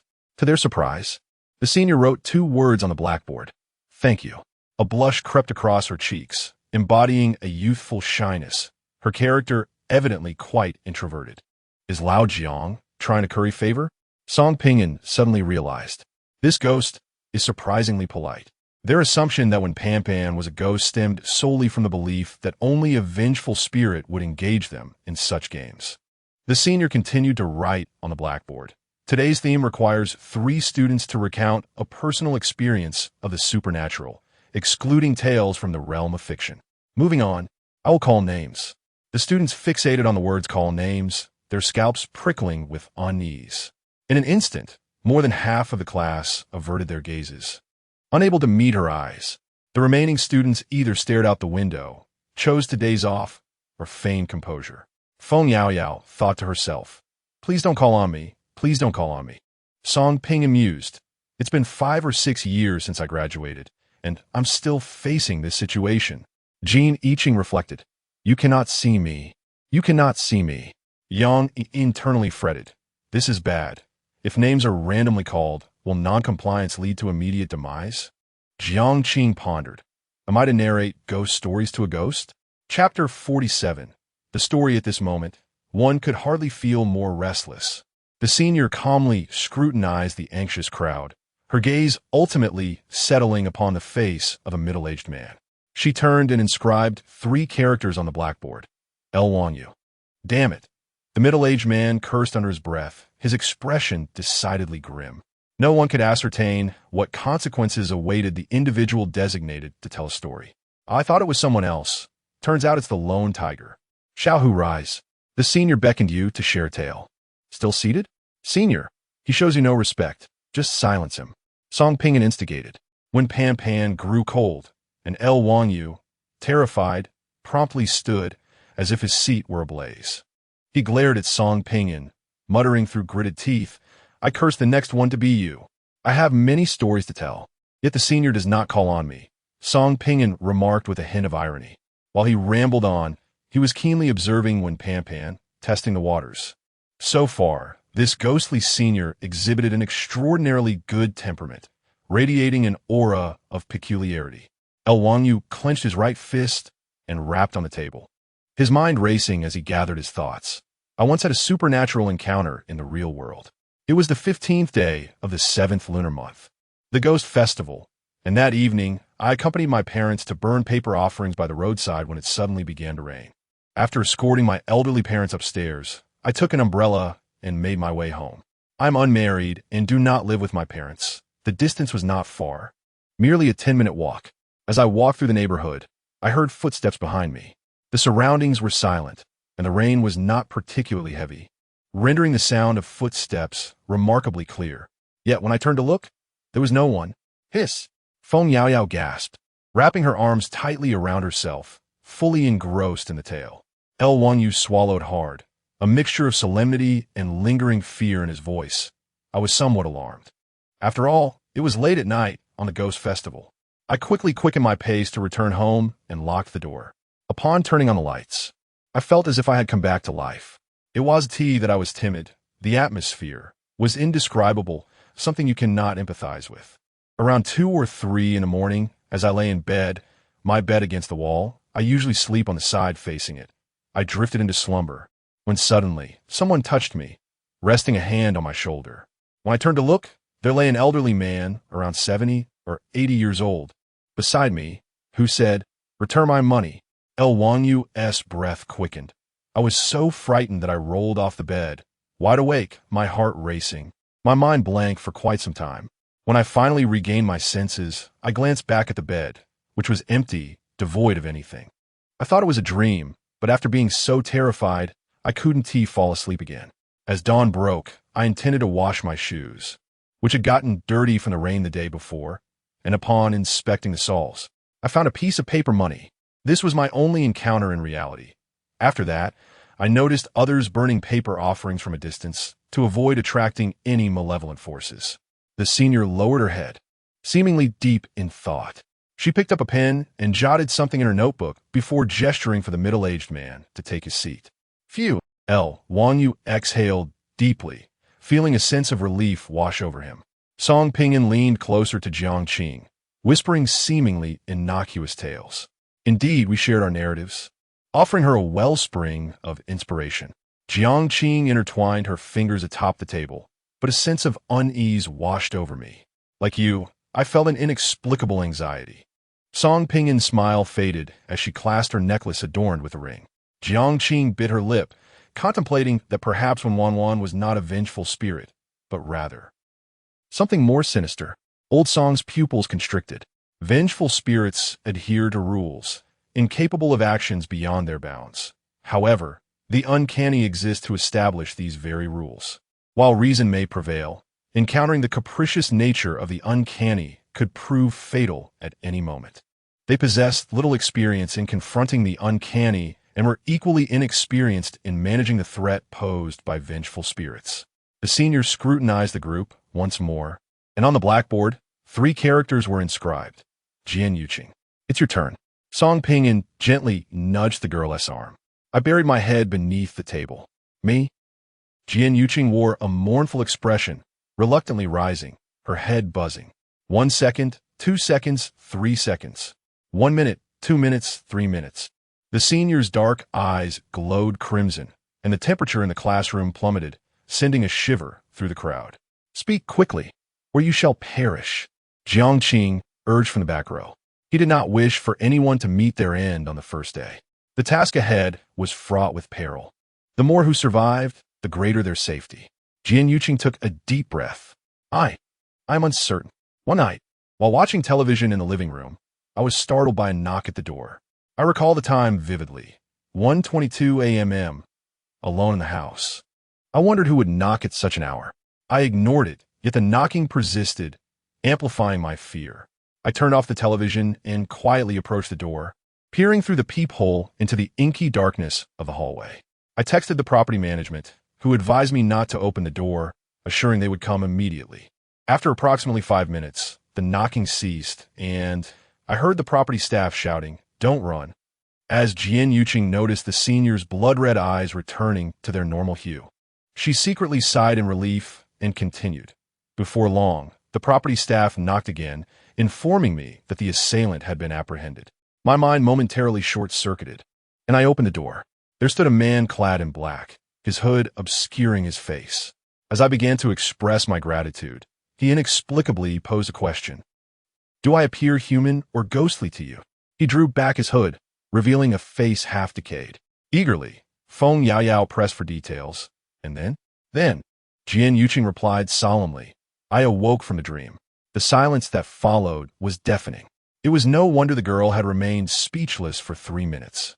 She was uncertain whether her experience qualified as a supernatural tale. Strictly speaking, it was merely a dream. The senior pondered for a few moments before lowering her gaze to jot notes in her diary. After a while, she gestured for Jiang Qing to take her seat, who collapsed onto the table, drained of energy. She has already sensed something amiss. Typically, malevolent spirits lack high intelligence. Their sole purpose is to terrify the living and wreak havoc. Someone like Ban is certainly not a malevolent spirit, but rather something far more peculiar. How unfortunate. How lamentable. How could a girl who has faced 8 tasks be paired with a seasoned expert who has completed 9? The probability of encountering such a strange entity during the 9th task is merely 1%, rendering any hope of escape utterly futile. A flicker of despair emerged within Jiang Qing, her eyes losing some of their luster. The senior student called out names for the last time, inscribing on the blackboard, Jiang Qing. The esteemed veteran of the ninth task paused momentarily, then rose calmly, beginning to narrate in a leisurely manner.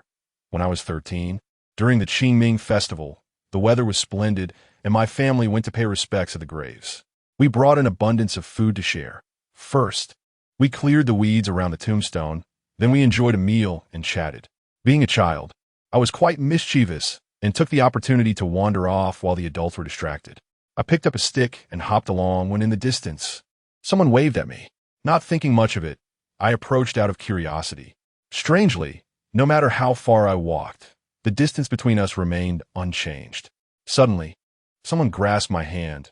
Turning around, I saw it was my father. He looked terrified, for ahead of me lay an immense slope with no path. Subsequently, I fell gravely ill, hospitalized for a week with a persistent fever. My grandmother claimed I had encountered something unholy and arranged for someone to burn paper offerings, including eggs and several yellow talismans. The very next day, my fever subsided and I was discharged from the hospital. Chapter 48. Dreamlike having concluded his tale, Jiang Qing cast a sidelong glance at Jiang Qing, a subtle smile gracing his lips as he politely inquired, "Senior, my story has come to an end. May I take my seat?" He added, "By the way, Senior, you are truly gentle." Song Pingyan, feeling disgruntled, thought to himself, "Old Jiang, this fair-faced youth is merely trying to curry favor." "What favor?" Jiang Qing retorted with feigned seriousness. "I sincerely welcome your presence, and I genuinely find you to be gentle and virtuous." Jiang Shiyu scoffed silently, her disdain palpable, yet she sweetly smiled and spoke, "Senior, may I invite you to dine with us?" The others pondered, could this truly be a glimmer of hope? Clearing his throat, Song Pingyan rose and, with the flourish of a magician, produced a pink flower, stepping toward the podium. "Senior, you've worked hard standing up there. I present this flower to you and will fetch you a chair." El Wanyu, a middle-aged man, disdainfully spat, muttering a bunch of sycophants. The senior at the podium appeared flustered, overwhelmed by their fervent attention, which left her feeling bashful. Covering her cheeks with her hands, she took a moment to regain her composure before writing on the blackboard, "Thank you. You are good people. You will certainly perish." The room fell into an icy silence. Was their effort to win her favor in vain? Jiang Qing's lips moved slightly. "Will certainly perish, has she declared our doom?" The senior gathered her diary and pen, offering the crowd a gentle smile before departing the classroom.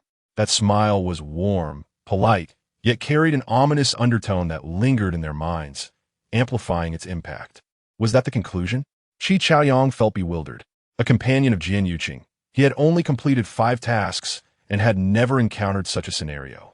In previous missions, malevolent spirits had not engaged with them. The encounters had always ended in death. It was exceedingly strange to the point of absurdity.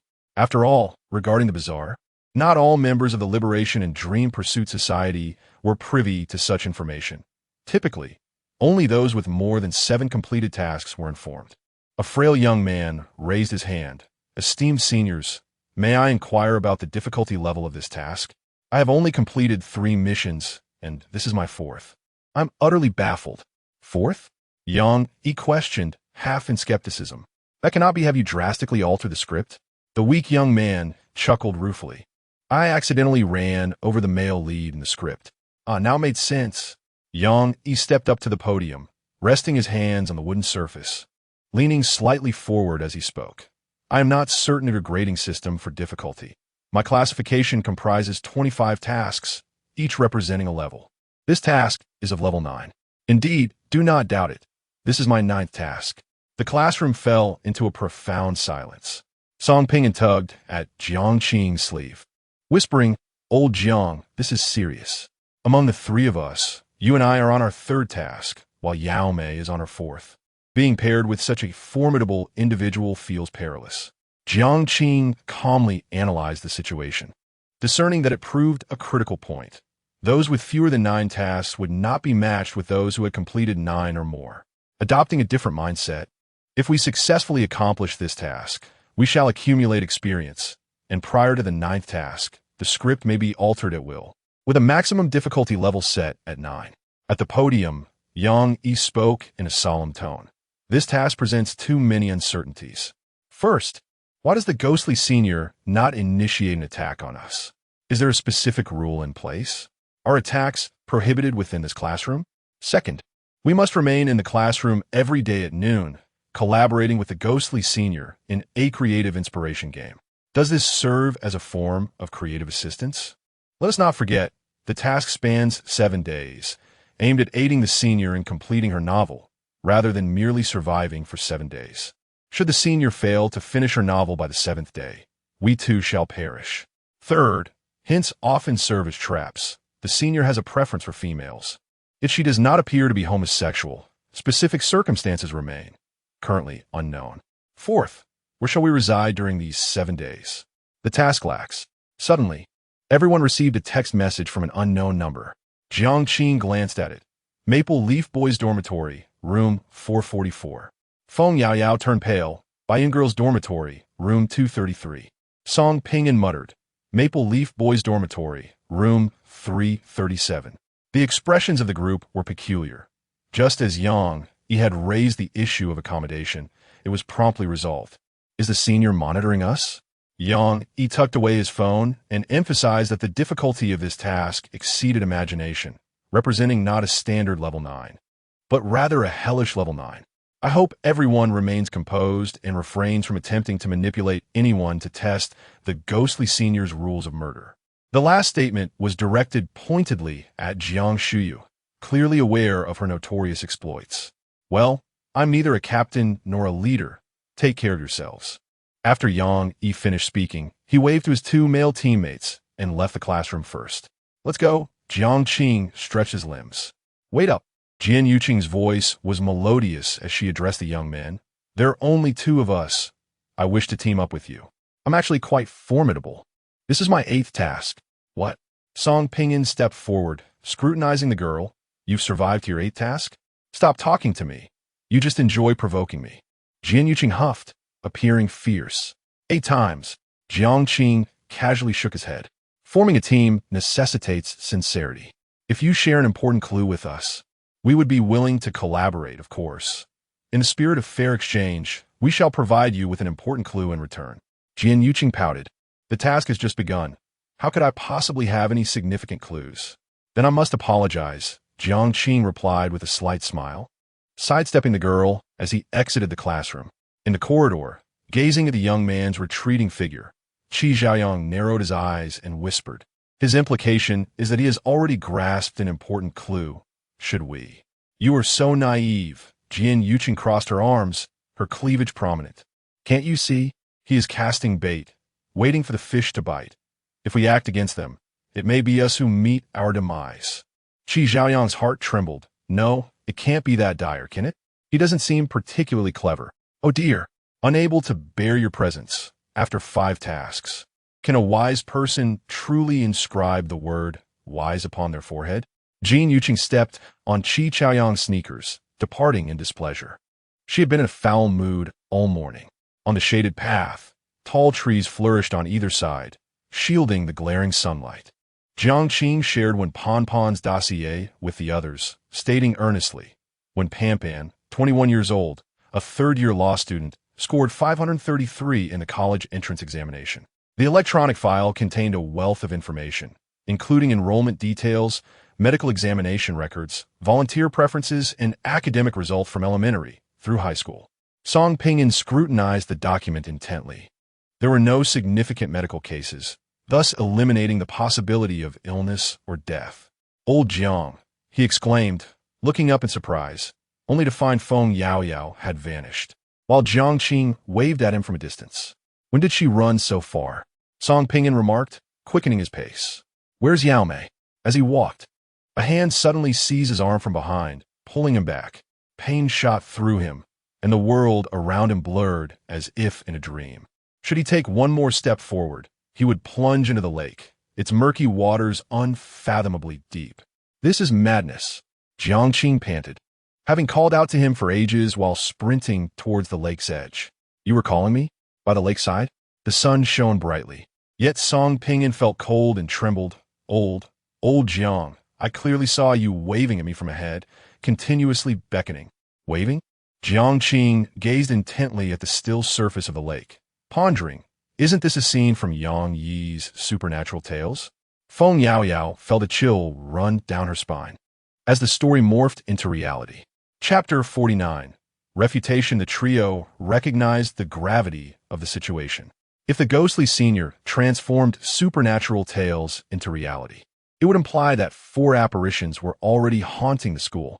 Song Ping'an leaned against a willow tree, taking a moment to steady his emotions. Lao Jiang, have you considered that if the ghostly senior engages us in a spiritual inspiration game every day at noon, compelling us to recount our personal encounters with the supernatural, even if we survive until the 5th day, we would be confronted with at least 15 malevolent spirits, with no upper limit. Upon hearing this, Feng Yaoyao's complexion turned ashen. Why is there no upper limit? Because you cannot guarantee that each individual's supernatural narrative involves merely one ghost. Jiang Qing assisted Song Ping'an in addressing her concern, his voice imbued with an inexplicable weight. Is this truly a level 9 difficulty? He sighed inwardly, finally grasping the enormity of the challenge. The previous hide-and-seek game had likely been a level 6 difficulty, but they had now leaped 3 tiers to a daunting level 9, the pinnacle of the initial 9 tasks. I merely dispatched 2 pivotal supporting characters in the script. Could the difficulty escalate so dramatically? Jiang Qing felt utterly perplexed. The level 9 challenge instilled in him an unprecedented sense of impending doom. I shouldn't have brought you along. He gently caressed Feng Yaoyao's head, a flicker of regret evident in his gaze. Feng Yaoyao bit her lower lip, inhaled deeply, and squared her shoulders. Brother, I'm not afraid. It was perilous and despairing last time, yet we survived. We will certainly endure until the end this time. Song Ping'an, with an ill-timed remark, interjected, You are overly optimistic. This time, it is not merely about surviving until the 7th day, but rather assisting the ghostly senior in completing her creation within that week. Why can't I be a little optimistic, you dragon of misfortune? Feng Yaoyao glared at him fiercely. Beneath the bright midday sun, couples meandered along the lakeshore, and Jiang Qing withdrew his gaze. After a moment's contemplation, as he led the 2 away from the water's edge, he began to elucidate. In truth, there's no need to be excessively pessimistic. The 3 apparitions we currently face can be restrained. Firstly, the beckoning ghost appears during the day and cannot attack the living directly. It can only create illusions to lure them into perilous situations, leading to fatal accidents. Moreover, its illusions affect only one person at a time. As long as we remain together and notice any unusual behavior, we can awaken that individual immediately. Song Ping'an nodded in agreement. The presence of this ghost necessitated teamwork among the actors. Those pairs of individuals were indeed at risk, while a trio was comparatively safer. Feng Yaoyao's mind whirled with understanding. I see. This is akin to the saying 1 person should not enter the temple, 2 should not observe the well, and 3 should not embrace a tree. Pairs of individuals are indeed precarious. If one were to conspire against the other using the beckoning ghost, it would be nearly impossible to defend against. They approached a bench in front of the flower bed and settled down, the fragrance of blooming flowers wafting through the air. Jiang Qing fiddled with his sunglasses and continued. Secondly, regarding the knocking ghost from Jian Yuqing's story, recall she mentioned the knocking occurred at 1:22 a.m., so we shall not encounter it during the day. After 1 a.m., we must not open the door for anyone who knocks. In the tale of El Wangyu, the debt collector is rather elusive, posing a challenge to defend against. It is advised not to sleep on one's side at night. The moment one does, it may manifest behind them. To summarize, there are 3 rules. First, do not wander alone during the day. Second, do not open the door if you hear knocking at midnight. Third, avoid sleeping on your side. Feng Yaoyao, swinging her short legs, remarked, I cannot sleep soundly at all. Don't you think so? Lying flat all night is quite uncomfortable. 7 days without sleep is simply unfeasible. Sleeping during the day and acting at night is equally dangerous. As it stands, nighttime actions are fraught with peril. It's simple. I will tie you up with a rope, said Song Ping'an, bursting into laughter. Feng Yaoyao distanced herself from Lao Song, exclaiming, Pervert! Jiang Qing pondered, pinching her chin thoughtfully. Tonight, I shall attempt another method to counter this predicament. The debt collector appears at one's back while sleeping. If I lean against the wall, wouldn't that count as sleeping on my side? Could it still manifest? Indeed, Song Ping and clapped his hands. It can't possibly be trapped within the wall. Old Jiang is indeed a genius. Having analyzed the three spirits with remarkable clarity after just one encounter, his composure is almost frightening. Yet, perhaps he is merely feigning calmness, inwardly panicking. Song Ping thought to himself, casting aside negative emotions and allowing a smile to grace his lips. Old Jiang represents a sense of security. This path along the river is one that I, the young master, must navigate to survive until the end. With the issue of the three spirits resolved, Jiang Qing suddenly proposed, "My thoughts alone are limited. I require your collaboration for a game." A game? Feng Yaoyao turned her head, her ponytail swaying, her expression adorably innocent. Jiang Qing explained succinctly, "I will pose questions, and you shall refute me." "Oh, you are challenging me directly. Come on then." Song Ping's interest was piqued. Jiang Qing collected his thoughts, his tone calm, yet tinged with confusion. In the realm of novel writing, why does the ghostly senior not utilize a computer, but rather inscribe her words in a diary? Feng Yaoyao raised her hand. What if the ghostly senior is impoverished? Literally, she cannot afford a computer and must write in a diary instead. Jiang Qing replied, "Is that meaningful? Isn't writing intended for publication online? Isn't for profit?" Lao Song shrugged. What if the ghostly senior simply enjoys writing? Jiang Qing countered, enjoying writing. About supernatural tales? A girl of her shy disposition would likely lean towards romantic stories. Song Ping furrowed his brow. Why are you considering these matters? Is it relevant to our mission? Jiang Qing shook his head. It's merely curiosity. A moment of silence ensued. Lao Song rolled his eyes. Add one to the silence, Feng Yaoyao remarked. The laughter of students echoed in his ears, and Jiang Qing fell into deep contemplation. In this game of inspiration, are we truly assisting the ghostly senior in her writing? What if we are aiding her in our own demise? What if the novel created within this task bears no relation to the supernatural? If only we could obtain that diary, perhaps we would uncover the ghostly senior's secrets. Countless doubts swirled in his mind. Jiang Qing, despite his perceived brilliance in Feng Yaoyao's eyes, regarded himself as merely an ordinary individual. At most, one must engage in contemplation and observe with greater detail. Subsequently, the three individuals meandered through the university for an entire afternoon, yet failed to uncover any useful clues. At precisely 11 o'clock in the evening, Jiang Qing remained in room 444 of the Maple Leaf Boys' dormitory. This was a quadruple occupancy room, with the other three beds unoccupied, and only one bed adorned with clean bedding.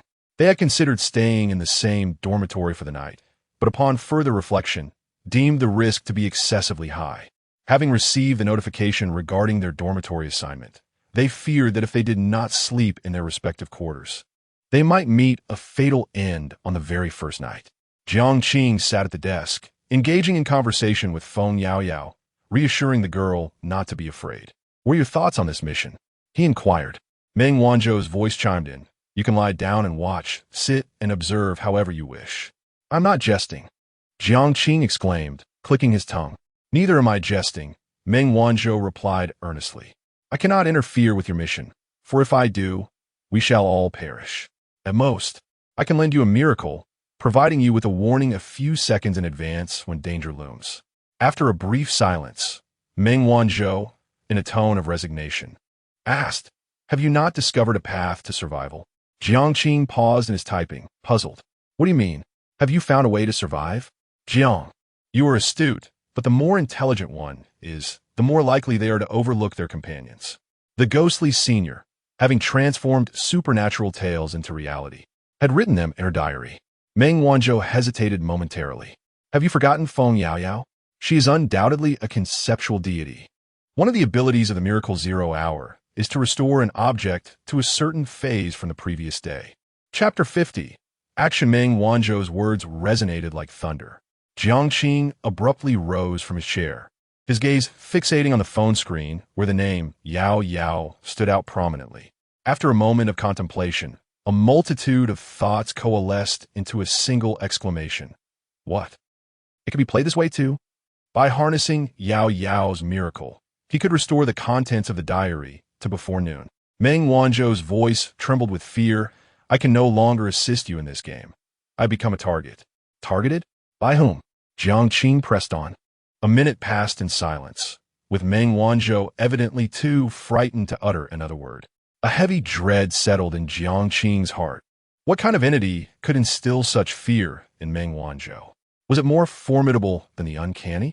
With no time to ponder further, he donned his white coat and dashed out, dialing Feng Yao Yao's number. Yao Yao, I have something crucial to discuss. Wait for me downstairs at the girls' dormitory. Right now? No way. Are you really my brother? The code. Jiang Qing's lips twitched as he shamefully repeated the code. After hanging up, he raced to room 337 on the third floor, knocking urgently. Before midnight, why was the knock-knock ghost targeting me? Old John's analysis was utterly unreliable. Song Pingin's voice echoed from within, followed by silence. Knock, knock, knock. Open up, it's me. Old Jiang? Song Pingin exclaimed, bewildered. No, this knock-knock ghost can mimic voices. Mimic my foot. Open the door and come with me. There's no time, Jiang Qing urged. The dormitory fell silent for several seconds before Old Song muttered, code. Jiang Qing felt like cursing. Usually, this guy was so carefree, yet now he was suddenly on high alert. After reciting the code, the door swung open, and Song Pingin gave an awkward smile. It's really you, Old Jiang. Let us go. I've found a way out. After speaking, Jiang Qing pulled Song Pingin towards the girls' dormitory, where they spotted a girl waiting at the entrance. Brother. Feng Yao Yao waved and ran over, eyeing Song Pingin suspiciously. What are you doing here? Song Pingin draped an arm around Jiang Qing's shoulders, grinning. Old Jiang and I are true love. As night deepened, the mysterious moonlight enveloped the university in a scarlet veil. Jiang Qing shrugged off Song Pingin's hand, glancing around cautiously, and whispered, I've discovered a path to survival. The ghostly senior won't attack us for the time being, but she is utilizing supernatural stories to unleash malevolent spirits upon us. Remember, after each story is told, the ghostly senior bows her head to write in the diary, evidently documenting those tales. In other words, for the stories to transform into reality, they must be inscribed in the diary. Song Pingin shoved his hands into his pockets. Everyone knows this. How is that a way out? I don't understand. Feng Yao Yao shook her head in confusion. Jiang Qing smiled meaningfully. So, can I interpret this to mean that if we eliminate the stories from the diary, the vengeful spirits will vanish as well? However, Song Pingin and Feng Yao Yao appeared unfazed. Brother, I don't mean to discourage you, but I've considered this. Feng Yao Yao replied with a lackluster tone. But how do we seize the diary? What method is there for elimination? Buy tape from a supermarket to cover it? Song Pingin placed the back of his hand against Jiang Qing's forehead. Old Jiang, are you feeling ill? Do not let the pressure overwhelm you. This dilemma has crossed our minds. Even those individuals, provided they are not foolish, should have contemplated it as well. The crux of the matter, however, is that we have no idea where the ghostly senior sister may be. Even if we knew, who would dare to snatch the diary? It would be madness. In truth, the majority of the issues that Jiang Qing can conceive, they too are capable of envisioning. The simpletons have long been eliminated in the first or second tasks. This endeavor is absolutely unattainable. Otherwise, action would have been taken long ago. In response to the skepticism and counter-arguments from the two, Jiang Qing maintained an elusive smile and remarked, Yao Yao's miraculous zero time allows us to restore an item to a prior stage from the previous day. If executed flawlessly, we can perform this restoration daily. Between noon and midnight, we would be entirely safe. We can have those who narrate ghost stories do so only after midnight, when the malevolent spirits are said to appear. When the clock strikes midnight, we refresh the stories. Do you understand? Upon hearing Jiang Qing's plan, the two were left utterly dumbfounded. Wow! Song Ping and was rendered speechless with astonishment. This completely exploits the ghostly senior sister's flaw. Should this plan come to fruition, if the ghostly senior sister does not initiate an attack, we would indeed be safe. Feng Yao Yao embraced Jiang Qing's head, glancing left and right. Brother, where did you come up with this? After a brief moment of shock, Song Ping regained his composure. Wait, this plan is unfeasible. First, we do not know where the ghostly senior sister is. Second, does restoring an item require physical contact? Who do you look down upon? Feng Yao Yao placed her hands on her hips, brimming with pride. My restoration ability is on a broader scale. I have attempted it, and I can restore an entire teaching building to its former state. Is that merely one item? Song Ping eyes nearly bulged out. Jiang Qing raised his hand, revealing a thread of longing that coiled around his wrist, while the other end extended into the darkness. Who says I don't know where the ghostly senior sister is? Jiang Qing's lips curled into a smile. Did you really think I was merely gaining favor at noon? The moment the ghostly senior sister stepped into the classroom, I intertwined our fates. My compliments were a test to gauge her fondness for me after establishing the connection, rather than an attempt to win her favor. A sharp intake of breath escaped Song Ping and Feng Yao Yao. You were strategizing at noon? Brother, this is too extravagant. They were astounded by his foresight, realizing how prepared he was. In comparison to Jiang Qing, they felt utterly inadequate. Now that all conditions are met, we can exploit the ghostly senior sister's flaw. And I am confident that once the diary is restored, she will not rewrite today's ghost story. Jiang Qing's enchanting eyes were partially shrouded in darkness. His voice calm, yet laced with anticipation. For some reason, he relished this sensation, turning the tide under the scythe of death, mocking the ineptitude of death itself. Old Jiang, you are my deity. Song Ping felt a genuine admiration for Jiang Qing. Previously, he had merely regarded Jiang Qing as astute and wise, finding comfort in holding onto such a powerful ally. Now he understood that they were not on the same level. Every step Jiang Qing took was meticulously planned with an escape route in mind. As thoughts of the day when everyone eagerly praised the ghostly senior flooded his mind, Song Ping felt his cheeks flush. In Lao Zhang's eyes, they probably resembled a troop of jesters. A sudden realization struck old Song. Their efforts seemed far too trivial for those individuals. While they toiled, their counterparts reaped the rewards effortlessly, which left him quite discontented. Fei Yao Yao puffed her cheeks in indignation. Jiang Qing stifled a laugh, contemplating from a different perspective. The three ghosts posed a significant threat to them, unless eradicated. No one could guarantee their safety through the night. By executing this plan in secret, they could avoid the fear of ghostly attacks, pursue clues openly, and rest peacefully at night. In contrast, those others had to remain vigilant against non-existent ghosts, unable to enjoy a good night's sleep, an unbearable dual torment for both body and mind. When someone inevitably reached their breaking point, they would strategically drop a bait, offering a vital clue in exchange for assurance that the vengeful spirits would not strike. How wicked! I adore it. Song Ping couldn't help but chuckle. Would one clue be too few? What about 3? Fei Yao Yao's eyes sparkled mischievously. Goodness, this girl is even more cunning. Song Ping silently mourned for the others for 3 seconds. Jiang Qing shook his head.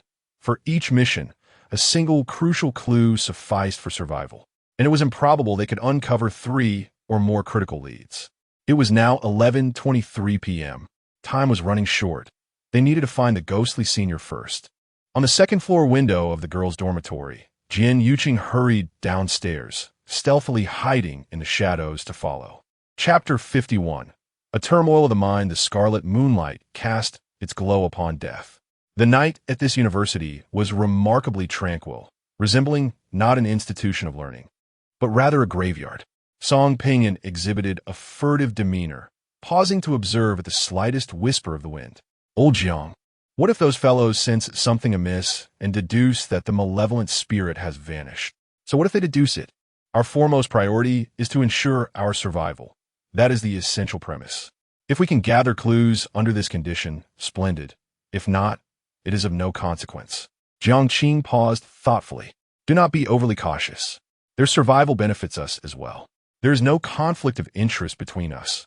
The more who live, the better we can divert the attention of the ghostly senior, preventing her from fixating on us. Feng Yao Yao clutched Jiang Qing's sleeve tightly. So, Today the ones targeted were El Wanyu, Jian Yuqing, and Yang Yi. Who knows? Jiang Qing replied. They had encountered the trio earlier that afternoon, appearing flustered and undoubtedly beset by the beckoning ghost. They had not crossed paths again that evening. The university was vast, making it difficult to encounter one another if they dispersed. After a while, Jiang Qing, through the connection of the heartfelt line, arrived near an academic building. The entire structure appeared eerily unsettling in the moonlight, the open glass doors resembling an entrance to hell. A single light shone from the 5th floor. Song Pingyan's expression was tense. While others would avoid such places, they were deliberately seeking out spirits in the dead of night, almost like lunatics. Jiang Qing narrowed her gaze, pondering what she was doing in this building. Was she not returning to the dormitory tonight? Resolving not to dwell on it further, Jiang Qing instructed the two, Yao Yao, take the center, you stay behind. If danger arises, flee decisively. Prioritize your own escape before attempting to save anyone else. Understood. Feng and Song nodded vigorously. The trio entered the building, a chilling cold enveloping them, the temperature significantly lower than outside. Jiang Qing mused. Could there be other spirits lurking? Song Pingyan thought. The atmosphere is rather terrifying. Feng Yao Yao pondered. Is there a sound of footsteps? Cautiously ascending to the 3rd floor, Jiang Qing paused and gestured for the two to proceed ahead. She crouched in the shadows at the staircase corner, and, as expected, a head soon peeked from below.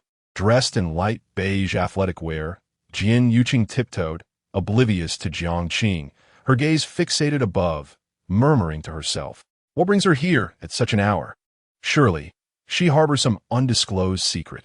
I shall lie in wait like a mantis stalking a cicada.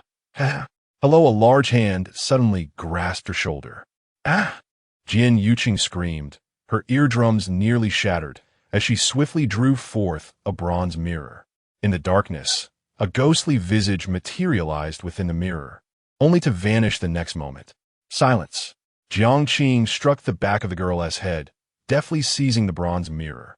Upon hearing the familiar voice, Jian Yuqing, belatedly realizing, felt her eyes welling with tears, sobbing uncontrollably. Return my sealing artifact. It is mine. You must give it back.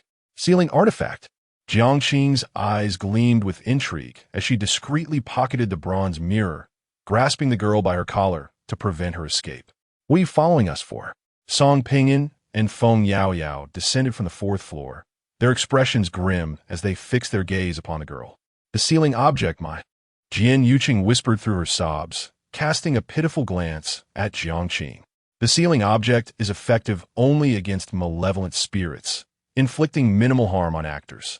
Jiang Qing, with a tone of earnest concern, remarked, you are still young and cannot control the sealing object. Allow your elder brother to keep it for you. Now tell me, why were you following us? If you do not speak the truth, Song Pingyan is quite the lecher. A lecher? Song Pingyan was momentarily taken aback, then, with a mischievous grin, he rubbed his hands together and jested.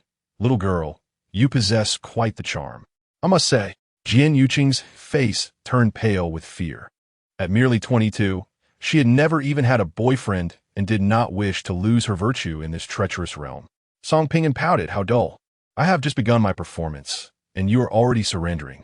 Jian Yuqing distanced herself from Song Pingyan, hiding behind Jiang Qing. Hesitating for a moment, she finally stammered. I saw you both chatting beneath the girls' dormitory.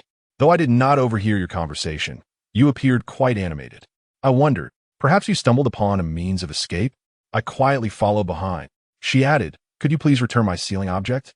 Song Pingyan retorted, you are rather polite for someone in this predicament. I'm upset. I've been reduced to tears. In this environment, it is frightful, truly terrifying.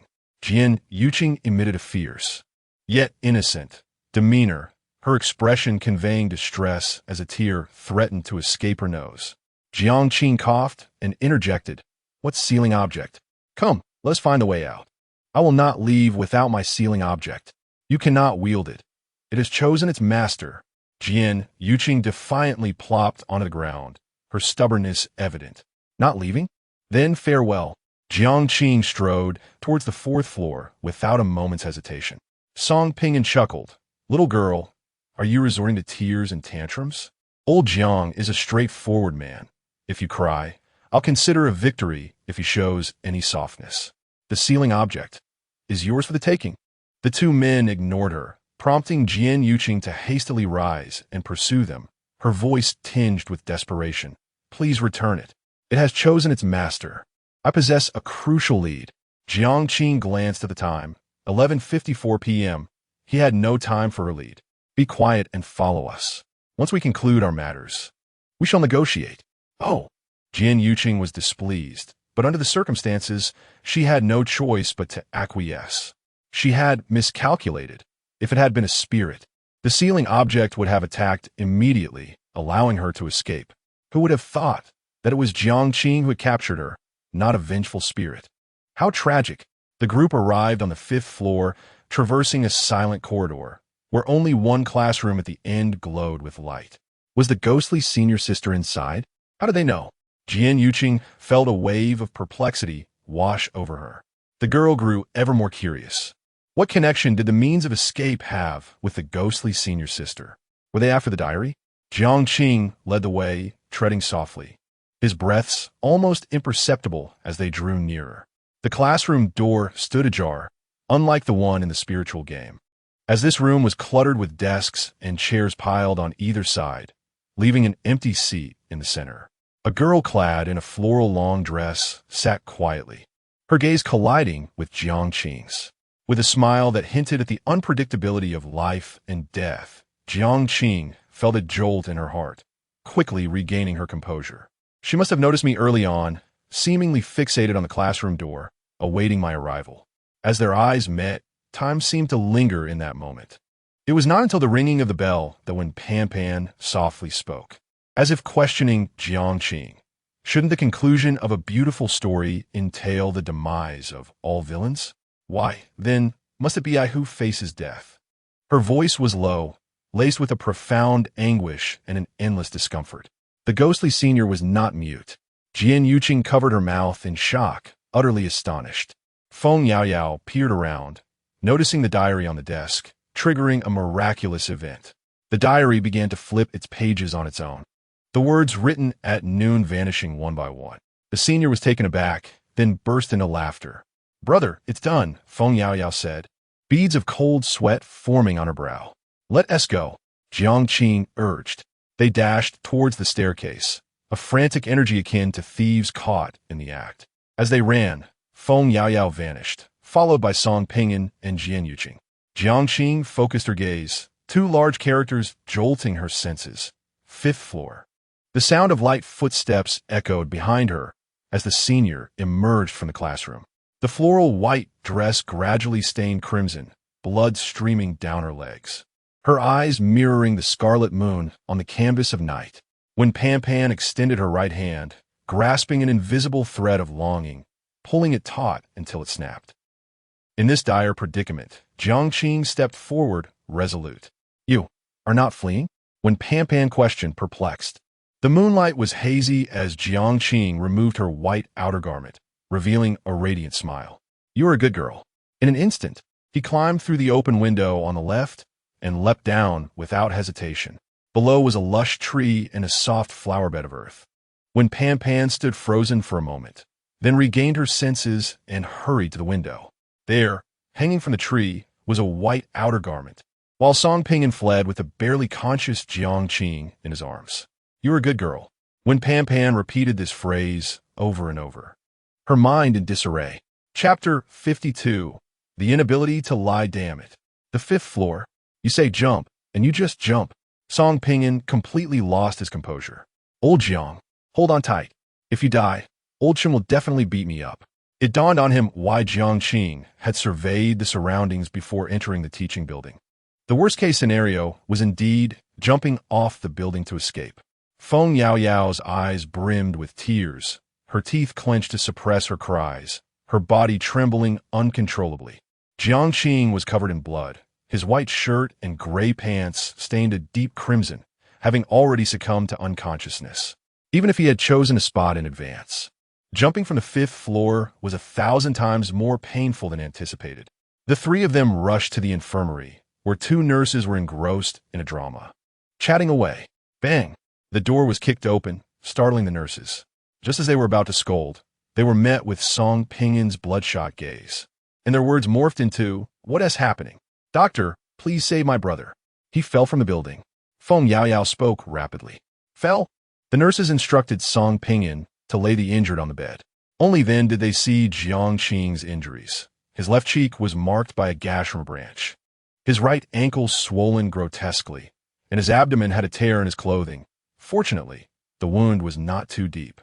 This was the first time Jiang Qing had sustained injuries during their 3 missions. He had been unable to gamble on whether the ghostly senior would strike.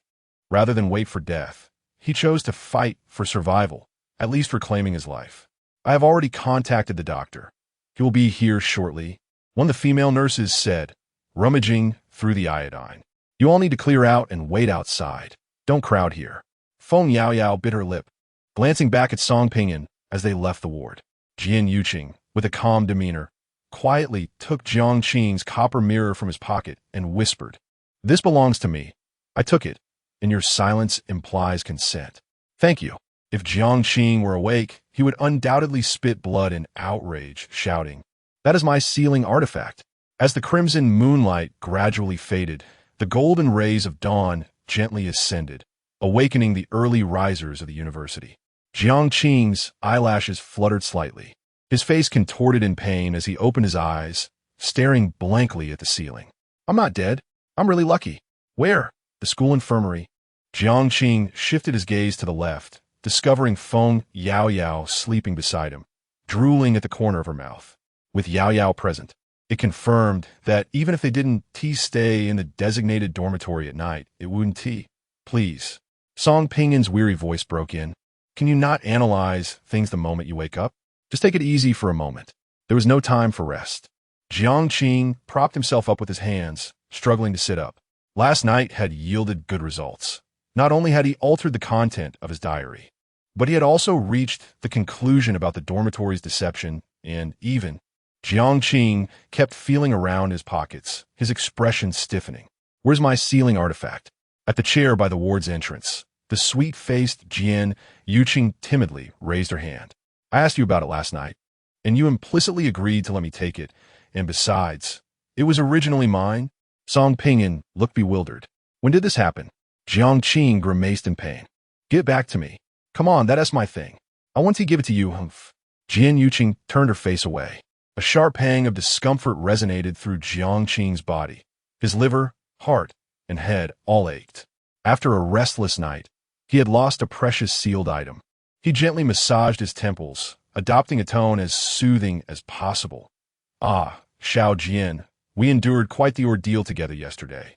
Let us refrain from discussing the sealed item. Allow me to see it, just for the sake of broadening my horizons." "No," she retorted, "you would betray your conscience. Let us take a hypothetical step back and converse about its powers," Jiang Qing suggested, exhaling deeply. This girl was not as easily deceived as her appearance might suggest. It was only logical, for if she were truly gullible, she would not have survived to the 8th task. Yet, she possessed a refreshing naivety that was not mere foolishness. Jian Yuqing chuckled, revealing a pair of adorable canine teeth I shall not divulge. Song Pinyin rolled up his sleeves and raised his fist. "Do you know what this is?" "A fist as large as a sandbag. One punch, and even your mother wouldn't recognize you." Unfazed, Jian Yuqing countered. "Do you know where this is headed? If I shout outrage, will you find yourself apprehended by the authorities? Once you step outside this university, would it not be deemed a failure of your mission?" Song Pingyin's eyelids flickered as he turned to Jiang Qing. "Old Jiang, could it be?" Jiang Qing's brow furrowed. The memories of his first task flooding back, when the woman in the black dress emerged from the villa, her right leg severed, leading to a fatal loss of blood due to lack of timely medical attention. The rule was clear. One could not leave the task site. Meanwhile, Feng Yaoyao stirred from her slumber, instinctively swallowing hard, and exclaimed with delight, "Brother, you're awake." "Ouch! Ouch! You're crushing my hand," Jiang Qing interjected, halting her next movement. At that moment, Jian Yuqing received a call from Qi Chaoyang. "Qing Jia, where are you?" "Over here at the boys' dormitory. Someone has died." Jian Yuqing's gaze sharpened, revealing a composure starkly different from before. "How did he die?" Did they not alter the content of the journal and eliminate 3 ghosts? No one should have perished last night. Who was the deceased? His name was Yen. He teamed up with that frail boy who was only on his 4th task. That boy lives next door. He claimed to have heard knocking last night and was attacked by the knocking ghost. However, I am currently at the scene. The deceased was sleeping on his side, facing the wall. We suspect he turned over in his sleep and was slain by a debt-collecting ghost. Jiang Qing switched to speakerphone and approached Jiang Qing. He gestured silently to her, shaking his head. All right, I understand. Let us meet at the cafeteria shortly. Jiang Qing responded nonchalantly before ending the call. What is your perspective on this? She inquired earnestly. Jiang Qing pulled back the blankets and, with Feng Yaoyao's assistance, slipped on his shoes, his demeanor calm. That boy must have killed Yen, either due to a conflict of interest, in pursuit of clues, or perhaps for the sealed item. That is implausible. Once a sealed item has recognized its master, even if the master is slain, it remains unusable by others during that task. It must be taken alive and re-acknowledged to be utilized in subsequent tasks. Jiang Qing countered earnestly. Jiang Qing smiled slightly. Thank you for the information. The girl, only then realizing, exclaimed, You tricked me into revealing my thoughts. Let us proceed. After breakfast, we shall await the senior in the classroom. A flicker of anticipation crossed Jiang Qing's mind. The senior's attitude towards him today would determine the validity of his judgments. At precisely 11:52 a.m., the handsome Yang Yi and his 2 companions made their way to the classroom. Yang Yi was taken aback, exclaiming, What happened to your face? And your leg? Jiang Qing sighed, gripping his cane. He had been assailed by the door-knocking ghost the previous night. Yang Yi took a seat and offered comfort, saying, It's good that you're alive. Just be cautious tonight. Don't sleep too soundly. Thank you, Jiang Qing replied with a faint smile. Jiang Qing rested her chin on her left hand, casting a sideways glance at Jiang Qing, silently cursing, You scoundrel. You lie without a hint of shame and even threaten me not to disclose last night's events. How displeasing.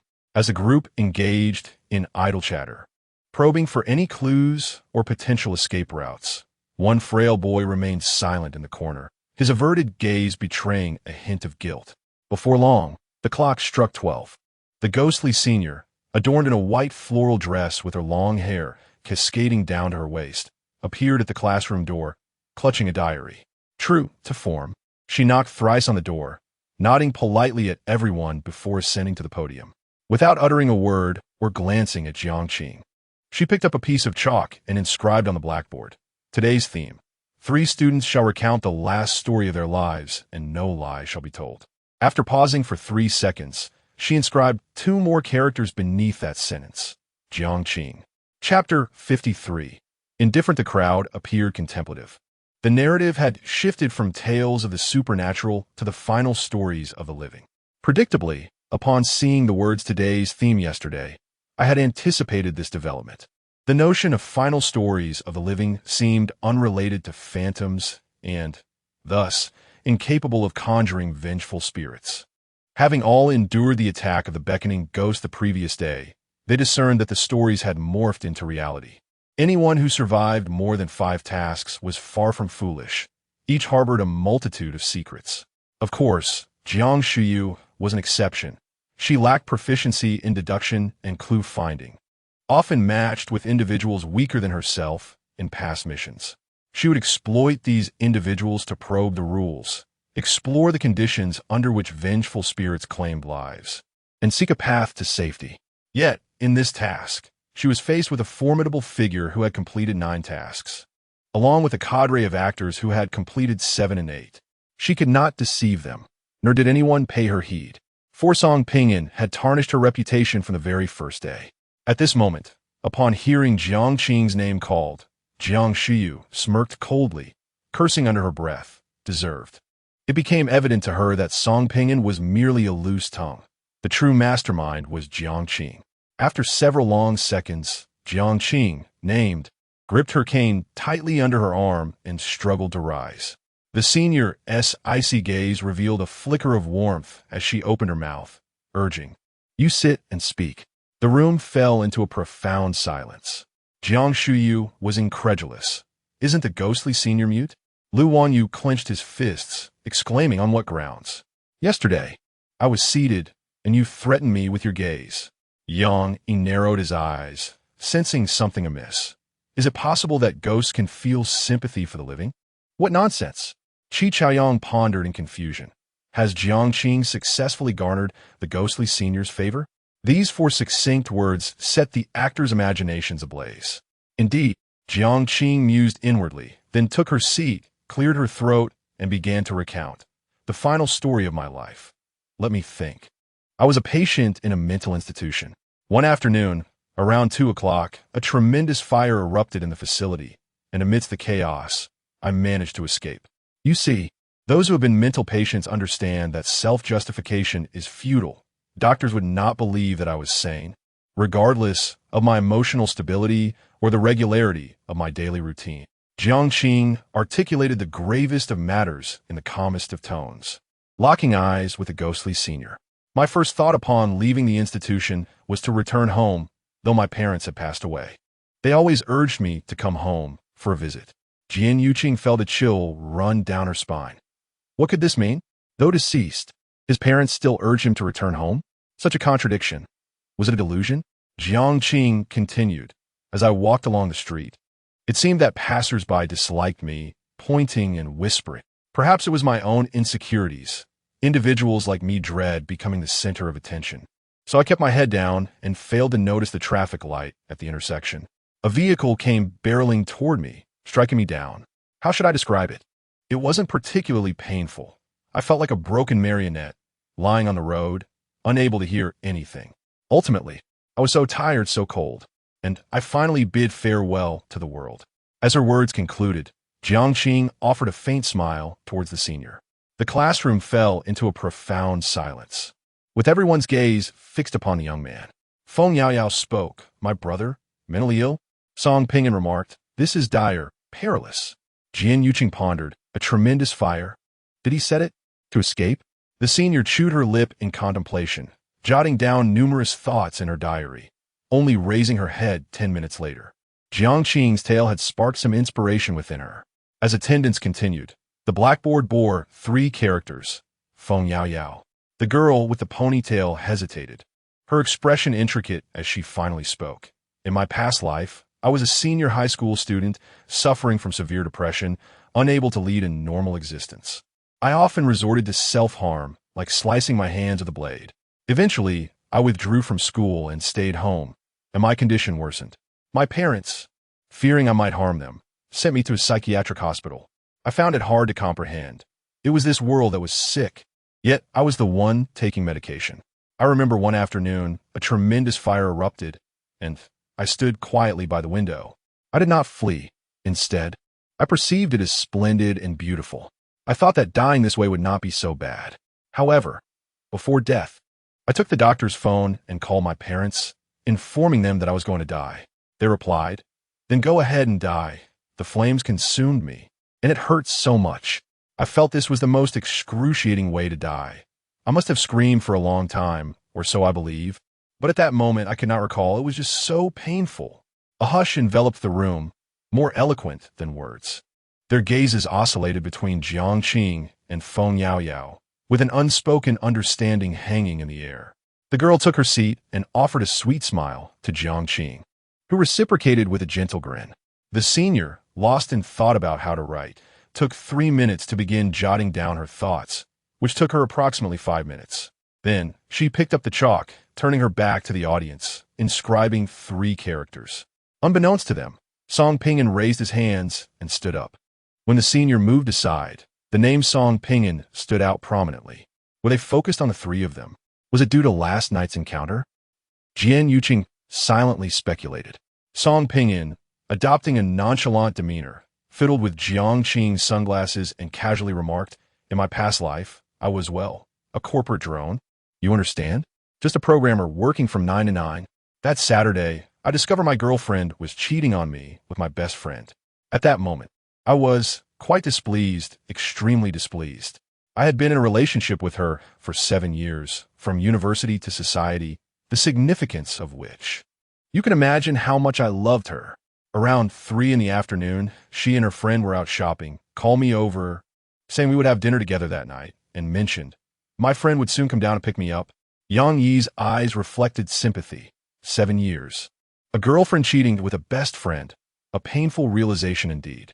Song Ping'an leaned against the window, his expression devoid of any discomfort or nostalgia, as if recounting an event unrelated to himself. I got in his car, initially silent, lost in thought, my emotions spiraling out of control. I am not the type to hold back, so I directly asked. He panicked, argued for a long while, but I confronted him with photos and chat records, and he fell silent. Damn it, is silence the answer? I slapped him hard. How arrogant he was. One hand on the steering wheel, the other engaged in a scuffle with me. It was a fierce confrontation, and then, with a resounding crash, we hit someone. The car didn't stop, and I had no idea who we collided with. All I could think was to take that scoundrel down. Eventually, the vehicle lost control and crashed into the roadside. Ironically, my door wouldn't budge, while that rascal opened his door and fled. How could I bear it? In a fit of rage, I smashed the glass and rushed out to confront him, only to be met with a knife from someone approaching. In my final moments, I heard someone shout, "Catch the thief," saw a tattooed man pursuing a thief, and even spotted a couple standing at the entrance of a mall. And then it was over. Song Ping'an let out a sigh. Well, in my past life, I lived a wretched existence. But this time, I am born into wealth, spending extravagantly each day without restraint. I indulge in all the pleasures I once dared not enjoy, for after all, no one knows what comes first, tomorrow or death. Regrettably, I didn't manage to take down that scoundrel, nor did I get to slap that dog of a woman and say it's over.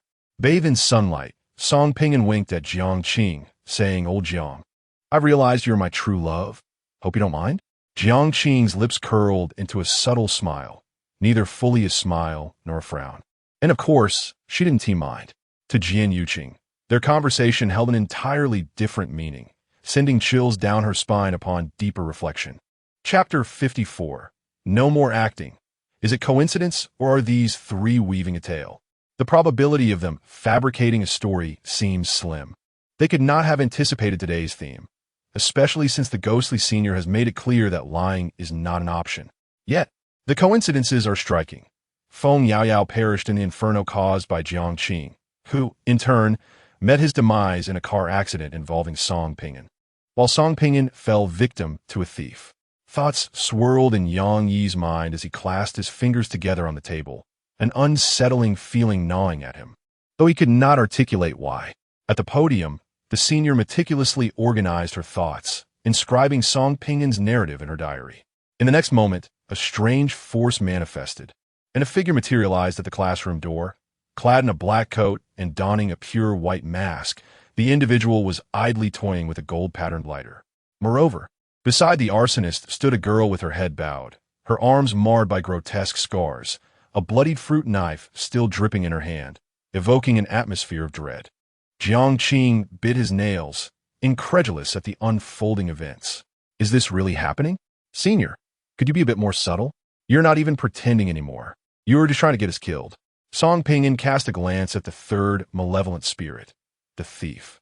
Yesterday, there was at least some semblance of performance.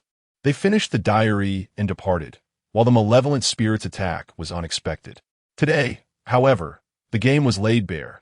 She possessed the ability to transform stories into reality, instilling despair in everyone. The senior's expression was devoid of emotion as she grasped her diary and pen, slowly exiting the classroom, while the three malevolent spirits vanished without a trace. Old Jiang, it seems our plan has only succeeded halfway. We still cannot escape during the day. Song Ping'an confided to Jiang Qing, a hint of bitterness lacing her voice. Jiang Qing replied nonchalantly, as it stands, regardless of the story being told. The ghostly senior can conjure malevolent spirits. Her power is insurmountable. Yang interjected from the back row. It's not that her abilities are insurmountable. Rather, we are misdirected. I suspect the task can be accomplished within a day, perhaps even an hour. If the ghostly senior does not complete the narrative, the longer it drags on, the more malevolent spirits we will face, dozens if not more. What I mean to say is, what kind of novel does the ghostly senior intend to write? Feng Yaoyao, proper chin on her hands, casually remarking, if only we could get our hands on that diary. At her words, the group exchanged glances. Jiang Shuyu, with her enchanting visage, smirked. If we all cooperate, we might just be able to seize the ghostly senior's diary without it. She cannot summon malevolent spirits, and we may glean insights from its contents to deduce the narrative we need to fulfill. Song Pingan interjected with enthusiasm. Listen up. My sister Jiang will take the lead. No one is allowed to snatch the opportunity. Anyone who dares to do so will be disrespecting my sister Jiang. We'll stand back and watch her in action. And don't forget to applaud. In an unexpected turn, Jiang Shuyu did not react with anger, but calmly replied, "That works. I'll take the lead. I possess a sealing artifact that can temporarily restrain the malevolent spirits. However, during that time, I cannot afford to be distracted. Who among you will retrieve the diary?" Chi Chaoyang bit his chapped lips, questioning, is this plan even feasible? Everyone knows the diary is the crux of the task. Can a single sealing artifact truly hold back the ghostly senior? With a faint smile, Yang Yi, the ninth master, stated, "I can provide a sealing object. As you all are aware, such an object can only be utilized thrice during a mission. Should it be forcefully employed for a fourth time, the sealed malevolent spirit will resurrect, thereby escalating the difficulty of our task. I have already used it once. I propose," Jiang Shu interjected, crossing her arms. "Those with sealing objects shall confront the ghostly senior, while those without will be responsible for seizing the diary. What do you think?" After a brief contemplation, the middle-aged man Lu Wanyu agreed, "I possess a sealing object." "Then I have one as well," Jiang Qing declared. Among the 14 individuals present, 5 possessed sealing objects. In a calm tone, Jiang Qing remarked, "We shall withdraw." The group furrowed their brows in confusion. Chi Chuyang, ever blunt, exclaimed, "Are you planning to benefit from our efforts?" "Absolutely not." "What? Do you expect a disabled person to snatch things away?" Jiang Qing's gaze turned cold. "Furthermore, who do you think you are to issue commands to me?" Chi Chuyang glared furiously, attempting to impose moral pressure. "When everyone else unites, you choose to withdraw? How amusing. Who is unaware of your intentions? You are disabled, fine, but what about them? Are they brainless? In my opinion, it should be you who retrieves the diary to prove your worth." Jiang Qing uttered a single word, "Song." "Oh, whose dog is this that has been left untethered? Running amok?" Song Pingan retorted sharply, "Value? My 26 keys are worth more than your pathetic existence. Your value lies in keeping your leash tight. Lest you bite someone, there's no rabies vaccine in the infirmary. What are you staring at? Look at yourself. You resemble a well. No matter how you turn, it's the same. Stretching your neck as if you were a giraffe. I should buy a carrot to stick in your mouth." Chi Chaoyang's chest heaved with anger. His face flushed, unable to articulate a response. Song Pingan scoffed. "Anyone else?" The crowd averted their gazes, unwilling to engage. "Bah!" Song Pingan pushed a wheelchair toward Lao Jiang. "Let us go. It's foolish to linger with this idiot. It diminishes our intelligence. We shall lie back and win, while you all put in the effort. Farewell." As the three departed, the classroom erupted in chaos. Chi Chaoyang's complexion fluctuated between shades of blue and purple. "What nonsense! They wish to lie back and win? They can perish." Lu Wanyu spat in disdain. "We shall embark on an adventure while they lounge about. I will not permit that." The bespectacled man adjusted his glasses. "If we complete the task, and they survive, it is discomforting." Jiang Shuyu traced her thumb across her lips. "In my opinion, if they do not fit in, we should eliminate them." Amidst the cacophony of voices, Yang Yi remained as steady as a mountain, pondering Jiang Qing. He is undoubtedly intelligent. Why would he deliberately incite animosity at this juncture? The ghostly senior's attitude towards him is unusual, and his demeanor towards us is unfriendly. Does he intend to leverage the ghostly senior to eliminate us? That seems illogical. But wait, perhaps not. They lack sealing objects and wish for our demise in order to seize them? Yang Yi. His teammates called out to him, and Yang Yi collected his thoughts, deciding it was best not to engage. "I shall establish a group. Everyone join, and then we will seek out the ghostly senior, ascertain her location, and notify the group. Once everyone has gathered, we shall execute our plan." As the sole veteran among the group, having completed 9 missions, my presence inspires confidence among the others. Nearby, the literature building sprawled on a bench. Song Ping'an basked in the sunlight, playfully inquiring, "Old Jiang, do you think I possess great courage?" "My courage is indeed substantial. You are merely a junior," retorted Feng Yaoyao with a huff. Jiang Qing, leaning against his wheelchair and gazing at the fifth floor of the literature building, chuckled softly. Deceiving ghosts, how amusing. Indeed, their narrative was a blend of truth and fiction. There were no coincidences. The timelines of their stories diverged significantly. Feng Yaoyao had spent half a year in the literary world, Song Ping'an over a month, while Jiang Qing had merely been there for a few days. It was inconceivable that they could all perish on the same day. Yawning, Song Ping'an asked, "Old Jiang, how did you deduce that we could fabricate the story?" Jiang Qing pronounced the girl's name. "Have you forgotten? Her tale from yesterday narrated a dream. Does that qualify as a first-hand supernatural experience? In other words, this was fundamentally a game of deception." The ghostly senior was indifferent to the veracity of their stories, whether true or false. She required material to conjure malevolent spirits to eliminate them. That was her mission. Jiang Qing flexed his injured wrist, the sunlight reflecting in his captivating eyes, as he stated. After the game at noon, "I have concluded that the diary is inconsequential and unrelated to the task at hand. The novel the ghostly senior aims to complete may not align with our understanding of a novel. I must inquire about this tonight." "Inquire about what?" Feng Yaoyao exclaimed. "Who shall you ask?"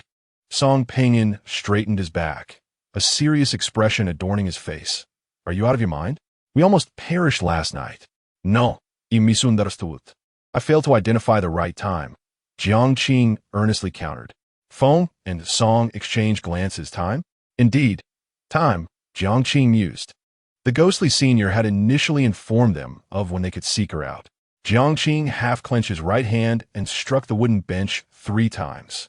Thud, thud, thud. Chapter 55. The information gap. The silence lingered for several minutes. Song Ping'an took a deep breath and asked in a lowered voice, "Are you certain?" "Not certain," Jiang Qing replied without a moment's hesitation, smiling lightly. "There aren't so many certainties in life. I'm not a deity. It is precisely because of uncertainty that we must seek clarity. Much like S.C. Dinger's cat. Until we open the box, we shall never know whether the cat is alive or dead." Song Ping'an opened his mouth. "Old Jiang, you have but one life. If you lose the gamble, it's death. Isn't that the allure of the mission?" Jiang Qing responded with a light-hearted smile directed at the two. He was willing to wager his life and take action. To hesitate during a mission only led to demise. The path to survival often accompanies peril. A truth Jiang Qing had always understood. This task posed considerable danger to others, confronting an enigmatic entity. Yet for Jiang Qing, he would rather face a rational and communicative enigma than a malevolent spirit driven by primal instincts. After a moment of contemplation, the petite Feng Yaoyao turned to her somewhat ailing brother and asked, "Brother, do we still need to erase the contents of the diary at midnight tonight?" Jiang Qing pursed his lips, allowing himself a minute to contemplate, then calmly stated, "I would like to hear your thoughts." First, last night's events clearly indicated that erasing the diary's contents would provoke the senior sister. It's quite understandable. For instance, Song Ping'an, after a long day of work writing a segment of code, how would you feel if some careless individual deleted it in a moment of distraction? Song Ping'an grimaced. "I'd go after them." Thus, Jiang Qing massaged his temple thoughtfully. This is indeed a life or death question. While this approach may offer a path to survival, it is a survival for others, placing us squarely in the crosshairs of the senior sister's wrath. We were fortunate last night not to meet our demise. What if next time? Wait, Song Ping'an interjected, his mind racing. Yaoyao 0 hour can be applied to an entire building. We need not confront the senior sister directly. Stop right there. Feng Yaoyao pouted slightly. Restoration has its limitations. I can only restore one non-living object within my line of sight. The notion of restoring an entire building pertains solely to its exterior. I cannot restore what lies within. Otherwise, why would my brother and I have risked approaching the senior sister last night? I don't know. Song Ping'an silently grumbled. Jiang Qing continued, speaking at a measured pace. Secondly, we might attempt to enhance the senior sister's favorability towards us. She is a rather peculiar entity, her emotions remarkably stable and communicative, suggesting boundless possibilities. In summary, we have two paths for survival. We could either incur the senior sister's wrath, keeping the number of malevolent spirits at 3 or fewer over the next 7 days, or we could seek to win her favor, allowing her to complete the unknown novel story within the same time frame. Both paths entail risks, and absolute safety is unattainable. The second option is even shrouded in uncertainty. In certain matters, Jiang Qing would not act unilaterally. He was merely an ordinary individual, often faced with circumstances beyond his anticipation and control. He, too, required trustworthy companions. As 3 individuals whispered amongst themselves, he led a group of 11 to assemble beneath the literary building. Qi Chaoyang quickly noticed the trio in the distance, his expression turning icy as he exclaimed, "Are they following us?" To stoop to such depths of idleness is truly shameless. Jian Yuqing raised an eyebrow, hesitating to voice her thoughts. Some teammates simply could not be rallied. Idleness, indeed? Where were Jiang Qing and her companions when they confronted the ghostly senior? What were they doing while Feng Yaoyao erased the contents of her diary? Without the efforts of Jiang Qing's trio, they would be facing a total of 6 vengeful spirits today. Yang cast a glance and began to assign tasks. It was confirmed that the ghostly senior resided in the last classroom on the 5th floor. When we ascend, he instructed, Jiang Shuyu and I will use the ceiling items to restrain the ghostly senior. El Wangyu, Jian Yuqing, and Zhao Yunfei. You 3 will guard the rear to prevent any attacks from those vengeful spirits. The rest of you must not only retrieve the diary, but also thoroughly search the classroom for any suspicious items. Take everything you find. The group nodded solemnly, their expressions serious. Without hesitation, they commenced their actions. Yang produced a pair of intricately embroidered shoes, while Jiang Shuyu retrieved a blood-red candle. Each sealing item contained the essence of a vengeful spirit, with each individual permitted to wield only one. Clattering footsteps echoed as the group ascended to the 5th floor. Those with sealing items felt slightly reassured, while those without bore expressions of anxiety. With each step closer to the classroom, their hearts raced uncontrollably, gripped by an inexplicable fear. The senior in the floral white dress emerged, coldly gazing at them. "Go!" Yang, he shouted, casting the embroidered shoes as a vengeful spirit lunged toward the ghostly senior. Jiang Shuyu hesitated for 2 seconds before igniting the candle with her lighter, causing another spirit to grasp it. A foul stench and the scent of decay pervaded the corridor, bringing an icy chill. Some of the actors, witnessing the sealing items for the first time, were paralyzed with fear, standing frozen in place. "Go!" Yang Yikikiki Taoyang. Beads of cold sweat dotting his forehead as his breath quickened. He felt he must be insane to confront the supernatural so boldly. Frankly, he was growing anxious.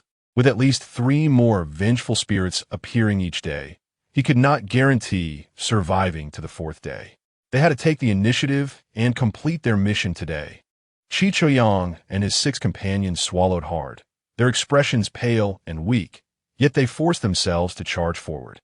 The ghostly senior made no attempt to hinder them. Instead, she inscribed a character for release in the air with her right hand. Yang trembled, a look of unprecedented panic crossing his face as he exclaimed, "It's impossible. The sealing items have been destroyed. She is reviving the vengeful spirits."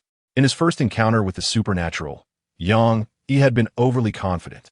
A single misstep led to utter catastrophe. "Flee!" he screamed in desperation. What had come easily was no longer so simple to escape. The spirits bound to the embroidered shoes and the red candle fully awakened, charging into the classroom with lethal intent. Bang! A head flew from the classroom into the corridor, rolling to a stop at Jian Yuqing's feet. It was Qi Chaoyang's head. "You wretched woman, you've doomed us." The elder El Wangyu shouted at Jiang Shuyu. Jiang Shuyu's mind was a blank slate. This was the supernatural. Even the sealing items could not hold them back. She fled in a frenzy, loudly casting blame upon me. Was it not clearly Feng Yaoyao's suggestion that you all endorsed? Beneath the sun, on a bench, a girl basked comfortably in its warmth. Jiang Shuyu was surprisingly cooperative. With a mere hint, she had persuaded a crowd to embark on an adventure. Hearing the screams, Song Pingyan glanced at Feng Yao's devilish grin. "You've indeed learned the art of mischief." "I am merely aligning myself with my brother," she replied, her autumn-like eyes fluttering. "Moreover, when one is uncertain of overcoming an adversary, it is prudent to first find a few foes for that enemy." As it turned out, the senior was indeed the MVP. Even 5 formidable entities could not prevail. It also demonstrated that inciting enmity is unwise. Cultivating goodwill is the superior strategy. "Right, brother?"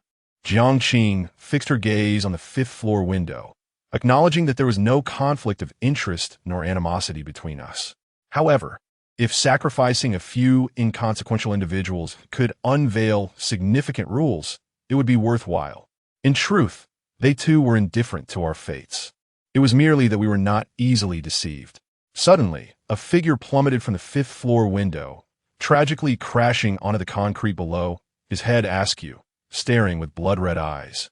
Lifeless beyond recovery, Song Pingyan shook his head, truly believing himself to be a superhero. The 5th floor is not merely 5 centimeters. Speaking of which, that pretty boy Jiang. Is he really the 9th formidable entity?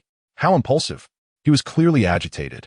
Jiang Qing, intrigued, fixed her gaze on the entrance of the literature building. This exemplifies the advantage of information disparity. He presumed there were 6 vengeful spirits, and, fearing delay, chose the most perilous route of rallying a group to seize the diary. Had he known there were only 3 vengeful spirits, he would undoubtedly have refrained from today's recklessness. Yet, why did Jiang Qing choose to partake in this endeavor? Surely, she cannot be a fool. Chapter 56, Jiang Qing's Choice. Song Pingyan hesitated before finally speaking. Is it possible that Jiang Qing is not as intelligent as you imagine, and is merely a spineless fool? Do you understand the concept of her mentality? He has become the leader, and the other fools simply follow suit. Jiang Qing was perplexed. Her mentality? It dawned on her that Jiang Qing perhaps wished to avoid ostracism or feared isolation. With a seasoned veteran leading the way, it indeed sounded quite reassuring. Yesterday, I considered collaborating with Yang, but he seemed uninterested in partnering with anyone. While Jiang Qing's thoughts were in turmoil, the middle-aged man, Wanyu, was the first to flee the literary building. In his left hand, he clutched a tattered shroud, while his right hand twisted grotesquely. His face contorted with dread of death as he stumbled towards the sunlight, not daring to pause for a moment. Suddenly, a figure clad in black burst around the corner, plunging a knife into Wanyu's abdomen. The air was filled with his harrowing screams as he invoked the shroud for the 3rd time, ensnaring the assailant in the grip of a grotesque specter. Seizing this opportunity, Wanyu made his escape, leaving behind chilling footprints of blood. "Hey, did you notice something off?" Feng Yao tilted her head. Jiang Qing stared intently at the distant figure in black, realizing that the thief depicted in Song Pingyan's story was rather feeble. Compared to the 3 specters from yesterday, it was hardly worthy of the title. Feng Yao elaborated animatedly. Thus, the ghostly senior today has not actually conjured a formidable specter, but rather an elusive criminal, a being of a lesser caliber than a true specter. No wonder, Song Pingyan recalled a detail. After each story, the ghostly senior pondered for quite a while before putting pen to paper. She likely lacked the depth of inspiration to transform a criminal into an utterly nefarious specter through our descriptions. Song Pingyan fixed his gaze on the figure in black. Jiang Qing nudged him, exasperated. "Are you still looking? They're coming for us. I thought you weren't afraid." Song Pingyan shrugged. Jiang Qing, frustrated, retorted, "My legs are trembling. Hurry and push me away." The two, suddenly aware of their peril, hastily maneuvered the wheelchair away from the treacherous locale. As they fled, Song Pingyan chattered incessantly. If only Old Chin were here. That miracle worker Don could hold a specter at bay for 7 seconds with a single punch. To be honest, I suspect that the 3 ghosts combined today wouldn't stand a chance against Old Chun. Brother Chun is fierce and speaks little. He lamented, "Oh, Old Chun, how I miss you. It's unbearable." Feng Yao, unable to contain herself, kicked Song Pingyan's rear. "Stop howling. It's truly unbearable." Indeed, if Uncle Chan were present, they wouldn't be in such a dire predicament. Jiang Qing mused inwardly. Chun Tianyue was synonymous with security when the going got tough. What did it matter if there were specters? During the last mission, the couple of evolved specters were subdued by Chun Tianyue with just 2 punches. Terrifying indeed. At the entrance of the library, Song Pinyin glanced around nervously for quite some time before cautiously stating, "There are many students here. Arsonists, self-harmers, and thieves. They should think twice before coming." Jiang lightly nodded, finding their trio easy to analyze. The arsonist could only strike indoors, as there was no opportunity to ignite a fire in open spaces. The self-harming girl also operated within enclosed environments, typically preferring to attack those who were isolated, as individuals who inflict harm upon themselves often wish to remain undetected. The thief, however, thrived outdoors, emerging from blind spots or corners to launch a sudden attack. "Are you certain?" Song Pinyin inquired. Jiang chuckled softly in response. Song Pinyin remained silent. Due to Jiang's limited mobility, they decided against searching for clues, opting instead to bask in the sunlight outside the library for the entire afternoon. As the sun dipped below the horizon, a crimson moon began to replace the warmth of the day. Approaching them was Jiang Qing, dressed in a soiled light beige tracksuit, her shoulder-length hair disheveled, and her demeanor lethargic as she limped closer. "Oh, what's this, Taiwanese girl? Just back from coal mining? You look sunken." Song Pinyin jested. Jiang Qing, lacking the spirit to retort, leaned forward, gripping Zhang's wheelchair tightly, drawing perilously close to him. "I wish to ally with you." A gentle breeze tousled her hair, carrying a fragrant scent, but Zhang's tone remained distant, rejecting her proposition. Having learned from the previous mission's ordeal, he found it difficult to trust actors within the task. After all, everyone was willing to sacrifice anyone, including their companions, to survive. The youth's response was anticipated by the girl. She produced a stack of photographs. "These are the clues I discovered, which I can share with you. Furthermore, my sealing item can be utilized once more. And I possess a piece of truly terrifying news, which I offer as a bargaining chip for joining your ranks." The situation was escalating, and Jiang Qing understood that the difficulty of this mission far exceeded her capacity to survive alone. She had already chosen the wrong side once, and was determined not to repeat that mistake. Jiang furrowed his brows, contemplating the allure of her proposal. "You may share the news first." With no other options left, Jiang Qing sighed and said, "2 more malevolent spirits have been added to the mission, and they're not ordinary ones, far more terrifying than the 3 from yesterday." She recounted her harrowing experience in the literature building. Upon hearing her account, Zhang's expression darkened. "This group is more adept at failure than success," he exclaimed. "So it remains only you, Yang Yi, El Wang Yu, Jiang Shuyu, and Zhao Yunfei, with the other 6 having perished?" Song Pinyin felt a chilling dread engulf him, as if plunged into an icy abyss. "I cannot hold back," Jiang Qing sniffled. "This is my first encounter with the uncanny. I cannot discern whether it is the ghostly senior's ability or if all supernatural phenomena can awaken the spirits within the sealing items. This mission has already reached a deadlock. Unless the ghostly senior completes her novel, no one will survive to the end." She had warned them on the first day, saying, "You are the good ones. You will surely die," which felt eerily prophetic. Jiang Qing had never faltered in her endeavors, yet her luck had abandoned her this time. Feng Yaoyao's eyes brightened with an idea. "Brother, I have a thought. At midnight, I shall venture to the 5th floor of the literature building, locate the damaged sealing item, and restore one of them. This not only seals a malevolent spirit, but also grants me a sealing item." "Yao Mei, what on earth?" Song Pinyin was no longer calm. In the realm of the game, a sealing artifact could only be utilized thrice. Your miracle, augmented by an artifact, could be employed 3 times a day. It was only at this moment that he comprehended the true essence of Feng Yaoyao's ability. It was not resurrection that was formidable, but restoration, a concept of profound significance. A miracle. "You have awakened a miracle?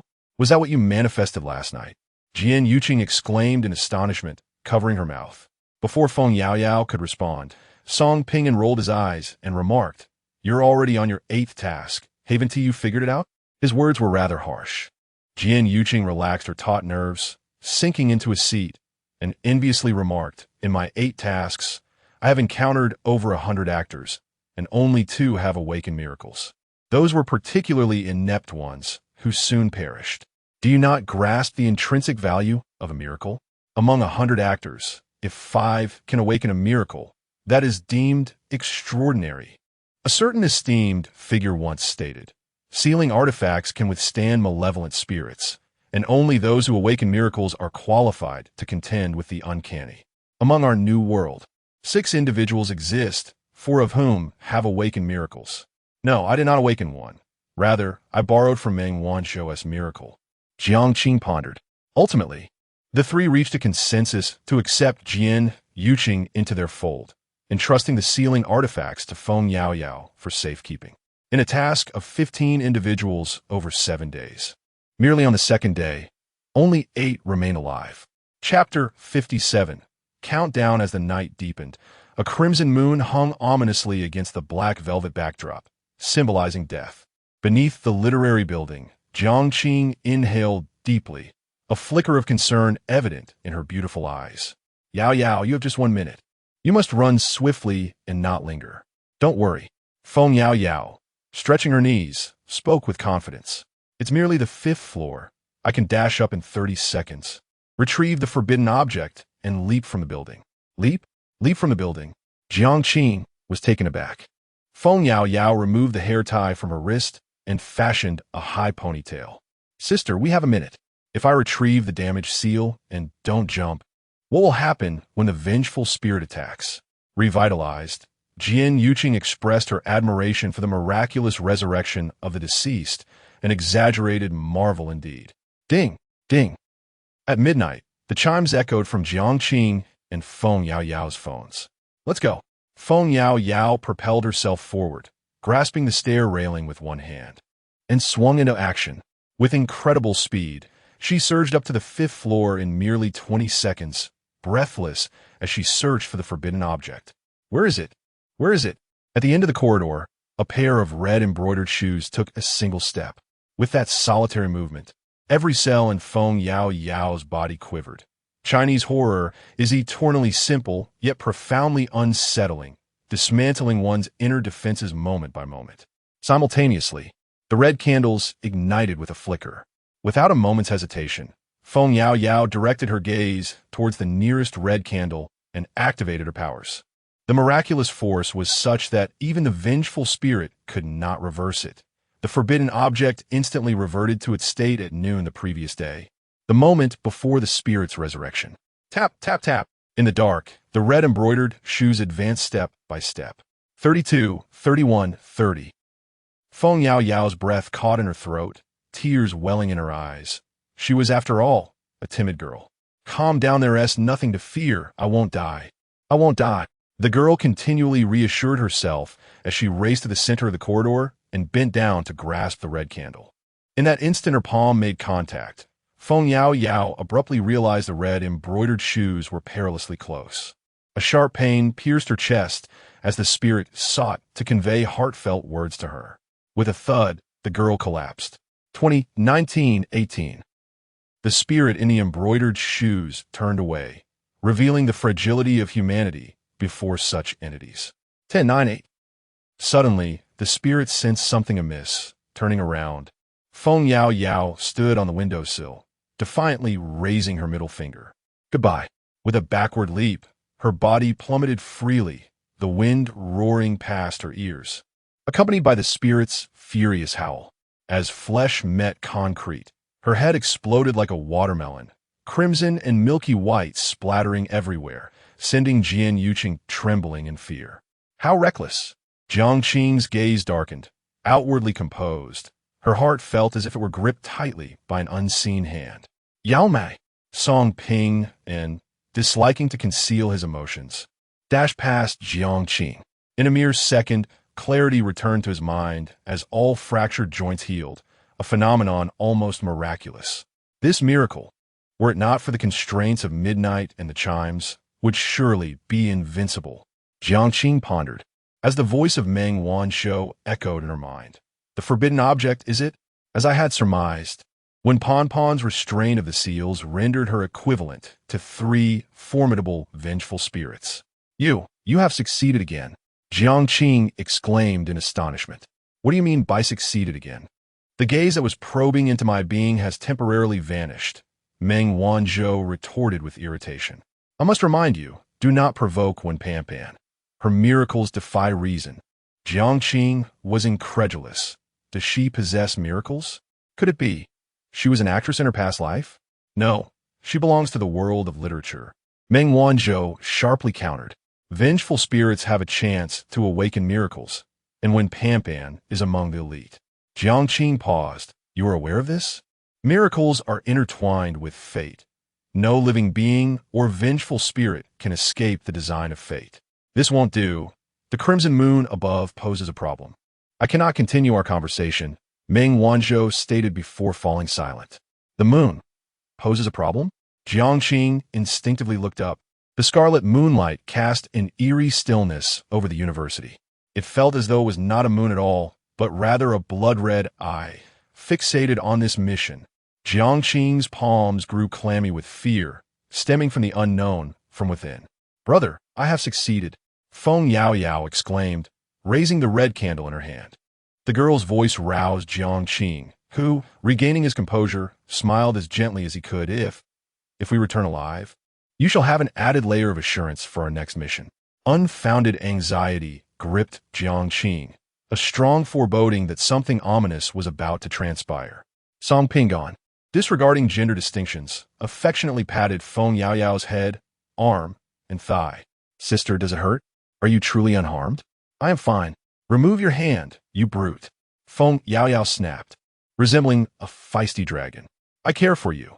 Let me see, Song Pingon replied playfully, not angered in the least. He regarded Feng Yaoyao, just as Jiang Qing did, often reminded of his own lively younger sister in the real world, leaving him with a heavy heart. Jian Yuqing bit her lip. What comes next? We wait. Jiang Qing succinctly replied. Soon. It was 2:55 a.m. Jiang Qing tightened his grip on the crutch under his arm, solemnly instructing, do not let your guard down. There are 4 vengeful spirits remaining in this school. Even if 3 are relatively weak, the living cannot triumph over them. If things go awry, flee and find a place to hide. Brother, Lao Ziyang, fear not. This is not a march towards death, but the first step towards life. Jiang Qing's eyes reflected calmness. He turned to Jian Yuqing. Let us proceed. Reluctant though she was, Jian Yuqing retrieved the seal from Feng Yaoyao's hands and followed Jiang Qing into the literary building. Though 5 stories were not particularly tall, it took them 4 minutes to ascend. Standing in the corridor on the 5th floor, Jiang Qing muttered to himself, the embroidered shoes. Are they gone? Thank you. You may leave now. As soon as the words left his lips, he disregarded whatever Jian Yuqing might have wanted to say and strode towards the last classroom. A senior girl in a floral white dress sat quietly. It seemed she only spoke to Jiang Qing in the dead of night. Are you not afraid of death? In an instant, 3 figures appeared outside the window. An arsonist, a self-harming girl, and a thief. Jiang Qing, indifferent, moved a chair and sat before his senior, declaring that there was no place safer than being by her side. The attractive senior sighed, lamenting that being too intelligent often leads to a lack of friends. I shall be your friend, she said, adding that she too enjoyed the tales of journey to the west. She recalled how Sun Wukong sought his master after receiving 3 taps on the head from the patriarch Bodhi, venturing out in the dead of night. Jiang Qing spoke casually, weaving in mythological narratives. Friend, when Wanwan's gaze dimmed, I am waiting for a girl, the kindest girl in the world. Who? Jiang Qing inquired, following the thread of conversation. When Wanwan fell silent, then shifted the topic. According to the rules of the game, I give you 30 seconds to search. Search? He echoed. Yes, she replied softly. The novel containing the task is within this classroom, and you have only 30 seconds to find it. To date, no actor has ever left my game alive. Not a single one. Jiang Qing scrutinized his senior for a moment, leaning back, arms crossed. Let us begin. When Wanwan appeared puzzled. Are you so confident? Of course. You have already revealed to me where the clue lies. Jiang Qing retrieved his phone and activated the stopwatch. The 30-second countdown commenced. He remained seated, unmoved. You're not going to search? When Wanwan asked, perplexed. Their eyes locked, with 10 seconds remaining. Jiang Qing rose and apologized, My dear senior, I beg your pardon. He reached towards the collar of Wan's garment, delving deep, and retrieved a letter. Chapter 58. Destiny. The cover of the letter bore a single word. The texture of the paper coarse and yellowed, exuding an air of cheapness. Jiang Qing met Pon's astonished and bewildered gaze, not in a hurry to open the envelope, but rather passionately began to elaborate. This classroom measures approximately 9 meters in length and 6 meters in width, conforming to standard classroom dimensions. Just moments ago, I took 20 seconds to count, and on the left side, there are 2 rows of desks, with an additional desk atop each. Counting just the lower row, there are 11 desks, combined with the upper row, that totals 22 desks, making 44 on the left side. The right side mirrors this arrangement, bringing the total to 88 desks. At the back, there's a row of storage lockers. I did not have time to count them, but I estimate there are over 20 lockers.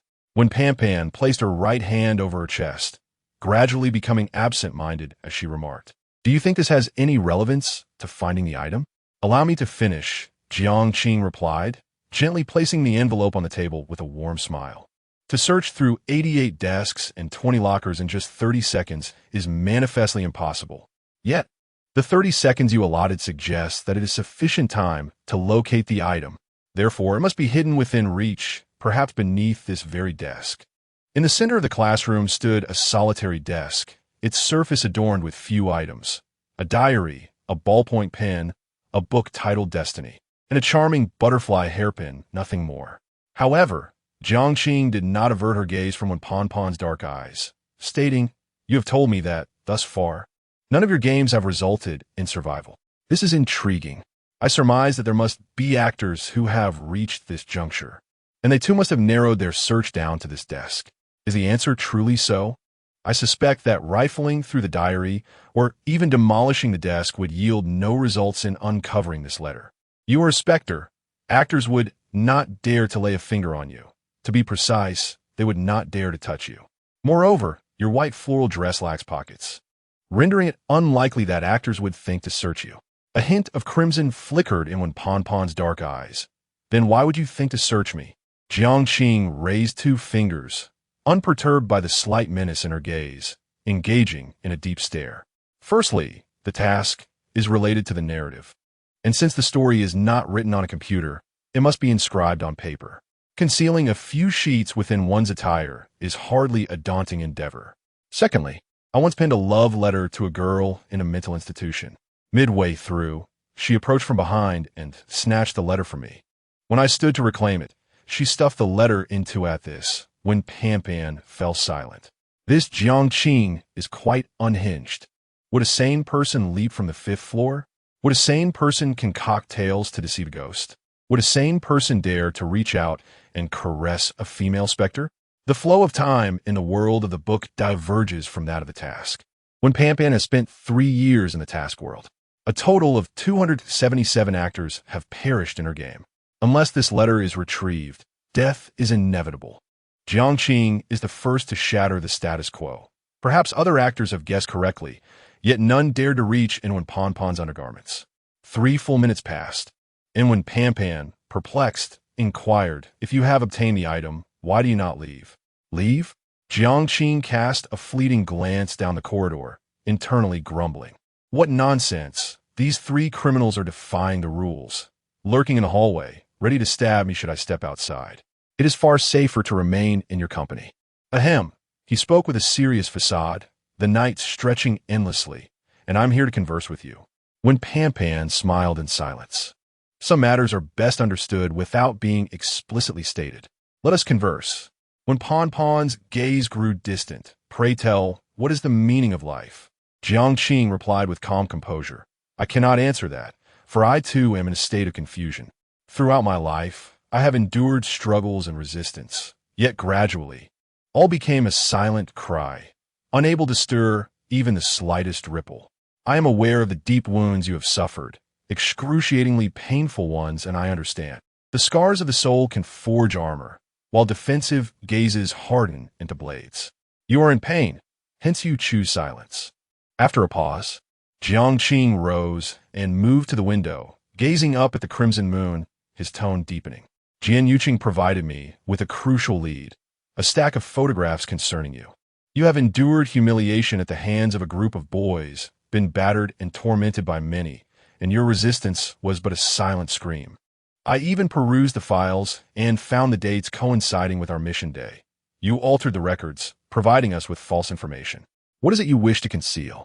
Your hometown address? Your parents' and brothers' details? Or perhaps your true name? Wen Pan, seated in silence for an extended period, finally posed a counter-question.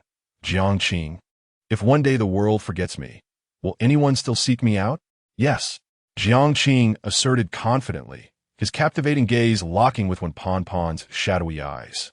There is a girl who asked me to help her find someone, a girl named Bandi. In the boys' dormitory on the third floor, a tungsten bulb hung from the ceiling. The handsome Yang finished his third cup of coffee, forcing himself to remain alert. However, after 2 days and nights without sleep, it is arduous for one will to contend with the brain. He stood by his bed, swaying slightly, feeling as though he might collapse at any moment. Damn it! Yang cursed, rushing into the bathroom and turning on the tap. Water cascaded down, and he bent over, cupping his hands to splash his face vigorously. Strands of hair on his forehead soaked through, droplets sliding down his skin to his neck, the coolness invigorating him. Yang slowly lifted his head, gazing at his reflection in the mirror, a self-deprecating smile forming. What a mess you are. When had he ever been so disheveled? Was it during the first mission, or the second? Such distant memories.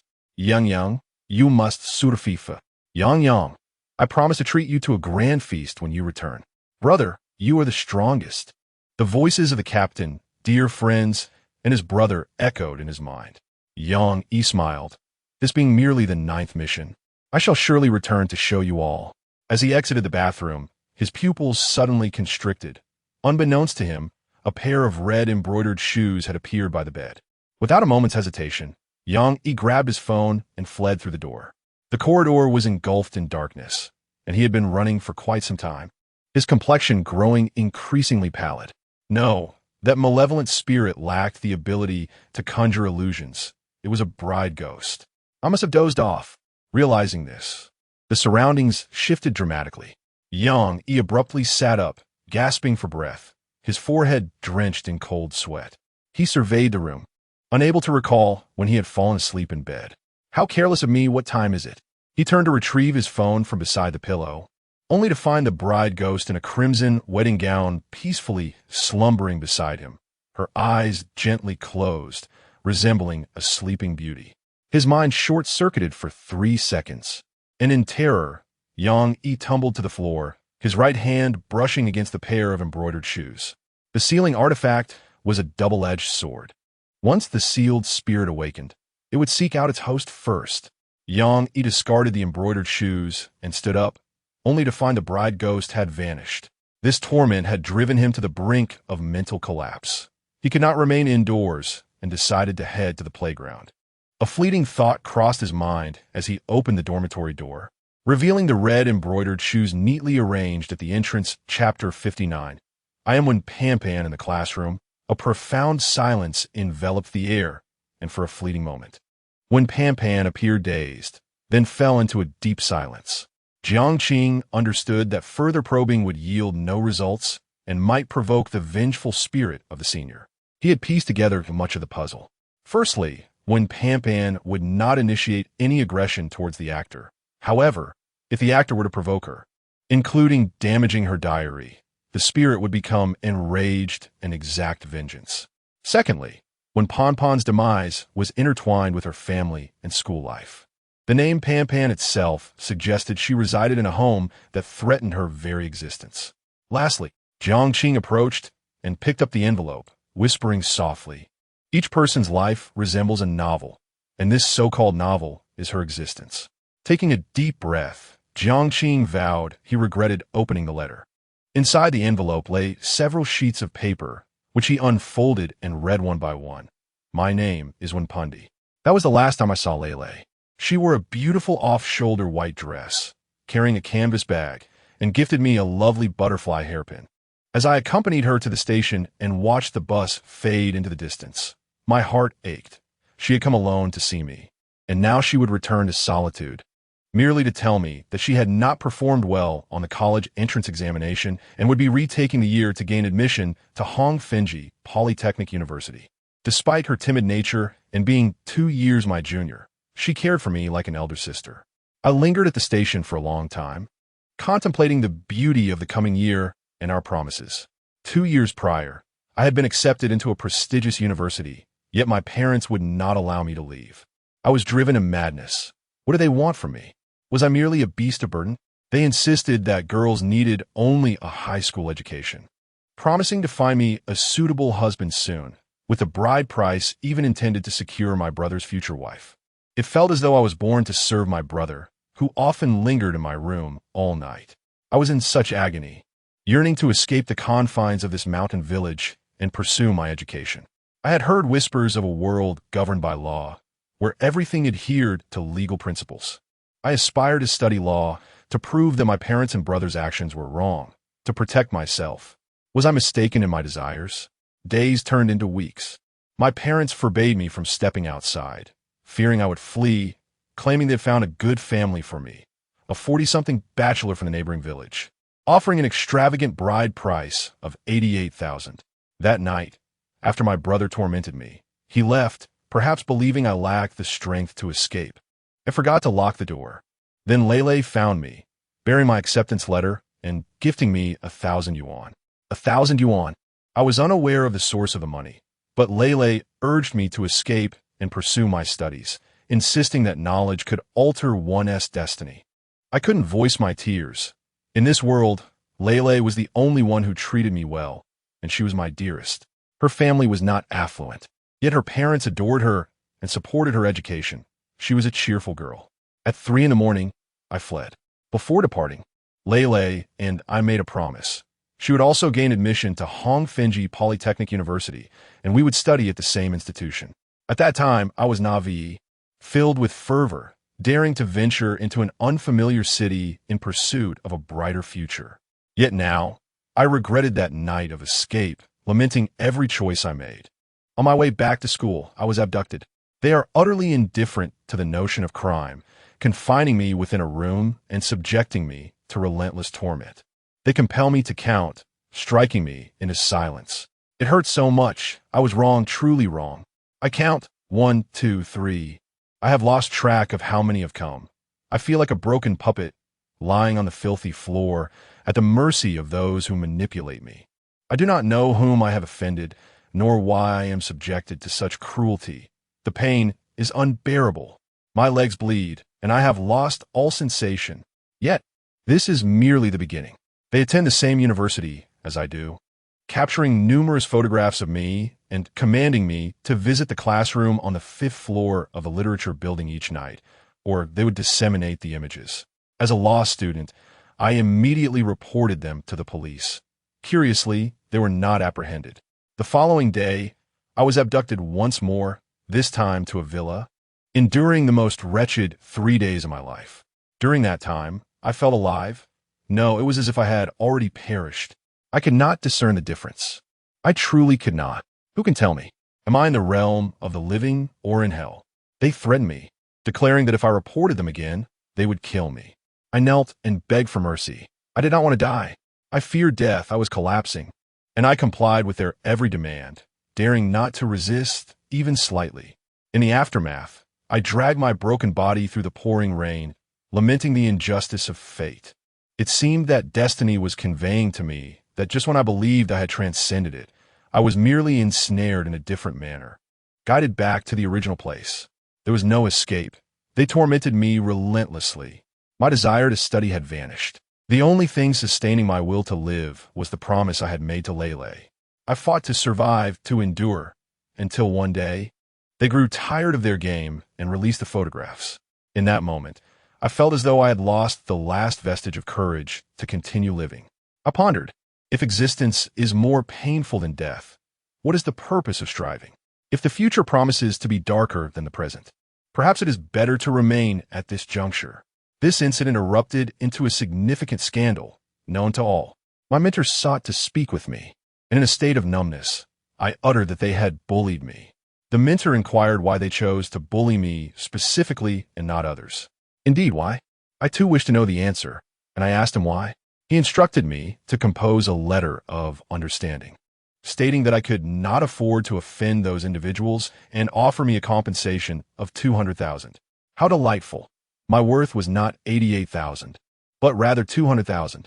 If my mother were to hear this, she would surely laugh, proud that her efforts were not in vain, and would gladly accept the terms. Ah, ah, ah. 3 days later, I conceded.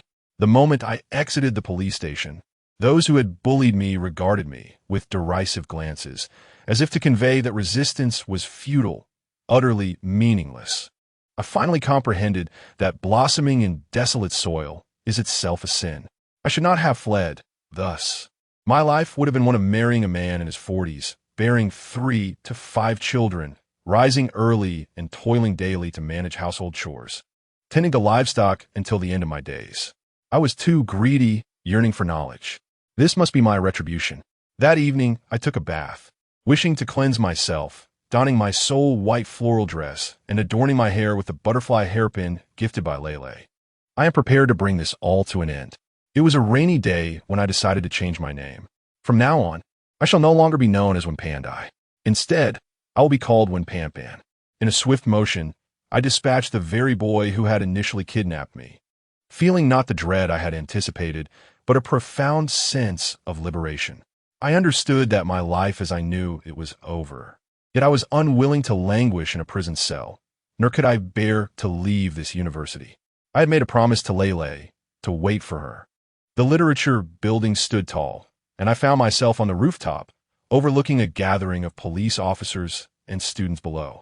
I could hear someone shouting for me to stop the theatrics, urging me to jump, and I caught snippets of voices questioning whether I was indeed that notorious girl.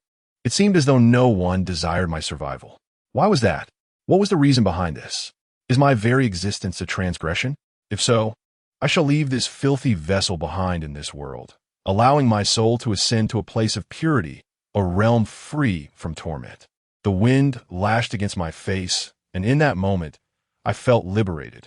Regrettably, I did not wait for Lele. Chapter 60. The final day, the content of the letter concludes here. On the last page of the stationery, the final line remains blank, evidently. The so-called assistance in helping my senior complete her novel is meant to be inscribed in this very line, to punctuate Wenpanpan's narrative. A sharp pain emanated from his palm. Jiang Qing lowered his gaze and, belatedly realizing, found his right hand pressed against the sharp edge of the desk, too forcefully, causing a gash on his palm that stained the preceding sheets of paper crimson. He remained silent, meticulously folding the letter and placing it into the aged envelope. No wonder. When Wenpanpan last endeavored to attack me, her legs were bleeding. She must have endured excruciating torment, far worse than what I had gleaned through my investigations. Jiang Qing tightened his grip. He suddenly perceived that Wenpanpan's life bore a striking resemblance to Feng Yaoyao's script. Had it not been for his and Song Pingin's intervention, Feng Yaoyao might have become the next Wenpanpan. There will always be individuals who inflict harm upon others for their own amusement. Directly opposite him, Wenpanpan displayed little alteration in her expression. Can you promise me one thing? Jiang Qing was taken aback. What do you wish? Do not disclose my experiences to anyone. There was a slight tremor in her voice. Jiang Qing, his body extensively bandaged, found himself momentarily speechless before finally responding, I promise you. He comprehended why the mortality rate in the inspiration game was 100%, and why Wenpanpan concealed this letter close to her heart. She wished to shield others from the knowledge of her suffering. Thank you, Wenpanpan nodded gently. After a contemplative pause of 6 or 7 seconds, she lightly tapped her diary with her fingers and spoke wearily. Tomorrow at noon, everything will come to an end. During this interval, the malevolent spirits shall not attack you. Return and rest, or engage in something meaningful. Everything will come to an end. Jiang Qing's breath caught in his throat, an inexplicable pressure enveloping him. Do you mean, upon receiving this letter, I am effectively under a countdown to death? You will not wait 7 days to eliminate us, but rather, it will be tomorrow? Wenpanpan remained silent, gesturing towards the corridor. Are you urging me to leave? Jiang Qing, torn between defiance and fear, queried, "What if I refuse to go?" Suddenly, her white floral dress transformed to crimson, and when Banban's gaze bore into him coldly. "Stop!" Jiang Qing grasped his underarm crutch, limping towards the exit. "You are relentless." At the doorway of the classroom, he paused, contemplating the last line of the letter, which remained empty. "If you inscribe something, shall we have fulfilled our task?" When Banban nodded, "The letter, will you not take it?" Jiang Qing replied, his voice barely above a whisper, "What purpose would it serve for me to take it? It is your writing, not mine. You may as well continue to conceal it within your undergarments while I devise a means to resolve this." "Resolve me?" When Banban chuckled silently. "To speak candidly, you are quite charming when you smile." All right. Do not be angry. I shall take my leave. I am not a villain." Jiang Qing gritted his teeth, exiting the literary building, his physical pain surpassing imagination, particularly in his right ankle, which remained swollen and showed no signs of subsiding after just one day. Song. I am in agony. I'm coming. You truly are my benefactor." Song Pinyin rushed over, pushing a wheelchair. Feng Yao wore a concerned expression. "Brother, are you all right?" Jian Yiqing looked on with anticipation. "Is there a way out?" Jiang Qing sat in a wheelchair, rubbing her ankles. "I'm fine, but the situation is dire. Tomorrow is the final day. The ghost. When Pan intends to eliminate us, and her specific methods remain unknown." "Final day." Jian Yiqing staggered back a step, her gaze vacant. "But this is only the third day. Wasn't the task supposed to be completed within 7 days? Goodness, did you provoke her?" Jiang Qing shook her head. "Regardless, the malevolent spirit won tea." In the next moment, a figure clad in black lunged from behind a tree, brandishing a dagger aimed at Jiang Qing. "Damn it!" Song Pinyin reacted swiftly, pushing the wheelchair forward, startling the two women who followed closely behind. "Old Jiang, what were you saying about the malevolent spirit?" Jiang Qing's face flushed crimson, struggling to utter a word. From the 5th-floor window, Wen Pan smirked, letting out a soft scoff. "I'll let you spin tales to deceive me. I'll deceive you once, and we'll be even. Besides, you believe in ghost stories such innocence." The crimson moonlight cast an eerie veil over the university's architecture. Jiang Qing, drenched in sweat, exclaimed, "Slow down, the wheels are smoking." "Steps ahead, steps!" A scream pierced the air as Jiang Qing tumbled into a flower bed, her insides racked with pain, feeling as if her bones might shatter. "That guy did it on purpose. I don't want him pushing the wheelchair anymore. Sooner or later, I'll die at his hands." Before Jiang Qing could react, Song Pinyin scooped her up in a princess carry, abandoning the wheelchair. "What are you doing?" Jiang Qing stared in disbelief. Song Pinyin swallowed hard. "Don't worry. As long as I'm alive, I won't abandon you." "My wheelchair." "Forget the wheelchair." "Jiang Qing, why glare at me? That thing is too cumbersome. Besides, you're lighter than it, and carrying you is soft and has a hint of a metallic scent. Are you on your period?" Jiang Qing. "If you are, ask Yao for some sanitary pads." "Right, you bled quite a bit yesterday. I should have suctioned it. It's an excellent way to stop the bleeding." Jiang Qing. "Old Jiang, I feel like I can't run anymore. Could you glance back and see if that dog is still there?" That night, Jiang Qing wished to strangle Song Pinyin. At 11:50 a.m., the handsome Yang Yi entered the classroom clutching his stomach, collapsing onto his desk. Song Pinyin nudged Jiang Qing's arm. "Old Jiang, have you noticed how pretty this guy is? He.S. either a pretty boy or gay." These words reached Yang Yi's ears, and he shot a fierce glare in return. "What are you staring at?" Song Pinyin glared back. "What? Are you on your period and need some sanitary pads?" Yang Yi frowned. "Are you offering me some?" At this, the room fell silent. "Wait." Song Pinyin rubbed his temples. Bewildered. "You are female?" Yang Yi, feeling weak, replied, "Did I ever say I was male?" She had miscalculated her menstrual cycle, arriving 3 days early. Feng Yao's eyes lit up, unable to suppress a smile. "She's truly unremarkable. At least I have." "Female?" Jiang Qing could hardly believe it. "Do you find it bothersome? Is gender truly significant? I take pleasure in being male. I even have my younger brother call me brother. Is there anything wrong with that?" Tears brimmed in Yang Yi's eyes as she endured her pain. "Have you experienced anything similar?" This morning, She visited the school's supermarket, which had its doors closed. The crowd shook their heads, unable to offer assistance. It's so irritating. Truly vexing? Yang Yi rested her head on the desk, seemingly on the verge of tears. Song Pingan was perplexed. Was it really that painful? You wouldn't understand, replied Jiang Qing, who had her own insights.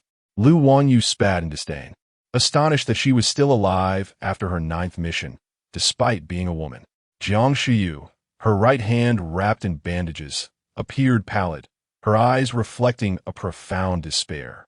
This mission's difficulty exceeded all expectations, leaving no room for survival. It was already the 3rd day, and she knew nothing of the so-called novel. How could she assist the ghostly senior in completing it? The classroom atmosphere was stifling. At precisely noon, when Pan arrived, she did not knock, but ascended the podium unceremoniously, grasped a piece of chalk, and wrote a line. Today's theme is for 3 students to recount their greatest regrets, with no room for deceit. Chapter 61. The Great Escape. The 3 bold characters sent a shiver down the spine of the cunning woman, Jiang Shiyu, compelling her to rise helplessly. Alas, is there truly no way to evade this? Am I not allowed to repeat the roll call? I have nothing to lament. Reflecting on regret. Those 2 words do not align with my persona. Indeed, I have harmed numerous actors, but who among us is not? My sole desire is to survive, nothing more. If I must articulate a single regret, Zhao Xiaodong, my disciple, whom I had taken on 2 missions and invited to join the Dream Pursuit Society, was the most gifted girl I had ever encountered. She was as ruthless as I, a natural partner in crime. Tragically, during our last mission, just when it seemed everything had concluded, she fell victim to a malevolent spirit. I am left with a sense of bitterness. Had I known, I should have prevented her from consuming anything. Jiang Shiyu steadied her turbulent emotions, avoiding the gaze of Jiang Qing and the others, and slowly seated herself. It was indeed so. She and Zhao Xiaodong were in cahoots, having orchestrated a trap. Jiang Qing remarked coldly. Strangely, Wen Pan did not inscribe Jiang Shiyu's tale in her diary. She continued the roll call. Yang Yi. Once again, it is I. Yang Yi, suffering from menstrual cramps, felt a surge of frustration as she could barely stand. Senior, I request to speak while seated. The pain is unbearable, she pleaded, when Pan's gaze turned icy, an ominous aura enveloping the classroom.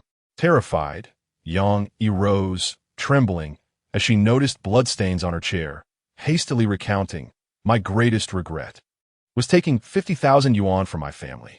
In my junior year, I became ensnared by the allure of video games, loathing the real world as sycophants, and the intricacies of human relationships.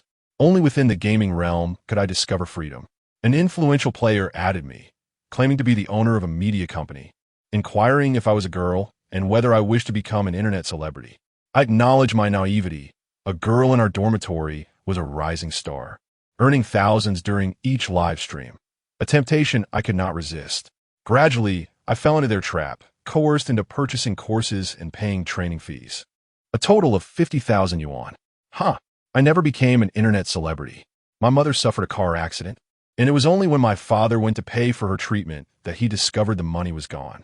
My mother passed away in the hospital, and my father nearly killed me in his rage. I felt as though I no longer wished to live. Yang Yi bit her lip, her voice quivering and choked. That is all. I have finished my tale. A veteran of 9 missions deceived? Feng Yao seemed to have stumbled upon a new revelation. Yet, upon reflection, Yang Yi was recounting her experiences from the real world. She was merely a junior back then, now perhaps 24, 25 years old.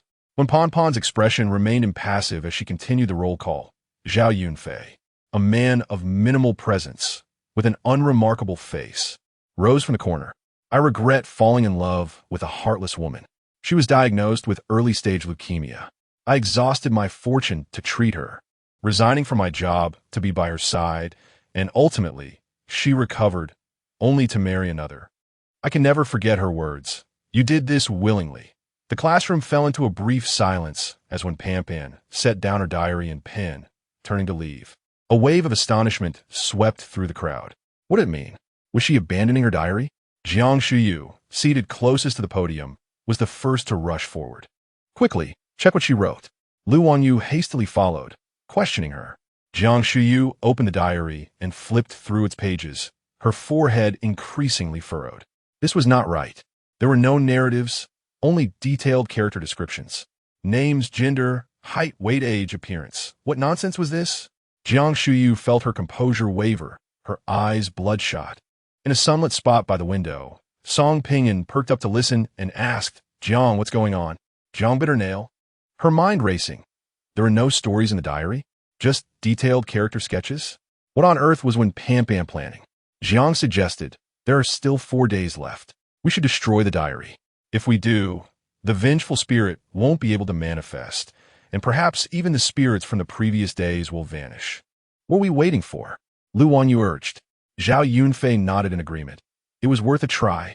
The three of them conferred, and Jiang Shuyu produced a lighter, igniting a corner of the diary. Jiang watched intently as the flames grew, consuming half of the diary, and the curling black smoke intensified her unease. Let us go. I feel a bit unwell.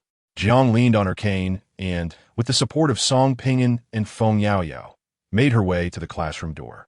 A chill ran down her spine, and she instinctively turned back. The once empty classroom was now filled with vengeful spirits. Even the spirits from the first day, the beckoning ghost, the knocking ghost, the debt-collecting ghost, were among them. Over 40 vengeful spirits fixated upon them. Run! Someone shouted, and chaos erupted. Jiang Shuyu realized they had stirred up a great calamity, shoving the frail Zhao Yunfei aside as she fled the classroom. In an instant, Zhao Yunfei's limbs were pinned to the desk, his eyes still darting about. He wept bitterly, pleading for mercy, resigned to his doom. The most terrified were Yang Yi and Jiang Qing, one suffering from severe menstrual cramps, the other severely disabled. It's over, it's over.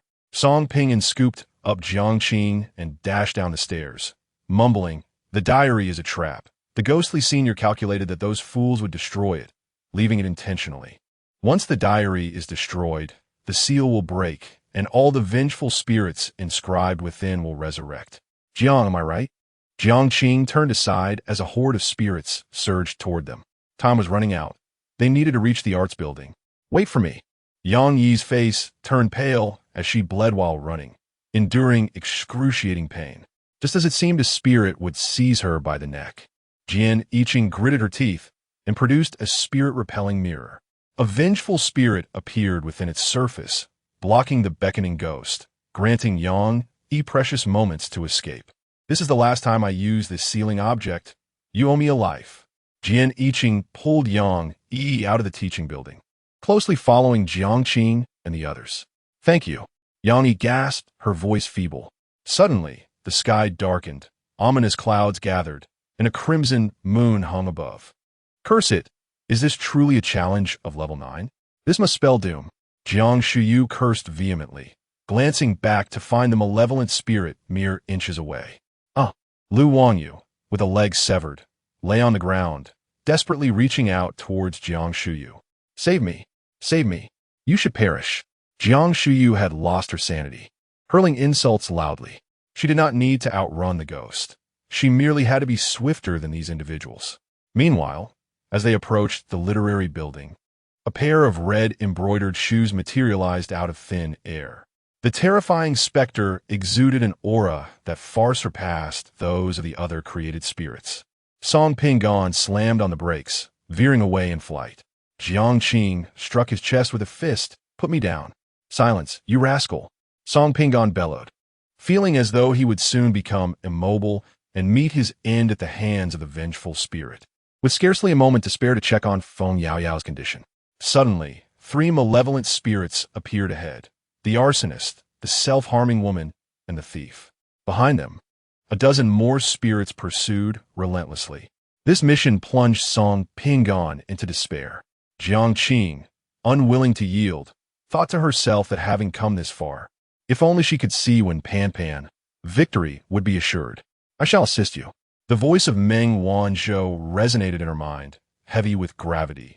But you must sacrifice 1/3 of your life for my manifestation, which may lead to an irrevocable situation.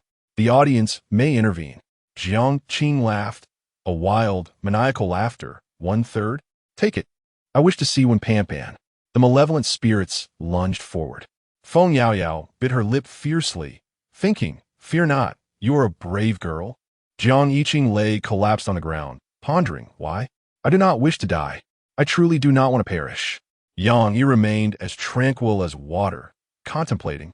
"So be it, let this be the end. Mother, I am sorry." Song Pingon laughed madly. "Old Jiang, let us take them on. Do we stand a chance?" "Dream." He coughed, as Jiang Qing's laughter turned hoarse, nearly a shout. Meng Wanzhou. At the critical moment, countless red threads pierced through dozens of malevolent spirits, controlling them like puppets. Chapter 62. Redemption. The man donned a black overcoat, his gaunt cheeks sunken in, commanding a host of malevolent spirits with a single hand. Feng Yaoyao dream? Jiang Qing. Evening? Yang Yi. Bola? Jiang Qing coughed up blood, addressing the group. Continue running in 5 minutes. Use the key to open the door and return. Trust me, 5 minutes. Having lost a third of his life, coupled with grave injuries, he was on the brink of collapse. Meng Wanzhou seized Jiang Qing, casting not a glance at the others, and leaped onto the rooftop of the literature building. The wind howled on the rooftop, as when Pan Pan, clad in a floral white dress, looked down upon the carnage unfolding below. She seemed numb, as if accustomed to the horror, her expression one of perpetual indifference. When Pan Pan fixed her gaze on the two uninvited guests, I sensed something amiss long ago. Your miracle does not belong to you. I never anticipated. You concealed a ghost. Allow me to guess. Red Bean, Nostalgia, Wanzhou, Siki. Am I correct, esteemed predecessor? Fate, I truly do not wish to be your adversary. Meng Wanzhou flicked his fingers, and the rooftop was ensnared with crimson threads. These threads were exceedingly sharp, capable of severing limbs with ease. Jiang Qing's hands trembled as he clutched the railing, his voice muffled, as though afflicted by a severe cold. What must I do to pen the final sentence? Stained with blood, when Pon Pon's demeanor was as frigid as frost, she replied, devoid of emotion. It is not that I do not wish to write, but I do not know how. I have yet to meet Lei. Life should not conclude with a period. Then, are you destined to remain here for eternity? Jiang Qing coughed twice, pressing his hand against his chest to guard a fictitious school for a lifetime. To slay actors day in and day out? When Pan Pan retorted, I merely abide by the rules. Your deaths are of no concern to me. Jiang Qing's head spun, the cost of a third of his life heavier than he had imagined. Cough. When Pan Pan, I will take you back to meet Lei, to help you eliminate those who have wronged you. This dream must awaken. You're a good girl. Jiang Qing's voice grew hoarse, unable to sustain himself any longer, his body tilting to one side. There was no sound of him hitting the ground, only a soft embrace. When Pan Pan caught him, speaking deliberately, can you truly take me back? Yes, I will take you home. Jiang Qing affirmed. Home. When Pon Pon's eyes glistened with unshed tears. I have no home. With great effort, Jiang Qing lifted his right hand, gently placing it upon the girl's head, his smile warm as he said, We are your home. Meng Wanzhou retracted the crimson threads, crouching beside the two. Those words pierced through when Pon Pon's heart like an arrow, embedding themselves irrevocably. She lowered her head, her soul trembling. I'm not a good girl. I am tainted. She found it peculiar that sometimes she could be so fragile that a single word could bring her to tears, while at other times, she could grit her teeth and continue on her own. It is not you who is dirty, but those who have harmed you. You have left your shell in that world. The you of now is untainted.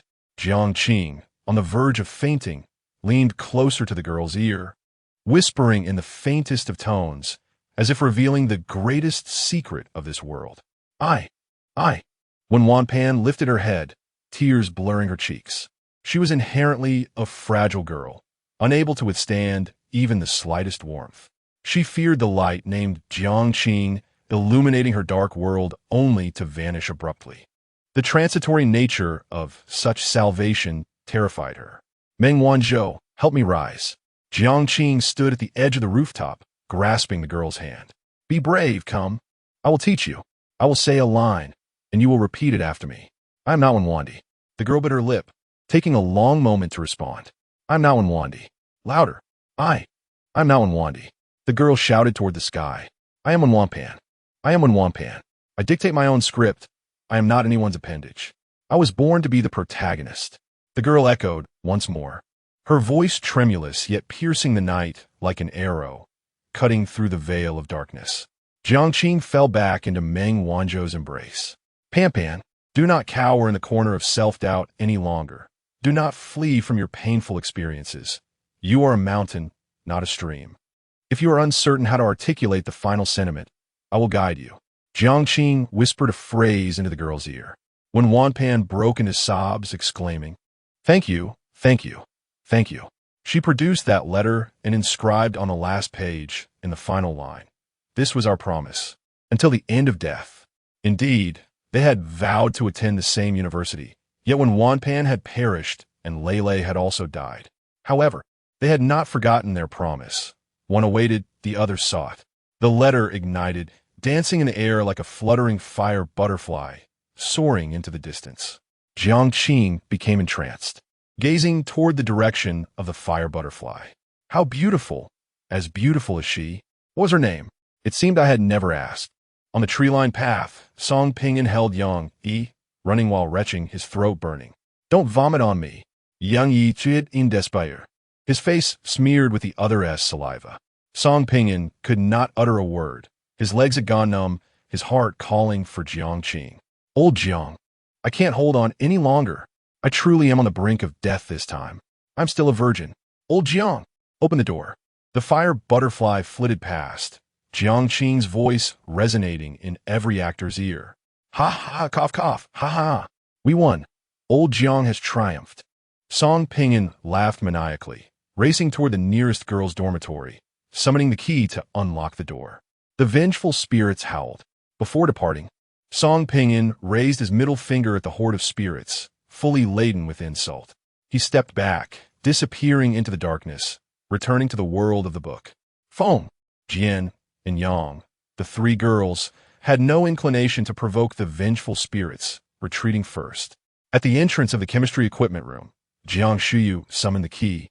Inserting it into the lock, her right hand fell to the ground, revealing a red embroidered shoe emerging from behind. "No! No!" Jiang Shuyu screamed madly. She extended her left hand, which was abruptly twisted and snapped. She knelt upon the ground, a juxtaposition of laughter and tears, her gaze fixed intently on the key lodged in the lock. If only she could unlock the door. Jiang Shuyu opened her mouth to bite the key. The vengeful spirit, adorned in embroidered shoes, seized her foot and began to drag her backward. But it felt as though an insurmountable chasm lay just a step away. "I am willing." The pact was fulfilled when Pan became Jiang Qing's second ghost, the second resident of the library. Suddenly, the earth trembled, and fissures appeared in the walls of the literary building, spreading rapidly. The scarlet moon hung above, resembling a watchful eye, while countless paper offerings intertwined to form a deadly black thread. The building crumbled, and Meng Wanzhou held Jiang Qing aloft in the air, gazing at that ominous thread. The audience stirred, casting down the key. Jiang Qing was momentarily taken aback, then summoned the key, hurling it towards the ruins below. The key unlocked a door upon the ground, a passage back to the world of the book. Could it truly be so? Did the ruins hold the promise of revelation?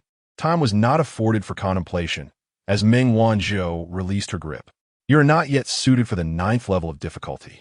Jiang Qing plummeted swiftly, witnessing Meng Wanzhou and Wen Pan standing resolutely against the black thread. He understood. The puppet master of this world was watching him. "Ha ha!" Jiang Qing laughed heartily. "You are afraid? You tremble before me. Once I grasp all the rules, I shall drag each of you down to hell. I will make you comprehend that I am the true embodiment of terror." Meng Wanzhou and Wen Pan returned to the library. Jiang Qing fell behind the door. The game had reached its denouement. Chapter 63. A new beginning. Jiang Qing slowly opened his eyes, his consciousness withdrawing from the abyss of darkness. It was over. He exhaled deeply, a sense of relief flooding through him, as if he had narrowly escaped from a calamity. At that moment, Jiang Qing grasped an essential truth. The 9th level task was exceedingly perilous. It epitomized the notion that tasks are invariably fraught with uncertainty. He had fancied himself to have discovered 2 avenues of survival, believing he had everything meticulously planned. Yet, in reality, his understanding of the bizarre was minuscule, and even the slightest deviation could lead to utter failure. The script could not be altered for the time being. In the first delivery game, Meng Wanzhou had displayed a lackadaisical attitude throughout, constantly showing mercy, almost toying with him like a cat with a mouse, leaving just enough clues to guide him. The second hide-and-seek game, rated at level 6, had nearly spelled disaster at the last moment. Fortunately, Uncle Chun had awakened a miracle, turning the tide against the odds, resulting in a close escape. The third inspiration game, rated at level 9, was deemed unsolvable, when Pan had stated the success rate was 0%. Had it not been for the sacrifice of 1/3 of his life to summon Meng Wanzhou, he would have undoubtedly perished. A myriad of thoughts flickered through Jiang Qing's mind as he rubbed his temples, and when he focused his gaze, he found himself surrounded by ancient, unadorned bookshelves, lined up neatly beneath a starlit dome. A girl, adorned in a white floral dress with shoulder-length hair, anxiously regarded him, her worried gaze piercing like needles, as if attempting to stitch together the terrifying rifts before them. Jiang Qing's expression was one of astonishment. "Your hair?" When Pan grasped the armrest of the sofa, leaning forward, locking eyes with Jiang Qing at a remarkably close distance. "I once had short hair. It was easier to manage. After my demise, I became a vengeful spirit. In my repeated attempts to frighten others, I found that long hair was more terrifying. This is how I appear now. Vengeful spirit?" Jiang Qing seized upon the key term. "Did you not become a bizarre entity after death?" When Pan shook her head. "After death, I was a vengeful spirit, filled with immense resentment, a notable one among them. Subsequently, each actor perished in my games, nourishing me, which led to my awakening of miracles and my elevation to the status of a bizarre entity." Raising an eyebrow, Jiang Qing directed his gaze towards Meng Wanzhou, who was seated on a black armchair. "What are you looking at?" "I'm the same way." Meng Wanzhou put down the book in his hands, his voice rich and deep. "Actors can awaken miracles and utilize sealing artifacts. Naturally, vengeful spirits possess pathways to advancement as well. Otherwise, do you think those vengeful spirits strive to eliminate every actor in their tasks?" Pausing momentarily, he shifted the conversation. "You have been unconscious for 6 days. Your injuries are quite severe. That lad, named Song, summoned a group of doctors to treat you, preserving your life." 6 days, Jiang Qing exclaimed, springing to his feet in disbelief. "Is that possible? Why wouldn't it be?" Meng Wanzhou reiterated. "Using my miracle has inflicted damage upon you, physically, mentally, and in terms of lifespan. After all, this power does not truly belong to you. Using it once a day is manageable, but exceeding that, well, one can only imagine. Moreover, for me to manifest in the task world, you must sacrifice 1/3 of your lifespan. It would be best to refrain from using it. Should you employ it once more, your body will be unable to withstand the intensity of the task." Jiang Qing fell into silence. His second mission had bestowed upon him immense confidence.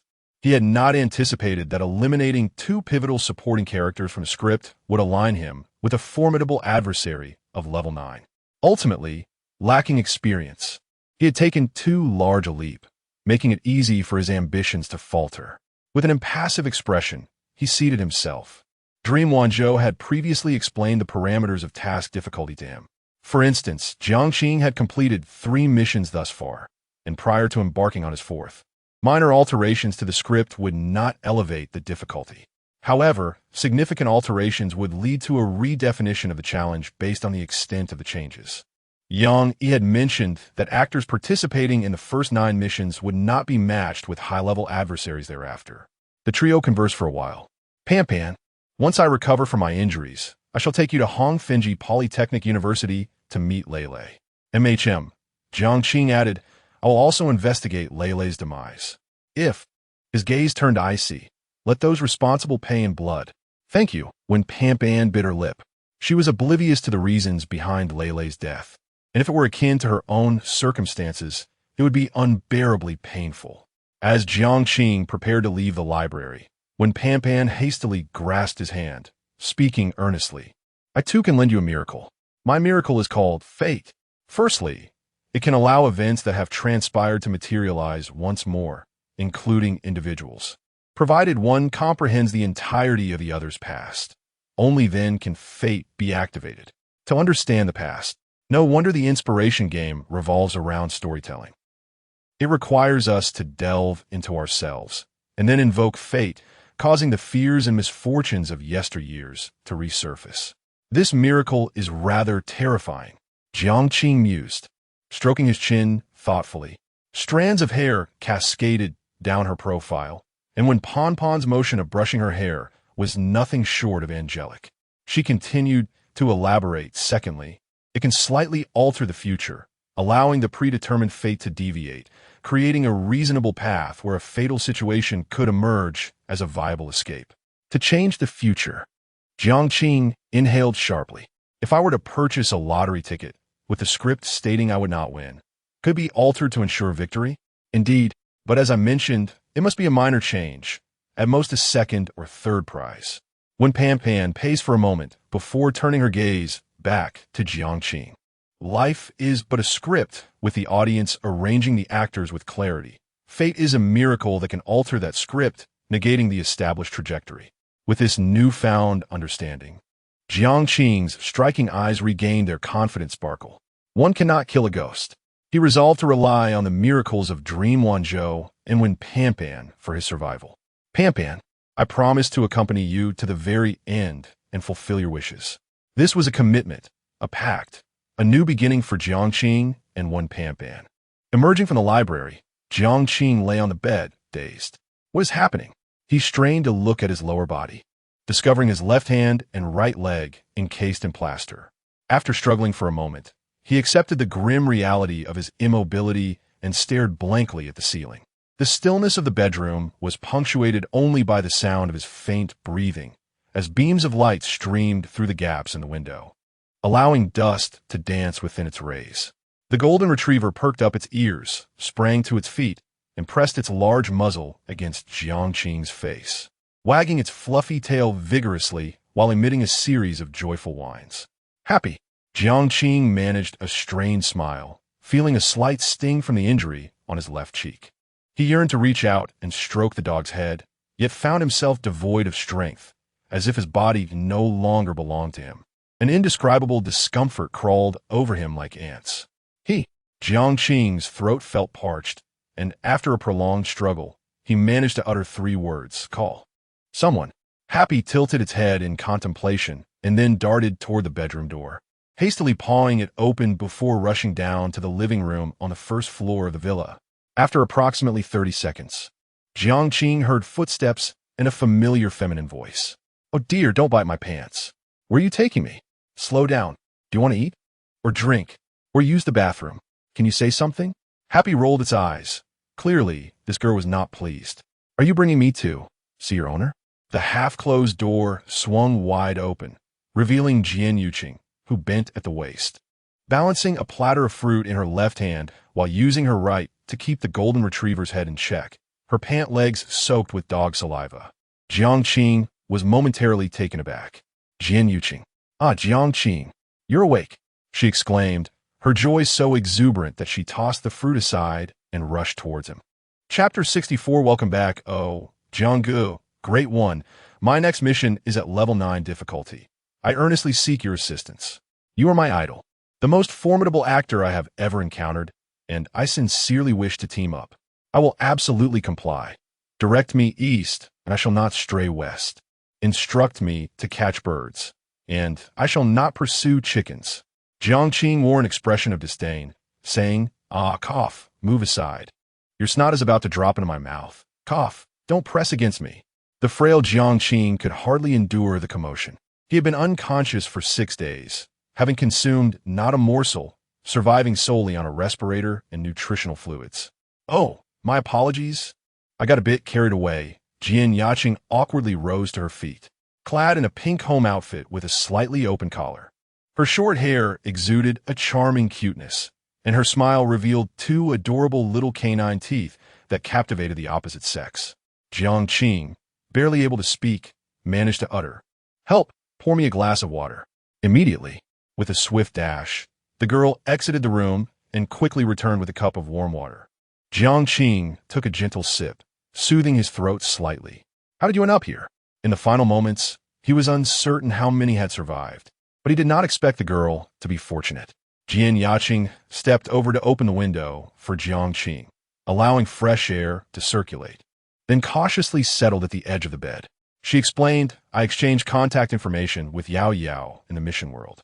After returning, I rested for a day and then took the subway from Tianqing City to Lanhai City. I must tell you, I am now a part of the new world. You? Jiang Qing's brow furrowed in confusion. His understanding of this girl was limited. She had shown some cleverness during the missions, but also a hint of naivete. Initially aligning herself with Yang E's team, which nearly faced annihilation before turning to them. What about me? Jiang placed her hands on her hips, her tone imbued with a playful charm. I am quite capable, you know. In my first 7 missions, I survived relying on my own abilities and sealed items. Who would have known that the 8th mission would be level 9 difficulty? It terrified me. Jiang Qing chose not to engage with her enthusiasm, instead inquiring, what about them? Some are working, others are studying. Today is Friday, Jiang replied, shaking her head, her short hair bobbing in rhythm. I've also become Song Pingin's secretary, but he is rather stingy, offering me a salary of 3,000 a month, claiming that I have no expenses for food and lodging. So 3,000 is sufficient for living. This is a first-tier city, 3,000. That barely covers a few pieces of clothing. I'm not pleased. Jiang seemed to enjoy expressing her dissatisfaction, as if it were her catchphrase, giving her a somewhat endearing quality. Secretary? Jiang Qing's mind struggled to comprehend. Cough. You intend to remain in Lanhai City? I mean, aren't you concerned about significantly altering the script? Upon realizing his oversight, Jiang Qing chastised himself. He had forgotten that this girl had already navigated through 8 missions. Jiang, with an optimistic and cheerful demeanor, chuckled. You've forgotten. My next mission will be the 9th, at maximum difficulty. Regardless of how I alter the script's direction, the difficulty will remain at level 9. And I will not be paired with actors of a higher level. This also presents a bug for us, the audience. By the way, how many missions have you completed? When I asked them, they wouldn't tell me. I've cleared 3, Jiang Qing replied nonchalantly. 3. Jiang was left speechless, exclaiming, wait, what? Are you saying that the inspiration game is your 3rd attempt? You are such a novice, yet you've managed to elevate the situation. I thought I was clever and gifted, having completed 8 missions within 5 years, while you, a genius merely skimming the surface of my threshold. Jiang Qing, in her heart, silently praised herself. Feeling too weary to engage with Jiang, the two stared at each other, while a golden retriever rested its head beside the bed, gazing at its owner with concern. This awkward silence persisted for 3 minutes until Jiang could no longer endure it and broke the quietude by inquiring, would you like something to eat? I can prepare some for you. I have no appetite. The noodles I made are absolutely delicious, I assure you. I really don't feel like eating. Oh, then would you like some water? Please be quiet. My head hurts. Is your wife hurt? Jiang Qing's expression revealed her exasperation. Then I shall stay by your side. Just call for me when you feel hungry. Jiang pouted, sitting cross-legged in the corner of the bed, unhappily resting her chin on her hands as she gazed out at the scenery beyond the window. Jiang Qing observed the girl's silhouette, contemplating. Since Sumerian had accepted her into their ranks, it must mean she had been vetted for her character. Having an 8th-level actor and a sealed artifact in her possession was, in the long run, a beneficial addition. As the sun dipped below the horizon and night began to fall, a group of individuals returned to the villa one after another. Feng Yaoyao untied her hair, letting it cascade down, and strolled to the second-floor bedroom, momentarily stunned before rushing towards Jiang Qing, exclaiming, Brother! Jiang Qing, with a gentle gaze and a soft voice, remarked, You're pressing on my hand. This demeanor irked Jiang, who retorted, You're so double-standard. Feng Yaoyao chuckled, rising to her feet, and tapped Jiang Qing's left arm, which was encased in a cast. Wow, old Jiang, you're finally awake. I almost thought you were going to kick the bucket. Look, I've had the Taiwanese girl as my secretary for the past week, taking care of you at home. Aren't I generous? Song Pinyin, removing his suit jacket, leaned against the doorframe, and made playful gestures at Jiang Qing. Qing, with a serious tone, admonished him, "Hey, I'm not a Taiwanese girl. My mother is a stunning beauty from the Jiangnan Watertown, and I've inherited her excellent genes." "Jiangnan Watertown?" Song Pinyin responded with surprise. "I wouldn't have guessed, but you certainly have a fantastic figure. Do you even know what a secretary is supposed to do?" Qing covered her chest with her hands, retorting, $3,000? What do you expect me to do? If it weren't for the lack of job opportunities in Lanhai City and my empty bank account, I wouldn't be begging you for a job. The evil capitalist. You are exploiting me. Song Pinyin chuckled, but was interrupted by Chen Tianyue, who pressed down on his shoulder. "Enough of the jokes. Xiao Jiang is a patient." Qing stuck her tongue out at Song Pinyin, wearing an expression that dared him to strike her. Her spirited personality shone through as she never engaged in self-pity.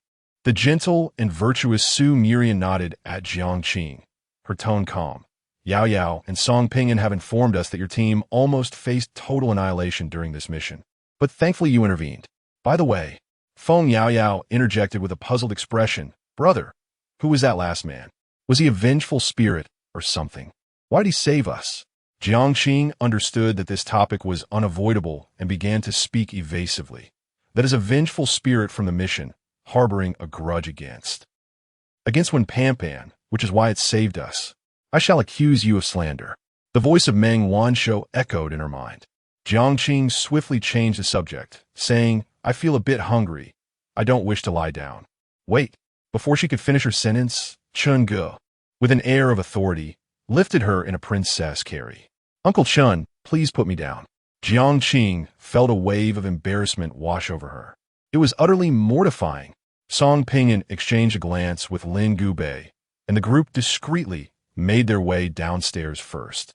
Chun Tianyue, exhibiting a domineering presence, commanded, "Don't move." Resigned, Jiang Qing thought, "Forget it. I have lost all face and dignity. Let it be as it may." She ceased her resistance. Chun Tianyue descended the stairs with measured steps, carrying the young woman. The living room was shrouded in darkness, devoid of light. "Yao Yao, Yao Yao." Jiang Qing called out a couple of times, but no one responded. What was happening? Suddenly, the lights flickered on, revealing Song Pinyin and the others standing in the living room, holding celebratory firecrackers. Bang, bang, bang. Colorful streamers arced through the air in a parabolic flight. Song Pinyin smirked. "So, what do you think of this plan of mine? Does it sufficiently elevate your spirits?" Feng Yao Yao beamed. "Brother, welcome back." Lin Gubei, seldom one to speak, added, "Welcome back." Su Morong offered a gentle smile. Jiang Qing, "Welcome back." Jian Yuqing displayed her tiger teeth. "Jiang Ge, I am Jian Yuqing, a new member of the New World Organization." Even Chun Tianyue, who typically maintained a serious demeanor and believed in resolving issues through force, cracked a smile. "Next time, I will join you. You can be the brains, and I will be the brawn.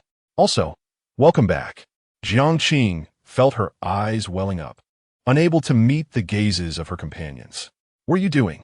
Don't embarrass me," she exclaimed, her joy evident as she wagged her tail playfully. Woof. Chapter 65. Script update. In a spacious living room, Song Pinyin called for a table of light delicacies, and everyone feasted heartily. Jiang Qing sipped on some lean meat porridge, feeling lethargic, and, after a lengthy contemplation, inquired, "Did Jiang Wei look for me during my unconsciousness?" "Not just look for you," Lin Gubei, wearing glasses and exuding a mature charm, replied, 3 days ago, your sister reported you missing for 3 days. The police swiftly investigated and located this place. Fearing the disruption of your narrative, Song Pinyin refrained from intervening, leaving it to Su to handle. Reported me missing? Is that insane? I've stated that I shall forge my own path from now on. It is best if we do not meet again. Jiang Qing silently grumbled. He understood that Song Pinyin's involvement was ill-advised. A blind man of ordinary status residing in the home of a super-rich heir, especially as a friend, would invite trouble should Jiang Wei or other relatives discover this. They might come to pester him or seek favors, potentially altering the course of his narrative. Su Muron, an exemplary university professor, had fewer concerns in this regard. The script, Jiang Qing's expression gradually shifted to one of confusion. His script had been updated. This time, the modifications comprised 5 points. First, Jiang Yuan was unwilling to relinquish the Jiang family's wealth, relentlessly pursuing Jiang Wei. Second, Jiang Wei, repulsed by Jiang Yuan's true nature, had someone teach him a lesson. Third, Jiang Yuan, unwilling to concede, began to harass Gu Kersin, facing various disdain from her parents. Fourth, in a fit of desperation, Jiang Yuan kidnapped Gu Kersin, demanding 5 million for her release. Jiang Qing was stabbed by Jiang Yuan, who was subsequently apprehended by the police, leading Gu Kersin to fall for Jiang Qing. Fifth, Jiang Qing and Gu Kersin cohabitated and agreed to marry upon graduation. After reviewing the script, Jiang Qing couldn't help but curse. Am I truly so pathetic? What is this nonsense about rescuing Gu Kersin, cohabitating, and agreeing to marry? Is there something wrong with this? These events were set to unfold within 3 months, curiously devoid of any death scenario. His expletive left everyone bewildered. What's wrong? Is this extravagant spread worth 7,000 not to your liking? Song Ping frowned. Having never experienced life as a wealthy heir in his past life, he was now either spending lavishly or engaged in excessive expenditure. Should he meet his demise during the task, at least he would have savored a taste of life. The 300 million in his bank account was seed money provided by the original owner's father, who hoped he would achieve some success. Losses were inconsequential, as the Song Group was not in need of 300 million. Of course, the original owner's father favored the mature and steady eldest son over the frivolous second son and the indulgent third son. Jiang Qing felt overwhelmed, casting a sidelong glance at Jiang Qing as he pondered how to recount the script. Feng Yaoyao was disgruntled. What is this? Is this meant to turn my brother into a lovesick fool? Rebound? Gu Kersin might have even slept with Jiang Yuan, Jiang Qing remarked astutely. This is merely a tactic employed by the audience to toy with us. Some scripts are truly revolting. If you do not alter them, you might escape death. But adhering to the script is utterly intolerable. If you choose to change it, the difficulty of the next task will escalate, leading to a deadlock. Su Murian nodded in agreement, contemplating the trajectory of my script. In 2 months, on the way home, I am to be kidnapped and subjected to 7 days of torment. This is a plotline I must alter and elude. Lin Gubei, exuding the demeanor of a political magnate, ignited a cigarette, inhaled deeply, and inquired, "What are your plans?" Jiang Qing felt a twinge of irritation, unwilling to involve Gu Kersin, yet the script dictated otherwise. Furthermore, Jiang Wei, a seemingly inconsequential supporting character, had now been elevated to an essential role following this update. It was indeed troublesome. I struggled to comprehend the mechanism behind the escalation of task difficulty. The last time I eliminated 2 pivotal supporting characters, the difficulty surged to level 9. Don't look at me, I confess candidly. To survive this time, luck played a significant role. Jiang Qing pondered for a moment, concluding that we could potentially navigate through level 6 difficulty. Yao Yao possessed a sealing item, and with miraculous anomalies akin to bugs, level 7 might also be achievable. Feng Yao Yao, with her self-awareness, interjected, "Brother, please don't overpraise me. Without your guidance, even with the sealing item and miracles, I merely feel capable of handling level 5 difficulty at best." Acknowledging one's limitations in intellect and reasoning was not a daunting task. Su Murian sipped her chicken soup and earnestly remarked, "We are merely a group of novices, lacking in experience. There is no need to fixate on levels 7, 8, or 9. We should first thoroughly understand the patterns of difficulties and dungeons below level 6. After a brief pause, this gentle elder sister turned to Jiang Qing and asked, "When do you plan to participate in the next mission?" "I do not know," Jiang Qing replied, shaking his head. "I must first recover from my injuries and attend to other matters." Jian Yuqing blinked her eyes and said, "Brother Jiang, there is no need to rush. Do you know why there is a 1-year buffer period after completing a task?" For 2 reasons.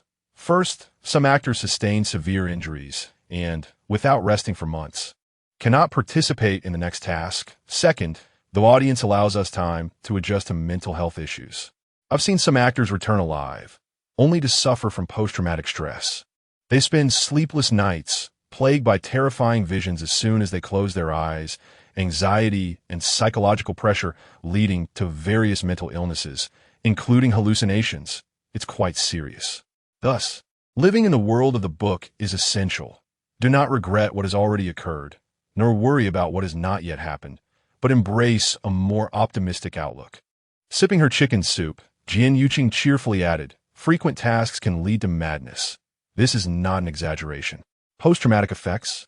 Jiang Qing turned to the petite girl, Feng Yaoyao, who was swinging her legs. Do you find it hard to sleep at night? Not at all, she huffed defiantly. Nothing can frighten me. It only makes me stronger. However, she was lying. She had been suffering from severe insomnia lately, with terrifying images and scenes uncontrollably surfacing as soon as she closed her eyes. Dinner concluded, and Song Pingyan brought forth a bottle of red wine. I don't understand much about it, just that it's expensive. Suya, when do you and Xiao Lin plan to join the third mission? Yao Yao has completed 4, while Jiang and I have done 3, and the Jiangning girl has accomplished 8. It's just you two and Old Chun who have participated only twice. Su Murian gracefully accepted the wine glass and replied, Jiang Qing, next time, Lin and I will join you. That won't do. I have made a reservation first, and together with Jiang Qing, we shall be invincible. Chen Tianyue hastily proclaimed his claim. Oh, old Jiang is quite the popular one. Song Pingyan shrugged and remarked that the 3 of them should form a team, as it wouldn't alter the plot. The difficulty is merely level 3, so what is there to worry about? Feng Yaoyao rolled her eyes, noting that some individuals were getting carried away. Unperturbed by the 3rd level difficulty, Jiang Qing seemed to be a coveted treasure, with everyone eager to have a taste. Each task permits a maximum of 3 individuals in a team. Thus, I cannot accommodate everyone. We ought to cultivate 3 or 5 capable performers who can remain calm and lead effectively during missions. At this, numerous gazes turned towards Jiang Qing. The girl felt a bit shy, claiming she was just average and preferred to wait for Brother Jiang to lead, as there's a whole year of grace period to save her life. What are you thinking? Old Jiang has awakened. You will accompany me to work tomorrow and still wish to enjoy a salary without effort? Song Pingyan shattered the girl's dreams of a leisurely life with a single remark. He was playful, relishing in teasing the girls, yet he never dared to provoke Su Murong. This elder sister exuded an aura of calm control, suggesting that when she acted, she commanded the situation entirely. Feng Yaoyao fiddled with the mouth of her golden retriever and recalled something, her voice sweet as she spoke. Brother, Yang, he has contacted me. She expressed a desire to meet us and referred to herself as a liberated person. Chapter 66, Sleepless Night Yang Yi. Jiang Qing was taken aback and inquired, Do you have contact with her? Indeed, Feng Yaoyao replied, puffing her chest and raising her head. I added her quietly. The more friends one has, the more paths one can explore. Song Pingyan rubbed his forehead, referring to her as a social marauder. In the midst of their mission, he was solely focused on survival and aiding Jiang Qing, leaving no time to add anyone's contact information. He even felt that doing so would be futile, for in the world of the book, they remained strangers. Jiang Qing pondered seriously for a moment, struggling to comprehend. Why does she want to see us? Feng Yaoyao accepted the wine glass that Song Pingyan handed her and took a delicate sip. Being a local of Blue Sea City, she resided in the Mingwei district and mentioned that she had opened a bar called Sleepless Night. She wished to invite us for drinks to express her gratitude to her brother and... The girl paused, her mind racing to articulate her thoughts. Though she did not state it outright, she hinted that she seemed to hope we would join liberation with her as a mediator. I refrained from expressing my stance.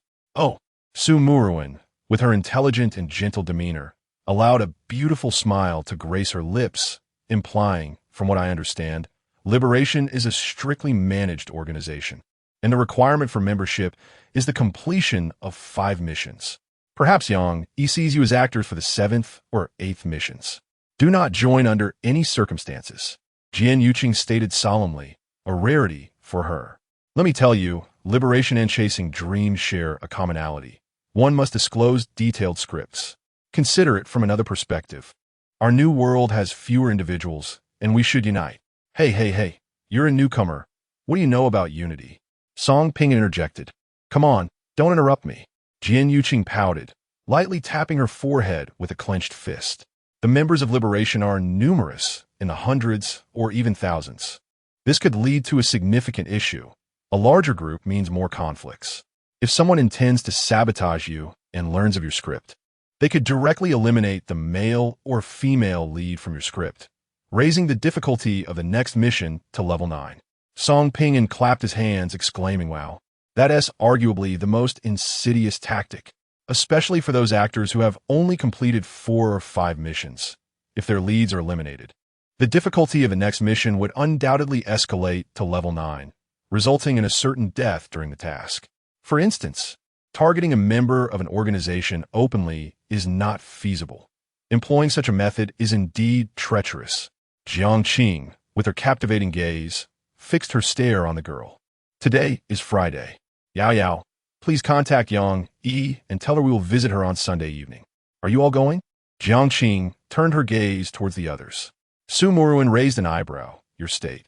"Chen Shu," Jiang Qing called out. Chen Tianyue hesitated for a moment. "All right. I'll take you there the day after tomorrow to witness actors who have cleared 9 missions. It sounds extraordinary." But Song Ping'an could not suppress his laughter. Indeed extraordinary. On the 3rd day, suffering from dysmenorrhea, lying on the desk in tears, what a tragic and pitiful sight. The 3 ladies, Su, Feng, and Jian, looked at him. Old Song immediately covered his mouth, quickly blinking innocently. "What lovely weather it is." Feng Yao Yao let out a hum, then deliberated before speaking. "Young, how should I put it? She has a somewhat aloof demeanor. If you were to meet her at first glance, you might not even realize she is a girl. She is handsome with delicate features, and her personality leans towards the composed. A couple of days ago, during our conversation, she revealed that she had actually discovered 3 leads. Given sufficient time, she is 30% confident in completing the task. The only impulsive act led to the demise of 6 individuals. Well, it wasn't entirely her fault. Jiang Shuyu was the true culprit. Yang Yi merely provided a sealing artifact to ward off the ghostly senior. This girl has a favorable impression of Yang Yi. She truly seems to get along with anyone." Jiang Qing secretly shook his head. He was not particularly adept at social interactions, as many people disliked him, considering him a lunatic. In reality, the only one who truly accepted him was the girl seated beneath the camellia tree. The group conversed until 10 o'clock in the evening. Except for Jiang Qing, Feng Yao Yao, and Jian Yuqing, the others returned to their respective homes. Song Ping'an did not reside here. Recently, he had been trying to bond with his biological father to strengthen their paternal relationship. 2 days later, Jiang Qing and his companions awaited the subway at the station. It was the peak of rush hour, and considering the likelihood of drinking in the evening, taking the subway was more prudent than driving. The sweetly dressed Jian Yuqing poked Song Ping'an's arm, cautiously testing. "I inquired about it. The secretaries in Blue Ocean City earn a minimum of 10,000 a month after tax." Song Ping'an, with his hands in his pockets, regarded the girl with a bemused smile. "You mentioned sleeping. What about you?" "Oomph." Jian Yuqing felt as though she had struck a punch into cotton. "All right," Song Ping'an said half-jokingly. "I wouldn't even consider you. How about this? I'll give you 1,000 more each month, capping it at 10,000. You should be content. You spend your days watching short dramas in my office, eating my food, drinking my beverages, and living in my villa. Who else enjoys such privileges?" Jian Yuqing turned her face away, feeling guilty. "I work too. I help you tidy up the office. Moreover, please don't use foul language. It's really excessive. Back in my hometown, such language could lead to financial ruin," she muttered to herself. Song Ping'an remained silent for a moment.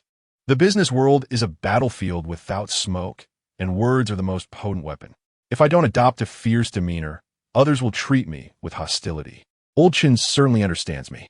Chen Tianyue, gripping the wheelchair handle, paused before retorting. "I don't use words, I use my fists." "Old Chen, don't ruin the atmosphere. Your response makes me quite uncomfortable," Song Ping'an replied helplessly. Before long, the subway arrived. After approximately half an hour, they reached the Mingyue district from the Twilight district. "I'll call Yang Yi," Feng Yao Yao casually remarked as she took out her phone. "Hello, Yang Yi answered. "Sister Yang, we are almost there." "All right, I'll wait for you at the entrance." In truth, There was no need to wait at the entrance. The group could see from afar a sleek black sign. A sleepless night. I must say, this sister has a knack for naming. Song Ping'an nodded in agreement while observing the establishment. From the looks of it, it was quite spacious. She must be quite affluent. Jiang Qing, quietly seated in his wheelchair, noticed Yang Yi at the entrance. She was dressed in a loose-fitting white sweatshirt adorned with a large rainbow design and a pair of gray sweatpants. She tucked her left hand into her pocket while holding her phone in her right. Her short hair was tied into a brief ponytail. This attire unmistakably indicated her femininity, exuding a cool style with an inexplicable sense of contrast. Yang Yi was momentarily taken aback, not anticipating the arrival of 7 individuals at once, and then offered a faint smile, saying, "Jiang Qing, it has been a while. Jian Yuqing, are you with them?" This seemed to suggest that choice outweighed effort. Jian Yuqing spoke earnestly, having firmly resolved to cling to Jiang Qing's support. "Wow, big brother, you're looking rather cool today." Song Ping'an greeted him with familiarity. "Big brother?" Yang Yi found herself at a loss for words. "Your tongue remains as irreverent as ever. What is the matter? Are you suffering from menstrual cramps today?" Yang Yi inhaled deeply, contemplating a playful retaliation. Feng Yaoyao pushed Song Ping'an aside. "Don't block the way. Yang Jia, let me introduce you. This is my big sister, Su Morong. He is Su Jie's husband, Lin Gubei, and this is my uncle, Chen Tianwei." "Hello," Yang Yi noted in acknowledgement. She invited everyone into the lounge bar, where melodious music enveloped the air, and the patrons in the hall were engaged in conversations, predominantly young people and women, without any raucous noise. As Song Ping'an passed by the bar, he casually picked up the price list, exclaiming, "Forget-me-not, 300 a cup? Lao Yang, can this drink truly make one forget?" Yang Yi shot him a glare. "Drinking it will leave you unable to wake up all night." Chen Tianwei remarked, "The decor is quite impressive. I own a lounge bar in the real world as well." "Oh, Uncle Chen, you own a lounge bar?" Feng Yaoyao was hearing this for the first time. Chen Tianwei raised his arm to reveal tattoos, not just on his arm, but also on his neck and back. "I was suited for civil service, and most jobs wouldn't have me. Later, after discussing with your sister-in-law, we decided to open a lounge bar, and it's been quite successful. No one dares to cause trouble."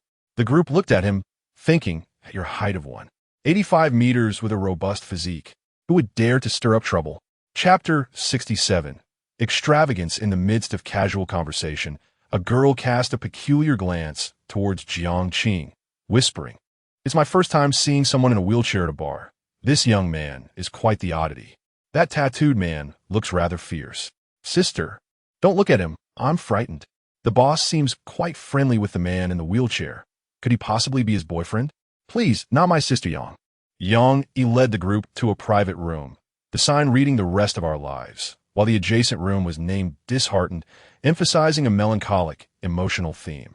As the host, Yang Yi was generous, providing ample beer, 5 bottles of fine spirits, and an assortment of fruit platters. "Let us start with some fine spirits. I've treasured this bottle for a long time, 5,003 per bottle, with a low alcohol content." Yang Yi poured 7 glasses, gazing at the 8th empty glass, and asked, "Jiang Qing, can you drink?" "What should I drink?" "The doctor said my brother needs to quit alcohol." Feng Yaoyao poured Jiang Qing a glass of hot water. "Forget about him." Song Ping'an, fiddling with a deck of cards, cut straight to the point. "Old Yang, I heard you were part of liberation." The atmosphere instantly grew somber.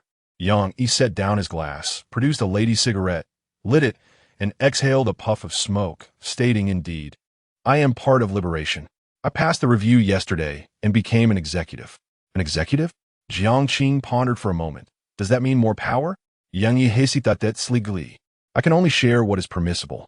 In liberation, the privileges of an executive are quite extraordinary. First, one can apply for ownership of a sealed object at any time. Second, the members under one's jurisdiction must follow the executive's directives regarding tasks. For instance, if I assign someone to a team, they must comply. Third, there is an annual support fund of 1 million. Money is indeed crucial. Ever since my mother passed away, I have come to understand this deeply. In the world within the books, we need to eat and live, just as in the real world. Those actors who cannot earn money, if injured during a task, can only await their demise upon returning. to be able to apply for a sealed object at any time. This is the essence of liberation. Jiang Qing was somewhat taken aback. They went to great lengths to obtain a sealed object, while the large organization simply provides them. I'm quite curious, how long did it take you to reach this point? For years, Yang confessed. In the first year, I completed 4 tasks, with a resolve to face death. By chance, I joined Liberation, and my captain said that one day we would liberate all actors, allowing everyone to return to the real world. I was moved by my captain and treated each task with caution. Completing my 8th task a year ago, at that moment, I felt temporarily liberated, no longer bound by the script's progression. I borrowed 3 million from my captain to open this bar, because I had no intention of working a regular job. I cherish freedom. As a boss, I make my own decisions. After finishing a glass, Yang rolled up his sleeves and, opening the floodgates of conversation, continued. In the last task, I truly did not anticipate the existence of a bizarre entity. Are you familiar with it? Seeing the bewildered expressions on your faces indicates a lack of understanding. In the 9th mission, there exists a 1% chance of encountering a peculiar entity. Thus, what abysmal luck. If it were the 9th mission at a standard difficulty, I would undoubtedly lead you to success. A mere 1% probability. Jiang Qing was slightly taken aback, her right hand resting on the plaster cast of her left arm. However, from another perspective, I would prefer to match with the anomaly. At least we could communicate. If it were a top-tier malevolent spirit, we might face annihilation on the very first day, for malevolent spirits do not abide by reason. Yang slapped Jiang Qing's thigh, asserting that the sealing object could withstand the malevolent spirit, and that such spirits must adhere to certain rules when killing or acting. That ghostly senior, transforming tales into reality, it is indeed beyond the norm. Feng Yaoyao nodded in agreement, recalling the devastation after the diary was destroyed, leading to an assault by over 40 malevolent spirits. All were weakened, yet if we run swiftly and find a hiding place, we can evade them. Jiang Qing calmly analyzed the situation, brushing aside Yang Yi's hand resting on her thigh, and inquired tentatively, "Do you wish for us to join Liberation?" Yang Yi was momentarily speechless, nodding and then shaking her head. Initially, there was hope, but upon meeting, it became clear that you likely would not join. You all seem to have a wonderful rapport. Do you know each other in reality? If it were only Jiang Qing, Feng Yaoyao, and Song Ping'an, she would be confident in her persuasion. Yet, facing the inscrutable Su Murian, she realized that this woman was formidable. The probability of convincing such a group to join was exceedingly low. Perhaps these 7 individuals constituted a small organization. Song Ping'an, with utmost seriousness, began to recount absurdities, indeed. Did not the game of the ghostly senior mention that old Jiang set fire and killed Yao Mei, while the young master ran over old Jiang with a car? And old Chen was stabbed by a thief he was chasing? Su Jie and Shaolin were mere observers. Such relationships are akin to sworn brothers. How delightful. Yang Yi chucklet softly. Is this what you call delightful? You must be out of your mind. Yang Yi turned to Jiang Qing. How many missions have you completed? 3. Jiang Qing replied, while sipping plain water. Cough, cough. Yang Yi choked slightly, her eyes widening. 3.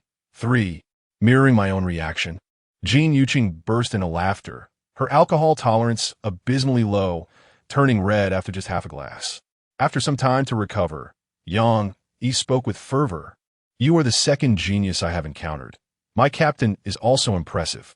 During the 5th mission, he led a level 9 expert, and in the 7th mission, he did the same. In his first 9 missions, he faced 3 level 9 difficulties. Since this is your 3rd, I have a friend who is currently on her 4th mission, with a recovery period of 1 year nearly over, and she is about to undertake her 5th mission. I wish to commission you to guide her once. The reward, a sealing object. Hiss! Everyone gasped in astonishment. A sealing object as a reward. How extravagant. No way. That is not acceptable. Jiang Qing is mine. Chun Tianyu interjected with a frown. Jiang Qing tapped her cast thoughtfully. Let me consider it, and I will get back to you after some time. You need to decide quickly. She must participate in a mission in a month and a half, Yang Yi added, her tone laced with anticipation. Given Jiang Qing's performance, leading a level 5 mission should pose no significant challenge. Indeed, there exists a notion among actors regarding mentorship, typically when the disparity in task frequency is within 3 instances. Each guidance session is compensated generously. At 2 in the morning, 7 individuals consumed 120 bottles of beer and 5 bottles of spirits, all thoroughly intoxicated. I need to step outside for some fresh air. Jiang tugged at her collar, loosening the headband and tossing it aside carelessly. Her steps were somewhat unsteady when Jiang Qing suddenly spoke. I shall also step outside for some fresh air. After a moment of contemplation, Jiang regarded the young man with an odd expression, a flirtatious smile gracing her lips. Surely, you cannot harbor feelings for me? I lack even a proper figure. Do you truly find this type appealing? Inebriated individuals often speak nonsensically. I shall refrain from joining you then. Jiang Qing, the sole one drinking plain water, rolled her eyes in exasperation. Yet Jiang had already grasped the wheelchair, childishly exclaiming, "Charge! Here comes the little flying stick." Jiang Qing, in a state of urgency, implored, "Slow down, take it easy." At the entrance of the bar, beneath the grand tree, Jiang bent over and vomited. You run a bar, and yet after this modest amount of alcohol, you are in such disarray, utterly speechless. Listening to Jiang Qing's words, Jiang plopped down on the armrest of the wheelchair, questioning, must a bar owner be able to drink? Must a restaurateur be adept at cooking? I feel so dizzy. The streets in the early morning were eerily deserted, with only the occasional car racing by, sending gusts of wind swirling. After a prolonged silence, Jiang reached out as if to grasp the moon in the sky, her voice thick with emotion and distress. I miss my mother. She must blame me for taking the 50,000 yuan. It was her lifeline. My father also holds me in contempt, having aged overnight. Jiang suddenly broke down, weeping uncontrollably. Mother, I am so sorry, so very sorry. Chapter 68. At large, this was the unfulfilled longing that haunted Jiang throughout her life, an enduring regret. She chose to take her own life, to evade her reality, only to awaken once more in the realm of a book. Jiang Qing. Jiang sobbed uncontrollably. Is there a divine presence? Indeed, there must be a divine presence. Jiang Qing asserted with conviction. I too have wishes to make. Perhaps every actor traversing the pages of story carries regrets, desires to amend certain relationships or events. After weeping for half an hour, Jiang bent over and retching, her face stained with tears and snot. Jiang Qing. My mother told me before her passing to smile and face life with optimism. Didn't she? Optimism. Jiang Qing's tone softened. Your mother loved you dearly, profoundly. After a while of conversation, Jiang regained some composure, guiding Jiang Qing back to their private room. Upon opening the door, a booming voice filled the air. Give me a cup of forgetfulness. Trade it for a lifetime devoid of sorrow. Song Pingan sang with heartfelt anguish, his voice raw and sincere. 7 years, from university to society, yet no wedding gown nor silver hair. How many 7-year spans does life hold? How many youthful moments? How many times to love someone deeply? This fool. What's wrong? Jiang Qing's face was lined with exasperation. Su Muruan, cradling her head, leaned against Lin Gubei's shoulder, lamenting, he must forget love. Stop wailing, it's unbearable. Feng Yaoyao weakly kicked Song Pingan twice. Old Song remained unfazed, his drunken gaze revealing an unsettling calm and clarity. As it was late and everyone had indulged in drink, they decided to rest through the sleepless night. Days passed, and Jiang Qing began to recover. He and Lin Gubei lingered on the second-floor balcony. Old Lin leaned against the railing, a cigarette held between his fingers. He stated, recently, I revisited the case files and uncovered the cases of Wenpundi and Xiaolele.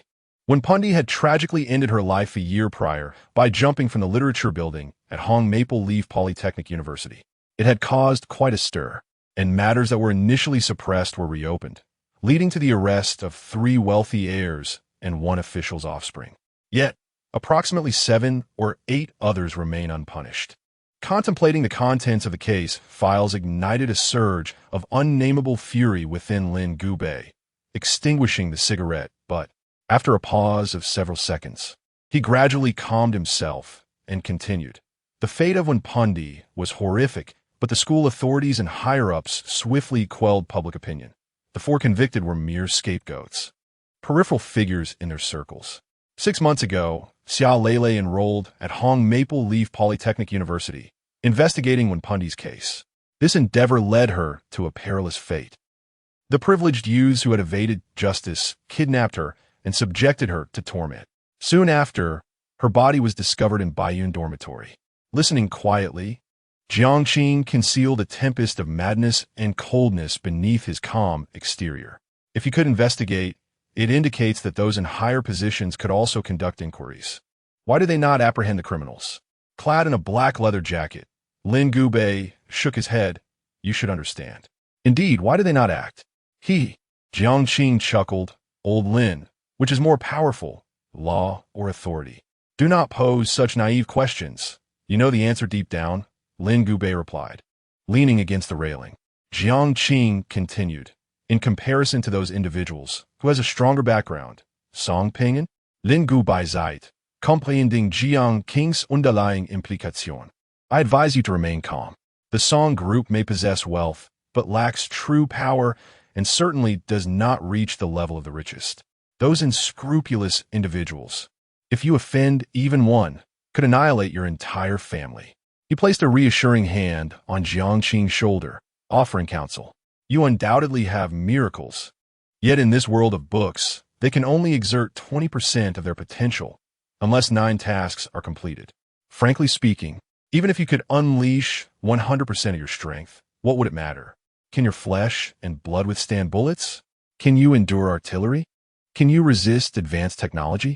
Do not challenge authority. You will suffer a dreadful defeat. Your life, as well as ours, is of little consequence in the eyes of certain individuals. Bathed in sunlight, Jiang Qing remained expressionless. You are mistaken. A spirit has informed me that if I join forces with it, we can undoubtedly overturn the era of the supernatural. It could obliterate Blue Ocean City within an hour. Before those individuals, the feeble and pitiful would be easily crushed. Lin Gubei's heart skipped a beat as he met Jiang Qing's striking gaze. Eyes that seemed not to belong to him. Eyes that appeared to see through everything. He spoke earnestly. You are ill. As a member of this organization, no. As family, I implore you to maintain your composure. A single reckless act on your part could endanger Yao Yao, endanger everyone. I am rational. Jiang Qing raised his right hand, gesturing into the distance. If I weren't, this city would have already been destroyed by me. Do you believe it? He could sacrifice a third of his life to summon one Pan Pan, a blend of the eerie and the fated, capable of slaughtering millions in an instant. Yet, the cost was too great. Jiang Qing's remaining life could hardly bear such a price. Before Lin Gubei could respond, he abruptly shifted his tone, jokingly declaring, I do not even know when Pandi or Xiaolalu. I am merely outraged by the actions of those despicable beings. I will resolve this in my own way. Jiang Qing vowed silently. It is best to proceed thus, Lin Gubei cautioned him. We live in this world, and we must abide by certain rules. Both ghosts and humans are terrifying. Enough. I have taken an hour off work to find you. I must return. Lin Gubei gently pushed Jiang Qing back to his room and clumsily helped him into bed for a proper rest. Once he left, Jiang Qing entered the library. 11 black single sofas were arranged. On the left side of the main seat sat Xiang Ximing Wan Zhou, while on the right sat Su Ming Wen Pan Pan. Jiang Qing paced to the main seat, and the three seemed to be convening a serious meeting, their expressions grave and earnest. From Lin's description, those individuals had backgrounds more formidable than Song Pingyan. It was not merely about wealth, but also entangled in a complex web of relationships. I want them dead. One Pan Pan's floral white dress gradually turned crimson, her murderous intent surging. Jiang Qing interlaced her fingers over her knees, her voice low yet resonant. Once I am able to move independently, I shall delve into a thorough investigation. Those wretches, none shall escape unscathed. He is a man of his word, one who will fulfill his promises without fail. Dreaming of books, Meng Wanzhou gazed intently, reminding him that it is all too effortless to extinguish a life in silence. However, too many individuals connected to this case have perished. The authorities are bound to trace the leads back to Lin Gubei and Su Miron, as they have recently been inquiring about the matter. At that juncture, how will you proceed? Are they involved? Jiang Qing retorted with a question. Merely inquiring is not a crime. If I were to eliminate those individuals, they would need substantial evidence to apprehend me, and our advantage lies in leaving no traces whatsoever. Moreover, I have made my decision. The final day of the month shall witness the execution of the fourth task. Double the effort. Chapter 69. Siblings Double Opening? Meng Wanzhou repeated these two words, pondering whether one should tempt fate. Jiang Qing shifted into a more comfortable position. 6 individuals, divided into 2 groups, were to open the door together. Indeed, it was a gamble of fortune. However, I sensed an ill fate looming over me. For the sake of prudence, grouping became paramount. After a brief moment of contemplation, Jiang Qing spoke with a calm demeanor, like still water. Su Murian and Lin Gubei had successfully evaded the annual death scenario. Through their 2 completed tasks, the next challenge would likely be at level 4 or 5. Yao Yao had already accomplished 4 tasks, placing her next challenge at the precise difficulty of level 5. The 3 of them formed a group, with 2 having awakened miraculous abilities, 0 our an audience. Furthermore, Yao Yao possessed a sealed item, ensuring that even if they were not matched together, their passage through the level 5 challenge would be quite secure. Pausing for a moment, Jiang Qing lightly tapped his fingers on his knee. On my side, we have Chen Tianyue and a friend of Yang Yi. Uncle Chun possessed the miracle dawn and had recently maintained a consistent narrative. Yang Yi's friend had cleared 4 tasks, making their next one also at level 5. Thus, the 3 of us would likely face a level 5 challenge as well, which also appeared quite stable. Additionally, I should take the time to converse with Yang Yi. I need to secure my reward. The addition of another sealed item would provide an extra layer of assurance for the tasks and games ahead. A smile crept across Jiang Qing's lips as he mused about the potential of their 2 groups being matched together. Upon hearing this, Meng Wanzhou placed a hand on her forehead. If these lunatics are matched together and it's only a level 5 challenge, it would be sheer chaos. Yet the likelihood was slim. He was not well versed in the matching mechanism and suspected the audience was orchestrating it. Jiang Qing stifled a yawn. Next, there were 2 matters to attend to. First, to recuperate fully, and second, to seek out Lele at school. Curiously, she had not appeared in his thoughts recently, despite her frequent presence before. Meng Wanzhou picked up a book titled Love, flipping through its pages, her voice low and resonant. You have lost a third of your life, and within you lingers an anomaly. In a certain sense, your aura now leans towards the spectral. She perhaps fears it, leaning towards the spectral. Jiang Qing murmured softly, a smile playing on his lips. Half a month later. Remarkable.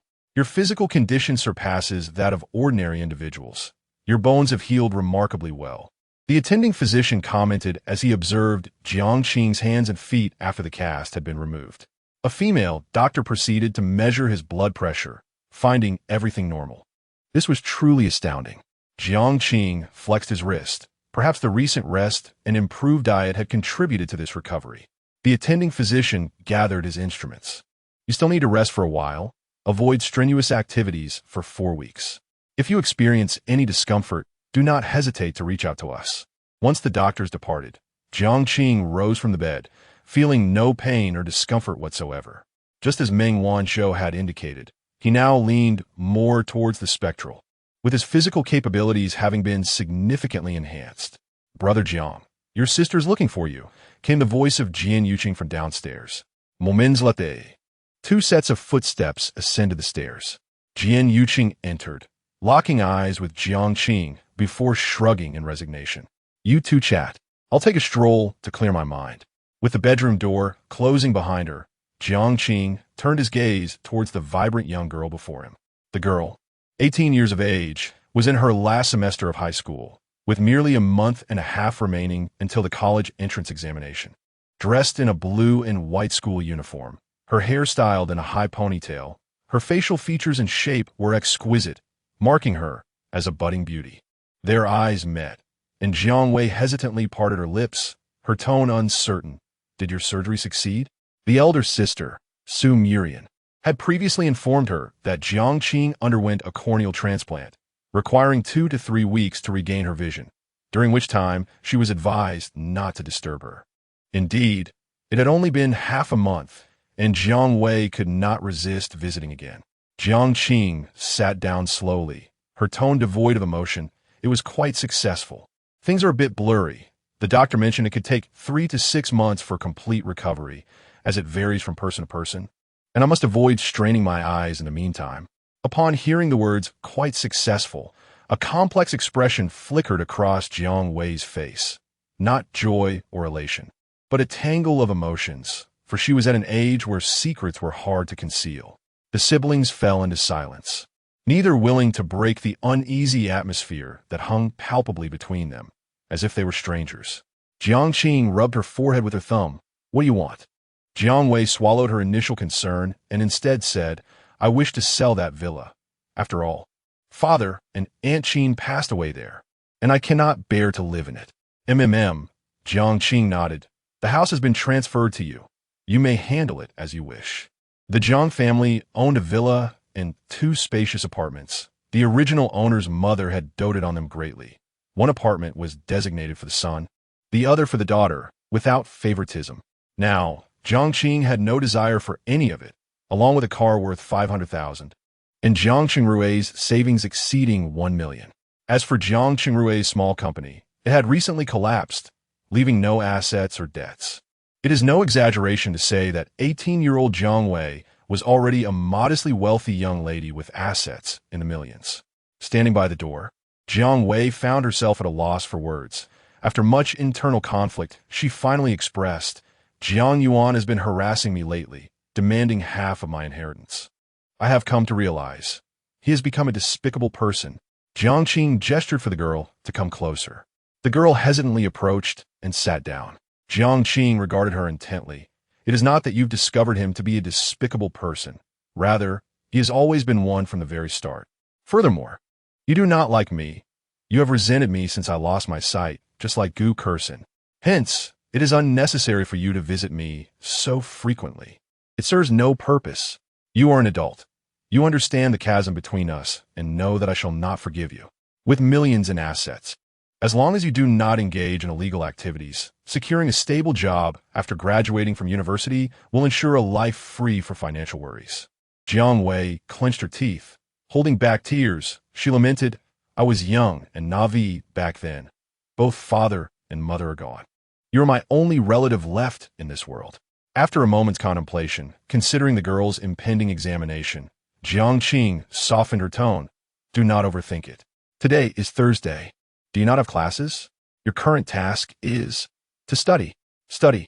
Jiang Wei cried out, I know I need to study well, but with you like this, how can I concentrate on my studies?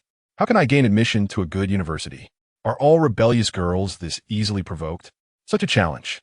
Jiang Qing sighed in exasperation, lightly tapping his forehead. It matters not if one does not gain admission to a prestigious university. After all, wealth ensures one will not starve. He was indeed a source of comfort. What then does my 3 years of effort amount to? Jiang Wei exclaimed, tears welling up. Jiang Qing chuckled softly. Are you truly so invested in a favorable outcome? What other choice do I have? After all my hard work, if I fail to enter a 985 or 211 university, I would be utterly devastated. Jiang Qing shook his head, speaking earnestly. But why should you dismiss an entire journey based solely on an uncertain conclusion? Why negate the fruits of your 3 years in high school? He continued, you must understand, often a disheartening ending belies a truly remarkable process. Jiang Wei gradually lowered her head, her shoulders trembling as her thoughts drifted back 3 years.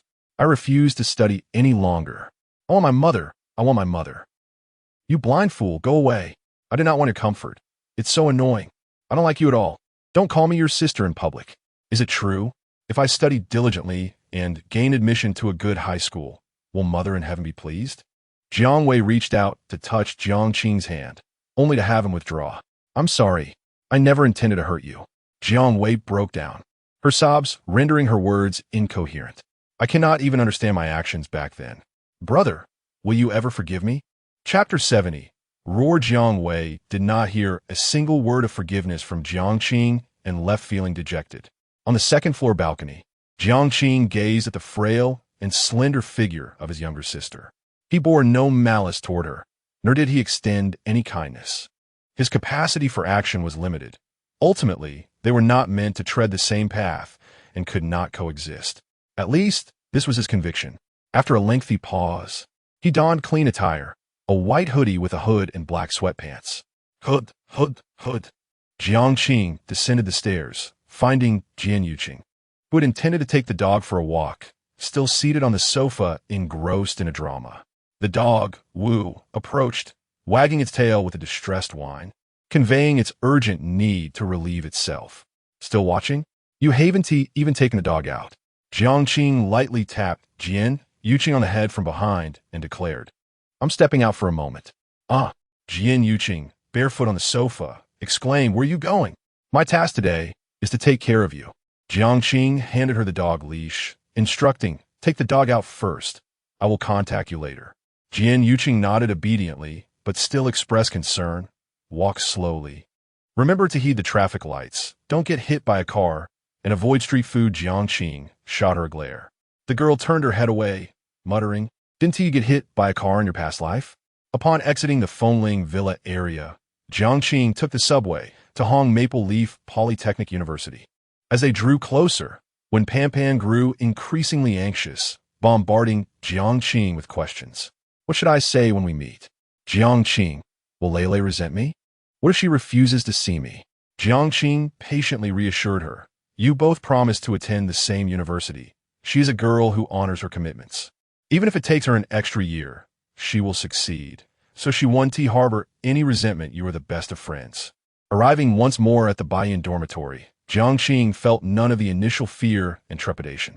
He found himself unable to move, sitting beneath a tree, staring at the second-floor dormitory, softly calling, Lei at 3 in the afternoon. The girls' dormitory was sparsely populated, the surroundings tranquil, and the sunlight warmly cascading down.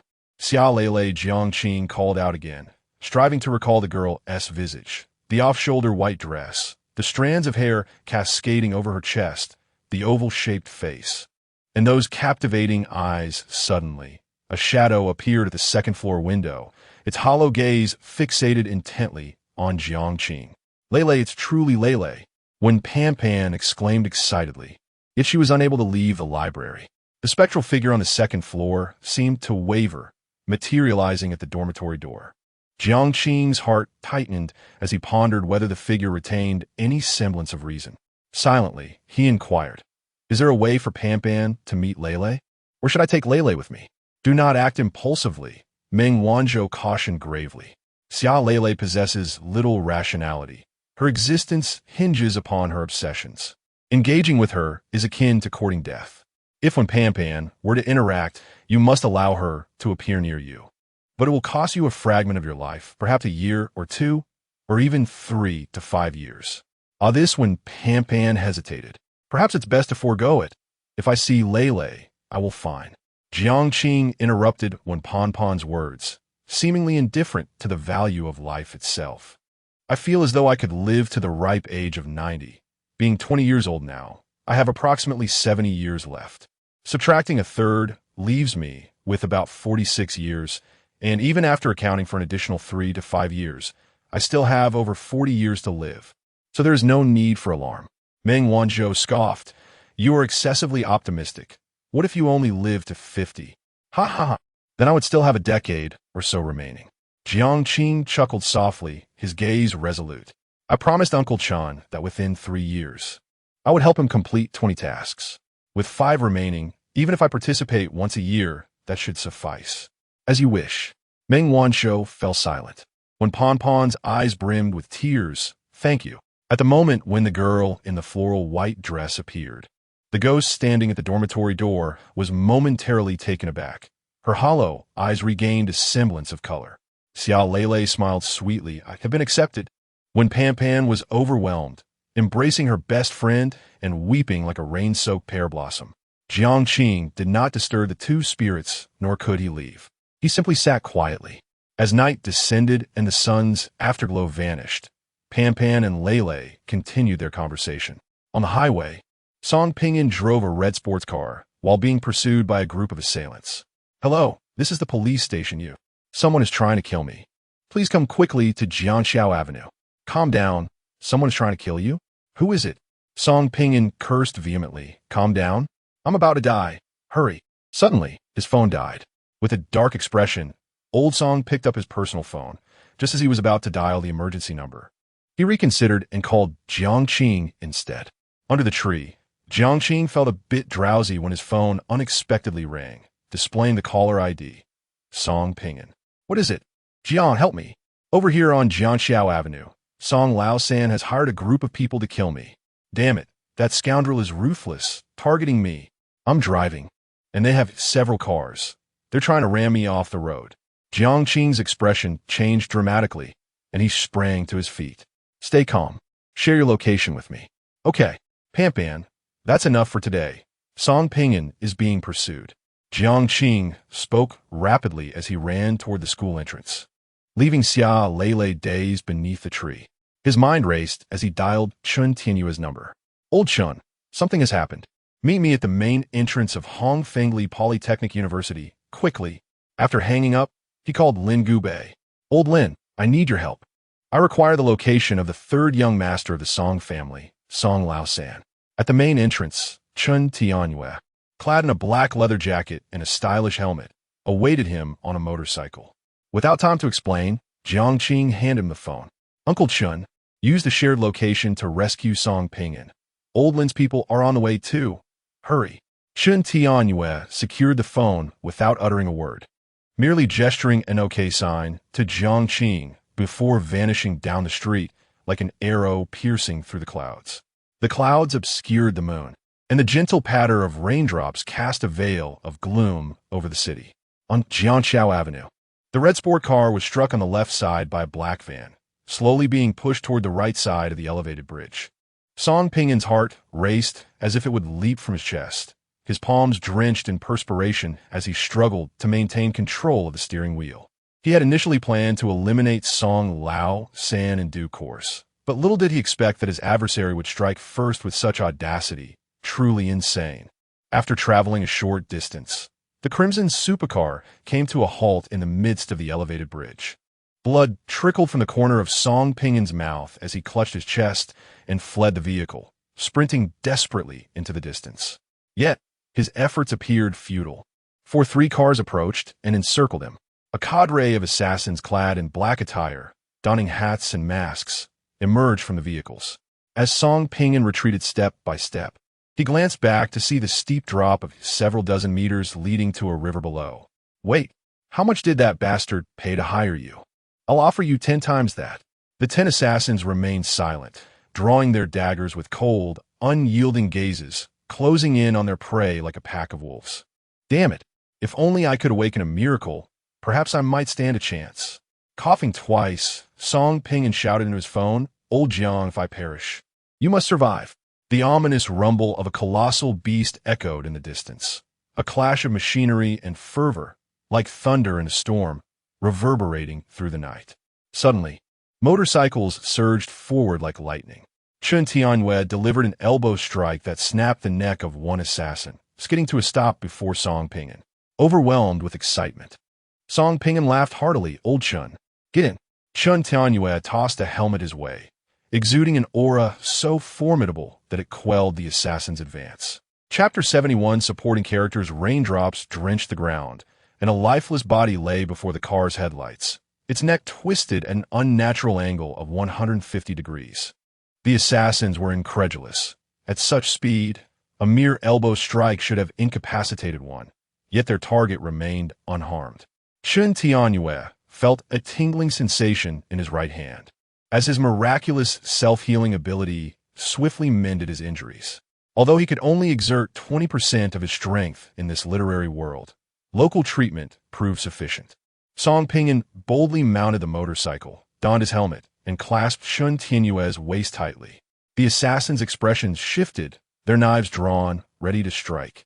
In the next heartbeat, a thunderous roar erupted as the motorcycle surged through the gaps between vehicles. The entire sequence unfolded in mere seconds. One assassin, infuriated, slammed his fist onto the hood of a luxury van before promptly dialing their unseen employer. Once the call ended, the assassin's gaze turned frigid as he succinctly declared, "The employer no longer desires the body. By any means necessary, the target must be eliminated tonight." They opened the trunk and retrieved several drones, equipping them with remote-controlled explosives. As the drones ascended, the assassins hastily packed the lifeless form of their fallen comrade and resumed their pursuit. Song Pinyin raised his right hand high, exclaiming with exuberance, "What are 10 assassins? Bring on 20. I'm immensely powerful now." Amidst the gusty rain, Chun Tianyue struggled to discern Song Pinyin's shouts. A glance into the rearview mirror revealed a swarm of drones closing in. This was perilous. In a moment of desperation, Chun Tianyue accelerated sharply, causing one drone to crash to the ground. The explosion reverberated through the night. "Damn it, they've resorted to drones determined to eliminate me." Song Pinyin defiantly raised his middle finger at the drones, placing his faith in Chun's driving skills. Song Pinyin's intuition was astute. He had switched to a private phone, opting not to alert the police, but instead contacting Jiang Qing. Jiang Qing's judgment was equally sound, urging Chun Tianyue to rescue him first before choosing to call for help, fully aware that by the time law enforcement arrived, Song Pinyin would likely be a lifeless corpse. As the drones unleashed their explosive payloads, Chun Tianyue's heart sank. He could not evade the aerial threats while fleeing on the ground.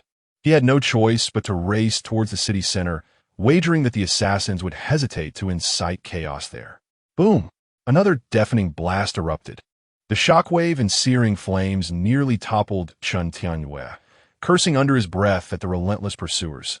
If it weren't for this rain obscuring my view, even 100 drones would fail to hit me. 3 drones remained, now encircling him in a tactical formation, just as he neared the far side of an overpass. Traffic ahead came to a sudden halt. Whether due to the earlier explosion or some other cause, dozens of vehicles were immobilized. With no time to ponder, Chun Tianyue slammed on the brakes, causing the motorcycle to skid out of control. He shielded Song Pinyin, rolling across the ground several times before crashing heavily against the guardrail. Song Pinyin clutched his hand, realizing it was broken, wincing in pain.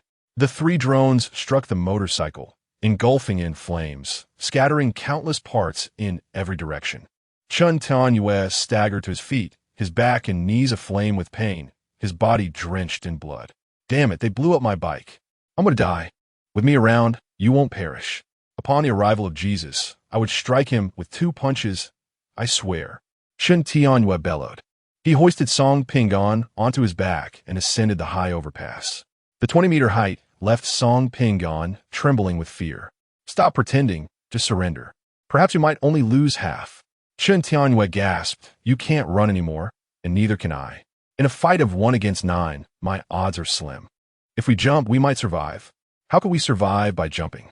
Song Pinyin exclaimed in despair. "They will pursue me relentlessly." The implication was clear. Should they leap, the assassins would not relent. After all, one must see the living and the dead. Chun Tianyue glanced back at the 3 speeding vehicles. "Do you trust Jiang Qing?" "I only believe in light," replied Song Pinyin, filled with desperation and frustration. He could face death at the hands of a vengeful spirit without fear. But not in such a scenario. Regardless of what you believe, Chun Tianyue gritted his teeth and, with Song Pinyin on his back, jumped. "Old Chun, listen to me. Go to hell." In a suburban villa, Song Laosan sat in the living room, sipping wine while embracing a beautiful woman. "Second brother, don't blame me for being ruthless. The 2 of us, you are carefree, while I indulge in pleasures, living as a wastrel. Yet recently, you insist on showing off in front of father. I dare not act, and, well, if you die, so be it. Father 1T grieve." The woman frowned in pain. "Third brother, be gentle." With each word, Song Laosan slapped her cheek. Dogs cannot speak. Suddenly, the villa's door burst open. A young man clad in a white hoodie and black sweatpants stormed in and, without a word, plunged a knife into the woman's heart, killing her instantly. Song Laosan was taken aback. As he attempted to rise, the young man stabbed his left leg, then his right, followed by a slash across his left hand and one to his abdomen, deliberately avoiding vital areas. Heart-wrenching screams echoed throughout the villa. Regrettably, Song Lao-san had instructed the assassins to return with Song Pingan's corpse, granting a day off to the nanny and bodyguards, leaving him to suffer alone without rescue. You. Who are you? Jiang Qing. Song Lao-san lay on the carpet, his eyes wild with rage. You've investigated me? Jiang Qing's murderous intent intensified. Song Lao-san trembled, clenching his teeth in silence. He had indeed looked into Jiang Qing, specifically the individuals who had recently appeared frequently around Song Pingan. He could not comprehend how Song Pingan had formed close ties with a blind man, a university professor, a police officer, a female college student, and an escape room owner. His investigation yielded nothing. These people seemed to have no connection, so why congregate often? It was evident that Jiang Qing was ruthless, entering the room and killing his own mistress without a flicker of emotion, as if a professional assassin. Not speaking, Jiang Qing, donned in white gloves, offered Song Lao-san the phone from the table. Call off the pursuit of Song Pingan. You have 10 seconds. For every second that passes, I will sever one of your fingers. 1. Song Lao-san's left pinky was severed. I will call. Don't kill me. In a state of urgency, Lao-san hastily dialed the assassin's number, declaring that the mission was cancelled and that he would remit the final payment. Jiang Qing seized the phone from him and abruptly hung up. He remained uncertain whether Chen Tianyue could save Song Pingan or if the police would arrive in time. Exercising caution, he instructed Lin Gubei to send him Song Lao-san's location, intending to address the issue at its root. Lao-san was truly terrified. He had encountered ruthless individuals before, yet someone as formidable as Jiang Qing was a rarity. Please, spare me. Whatever you demand, I shall provide. Alternatively, if you join me, I can offer you 10 million every year. Song Pingan is nothing but a useless fool. Jiang Qing narrowed his eyes and called Song Pingan, but the call went unanswered. Had something gone awry? Was he too late? With an expression devoid of emotion, he dialed Feng Yao Yao, adopting a gentle tone. Yao Yao. Has Song Pingan ever mentioned whether Song Lao-san is a protagonist or a supporting character in his narrative? Well, he did mention that his elder brother and sister-in-law are the main characters, both formidable individuals, while Lao-san is an important supporting character. His father is also a significant supporting role, she replied. Brother, what else with the sudden inquiry? Nothing, I'll hang up now. Jiang Qing swiftly executed a lethal strike, his clear and piercing gaze fixated upon Song Lao-san. He had no desire to hear pleas for mercy or confessions, nor was he interested in the other's poignant past. Gradually releasing the grip on his blade, he stepped back and regarded the wide-eyed corpse, murmuring, regrettably, you are merely a supporting character. It is time for you to exit the stage. Chapter 72. Surviving the Aftermath to Jiangxiao Avenue. A monumental bridge that elegantly divides the city of Blue Sea stretches over 1,300 meters and stands as a renowned landmark, a favored spot for visitors. Amidst the stormy weather, a robust figure struggles through the river, carrying an unconscious man on his back. Fortuitously, they are merely 100 meters from the shore. With remarkable physical prowess and an indomitable spirit, Chen Tianyue valiantly swims through the frigid waters, transporting Song Pingan to safety. Song Pingan's complexion resembles that of pale parchment, his lips quivering as he weakly utters, Lao Chen, I am so cold. Am I going to die? Chen Tianyue remains motionless, his body racked with pain, teetering on the edge of disbelief.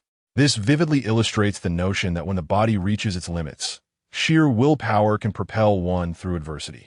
Midway through his struggle, he became numb. The river's icy grip was beyond comprehension. Coughing violently, Chen Tianyue expels water, turns, and observes Song Pingan's condition. Hey, Song Pingan, damn it, you big fool. Wake up, Chen Tianyue exclaims, urgency creeping into his voice. He bends down to perform CPR on Song Pingan. After a prolonged effort, it appears futile. Song Pingan's body is too cold, resembling that of a corpse.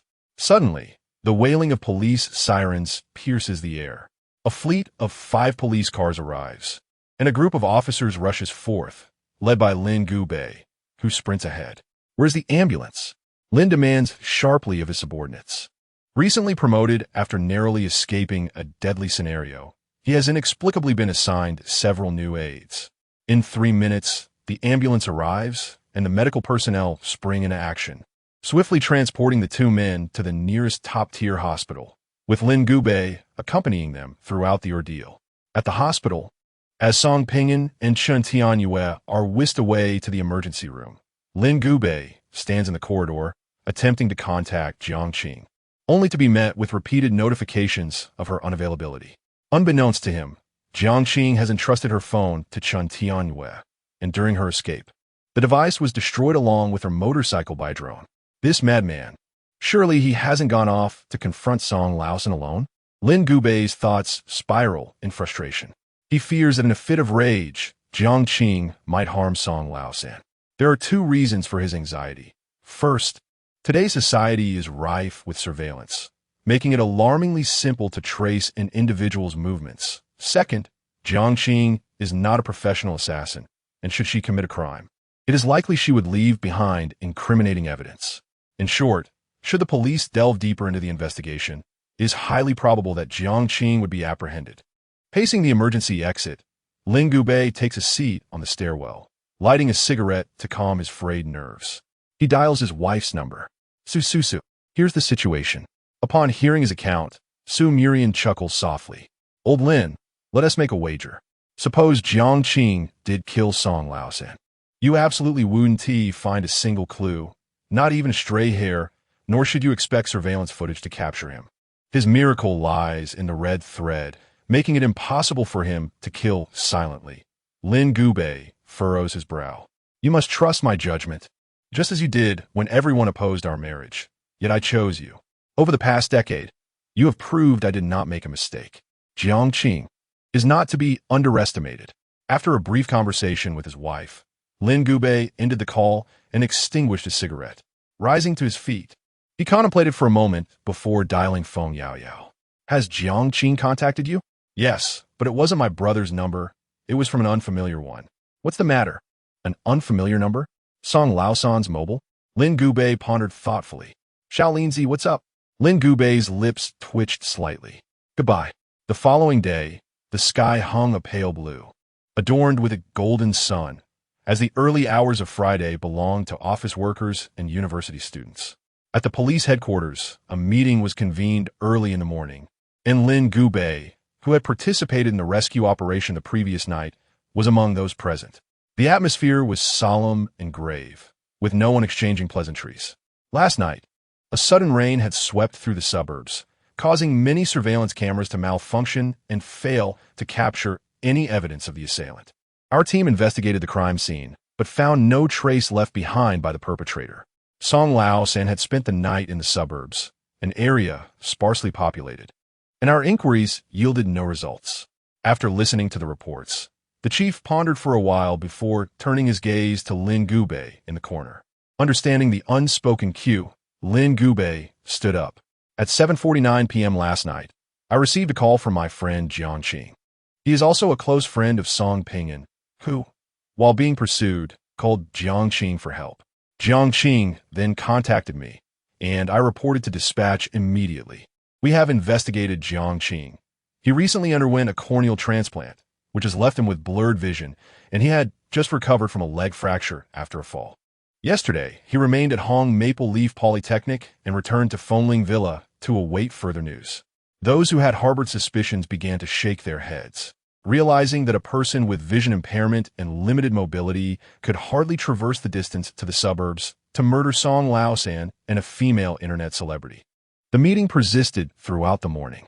Upon exiting the conference room, Lin Gubei spotted Jiang Qing seated in the lobby, awaiting him.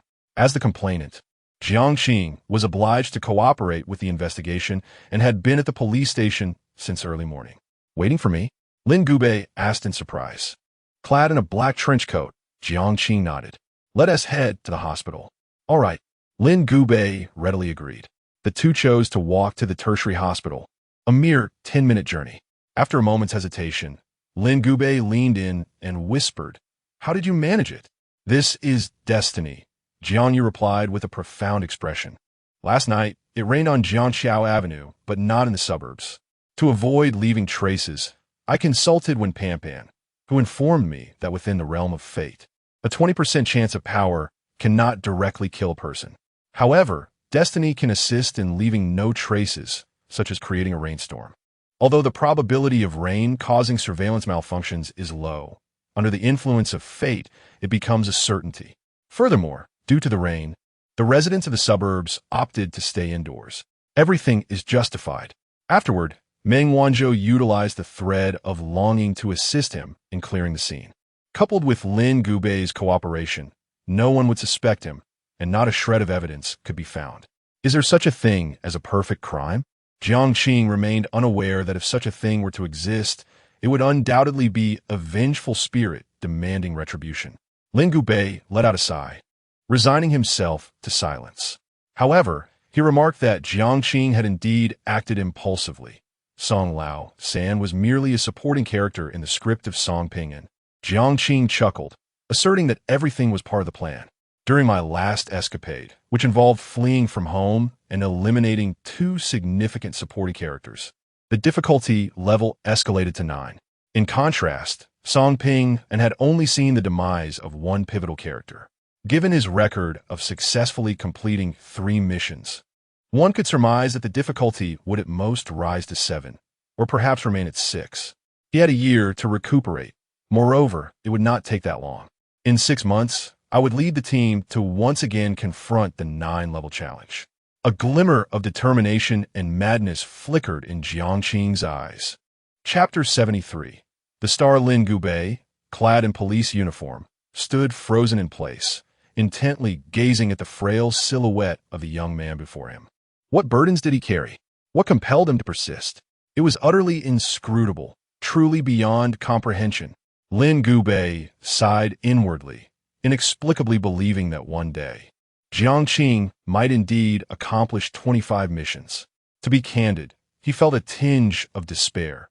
Even the 9th level difficulty was tantamount to a near-certain death. What then of the 10th level? The 20th? And ultimately, the 25th level? Could humanity genuinely triumph over malevolent spirits through sheer intellect, by means of sealed artifacts? Or through miracles? The midday sun radiated warmth as Jiang Qing paused in his stride, turning slightly to regard the mature man, inquiring with a smile, "What's the matter?"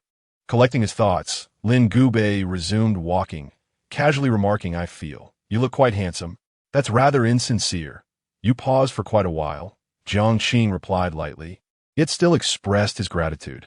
Upon arriving at the hospital, they refrained from visiting Song Pinyin, as the Song family was present and did not welcome outsiders. After a night of emergency treatment, he was deemed out of danger. In another room, Chun Tianyue lay cocooned in bandages, unable to move. Jiang Qing placed the fruit basket he had purchased at the hospital entrance down, apologizing, "Uncle Chun, I'm sorry for your injury." He had not anticipated how perilous last night would be.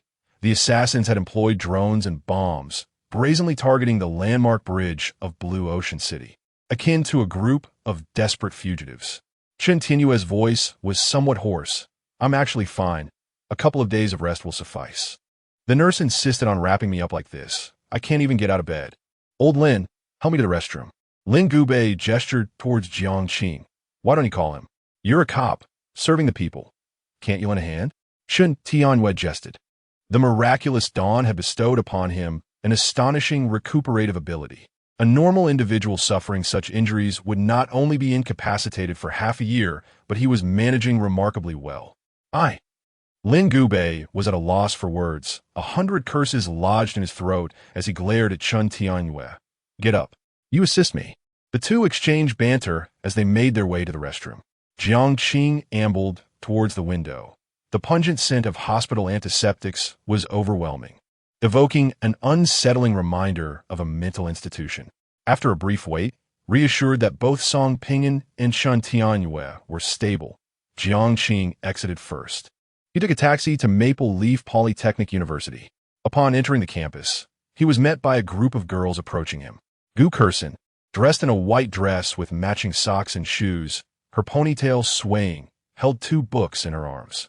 She spotted the familiar young man, unaccompanied by a cane, a guide dog, or sunglasses. His clear and bright eyes surpassed those of many girls, reflecting a purity that illuminated everything around him. With steady footsteps and a clear direction, Jiang Qing exhibited not a trace of deviation. Gu Kursin broke away from her circle of friends, hastily running towards him, blocking his path in disbelief. You can see?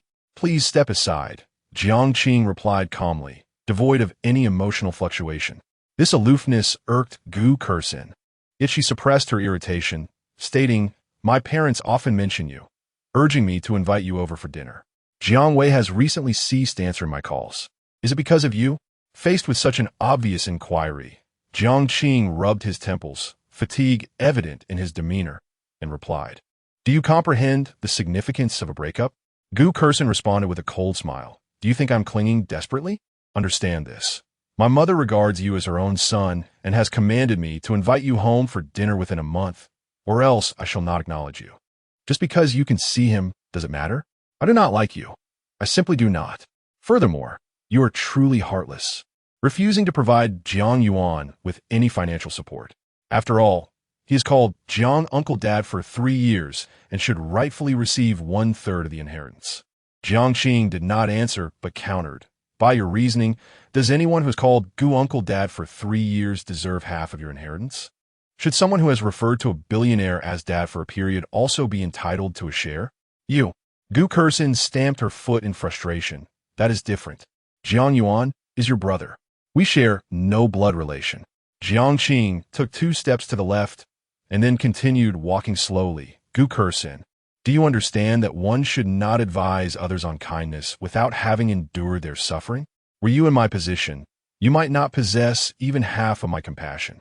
Gu Kursin turned away, her face alternating between shades of blue and red.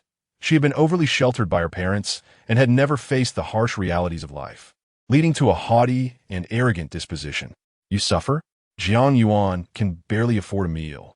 Your suffering does not even amount to 1/10 of his."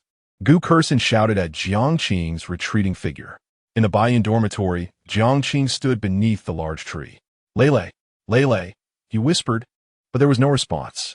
What was happening? The choked voice of Wen Pan Pan echoed in his mind. "She has left. Meeting me was Lele's final wish." Look under the tree. Jiang Qing stood there for a long time, grappling with the complex emotions swirling within him. His gaze gradually descended, and he noticed a dirty butterfly hairpin atop the soil. He bent down to pick it up, gently brushing off the dirt, and without uttering a word, concealed it in the inner pocket of his trench coat, as if it were a treasured possession. The wind was slightly chilly as he lingered beneath the tree for an extended period. On April 30th, Friday, at 7:24 p.m., the oppressive heat made it suitable for the mission.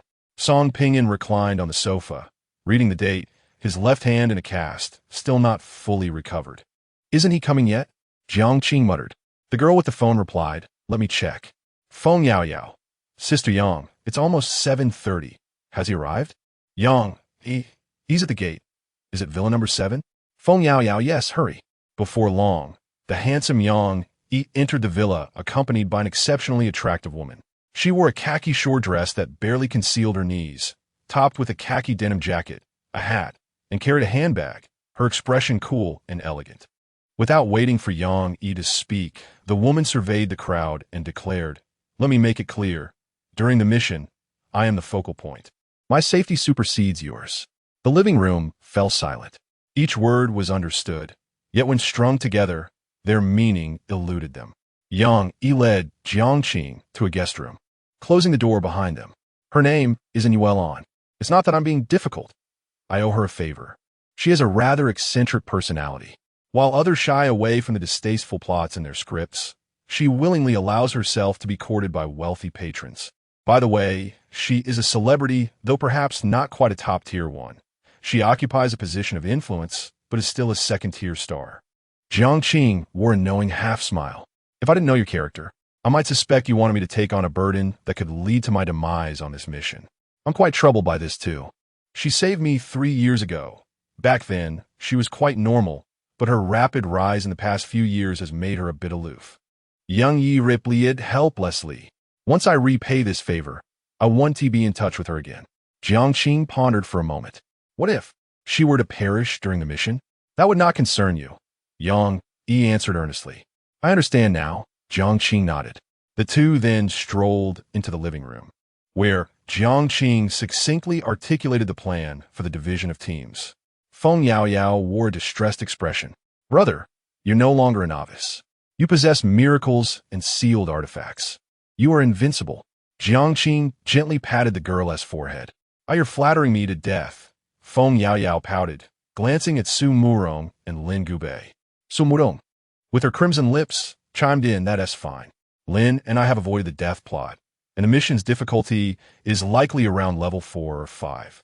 Yao Yao is on her 5th mission, which is just right. As for Song Pinyin, he lay back, waving his hand to serenade them. Safe travels the group summoned their keys to merge. Jiang Qing cast a sidelong glance at Yuelon. Aren't you going to change into a different outfit? You needn't concern yourself with such matters. Just ensure my safety, and Yuelon replied coldly. Observing the scene, Song Pinyin chuckled inwardly. Well, how bold. If old Jiang lets you return alive, then I swear I'll take your surname.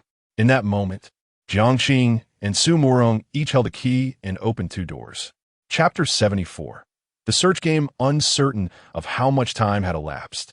Jiang Qing regained her vision, only to find herself before a massive stone tablet inscribed with the words, Kaoshan Village. This ancient monument bore the scars of time, weathered and cracked, adorned with patches of green moss. Jiang Qing surveyed her surroundings, a flicker of disappointment crossing her eyes as she noted the absence of Su Murian and the others. 1, 2, 3, 13 individuals. Chun Tian Yue counted silently, searching for the task at hand. Jiang Qing remained unhurried, taking in the sight of Kaoshan Village, which was not as impoverished as she had envisioned. Before her lay a series of quaint 3 to 4-story houses. Some roads were paved with concrete, though many remained unpaved. And she could also see vast orchards and lush tea gardens dotting the hillside. This was a prosperous village. Suddenly, Yuelon tugged at Jiang Qing's arm, covering her mouth and nose. It smells terrible here. The interruption soured Jiang Qing's expression, and she retorted, and so, therefore, let us complete the task quickly and leave this dreadful place. And Yuelon replied without concealing her disdain. Jiang Qing was taken aback by her words, pondering to herself, is this woman truly on her 5th task? She felt that any reasonable person, having undergone even one such trial, would not express such sentiments. To Yuelon, it seemed as if completing the task were as effortless as drinking water, something she could do at any moment. Disregarding the woman's complaints, Jiang Qing took a couple of steps toward the stone tablet and called out, over here. The group turned their gazes toward her as blood-red characters oozed from the surface of the tablet, eerie even in broad daylight. Wu Lauer is a fruit tree cultivator from Kaoshan Village. Recently, after visiting his orchard, he returned home to discover the loss of 3 important items. Within 5 days, assist Wu Lauer in recovering his lost possessions. Reminder, the vengeful spirit is nearby. Jiang Qing pulled out her phone to take a photograph, and the others paused, mimicking her actions to capture the image. Soon after, the blood-red characters vanished. A search game, perhaps? Jiang Qing pondered. A fruit tree cultivator, 3 significant items, 5 days. The others were more focused on the warning, cautiously creating distance while scrutinizing one another. The vengeful spirit is nearby. Intriguing. Could this spirit masquerade as a living person? Who is the vengeful spirit? Step forward and speak. Must you resort to tricks? Someone exclaimed. Do you think merely calling for a spirit will summon it? How foolish. Among the 13 participants, there presently appeared to be 4 groups. Jiang Qing's trio, another consisting of 3 girls and 2 pairs of boys, with 3 individuals remaining solo. Mistrust brewed among them, voices raised in discord. The only one clad in a short skirt, and Yuelon covered her mouth and nose, urging, hurry up and search. Why are you all just standing there? As the bickering subsided, the group collectively scrutinized her. Jiang Qing and Chun Tianyue discreetly moved a couple of steps aside, adopting a demeanor of unfamiliarity. And Yuelon raised an eyebrow. Did I say something wrong? This is clearly a search game. If we're not looking for the 3 important items, Are we instead seeking the vengeful spirit? The group considered her words, finding no fault in her reasoning. If they weren't searching for the items, then what purpose did they serve in seeking a ghost? Chen Tianhua leaned in to whisper to Jiang Qing, what do you think? 3 points. First, we must locate Wu Lao heir, as we need to ascertain the identities of the 3 missing items. Second, we must establish our identities, as the audience will undoubtedly assign us roles. Third, we need to decipher the killing rules of the malevolent spirits, as this is crucial for our survival. As for the hints, they're elusive, and it seems they do not pertain to our group. Chen Tianhua nodded, contemplating, and quietly remarked that the individual surnamed and was rather bothersome. Perhaps. Lao Chun was a formidable character, one who would eliminate anyone daring to obstruct Jiang Qing's pursuit of survival. Unlike Song Ping'an, who was adept at verbal persuasion and psychological manipulation, Lao Chun preferred a more direct approach, favoring physical confrontation to pierce the heart. Jiang Qing chuckled and shook her head. After all, this individual was merely a tool for exploring the patterns of the malevolent spirit's killings. One should not squander Yang Yi's goodwill. It was best to set aside her spoiled demeanor for the time being. Hey, what are you all discussing? Why are you so far from me? And Yuelon inquired loudly. Aside from her first task, she relied on others for assistance in her subsequent missions, as her wealth attracted many who needed money. Throughout each task, she hardly needed to exert herself, for the hired actors would go to great lengths to protect her. After all, if she were to perish during a mission, the actors would not receive their compensation. And Yuelon had heard that Jiang Qing had requested payment from Yang Yi in advance, but Yang Yi had refused, stating that, according to the rules, one must complete the commission before receiving payment. Regardless, she did not perceive the tasks as particularly perilous or challenging. Her initial 3 missions had proceeded smoothly, featuring only the occasional sound of footsteps, a knock at the door, or a fleeting ghostly visage. Thus, she naturally assumed that the 25th task would be similarly manageable, as long as she could afford to hire help. Jiang Qing remained silent, and Chen Tianhua did not speak either. Silence, and Yuelon scoffed. At that moment, an elderly man, stooped with age and dressed simply, approached. His face was marked with prominent wrinkles, and his hands were rough, yet he greeted everyone with a warm smile. Greetings, I am Wu Lao heir, the one who has hired you to assist with fruit picking. He was indeed Wu Lao heir. In an instant, various thoughts raced through the minds of the onlookers. Fruit picking? What are our roles? Noticing the silence and vigilance among them, Jiang Qing stepped forward and politely inquired, Grandpa Wu, are you the only one in this village? Wu Lao heir turned to the young woman, a kind smile gracing his face. Yes, it's just me. Everyone else has moved to the city for better prospects, but I do not wish to leave my homeland. I want to be buried here with my late wife. However, my son will visit me in 5 days. He is a doctor, quite accomplished, and he tells me he has saved many lives. His accolades adorn the walls of his office. Yet he is exceedingly busy, only returning once a year with his wife and daughter. At this point, Wu Lao heir's eyes glistened with unshed tears, and he took a deep breath before continuing. I do not wish to be a burden to them, which is why I hire people each year to tend to the orchard. When the fruits ripen, they are harvested and transported to the city for sale, allowing me to save some money for my son's family to live a little better. Without further ado, allow me to escort you to your accommodations. This area, once renowned for its picturesque scenery, has seen the establishment of a guest house designed for visitors and merchants seeking fruits and tea. You shall reside there for the next few days. As they journeyed, Jiang Qing quietly observed the village. The buildings appeared new, and the surroundings were meticulously clean, suggesting that they were not abandoned for long. However, an eerie silence enveloped the place, reminiscent of a ghost town. Wu Lauer led them to the guest house, gesturing towards the keys on the counter. The first floor is the dining area. You are to manage it yourselves. You may occupy the second and third floors at your leisure. The fruits must be harvested within 6 days. I will inspect the yield on the 6th day, so please refrain from disturbing me in the meantime. With that, Wu Lauer stooped away. The short-haired girl expressed her confusion. Harvest within 6 days?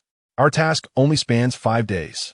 Another girl with a cherubic face rolled her eyes, remarking on the absurdity, implying that whether or not they gathered fruits was inconsequential by the 5th day. They would either be dead or departed, who would await his inspection on the sixth day. A refined gentleman with glasses stepped forward, smoothing his outerwear. With a smile directed at Nguyen, he introduced himself, and I am Bin, a fan of yours. I never anticipated that you are also an actor. As a second-tier celebrity, Nguyen enjoyed considerable recognition, having endorsed numerous products. She ignored the bespectacled man, picking up 3 keys from the table. You will occupy room 204. I shall take 205, and he will reside in 206, which will facilitate your protection of me. Jiang Qing accepted the arrangement with a simple, all right. He grasped the key to room 204, a subtle smile gracing his lips, hinting at deeper thoughts. Chapter 75. In action after distributing the dormitories. The group searched the guest house thoroughly, but discovered no significant clues. At precisely 1 o'clock in the afternoon, they gathered in the dining area on the first floor, exchanging glances of uncertainty. The short-haired girl, Mu Zihan, rested her chin on her hand, lamenting the daunting task ahead. Finding 3 items in such a vast village within 5 days seemed utterly implausible. Was there truly no lead to pursue? The bespectacled man, eager to curry favor, turned to the goddess, and what do you believe we should do? And Yuelan's demeanor in public contrasted starkly with her behavior in such a setting. She retorted sarcastically, Fool, can't you comprehend such a simple issue? First, we must locate Wu Loner, appeal to both his emotions and reason, and ascertain precisely what the 3 lost items are before narrowing our search. Since Wu Loner had mentioned that the villagers had long since moved to the city, it was plausible that the thief who had taken his valuable possessions could either be a common burglar or a malevolent spirit. Typically, the most perilous locations often provide the greatest safety. Thus, it was likely that the thief or the vengeful spirit had concealed themselves within Wu Leoner's home, and the 3 crucial items had never left his residence. And Yuelan, with her long, elegant legs crossed gracefully, conducted her analysis swiftly, leaving the others in astonishment. Even Jiang Qing was taken aback. This woman, how could her intelligence fluctuate so erratically? Or perhaps she was not foolish, but merely arrogant, believing herself superior? Wen Bin, enamored by the goddess, immediately applauded, exclaiming, Indeed, and it is remarkable. I feel enlightened. Mu Zihan cast a disdainful glance, silently cursing him. Lickspittle. Pathetic. Then what are we waiting for? Let us proceed to Wu Leoner's home. With one person taking the lead, the others found her reasoning compelling. They were actors on their 3rd or 4th mission. While their experience was limited, they understood that passivity only led to failure, and survival often necessitated proactive efforts. Moreover, with a wise and astute female star among them, this mission seemed assured, and Yuelan relished the feeling of being the center of attention, waving her hand dismissively. Go on. Complete the task swiftly so we may return sooner. You too. Jiang Qing, you go. Chun, with your imposing stature, stay behind to protect me. Jiang Qing shook his head. Neither old Chun nor I will go. We plan to take a nap. We're exhausted. Chun Tianyue appeared momentarily bewildered, then yawned. Oh dear. I'm so tired. After a night of playing mahjong with those losers, I could sleep for days.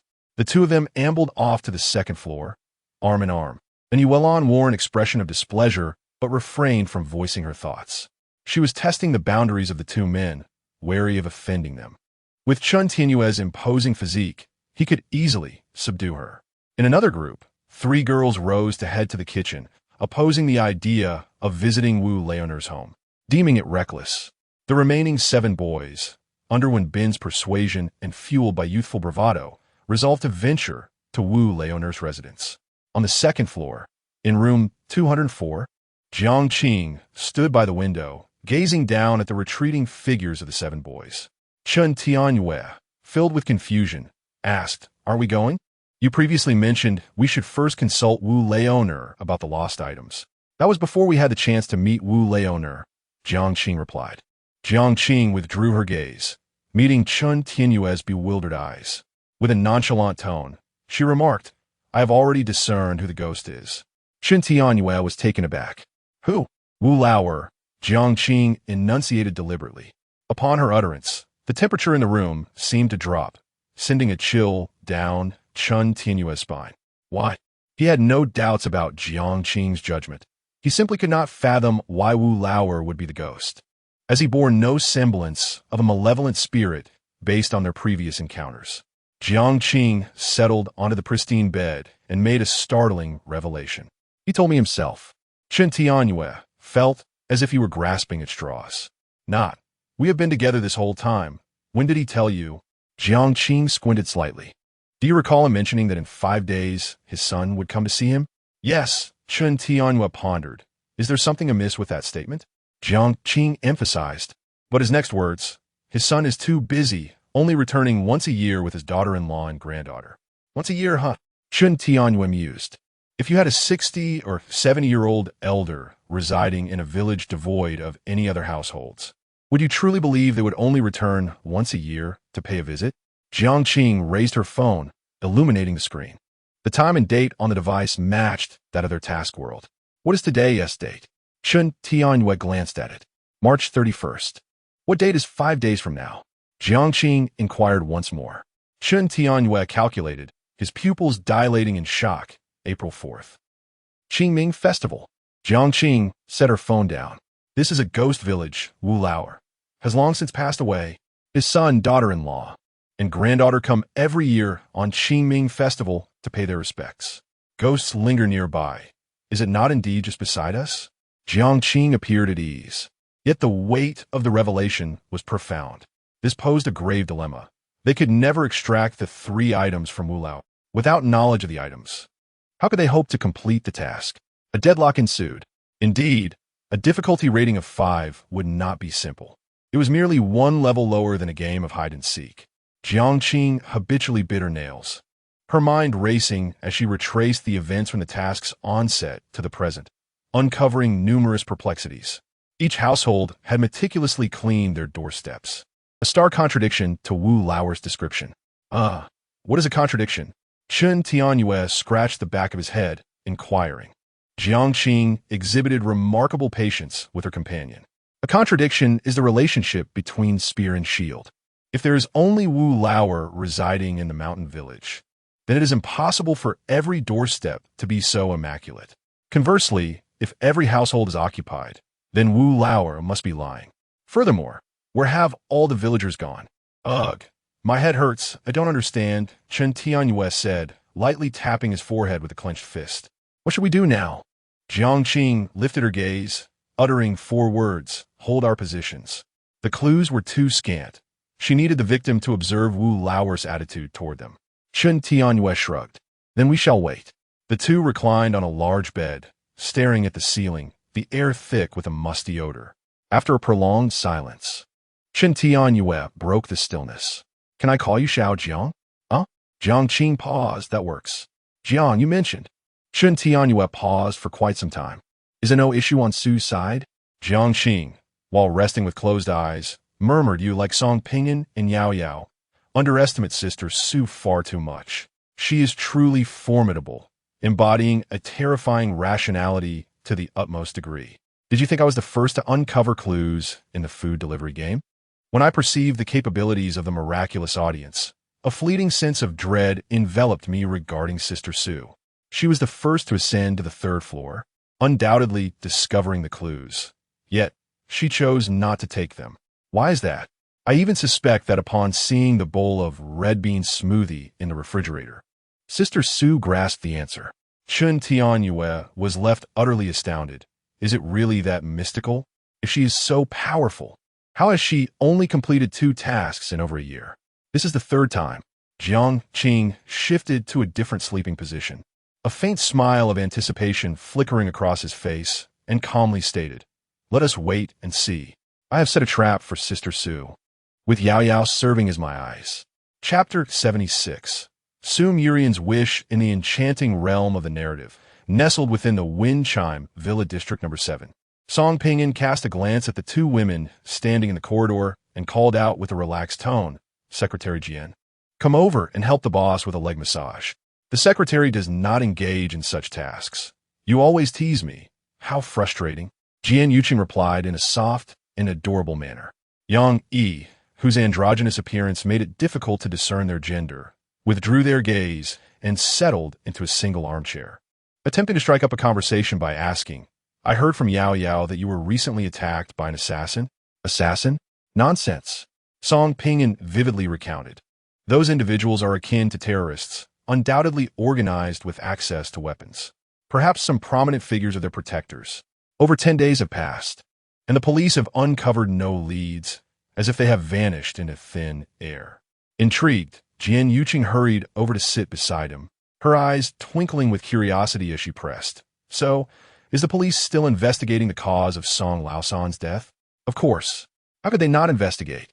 Song Pingyan sipped his warm water and elaborated. "After all, Song Laosan is the third young master of the Song group, and my father insists on getting to the bottom of this. Initially, the police had suspected old Jiang, but he possessed an impeccable alibi. They later turned their suspicions towards Song Laoda and the friends of Song Laosan. In short, there were numerous suspects, yet to this day, nothing has been uncovered." Due to Yang Yi's presence, Song Pingyan refrained from revealing that it was Jiang Qing who had killed Song Laosan. In this period, the case surrounding Song Laosan's death and the whereabouts of the assassins had yielded no progress. The police were under immense pressure, consumed by their frantic efforts.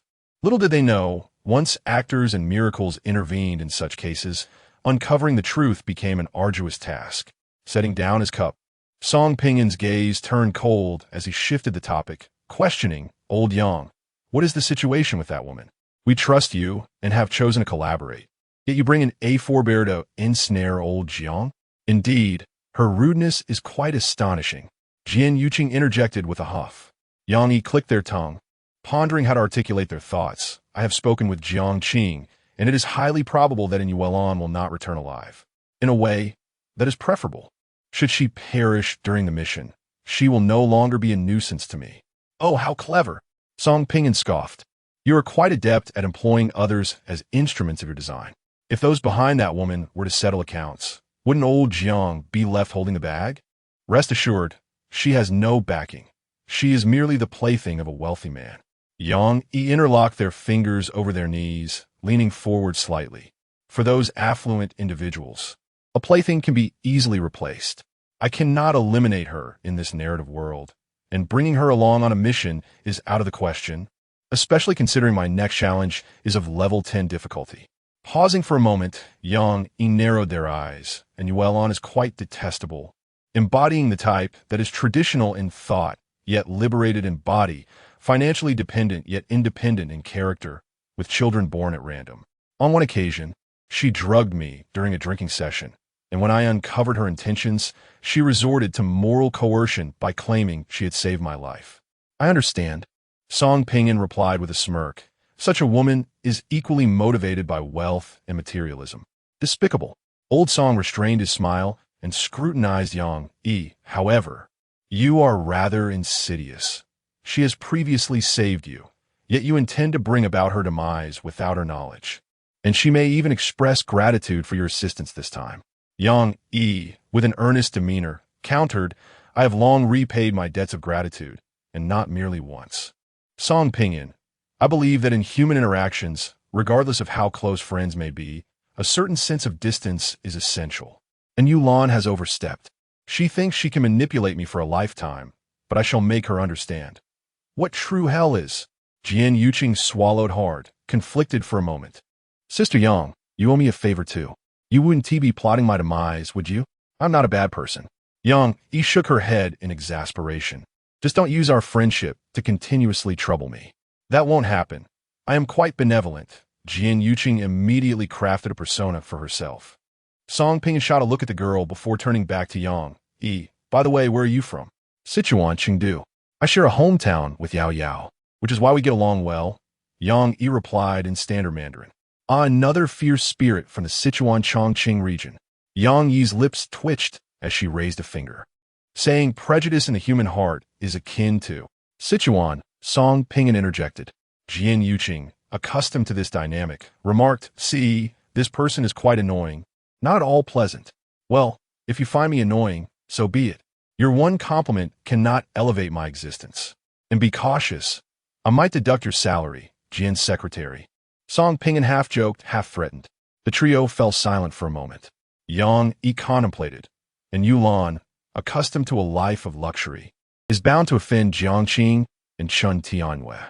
Jian Yuqing mused, perhaps it is time to seize an opportunity to resign. This villain has been threatening and teasing me relentlessly. Song Pingan reflected, with Lao Jiang and Lao Chen together, there should not be significant issues, but concerning Yao Yao. Sigh, I wonder if they have matched up? In the task world, Feng Yao Yao faced her fifth mission, on the fifth floor of the hospital. The corridor lights suddenly extinguished, and footsteps approached the trio ominously. Sumu Ran switched on her phone's flashlight and gestured toward a surgery room diagonally across. Let us go in. Lin Gubei and Feng Yao Yao swiftly entered, while Sumu Ran closed the door and locked eyes with a lurking spirit through the glass. I have seen his medical records in the initial office. He was in the mid-stages of brain cancer and had undergone 3 rounds of radiation therapy, ultimately dying in the operating room. For him, that place is a forbidden zone, a realm of death. For the past 3 days, under the rules, he has not ventured in. As her words fell, Sumu Ran turned her gaze towards the bloodied operating room, thoughtfully stroking her chin. Out of the 17 of us, 2 have already perished. 1 succumbed in the women's restroom on the 3rd floor, where a female ghost resides. The evasion method. 1 was dismembered in the emergency room. The 2nd ghost is a doctor, the evasion method. The 3rd ghost appears under conditions of darkness and footsteps, moving at a slow pace. The mission is to escape the hospital within 5 days. The windows cannot be smashed, and the main entrance is secured with a heavy iron lock that requires a key to open. It is not difficult to deduce that there must be a 4th ghost. Holding the key, Sumu Ran conducted a calm analysis, leaving Feng Yao Yao in a state of astonishment. In the brief span of half a day since the mission commenced, Sumu Ran had thoroughly studied the 3 malevolent spirits. The dreadful analytical prowess, seemingly capable of foreseeing the future, bestowed upon her an illusion of following Jiang Qing through their tasks. Am I, Su Jie, truly this formidable? Ling Gubei was not all surprised. In reality, Su Murian hailed from a wealthy family, while not reaching the astronomical fortunes of hundreds of billions. Her family's assets were still in the tens of billions. From a young age, Su Murian had always been the exemplary child, benefiting from top-tier educational resources. She consistently topped various competitions, gained admission to a prestigious 985 university at 16, pursued a combined master's and doctoral degree by 20, and, at 21, against her family's objections, married Lin Gubei. By 23, she ventured into investments, earning over $30 million within 6 months, and, at 25, she served as a lecturer at a renowned foreign university. Su Murian's life was inextricably linked to brilliance, as if she had been granted an extraordinary advantage. Old Lin's thoughts drifted back to their second task. Lin, Su, are there any clues on the 3rd floor? Su, behind that painting and beneath the bed in the master bedroom on the 2nd floor. Jiang Qing was right. The contrast is too pronounced. Valuable items are displayed openly, while inexpensive ones are tucked away in cabinets for safekeeping. This is all amiss. Do not touch that painting. I have a hunch about what the dinner will entail. Lin, what will it be? Su, a secret. I wish to observe whether any among this group possesses intelligence.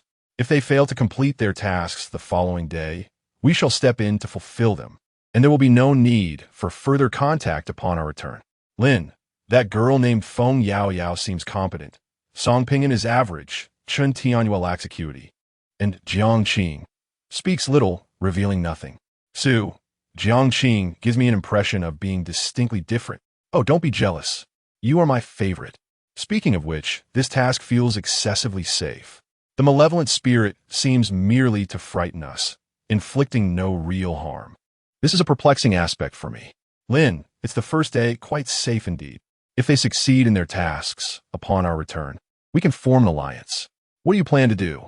A wild gleam flickered in Su Murian's eyes. My ambition. I aspire to create a new world. Chapter 77. Concealed talents. A fleeting memory brought a wave of delight to Lin Gubei's heart as he mused. My wife is undoubtedly the most exceptional woman in the world, without exception. Indeed, he too is remarkable. During his university years, he encountered Su Moro, a brilliant scholar pursuing both master's and doctoral degrees. Their paths crossed in the library over a shared love for the same book and a mutual passion for academic research. After exchanging contact information, they gradually grew closer and soon tied the knot. Upon graduation, Lin Gubei established his own company, swiftly rising to prominence in the business world within just a few years.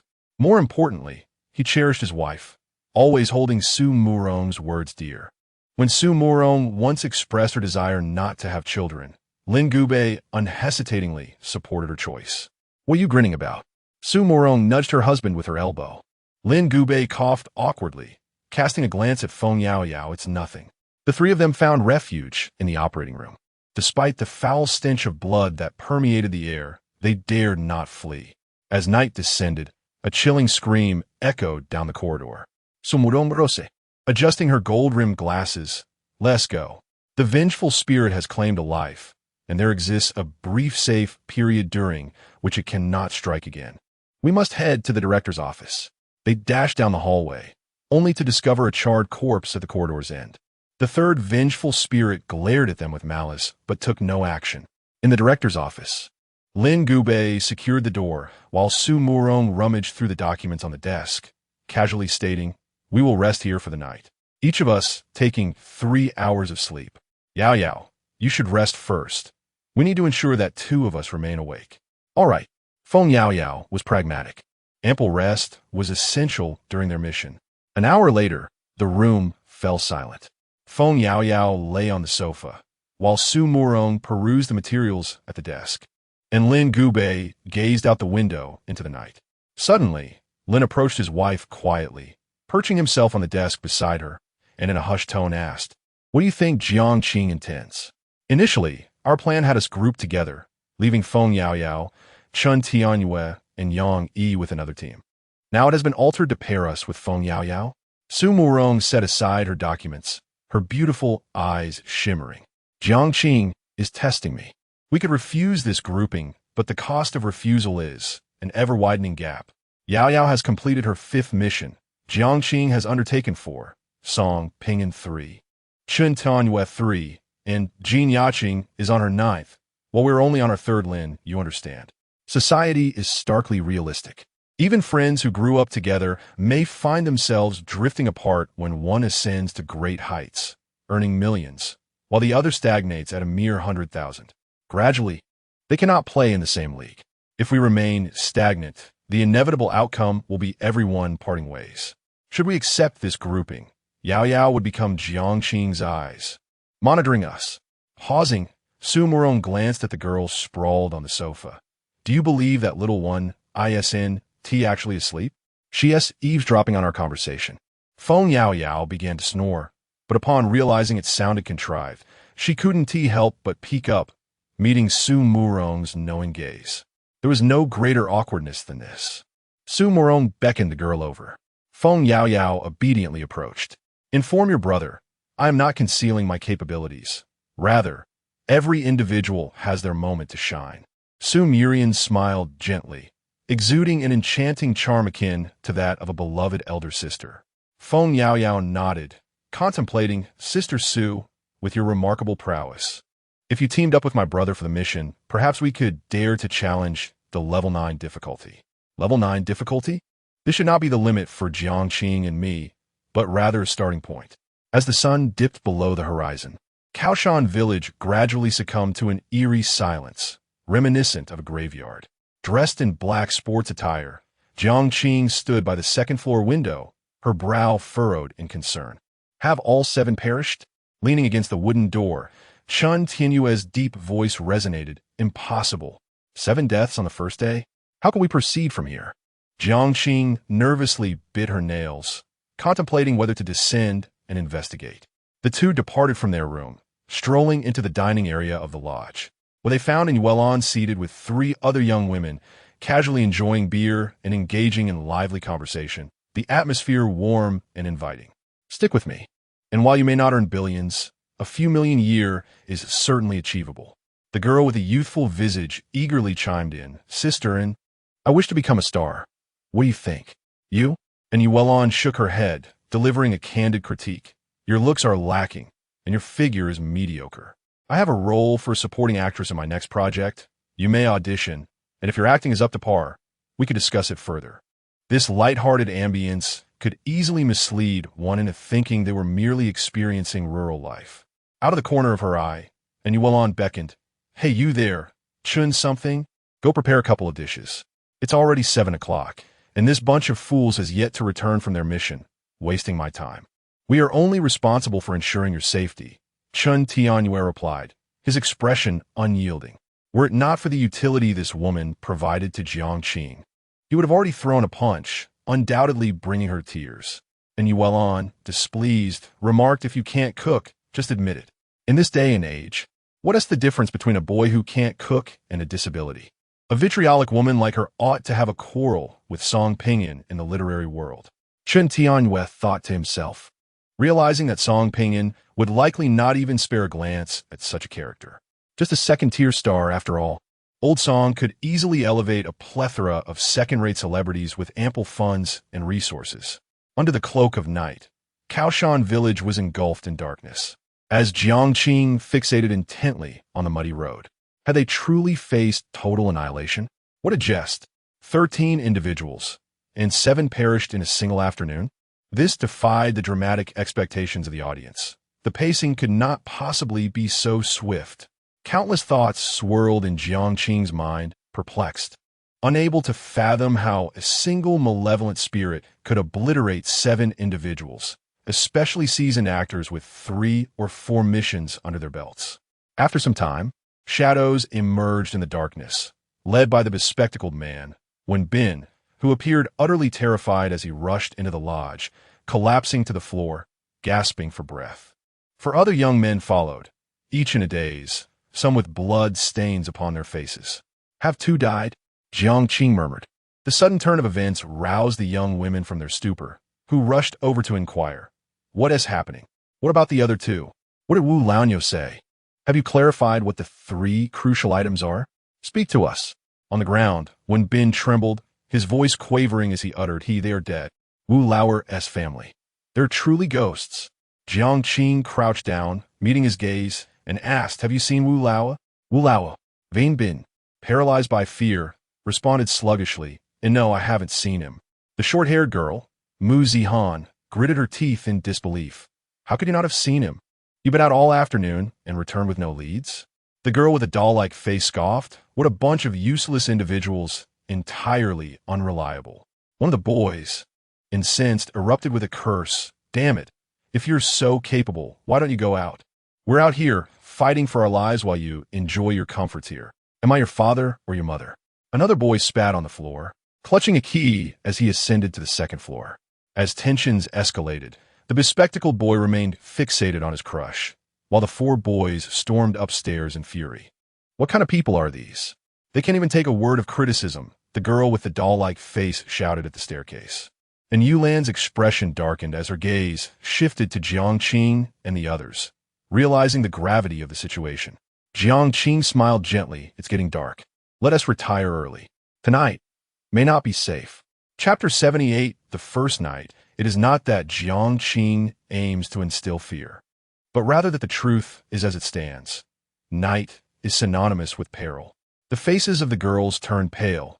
In previous instances, they had survived by aligning themselves with the formidable. Typically, individuals like them, who navigate through such treacherous paths, are more likely to engage in the 2nd, 3rd, and 4th tasks. By the 5th task, however, the difficulty escalates dramatically. Each person becomes engrossed in their own survival, and in such dire circumstances, no one would risk their life for another, nor would they carry a burden through the chaos. And Yulan regained her composure and exclaimed, Hey, where are you all going? Aren't you going to protect me? To sleep. What? Do you wish to join us? Jiang Qing responded, his gaze as tranquil as still water. He intentionally provoked disdain and caution in the women, thereby reducing the likelihood of their bothering him. And Yulan clenched her fists, her knuckles turning white, her voice laced with a hint of menace. Put away your sordid thoughts. Do not forget, I intend to return alive, and only then will you receive your reward. Jiang Qing shook his head. I had thought that your presence amongst the affluent would endow you with intelligence and discernment. It appears that you are merely a pretty face. Do you not comprehend our stance towards you? To be frank, a sealed item is of little assistance to us. It is dispensable. As soon as he finished speaking, the two returned to room 204 on the second floor. Chun Tianyue was washing his face, gazing at his reflection in the mirror. Stroking his chin, "Jiang, have you laid your cards on the table with her?" he inquired. "She seems to dwell in her own world, unafraid of malevolent spirits. Her survival thus far is nothing short of miraculous." Jiang Qing situated himself by the window, retrieving a sheet of white paper and a pen, engaging in some sketches and notes.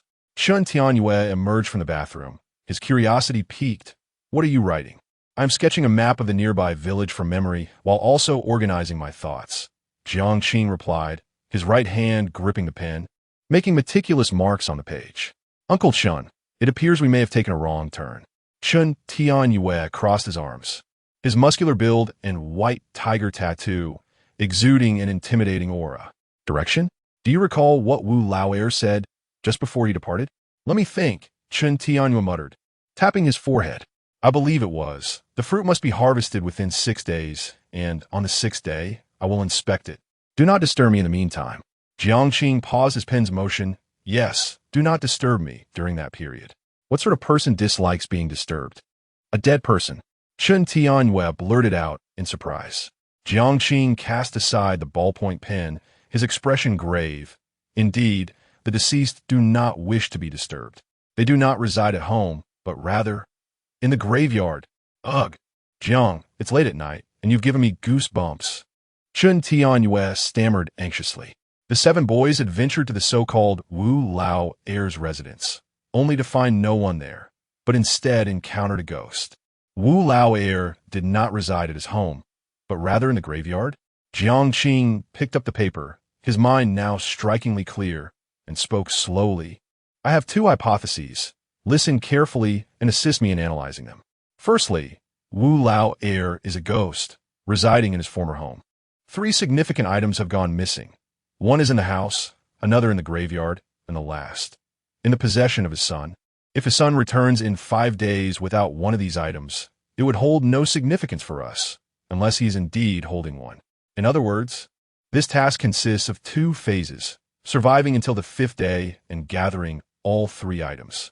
Secondly, Wu Lao'er is a ghost, and his so-called home is the graveyard. The 3 important items are burial goods, which indicates that at least one living person remains in the village, someone who has stolen these items." Jiang Qing intertwined her fingers, her enchanting eyes growing more profound. "Given the current clues, I can only analyze them from this perspective. What do you think?" Chun Tianyue furrowed his brow. "Uncertain. Why do you believe the locations of the 3 items are? One at Wu Lao'er's house, one at the graveyard, and one with his son." Jiang Qing replied without hesitation, stating that tasks will not disperse clues or essential items too widely. They will undoubtedly relate to places Wu Lao'er frequented. It's akin to a game of hide-and-seek. The final safe room is the scene of the incident. We must glean experience from each task. Upon hearing this, Chun Tianyue found himself in a dilemma, pondering for a while before settling on the first option. Generally, the initial instinct is the most crucial. You mentioned that his son will return in 5 days, surely with one of the items. Otherwise, it would be meaningless. Our objective is to locate the other 2 items and survive before that." Jiang Qing nodded, suggesting that at dawn, after breakfast, they should visit Wu Lao'er's home. "Uncle Chun, I still do not know if your miracle, dawn, can be used consecutively." "That won't do." Chun Tianyue waved his hand dismissively. "This ability consumes stamina, at most." "Well, I can deliver 100 punches consecutively before completely exhausting myself, leaving me unable to move." 100 punches? Jiang Qing exclaimed in astonishment. "One punch can hold a malevolent spirit for 7 seconds. 100 punches amount to 700 seconds, equivalent to 11 minutes and 40 seconds. Incredible, but wait. The control from dawn requires contact with the malevolent spirit, which is often unattainable, especially when some can kill in an instant, leaving no room for reaction. Furthermore, if 2 malevolent spirits are present, dawn becomes increasingly difficult to wield." Jiang Qing contemplated this, realizing that there are no truly invincible miracles. Each possesses certain flaws. The two conversed for a while, one keeping watch while the other rested. Outside the window, the midnight air was filled with the sounds of cicadas and frogs. As if the world had been paused, both tranquil and terrifying. At precisely 1 o'clock in the morning. Knock, knock, knock, are you all asleep? Jiang Qing opened her eyes, slowly straightening her back, while Chun Tianyue by the window clenched his fist. What is that woman doing at this hour? Jiang Qing gestured to Chun Tianyue, signaling him to remain silent. Knock, knock, knock, I'm scared alone. Let me in. And Yulan's voice trembled with a plea. Knock, knock, knock. I can let you sleep once. I beg you to protect me. And Yulan's emotions seemed to be unraveling. Something is amiss. This is not that arrogant woman. Jiang Qing rose from his bed, his bare feet padding softly towards the door. He endeavored to remain as silent as a whisper, inching closer to the peephole, where he discerned numerous strands of crimson threads. In the blink of an eye, the presence outside the door recoiled, revealing an eye devoid of pupils, merely a white orb laced with blood. Jiang Qing's heart seized momentarily. No matter how many times he faced malevolent spirits, the specter of fear always lingered. Noticing the disturbance, Chun Tianyue lunged forward, pulling Jiang Qing behind him for protection. His gaze fixed intently on the weathered wooden door, poised to strike at any moment. 1 second, 2 seconds, 3 seconds. Silence enveloped the space beyond the door, leaving them uncertain if the ghost had departed. After a tense 20 minutes, Jiang Qing leaned in to take another look. The corridor lights were aglow. Everything appeared normal. He exhaled with relief. Was it a ghost that could mimic voices? Or had Yulan already met her demise? With a heavy fist, Chun Tianyue struck the wall, exclaiming, "That woman, is she still alive? Are you out of your mind? You nearly gave me a heart attack in the dead of night." And Yulan's sharp voice echoed from the adjacent room. Chun Tianyue turned to Jiang Qing, confirming her survival. Jiang Qing remained silent. Chapter 79. The vanished her, could you not adopt a gentler approach? Jiang Qing sighed, rubbing his forehead in exasperation. Chun Tianyue's lips curled into a slight smile. What is there to change? This is direct and efficient. Fine. Jiang Qing exhaled deeply, gesturing towards the bed. You should rest for a while. I'll keep watch. Just as Chun Tianyue was about to refuse, he reconsidered. It would be wise to catch some sleep, for the moment posed no immediate danger. He needed to regain his strength to better protect the somewhat inept Jiang Qing. Chun Tianyue felt a twinge of concern. Even in a one-on-one confrontation, Jiang Qing might struggle against Song Ping'an. The primary issue was Jiang Qing's slender frame, standing at 1.77 meters and weighing barely 120 pounds. He appeared quite vulnerable. Once Chun Tianyue settled down, Jiang Qing sat by the window, peering through the curtain's slight gap to observe the outside world. The night in Kuaishan village was tranquil and serene, the silvery moonlight cascading over the fields and illuminating a solitary figure. Jiang Qing's breath caught in his throat. The figure was too distant, and it was late at night, rendering identification difficult. Yet, the person seemed hunched, reminiscent of Wu Laoer. He dared not gaze longer, swiftly drawing the curtains shut, leaving not a sliver of space. The soft glow of a warm yellow desk lamp enveloped the room, gradually instilling a sense of calm within him. A voice tinged with curiosity echoed in his mind. Are you not utilizing my miracle? Jiang Qing replied. Do not become enthralled by powers that do not belong to you. Meng Wanzhou interjected.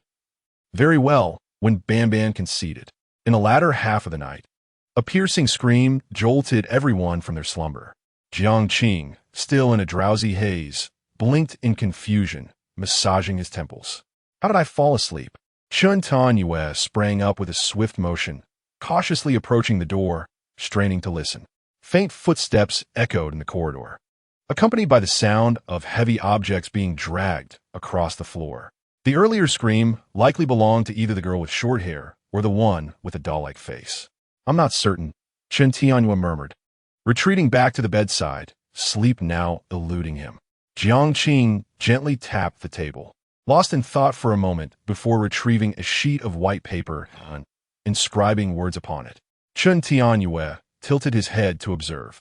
It appeared to be a moment of imminent peril for Jiang Qing, fate triggering destiny from the past, revealing the ghostly couple from his memories, leading to the assault of the malevolent spirit before him. What a jumble of nonsense! He was utterly perplexed. Once Jiang Qing finished writing, he tucked the paper into his pocket, dismissively stating, "It's a sort of prophecy," when Banban's voice chimed in playfully. "Do not become enthralled by powers that do not belong to you." Meng Wanzhou's voice, laced with laughter, teased, "This kid is actually quite fearful of death."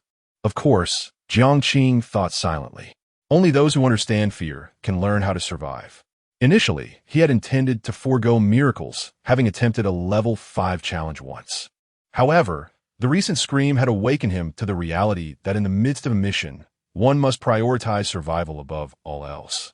When Banban's fate was formidable, yet fraught with instability, the spirits that manifested might attack indiscriminately. Thus, he imposed a condition. The spirit would only exist for 10 seconds. In this way, even if the situation spiraled out of control, it would not descend into utter chaos. The second floor gradually fell silent, devoid of the sound of opening doors. As all awaited the dawn, at 6:40 a.m., a piercing scream erupted. A piercing scream from a woman reverberated through the air, prompting Jiang and Chun to rush out of the door. Before their eyes lay Mu Zihan, a short-haired girl, collapsed at the entrance of room 212. Jiang approached cautiously and was taken aback by the gruesome scene unfolding within the room, an appalling act devoid of humanity. Two girls lay on the bed, their bodies barely clothed, their eyes covered with black cloth, and deep gashes marred their necks. Clothes and tissues were strewn across the floor, and a foul odor permeated the air. Chun Tenyue entered the room, scrutinizing the surroundings before solemnly declaring, "This is not the work of a vengeful spirit. It is man-made." A knife was thrust into the neck, followed by an act of violation with the eyes covered. The corpses cannot close their eyes, indicating the killer feared being watched by the deceased. It became evident that the cries heard the previous night were the result of the assailant's failure to immediately murder the other girl. This girl has a stab wound beneath her collarbone. The first thrust went awry, and only the second severed her throat.